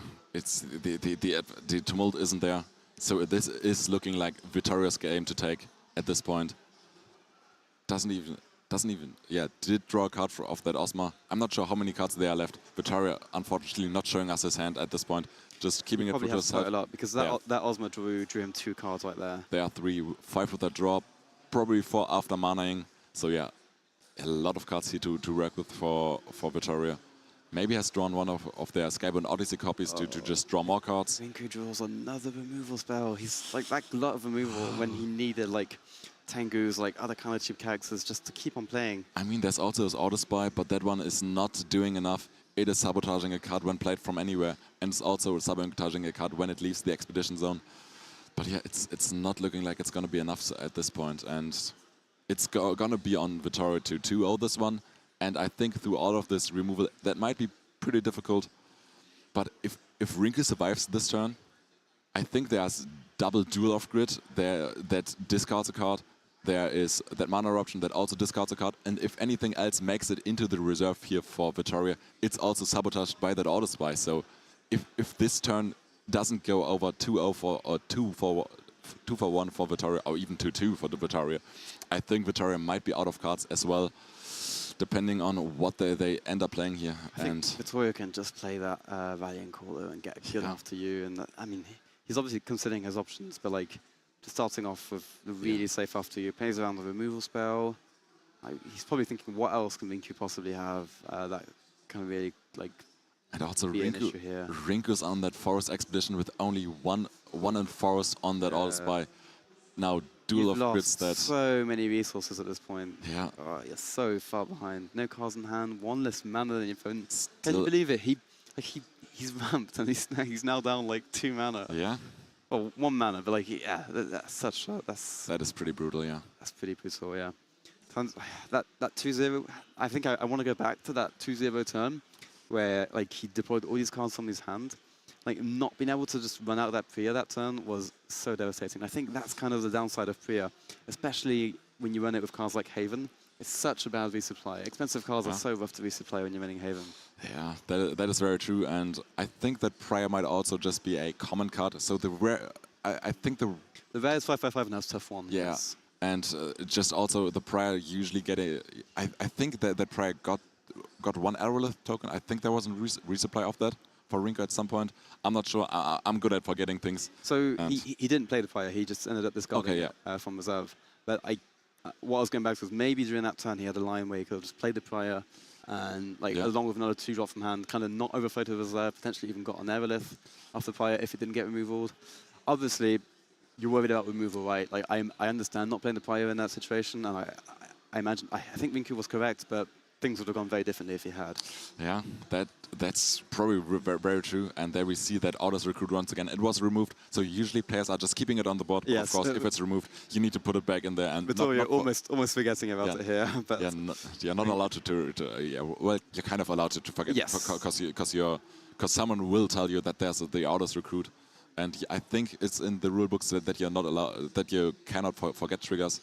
And, absolutely. Not an issue here, but the rare sword is like, I mean, Vitoria has so many cards in hand. He can after you like the Tiny Jin a billion kind times. of good for blocking, but it's just a 1 cost. I think the Auto Spy kind of does the same. It's also pretty much blocking. It is a 3 stats on that mountain expedition, so it's pretty tough for Vitoria to advance on that companion side, but doesn't even need to play for the companion side. Can just go full hero side, and that is super hard now to contest for Rinku. I'm not quite seeing the hand here, but yeah, it seems like game 1 might just be going over to Vitoria, to the Italian player here, and we just need to see the final cards being played out, and then it's probably just done and dusted here for Vitoria taking game 1. But Sandman is a great card. That is. Vitoria has got so many good cards in this situation. Yeah. Absolutely nothing can go wrong. Sandman goes down, hits that Order Spy. That is even beating the Tiny Jin here. Actually, you know what? I'll just do 1 more expedition. Sure, why not? Yeah. And that is game 1. That is game 1 for Vitoria, the Italian player. And yeah, I'm not sure if I'm now getting swapped out by another caster. I'll just be waiting if someone else is coming after me. I think Cole probably is the one that is responsible for making us change out seats. I'm not seeing Cole at the moment, and yeah, until then I'll just be staying in the seat. And unfortunate, but now it's kind of 1-for-1 in the match, and Vitoria can't play that Sigisma anymore, while Rinku can't play that Trace anymore. So we might just, I think, is there still a mirror match left? Yeah, it's Koja, right? Yes. Koja is the only mirror match that we could still see in this matchup, and yeah, the crowd is cheering. We get to see everyone here. And Cole is coming up to us and maybe telling us what's the plan now. And is someone else joining in my seat, or am I going to stay in here? You can give us a break. Yeah. So I'll just.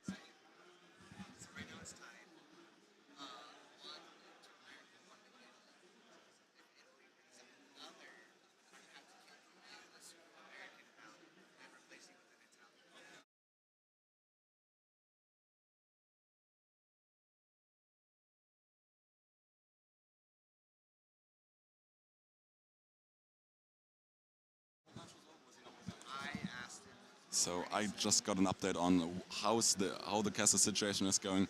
We are biased for the one that is leading in the match, and if it's tied, I'm staying on the cast, but if Vittorio is winning, I'm getting switched out by Quets, so we get that Italian bias back on the stream.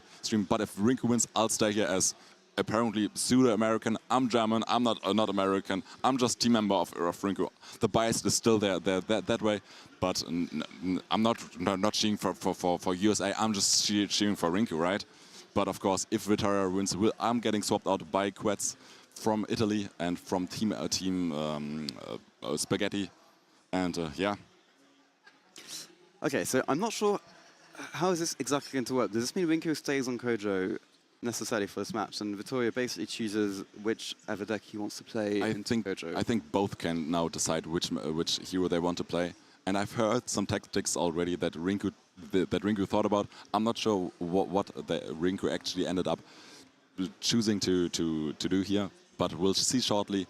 And there was a question why the players are wearing headsets. I'm pretty sure that it's just so they can communicate with each other during the rounds and also can communicate with the judges and just make sure that they're still being able to talk to each other, because otherwise it might be a little bit difficult to hear each other with this kind of crowd here. Well, especially because the cast is being like diffused in the room with the pretty huge audience, to be honest, by now. And they're not supposed to hear the cast, because we are, of course, also the French casters. Probably both of these can't understand the French casters. Yes. Maybe they can, I'm not sure. But let's not take the risk. You know, anything could be overheard. So yeah, the headsets are there just to make sure there's no kind of integrity issues and that the game is played out as it should be. Yeah, and it's now tied. Penny is saying Rinku got one win for free. Yeah, it is tied in the match. Rinku got that free win on that trace. Probably his least practiced hero. Well, I actually got the insight. He hasn't practiced that hero at all, and just is here without a lot of practice on that hero. Anyway, so yeah, we are now seeing that lineup from Traced here on Vittorio. And those are some very, very sweet Anansis. I'm not sure what they do. Well, I think I know what they do. But on reserve, you can put a card from your hand in reserve if you do one boost per card in reserve. So pretty, well, I think some trays tend to run Anansis from hand, this one only from reserve.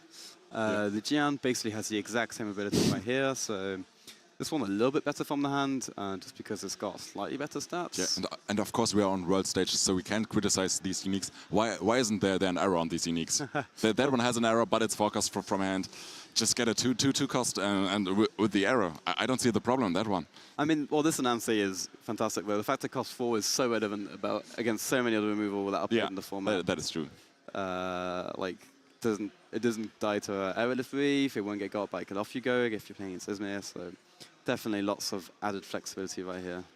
Yeah, and we do see the amount of permanency played on that trace. There are two restocking stations, 2 armor jammers, 2 havens, 2 aerolith reefs. So every permanent here is a 2-off, and also 2 booms. That is pretty much checking against anything that could show up, like Hydra Taser Canas that we've seen before, like maybe Sierras or anything that is scary that you want to remove. So just taking that boom. We don't see every single trace playing this card, but it's still working out. It's an interesting choice. I remember I was talking to some very like high-level French trace players, and they were saying that one of the theories they had in deck building was that the correct way to build trace was to not run any card that costs 2 from reserve. And the reason you want to do that is that so you can play your frozen supplies on turn 1. Oh yeah. Always have a card you can play and not like reserve overflow from there. But Vittorio decided not going to go with that. And decided to add a couple tech cards for specific matchups. Maybe there's specific things he's concerned about. We saw the boom in the hand. We saw it immediately getting put down here from Vittorio, and he doesn't like that card in this matchup, it seems. And I think that is very fair. In opening hand, it definitely seems pretty awkward. But yeah, no characters showing so far, right? This is a pretty weird hand. Double hooks. Restocking station and frozen delivery. So the frozen delivery can find a character here that is played. I think it's with this opening hand, it's pretty likely that it sees a character, right? Let's hope it doesn't find that second boom. Yeah, and there's the first unique. It is a Jian, and it is gaining a boost for each card reserve, right? But Rinku has. Would he play his unique Sabotage unique? That actually sounds like a great play here. Yeah, that is very, very true. Just I'm not sure if Rinku sees the line. We have that information over the hand. I hope he just plays that. That spy is so good in this position. Because it's Sabotage at dusk, correct? Yeah, no, it doesn't. It sabotages when leaving the expedition. Yes. So the trace doesn't even get the counter for this one. I mean, I'm sure Rinku is going to hesitate and think the line through because his other play of Serengar and Rabbit is pretty good and would probably get him a 1-1 in this situation, I'd imagine. Yeah. And goes for it. Oh, this is such a big play. This is, the impact of this is huge. That is very sweet. There's the auto spy, and I mean, that one is super good in this matchup just because it has that leaving sabotage, so the trace doesn't get the counters for that sabotage. It usually gets this, the counter when the card leaves at afternoon, in the afternoon. Sure. But at dusk or when leaving the expedition zone, which is at dusk, right? They don't get that counter anymore, so it's pretty good into that one. And I'm not quite sure what the rest of the hand here for Vittorio is, but I think there was a hooked. Yeah, he has a rare hooked, which he can play just to basically draw a card and then put a 2-cost card in his reserve, which I imagine he's probably going to do here. There's no reason not to do it. And most likely Rinku is going to sabotage the frozen supplies rather than the hooked situation, but let's see what he decides. I think that there's a fair argument for both of these, but doesn't even go for the hook. Ooh, just lets the frozen delivery be sabotaged here.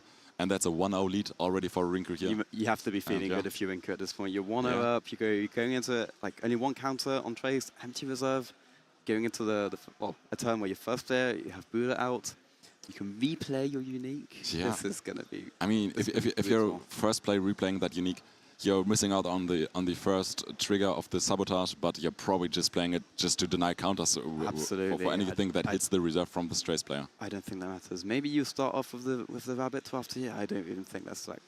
Yeah, it's not even that good. I still think you start off with a fire rabbit and then have the flexibility on where to play your spy. Probably the spy is still best in that hero expedition, just because the Buddha is likely not going to get contested. And I also think there's the Haven that could be played here, first play from Vittorio to pass and see what Rinku actually plans on doing. But that's a pretty bad line if there's a 1-cost played first before that spy, because that spy will just sabotage that card getting the resupply from that Haven. And still not great cards here in hand for Vittorio. There's still no character, right? What else can Vittorio do here? One Anansi. Is that the 4-2 Anansi or is it the 3-2 Anansi? Because that can change things in this scenario. I think it was a 2-2 Anansi that has the from reserve ability and the 4-cost Anansi that has the from anywhere ability. Okay, so Rinku foregoing actually anything to do with the Order Spy here. And I think I know why, because there's that Halua's Rage in hand. So you're not overloading your reserve, that Serengar is getting fleeting and drawing your card therefore. And that's just a sweet play. And I imagine that Order Spy, Rinku's thinking must be along the lines of, well, I'm still going to get value of this card later. Like, potentially next turn, there's a high chance Vittorio ends up with 2 cards in reserve, and I can probably sabotage one next turn and still benefit from the second ability. And there's that Anansi. And now we're going to see if it's the 2-cost or the 4-cost. So it looks like the 2-cost. Yeah, it is the 2-cost. Oof, that's pretty well statted still. It's pretty well statted. We'll now just see that Halua's Rage. But I think the Halua's Rage will be answered with a hooked. So it's still most likely just a 1-for-1. I think that hooked has been kept in the hand here for Vittorio. Well, Nancy has only 1 in water, so I think this is a 2-1 regardless of what happens. I think that's that hooked still in hand, so that Serengar can be hooked over into the other expedition. Obviously, yes. And it's just a 1-for-1. My bad. I was thinking about hooking your Nancy, but no, you're completely right here. Yeah, unfortunately, the hooked doesn't make the card leave the expedition zone. We've looked that up once. Both expeditions together are the expedition zone, and they're just leaving their own expedition, going over to the other one. And I've once looked at that interaction and was like, maybe it draws a card when it just gets hooked over, but no, it's still that expedition. We've talked about that in game design many times, because like when figuring out the wording and the exact text you have to put on cards, those kind of issues come up a lot. And I'm not the expert. Nat is one of the basically our in-house wording expert. Is always kind of like saying, oh, we can't afford this because if you do this, you'll trigger like John Dark's ability and then all this is going to happen. Oh, God, okay, what do we do now? Okay, yeah, that's a lot of thoughts being put into game design there, and I'm here to abuse the game design. I'll just try to find combos that have maybe not been thought about before, and I think that's part of the fun. I think I've heard one interaction that might have been that has not been talked about before. It is the floral tent, and that whenever a character gains a boost or gains anchored while the floral tent is in play, that characters with Scout don't leave the expedition zone. Yes. And that afterwards, when that has been discovered, the playtest team or whoever is in charge of that has decided, well, that's a fine interaction for us. It's not breaking the game. And that things like that happen is understandable. And it's kind of cool for us players to just discover things that the team might have not been thinking about. So we actually did figure that interaction out quite late in Scout development, and panicked for a couple minutes, and put together some decks, tested it out, and like those strategies were. I mean, you had some very powerful flashy turns, but nothing like the deck in itself was very inconsistent. Yeah. And we just thought, okay, this is fine. Like if someone wants to mess around with it and do this, they can. It's not going to break the game. And there we actually already see that. Is it the second Anansi unique? So I think it's just the same one that he's replayed. Oh, true, yeah, exactly. It's still that 2 cost. It put a Haven into reserve. There's still 3 untapped mana here left for Vittorio. And playing the Sabotager here, I feel like you kind of prefer sabotaging the Haven here. But if you sabotage the Haven, it's the spy is just getting hooked into the Anansi, and you want to not do that, so yeah. But still no characters here for Vittorio other than that Anansi. These draws and resupplies have been pretty brutal so far, it seems. Right, he still has quite a lot of play. I mean, he has two 1-drops in hand. That Frozen Delivery could be deployed this turn, depending on what the plan is. But I guess the card that he resupplies is going to be exposed to the Spy's Sabotage, so not an easy decision here. And also the restocking station can make the Anansi lose fleeting, so the Anansi can be played repeatedly. That is pretty sweet. And we are now probably getting shown something in chat because I'm not paying attention to chat. I'm sorry if I'm focusing on casting. I really can't read, but Cole is just checking out the chat on his own, and you're been monitored chat, but not by the casters, but by Cole. So at least someone is reading you. And we still see that spy. I think it's again Rinku's action. The restocking station has been played so that Anansi can lose fleeting and be played multiple times now. And yeah, the Anansi just gets a ton of stats. It's putting a card into reserve, and then at least you have 1 card in reserve and 1 boost going on to that Anansi. So that's always a bunch of stats. Pretty scary stuff, technically, potentially for Rinku here.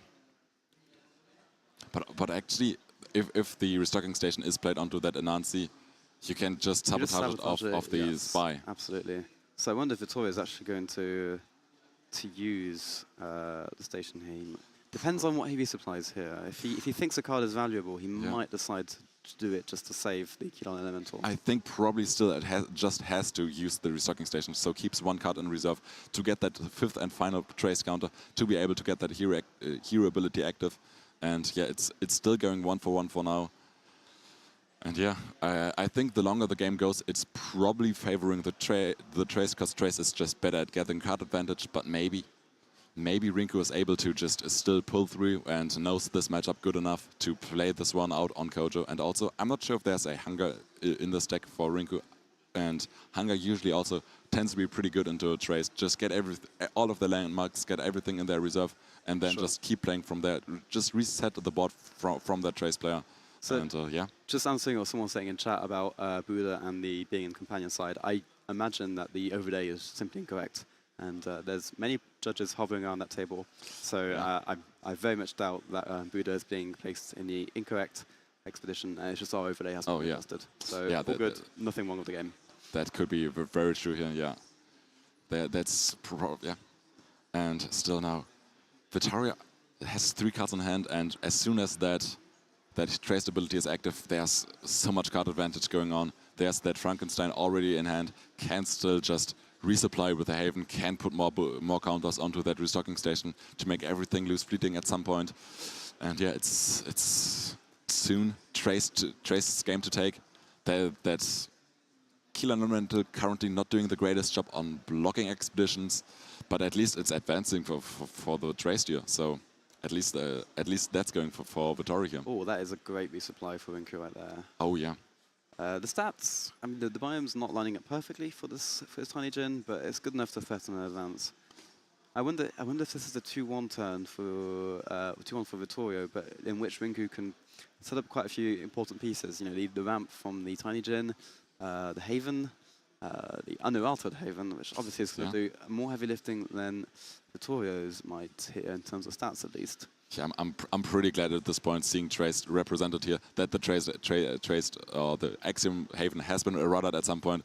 I don't want to play against that the unerrated Haven anymore. That has been a horror to play in set 1.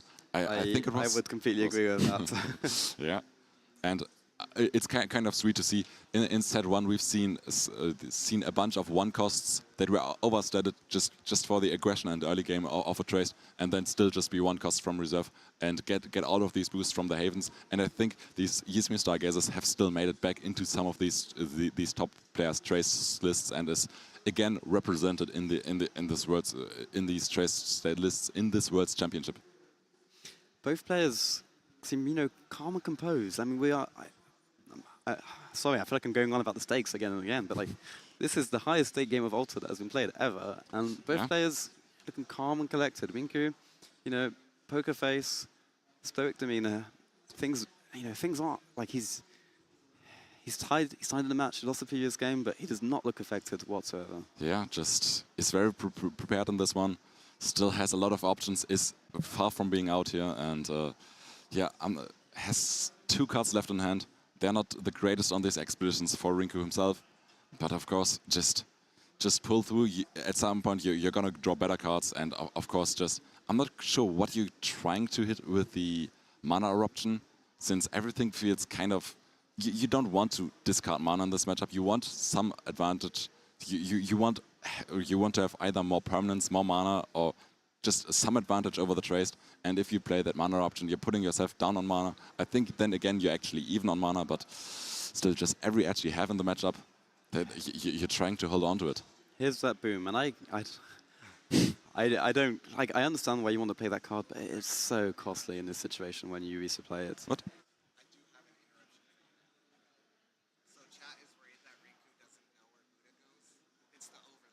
Yes. Okay. So Cole just explaining that the overlay was incorrect, and I think it has now been switched. No, it hasn't been switched yet. There we go. Yeah, now it has been switched. And yeah, so Rinku has been placing that Buddha in the correct expedition, but yeah, now it's swapped again on stream. Back and forth. Yeah, it's just flipping. Where's hero? Where's companion?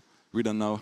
It's Schrodinger's hero expedition, right? We don't know where it is. Is it left? Is it right? And there's actually that mana option, putting Rinku down on mana, but at least getting rid of one of the pieces here from Vittorio, getting rid of that Frankenstein, I believe it was. And if that Frankenstein is played over and over again with that restocking station, that is a bunch of value here for Vittorio. So getting rid of that just permanently, pretty heads up from Rinku. But of course, you don't like deramping yourself in this matchup. You want every edge you can have, but now you have to hold on to that tumult advantage that you have one expedition ahead.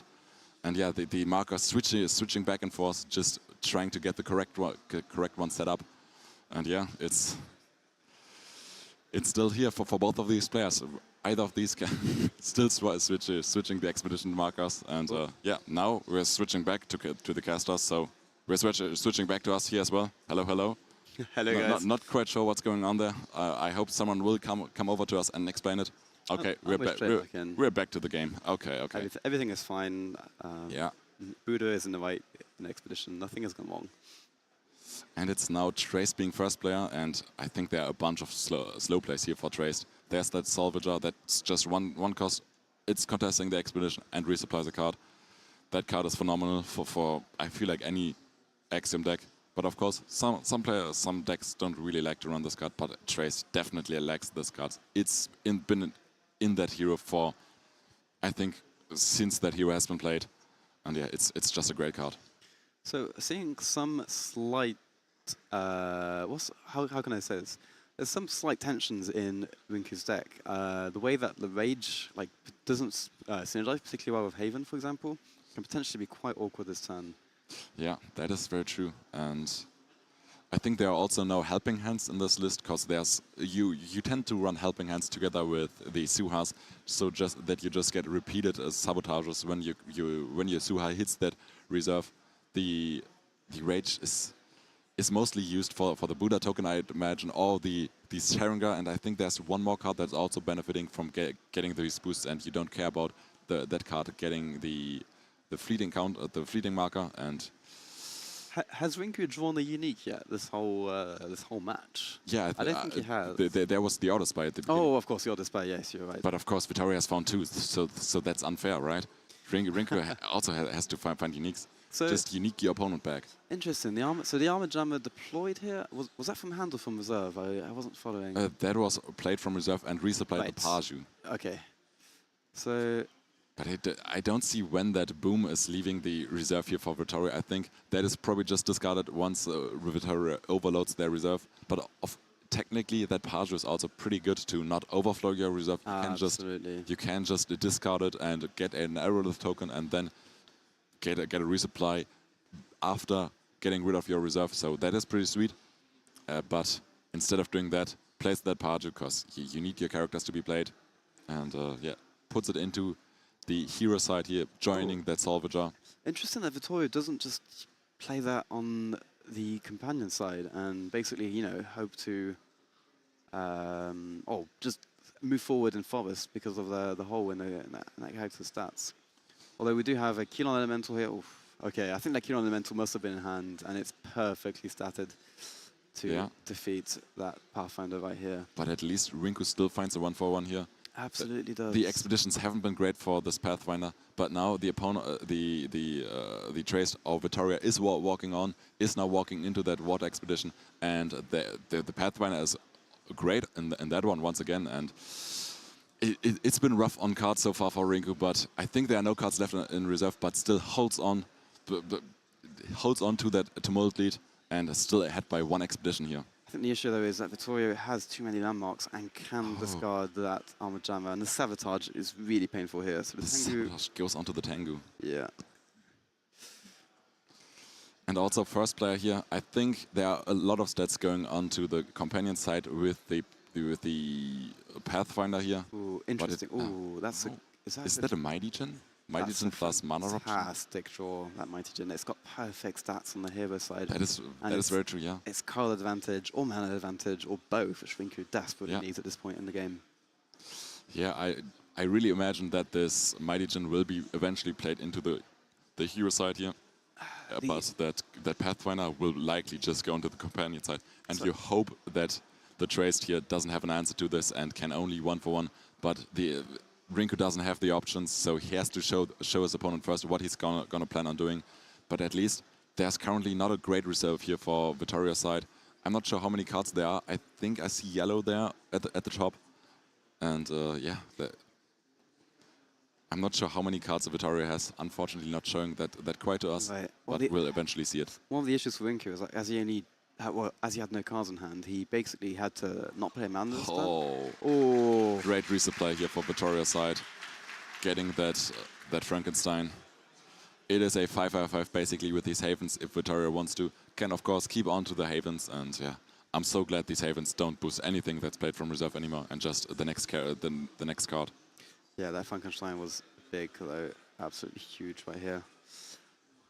Let's see. So Rinku has already played out his hand, so it's basically an open puzzle for Vittoria, and the question is, can you 2-0 here? It looks like a lot of stats to get over. Yeah, we're not seeing the hand yet, but you're of course also getting a resupply of the Frankenstein, so you get to see more cards, you get to see better cards, and you're tapping the Trace first. You get to see one more card before you make the decision on what actually to play. Is this any good this turn? I'm not sure if it was a reef or the restocking station, but yeah, to us it seemed like either one of these permanents, and yeah, I think the reef is a lot better than the station at this point, but it really depends on what's left here for Vittoria, and I think there are a bunch of cards playable for Vittoria. He has a bunch of cards. I really wonder if he's able to 2-0 or 2-1 this turn, and if he isn't, I imagine the goal is just to secure 1-1 and have the best reserve possible going into the next turn. And between Frankenstein and the Sucking Station, there's definitely options to achieve that. But without seeing his hand, I wonder what exact line he's going to choose here. There's also technically a line where you just go with a boom, where you play a 1-cost, boom the Mighty Djinn, so Rinku doesn't have any cards in reserve, doesn't get Haven value. still gets, of course, the Mighty Jin trigger, but yeah, puts down a Salvager. That card is great. It just gets to see more actions from Rinku, but Rinku already showing no cards in hand, so you're not really playing it for the after you at this point, and you're just playing the Salvager for the stats. It's not really doing a great job at stats, but of course it can be boomed. The boom can go after this Mighty Jin. That Padre is a great resupply as well. Yeah. The fact you can turn it into Nerolith and have like 3 cards in reserve going into the next turn is absolutely huge. And we are going to see the boom here, it looks like. So like, it's looking great in this situation. I feel bad about talking badly about this card. It looks really good in this scenario. Yeah, that is very true. So, deciding on what to sacrifice, probably either goes after the Salvager here. So I'm not sure what Vittorio plans to keep around here from the landmark side. So Rinku has to draw, right? Yeah. So there's no, he has.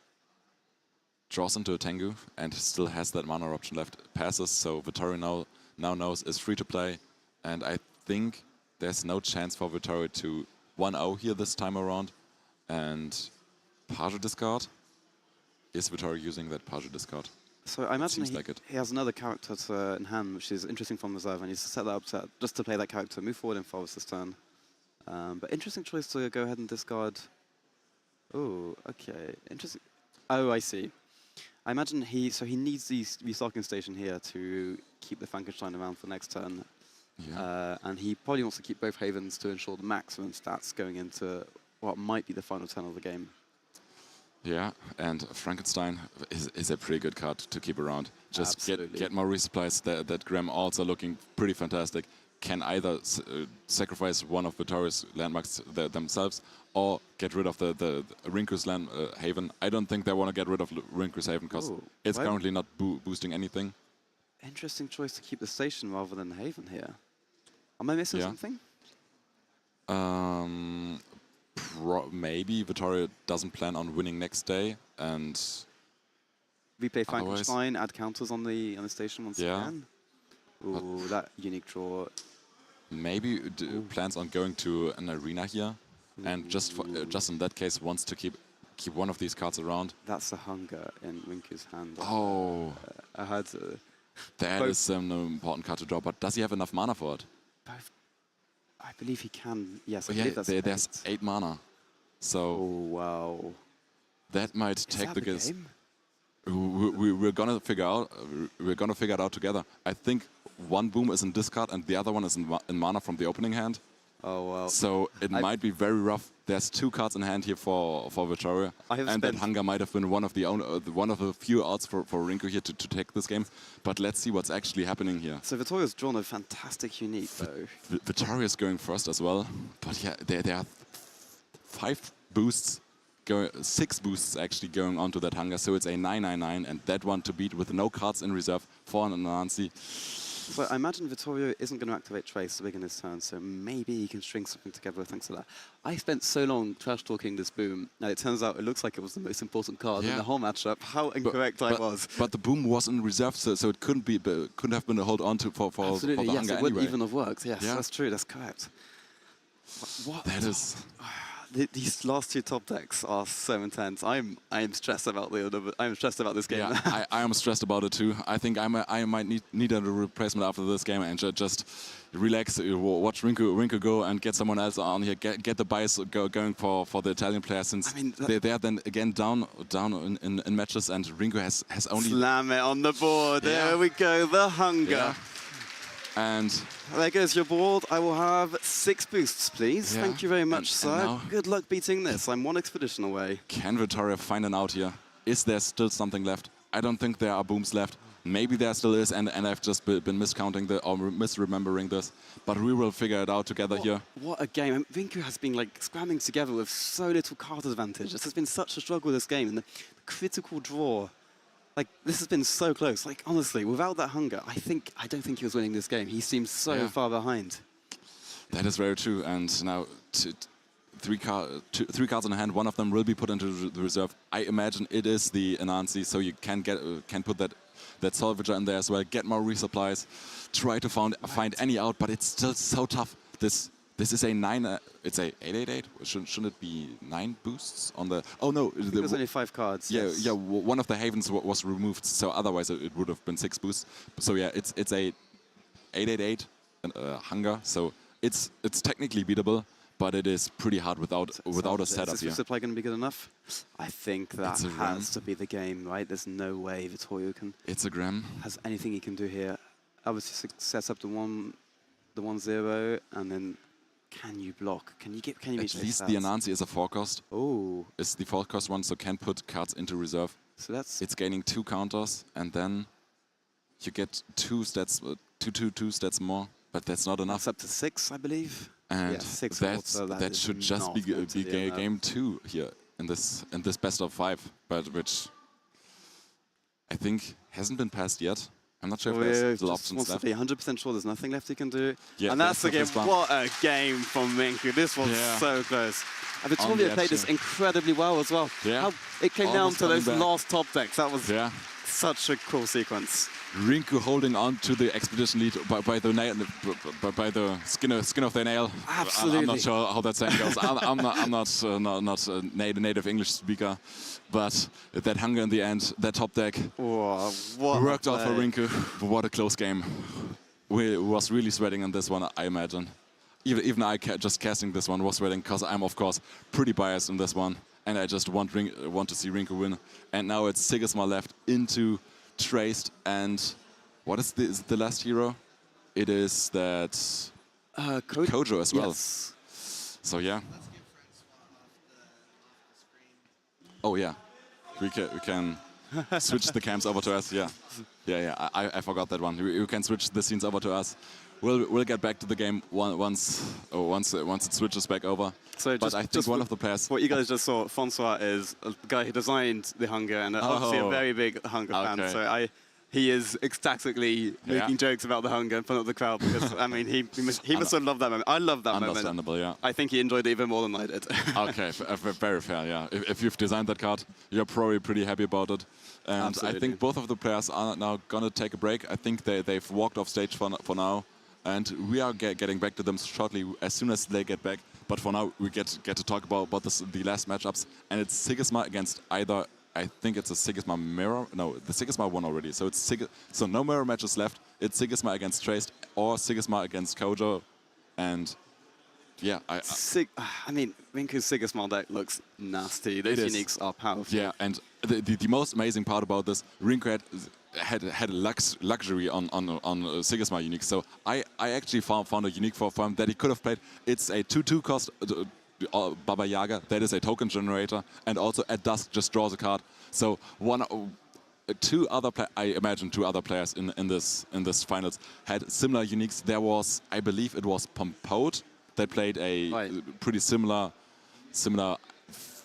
I think it was Foundry Mechanic, that is a token generator. I think that one is Target Expedition, and when it goes to reserve, draw a card. And I do believe that Claudius also, in the deck list that were prepared, were also those Autos Cadets that are on play drawing a card, and then our token generator on top of that. And Rinku turned it down because he said, yeah, well, my other uniques are just better, and I don't need that one. And that's just the most amazing part to me. And yeah, just turning it down, great uniques that anyone else would have played.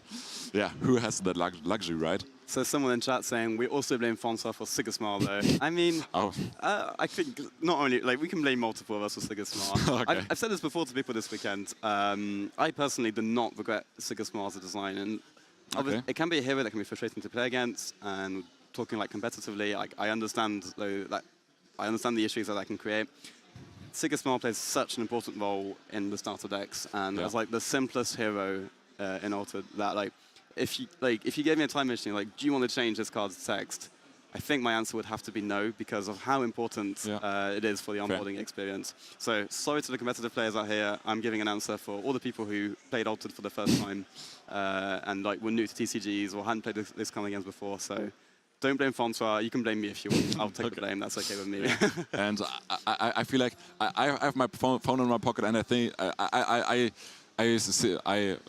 I'm realizing I'm getting a ton of match messages, so I think our team chat is popping off. They are just super excited to see Rinku win this technically second game, and there we see the unique line. There we can switch over to game scene. we saw the unique lineup for these players, and those are right now the uniques left for Rinku. That is a token generator. It is creating a token when played into the hero expedition. It is drawing 2 cards at dusk if you have a specific number of characters in play, and of course it is whenever non-token character joins the expedition, it creates a Orders Recruit in your hero expedition. So a very, very strong Kakoba unique. And I think one of the most famous Kakoba uniques is probably that Claykoba. I think that Kakoba should probably also go into that lineup of known non-Kakobas. And here we see the Baba Yaga. That's actually the Baba Yaga from one of my local mates in Berlin.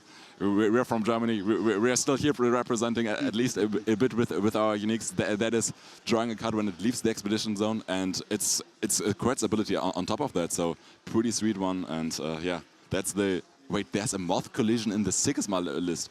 I'm just realizing that one. I haven't seen that one before, but I think I've heard Rinku talk about this with Clay before, and to Rinku, Clay is or to many players, Clay is like the best Sigisma player, and Clay also said he's playing Moth. That is it Moth Collision? Yeah, Moth Collision exactly, in the Sigisma list, and that was a new card to me, but yeah, it seems to be working for them, and yeah. Yeah, great, I mean, great list so far, it seems. The flexibility of that removal spell is definitely a big advantage, and I think it makes sense. It's like specifically the 7th or 8th removal in your Sigisma deck. Like I think that's definitely a choice which makes sense, and I wonder if we'll see more going forwards after today. One interesting choice actually in the deck that I'm seeing right now is the Monolith Legate, and only 1 copy, which is interesting because for a while, we were seeing 3 copies of that card in every single Sigisma deck. Yeah, I can tell you, Rinku for a while was testing no Burrow crits in his Sigisma at all. Was also cutting to 0 copies of the Legate. Was cutting to 0 copies of that Attorney, and was playing Messenger plus the Ugly Duck. Ugly Duck, now one of my new favorite cards due to Rinku, just showing me how good that card is. I think a lot of these players here in this finals have been sleeping on the Ugly Duck.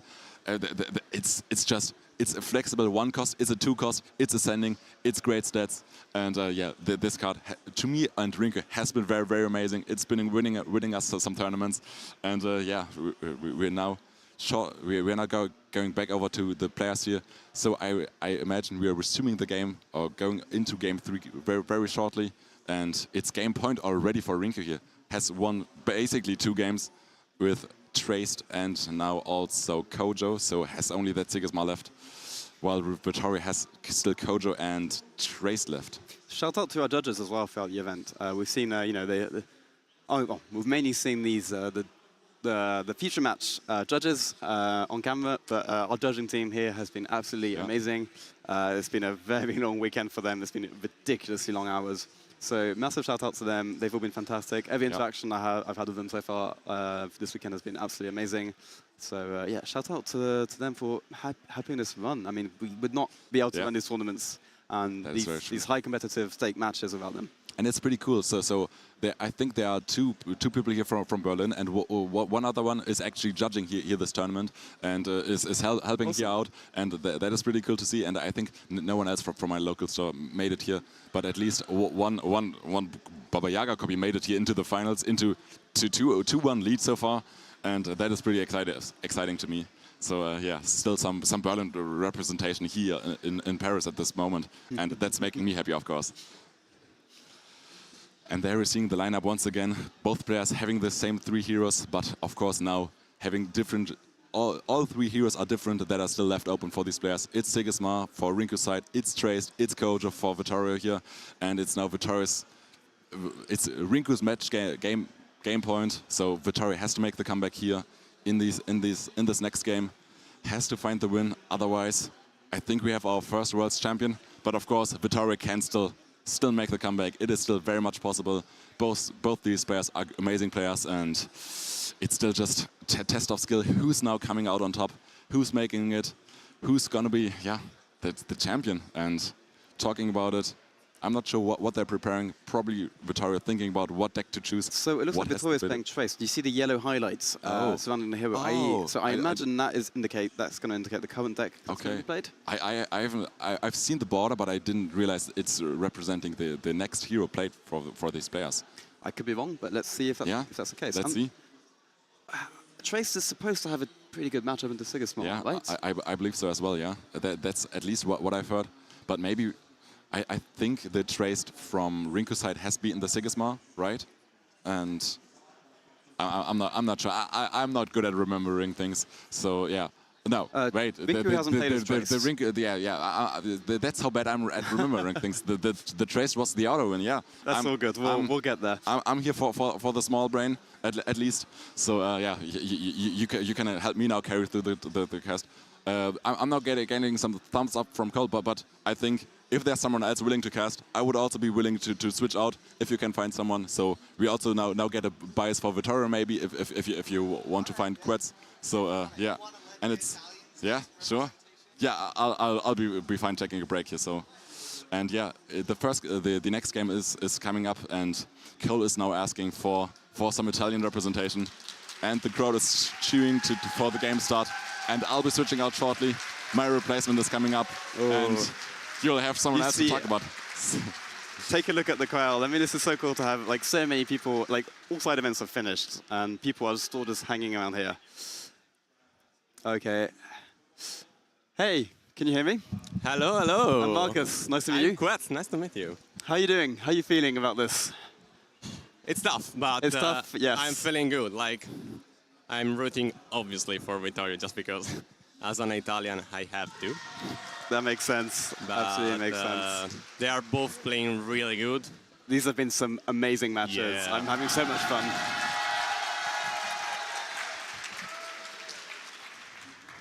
And the energy in the room is electric. Like I'm having so much fun. I'm so glad we're here, to cast this match. We're here in the room to see it happen. This is such a great moment for Altered here. Yeah, I'm really happy to be here now, rooting for an Italian in the grand final and be here. So do you have any ideas about the matchup? We were saying just minutes ago that, Trace usually has a pretty good matchup into Sigismund. Do you have any specific opinion on that? Maybe on Vittorio's specific deck list for this? So, the Trace that is running is pretty standard, let's say that. Right. Usually traced as the upper end on Sigismund just because of the card advantage, Sure. usually. We saw a lot of Sigismund playing how is it called? The Scrooge. Okay. And that were tuned to beat traced. This is not the case, but we will see, because Rinku's uniques are really strong. We were talking about them. They're absolutely amazing, aren't they? Yeah, they are really, really good. But we saw that traced, when it starts running, it's run fast. Absolutely. I mean, we saw... The last match was close, but the anger literally... What a clutch top deck in the final moment. Like any other card, and I think Rinku would have lost that match. Yeah, we were suffering seeing the anger being thrown. But it is what it is. And yeah.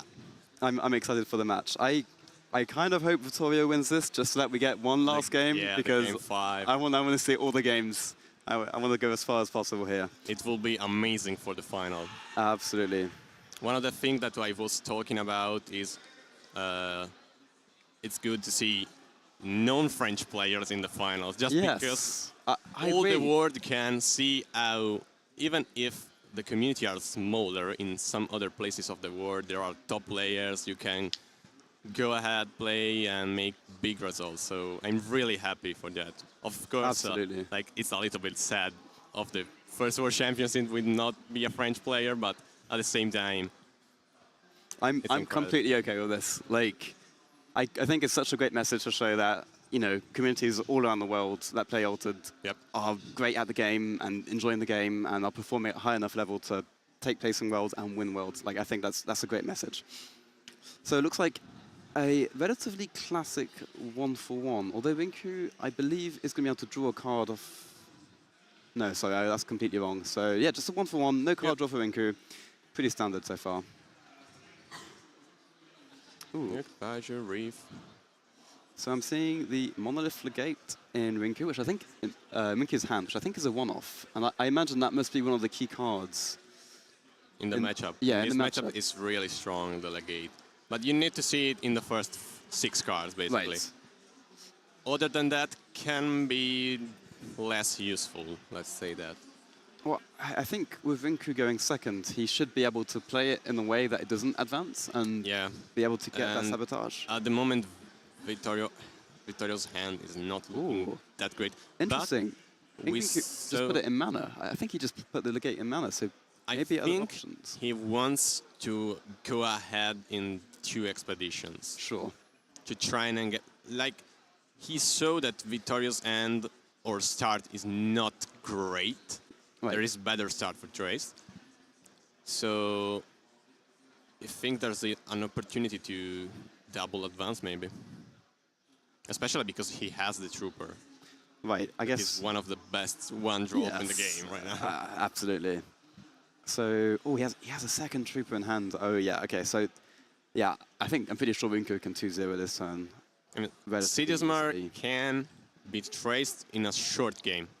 So Sigizmar needs to go fast because when we are taking some more time, so the game goes longer, Traced will be far more comfortable. Sure. He has so many resources and Traced is so strong in the long run.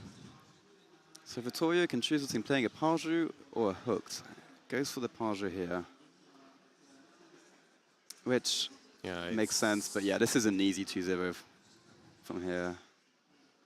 I guess it's Rinku can decide which characters he wants to use, and he plays the cards from reserve, which makes sense, pretty straightforward. Good old handshake. 2-0, you do nothing. You okay? All good? Vittorio, Monster's head, doesn't look too happy about it. No, it didn't draw the start that he wanted. And is not looking... Oh, that's the Frozen Flavor. Frozen Flavor can be really good. Absolutely, yeah. Let's hope for a better resupply, I guess. So we were talking about the rare booms in Vittorio's deck quite a lot. And they turned out they were really important in the previous matchup. I think this matchup, though, definitely you can put it in mana. Not an issue here. Yeah, boom is an addiction to prevent anger, basically. Yeah. Like, it's an out for anger and some weird stuff like festivals. Sure. But, yeah, Traced in this build is a little bit more inconsistent. Oh, no. Oh, no. I was specifically saying, if you resupply a boom, it's so bad. Yeah, this Traced, compared to the previous season Traced, is a little bit inconsistent. Sure. I guess higher ceiling, but lower floor. Yep. And that's why I think that Rinku decided to gain the win with Traced in the first place. Because Kojo and Sigizmar more or less have same consistency every time. Traced can be underwhelming sometimes. And I guess if you're up a match, you just want to play something consistent. You don't want to take any risks, right? Just take the 50-50 every time. Yep. This could be over very quickly. Yeah, Rinku is running right now. So the Hooked, okay, the Hooked stabilizes things a little bit. So it's only one. Oh no, there's the Ascend, obviously. Yes, no, I'm completely wrong. So that's still a 2. Another 2, no, it's... Yeah. So a 2-1, Yeah, 2-1. Yeah, 2-1. But I mean, Vittorio moving forward isn't even relevant at this point in the game, is it? Like, it doesn't have Traced available yet. How can Vittorio come back from this? He needs a strong resupply from Frozen Delivery and a good draw. Maybe it's playable if he gets a one-on-one. But that's it. Like, Renko is a top deck right now. So can be wrong for him too. If he draws like removal spells that aren't very useful, maybe. Ooh. Okay. Did he drew double restocking station for turn? Yo. I mean, Vittorio has not had to think very hard about which card he puts in mana because every time he has a card that is awful. This is rough. It's tough. And he hopes to. This is good really important. That's not what you want. Oh no. Unlucky. Everything. He's resupplied like the worst card from his deck at every single point it looks like in this match. I'm sorry, man. I feel like we brought you on, and this is what's happening. I feel bad for you. I mean, it is what it is. Italy is still represented in the World Championships. Yes. We can be happy with that. Of course, we will be really happier with the win, but we'll see. Still to be played. Game is they not over. hooked at least. Let you trigger trace and maybe get a one-on-one anyway. Right. Yeah, Victoria right now doesn't have the setup to counter Rinko. Yeah, even if he like finds like Frankenstein or something like that, like there's no permanence to really abuse that. Yep. At least his stats, but the problem is that maybe Frankenstein is the only card that can be useful in this moment. And he needs also a one drop, because that Gargoyle let him have 4 in Earth, and is ascended in that expedition. So yeah, the Gargoyle is it's going to be so good in this situation. No, not enough. I think it's a 2-0, so a super quick game 4. Could this game be over this turn? That's wow. He doesn't have stats like, because Gargoyle on the right side is basically over.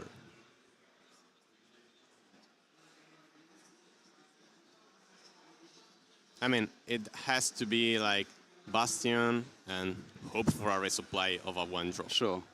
And it is what are the possible hits? Amelia maybe? Amelia is the best one, for sure. Or Sap Sniffer maybe does the No, I don't think he's running Sap Sniffer, so Okay. it's Amelia or Salvager, basically. I'm not even sure if Salvager has enough stats. With the Bastion, it can prevent... No, it's over. It is over. Congratulations to Rinku, the first Ultimate World Championship. Rinko Commiserations is to the Vittorio. winner. Goes up, Congrats. hugs his girlfriend. Look at that face. Look at that face. Incredible stuff. What a moment. What a Undefeated moment. in the tournament. GG to Vittorio as well, because Yes. I mean, he played his heart out this and whole day, this whole tournament. he played a lot of rounds consecutively. So, What a moment. America's take it. Wow, Rinku, just amazing play, like the whole day. Amazing decks. Congratulations, fully deserved. Fully deserved, yeah. What an amazing player. His composure throughout the whole day. Yeah, he's just a vibe. He's been relaxed Always the whole happy, time. always relaxed, yeah. This has been absolutely Lovely. fantastic. So it looks like we might be setting up for an interview on the main stage. So Yeah, probably, yes. And a picture maybe, and also an interview. absolutely. I wonder if we'll be able to get the sound maybe invited up to here. I have no idea how the setup works. Maybe Cole can enlighten us on that. But congratulations. What? Unlucky for Vittorio, but Yes. GG for their run. They both played really good. Absolutely. They both must be proud of themselves eventually. Both players still discussing the game. I mean, TCG players, you can't stop them, from going through the fine details. Smiles on both faces. What amazing fair play from Vittorio and from Rinku. Yeah, one of the best things about Alter that I saw, that even if there is a lot of different teammates,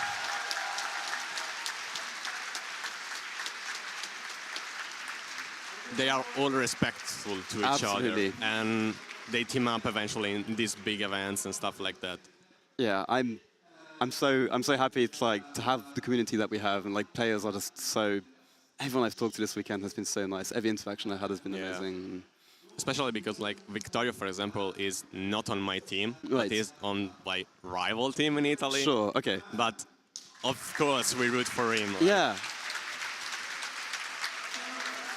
I actually don't know what this is. So we had a law event going on side events the whole way through, and so this is Yoshi. So he's the law designer at Equinox, so responsible for writing all the law, coming up with the concepts around the sets, and so he's basically presenting the results of that law event in French. So if you don't speak French, you're not missing out on too much. But yeah, amazing to see all the different aspects of the game. You know, like the lore, the art, the competitive, everything's coming together this weekend.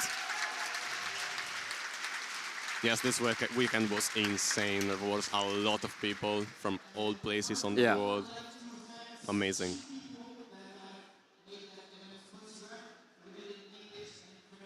So right now there are just some shout out to the peoples.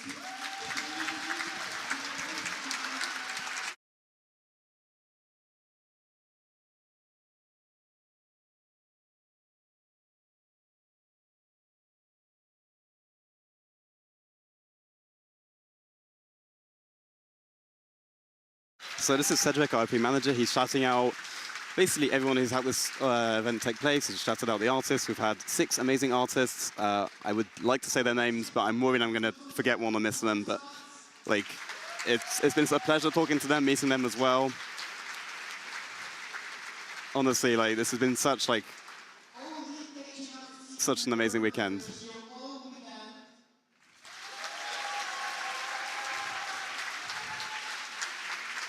Okay, so Cole is seeing if we can get the feed, the audio from the other stream through, but I don't think this is going to be possible.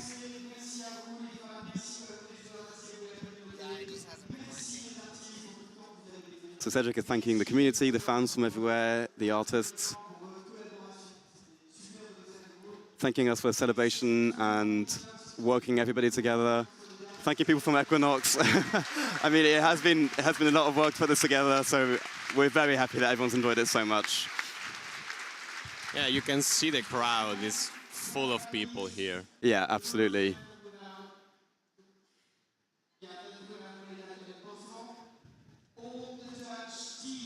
Thanking all the judge team. I mentioned it earlier. They've done such a fantastic job.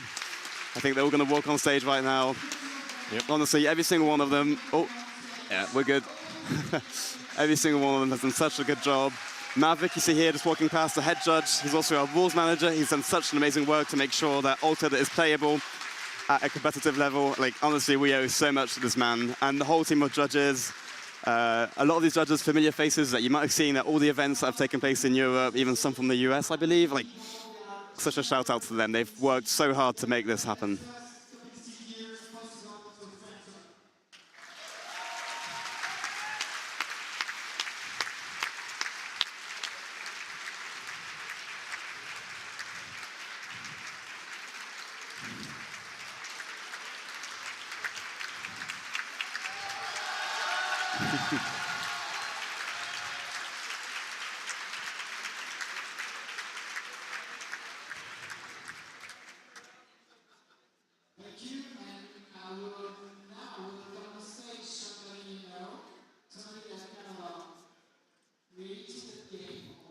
And I think the next person on stage is about to be the big boss of it all. Someone you might know as Vegismar, or Vegis is about to walk on stage.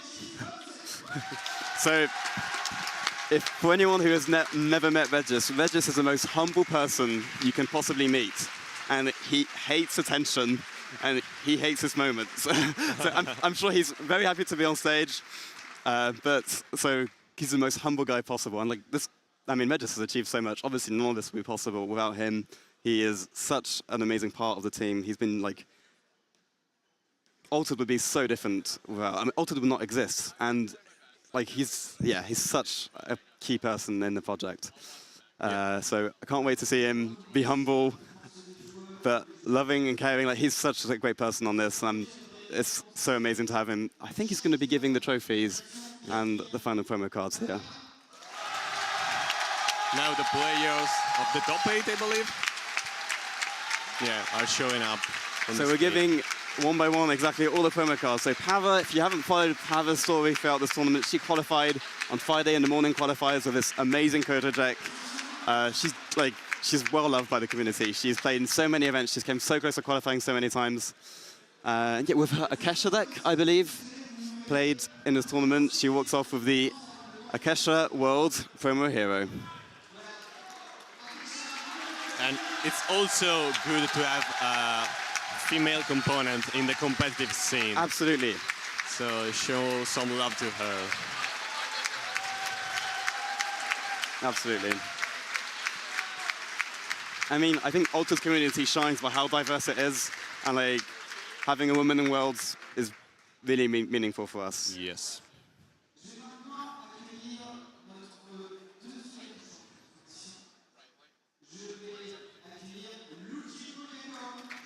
So Luigi, so I think our third player of the tournament, I believe, lost in.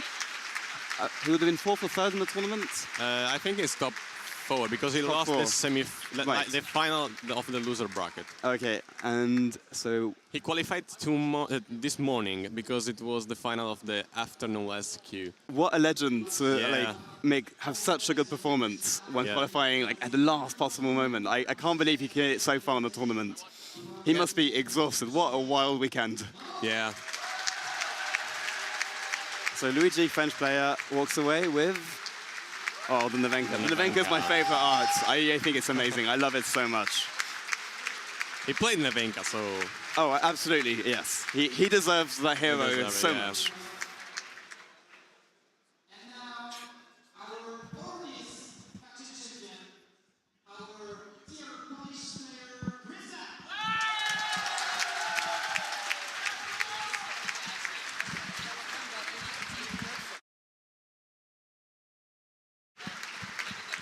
And one of the best things is that there is a lot of coverage in Nation too. Because we see a Polish guy. Yes. That's so cool. You wouldn't really predict a player from Poland. Who would have thought that's someone who'd be walking on stage at the end of this event? That's so cool. Basically, we had 2 French players, 1 American, 1 Italian, 1 Polish, and probably missing someone else, but I don't know who.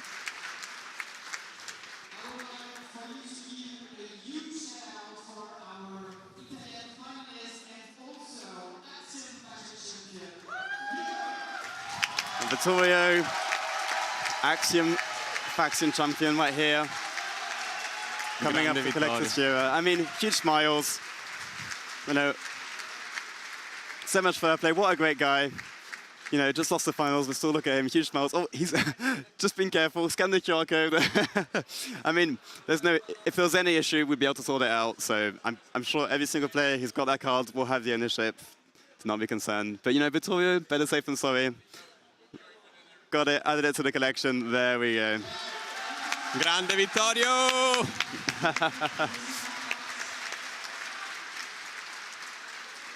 Show it to the camera, show it to the camera. Ooh. There we go. Sierra is my favorite art. In fact, my mat of choice was Sierra. Right. Yeah, I mean... It's amazing. Everyone has a different favorite, I think, in the series. And that's the best part. Yeah, for sure.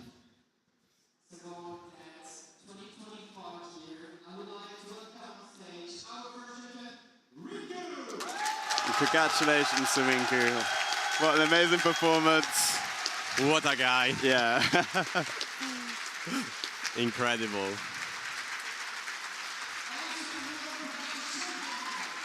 Well deserved. Yeah, well deserved world champion. Look at him. Huge smiles on his face.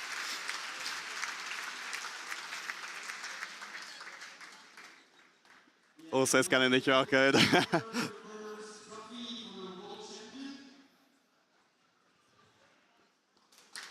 With Kojo, his favorite hero. Yeah, that's perfect. That's perfect. Okay, I think I'm just going to be heading off. I'll leave you back with you guys with Cole. I hope you enjoyed this stream. It's been amazing. Take care, guys.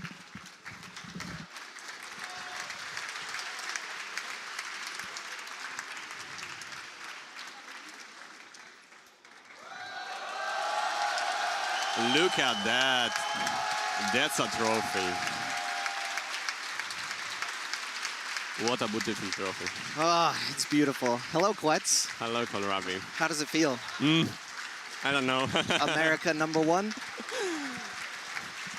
I mean, we are second. I can't be that mad, but... Okay, yeah. I can accept that. Italy #2. Who better to be #2 than Italy? It wasn't the spaghetti team. Unfortunately, no. It was ANT Vittorio who took second place, but Our boy, our baby boy. It got really quiet when I was saying that. Rinku. The American qualified in Dallas. Regis' mic not working.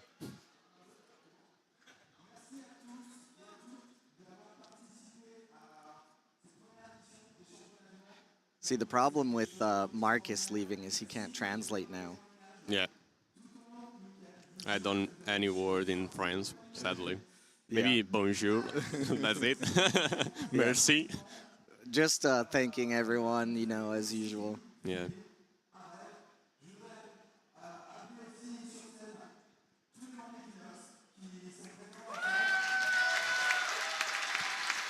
All right, now we have the team from Equinox.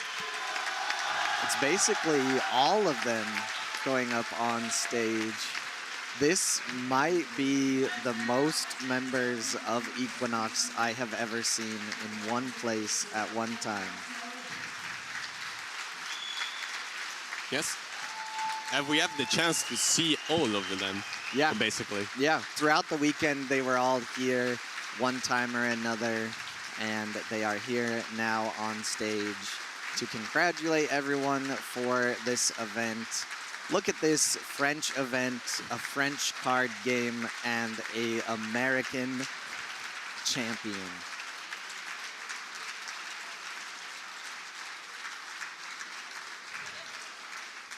If we can't do it in Call of Duty or Siege or League of Legends or any of that, we can do it in Altered TCG.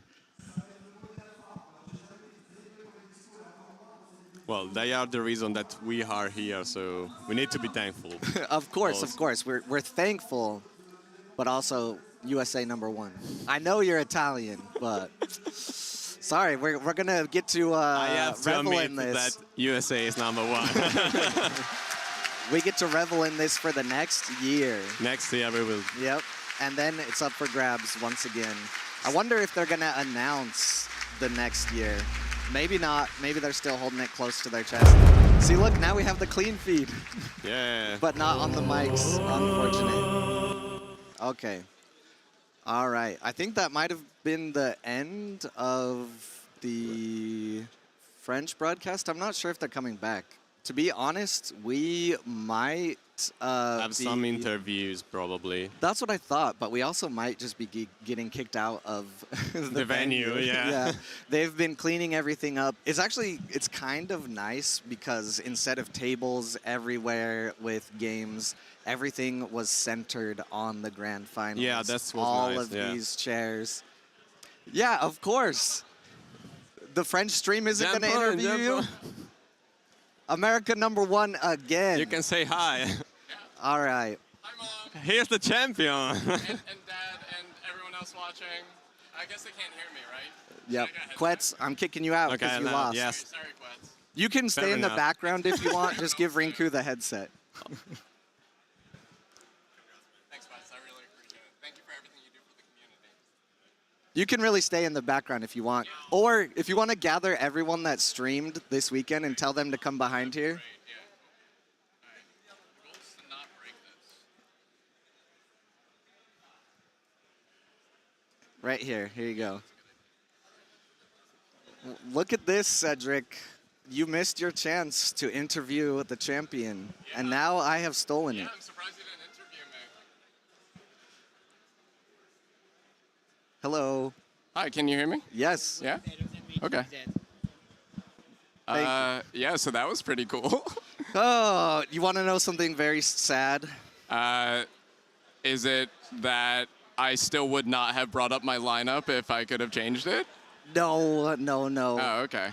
2 of your biggest wins, I was in the bathroom. Really? Yep. Wait, you got to stay there longer. Next A.W.O.L Invitational, Just be in the bathroom? you cast on the bathroom. Okay, all right, Yeah. I got it. We'll work that setup out. So, freaking world champion, Yeah. Rinku. Yeah, actually wild, yeah.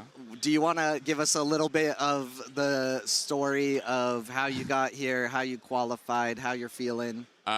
Geez. Yeah, just come hop in the background. Come on. Okay. Well, I guess I I'll just start from the beginning, I guess. I fell in love with the game when I was researching board games from work, and I saw it at Essen, and it was just awesome. So I backed the Kickstarter, and then the Kickstarter, I got my stuff, and I didn't even know Season 1 started, so I played a pre-release in January or February this year. Then I discovered 39 cards and that I could play online tournaments in set 2.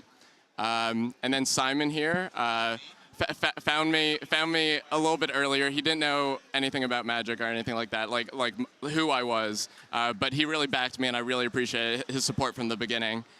So then I top 4'd the A.W.O.L Envy, joined AQZ off of that, which was awesome. Had to beat the best Kojo player in the world, which I will still say. I mean, he literally built the deck with me 2 days ago.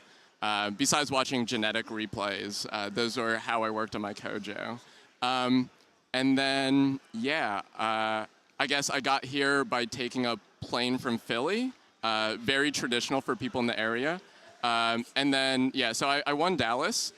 Dallas was wild. I got my second loss pretty early, but then I, on breakers, came into 8th by 0.37% or whatever it was. Yeah, beating out a teammate on breakers, very close, and then ran the tables there. So then I moved to casting for a little, but wanted to stay in the mix. The way I actually prepared my lineup was I knew I was playing Kojo, except for that period of time where I said I might play Basira. But let's be real, I have too much pride to play Basira. If I'm known as Kojo guy, I feel like it'd be kind of bad. And then I practiced Sigismar by just playing in the NUC tournaments, which I won 2 of. So no unique, really good format for becoming world champion. I'm gonna promote that. So please play more NUC events. But that's how I discovered Ugly Duck is one of the best cards right now. Ugly Duckling, sorry. I just call it Duck, so. And then my run was also pretty wild. I've never played Trace before. And I went yeah, sorry I screwed up a lot on camera. The one top 4 match against Luigi, I'm sorry you had to witness that.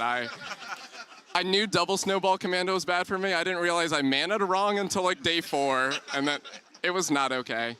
I'm also sorry for the finals. I misplayed the first game and a half, but yeah, at some point I'm gonna draw my card for the turn, and I'm like, if this is Hunger, I am world champion. I'm just very confident in how things would play out from there.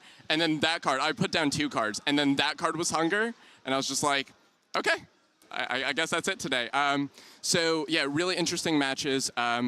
One that was really cool was to make out of groups, I had to beat Kenton, who had a really, Sigismar versus Trace, my Sigismar, and I pretty much had to draw the Chili Kokoba with a 1-drop, and I drew Ugly Duckling, which I'm playing over Jack Frost, so I got to, 2-spell that turn on 5 mana, which allowed me to win, so that was wild. Against Banish, because they extended the deadline from 1 a.m. to 3 a.m., I looked at 39 cards a bunch, but more than just looking at the decks, I tried to see the evolution, and I saw the quantity of Paju go up, and I'm like, I just need to play Paju in my deck. So I ended up playing, so I played against Atsadi, Banish playing Atsadi, and my opener is just some landmark, some really good setup, even Keelan, no Keelan Elemental, I would have kept that. But I ended up keeping Paju, Salvager, and I just triple-double, and I'm just okay, well that was cool. I had a wild opening hand against Nadir.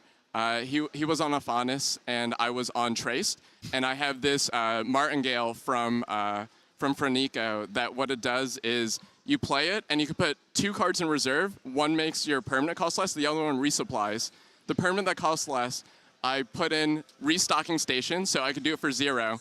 Then I ended up resupplying into Paju. I played the Salvager, resupplying to Salvager, so I have 3 counters on my Trace at the end of turn 1. And I used the Restocking Station, so I just have 2 Salvagers, and it's just okay. And I double advanced because they played Conjuring Seal, so that was a really cool moment. Really great meeting them. Yeah, things are kind of... I have to shout out against Javi Navarro, my game 1 Trace. So I spent a long time trying to figure out if I need to play against Easy Lopez, Teja, or if I need to play against Auroch. And I just came to the conclusion I can never beat Easy Lopez in general, but through Navi probably too. So then I ended up, yeah, so that game was streamed, which was wild. I will say at the beginning of my turn, I thought that it was probably like I need a Gibble angle. Like I really hope I hit Gibble and stuff because he was just going off. But yeah, the amount of things I had to go right. I'm gonna do the math later, but I had to hit one of my 2 Gibbles. He had to roll lose the coin flip on Trickster to make it a 1. Then his resupplies had to hit 2 costs from reserve things, but it couldn't be Starfish until later. And the math was actually wild. I was definitely under like 1% to win. You like to gab a lot. Yeah. But I'm gonna interrupt you because of what you just said. No. I'm giving you credit. Don't worry, so your head can get bigger. You just said you're going to review a match where you won World Champion. Well, yeah. I also played badly this weekend. I'm glad that there's footage of it, that way I can look at it. So this is honestly what I will always tell people about you is this man and his thought process and his dedication really just like blew my mind. The first time we cast together and all the things you were talking about, like how you look at the terrains and keep them like your Kokoba counter. Like, or Kaibara. It's Chili Kokoba, it's fine. I get whatever. it. How you were reviewing matches of certain people, even on BGA, not on streams. Yeah. Anyone can pull up a stream and watch it. You were reviewing games on BGA. Oh, yeah. This is the brain of a champion, and that is why you're here. I also think they're going to kick us out of the venue. Yeah. So I want to make sure that we do have some other quick mentions. That was one of them. The other was, I think we should kick all of these people out here. I think Loki wants to bring you something. Oh, Loki. I wanted the whole stream team. Wait, this is great. It's a very, very nice playmat. Thank you, Loki. Thank you, Loki. I really appreciate that. So I wanted everyone here that helped with the stream while we were talking to you. That's me too. Exactly. So that's why I'm here. Yes. So, yeah. So thank you so much to them. But if she is comfortable, I think we have to bring Val on. Okay. Yeah, I mean. And I am tired, which means I get more emotional. So I'm gonna try not to cry. For the second time this event. It's okay. She'll try not to also. All right. Do you want the mic? Do you just want to? All right. Well, you interviewed her once, right? Yeah. Okay. I don't think it was even me. No, I don't think it was Anyhow, obviously I played badly in the finals, and I drawed the hunger, which was great. So, yeah. That was a pivotal moment of my life. All right. Hi. Hi. So, what are we doing about dinner? I don't know. All right. So, what do we do? About dinner? No. Well, anyhow, we have these It's Rinku shirts. They'll be available, or they're going to be available? Yeah, I told Blue I'd make them. Let me show him how this is done. I would like to thank my lovely... Oh, I didn't know we were doing shout-outs. Okay. Yeah. So anyhow, Val will have these available at some point. We'll have a website. Message Rinku. Yeah. I'm not setting up a website. Message Rinku and let me know your shirt size, and it'll get done. Might revamp with a new image. Oh, smart. Or we can have like 2 versions. People might order both. Yeah. All right. Okay. So shout-outs, obviously. Thank you, Val, for coming all this way and always supporting me. I'll be honest, I did a lot of just being in my room for the last 2 weeks, trying to prep and not play Traced. But yeah, so thank you so much for being very supportive and coming all the way here. She had to use so much PTO to get here. So, I did, but it's worth it. Yeah, so very happy for Val. I know some of my family was watching at home, so love you, of course. I love you too, don't worry. Thanks to everyone in AQZ who supported me. I know Belteshazzar woke up at 3 a.m. to watch me or see if I would be on camera, which is actually wild. So shout out to him and his tooth fairy. Shout out to literally everyone that lent me cards. We might give you a discount on the Rinku shirts. We could probably arrange that. I can work something out. So, and Marbles gets 2 because he lent me 2 uniques. Everyone else lent me He gets one of each. Yeah, exactly. Thank you to, I know some of my best friends were also watching. I'm very into Altered. I keep on trying to get them into it. So thank you for watching. And really thank you for the community. I feel like part of what made me want to play this game more was A.W.O.L existing, so much coverage, so many people just like being able to just support. And like, even if I didn't join a team formally, there's such a great community here, and I think we need to continue to foster that. So I think I really want to see this game grow in the States. I really want to see more support for No Unique. Maybe I'll have a few decrees as a world champion, and we'll see how many get through. But do you think I forgot anything? Go Birds. I don't care about Philly sports, sorry. But go Birds. All right, how do we sign off the cast? Simon and I are going to close it, which I think is going to take 2 seconds and say goodbye. All right, they're going to close the cast, but thank you everyone for all your love and support. Feel free to message me, and don't be a stranger. And I'll stop timing out on BGA soon. Thank you so much. All right, everyone. I understand venue logistics, so we are, of course, holding up, closing down the venue, but with a American champion, what else could we do other than act like we are the most important, take up everybody's time, and be in the way? So Simon and I are going to say goodbye really quickly. And if I think about something, I'll get emotional, so go ahead. Thank you to everybody who tuned in over the weekend. A year ago, now I'm doing it too. Don't make both of us cry on stream. There's like 300 people watching. I know. A year ago, this didn't exist. A year today, American champion. We're here in Paris. I couldn't think of anybody else I would rather spend it with, Cole. Except Lil. All right, that's it. We're good. Yeah, Have thank a nice you. night, everybody. Thank you. That's all I can say. Thank you so much, everybody. Thank you, Simon. Love you, Simon. And Love you too, Cole.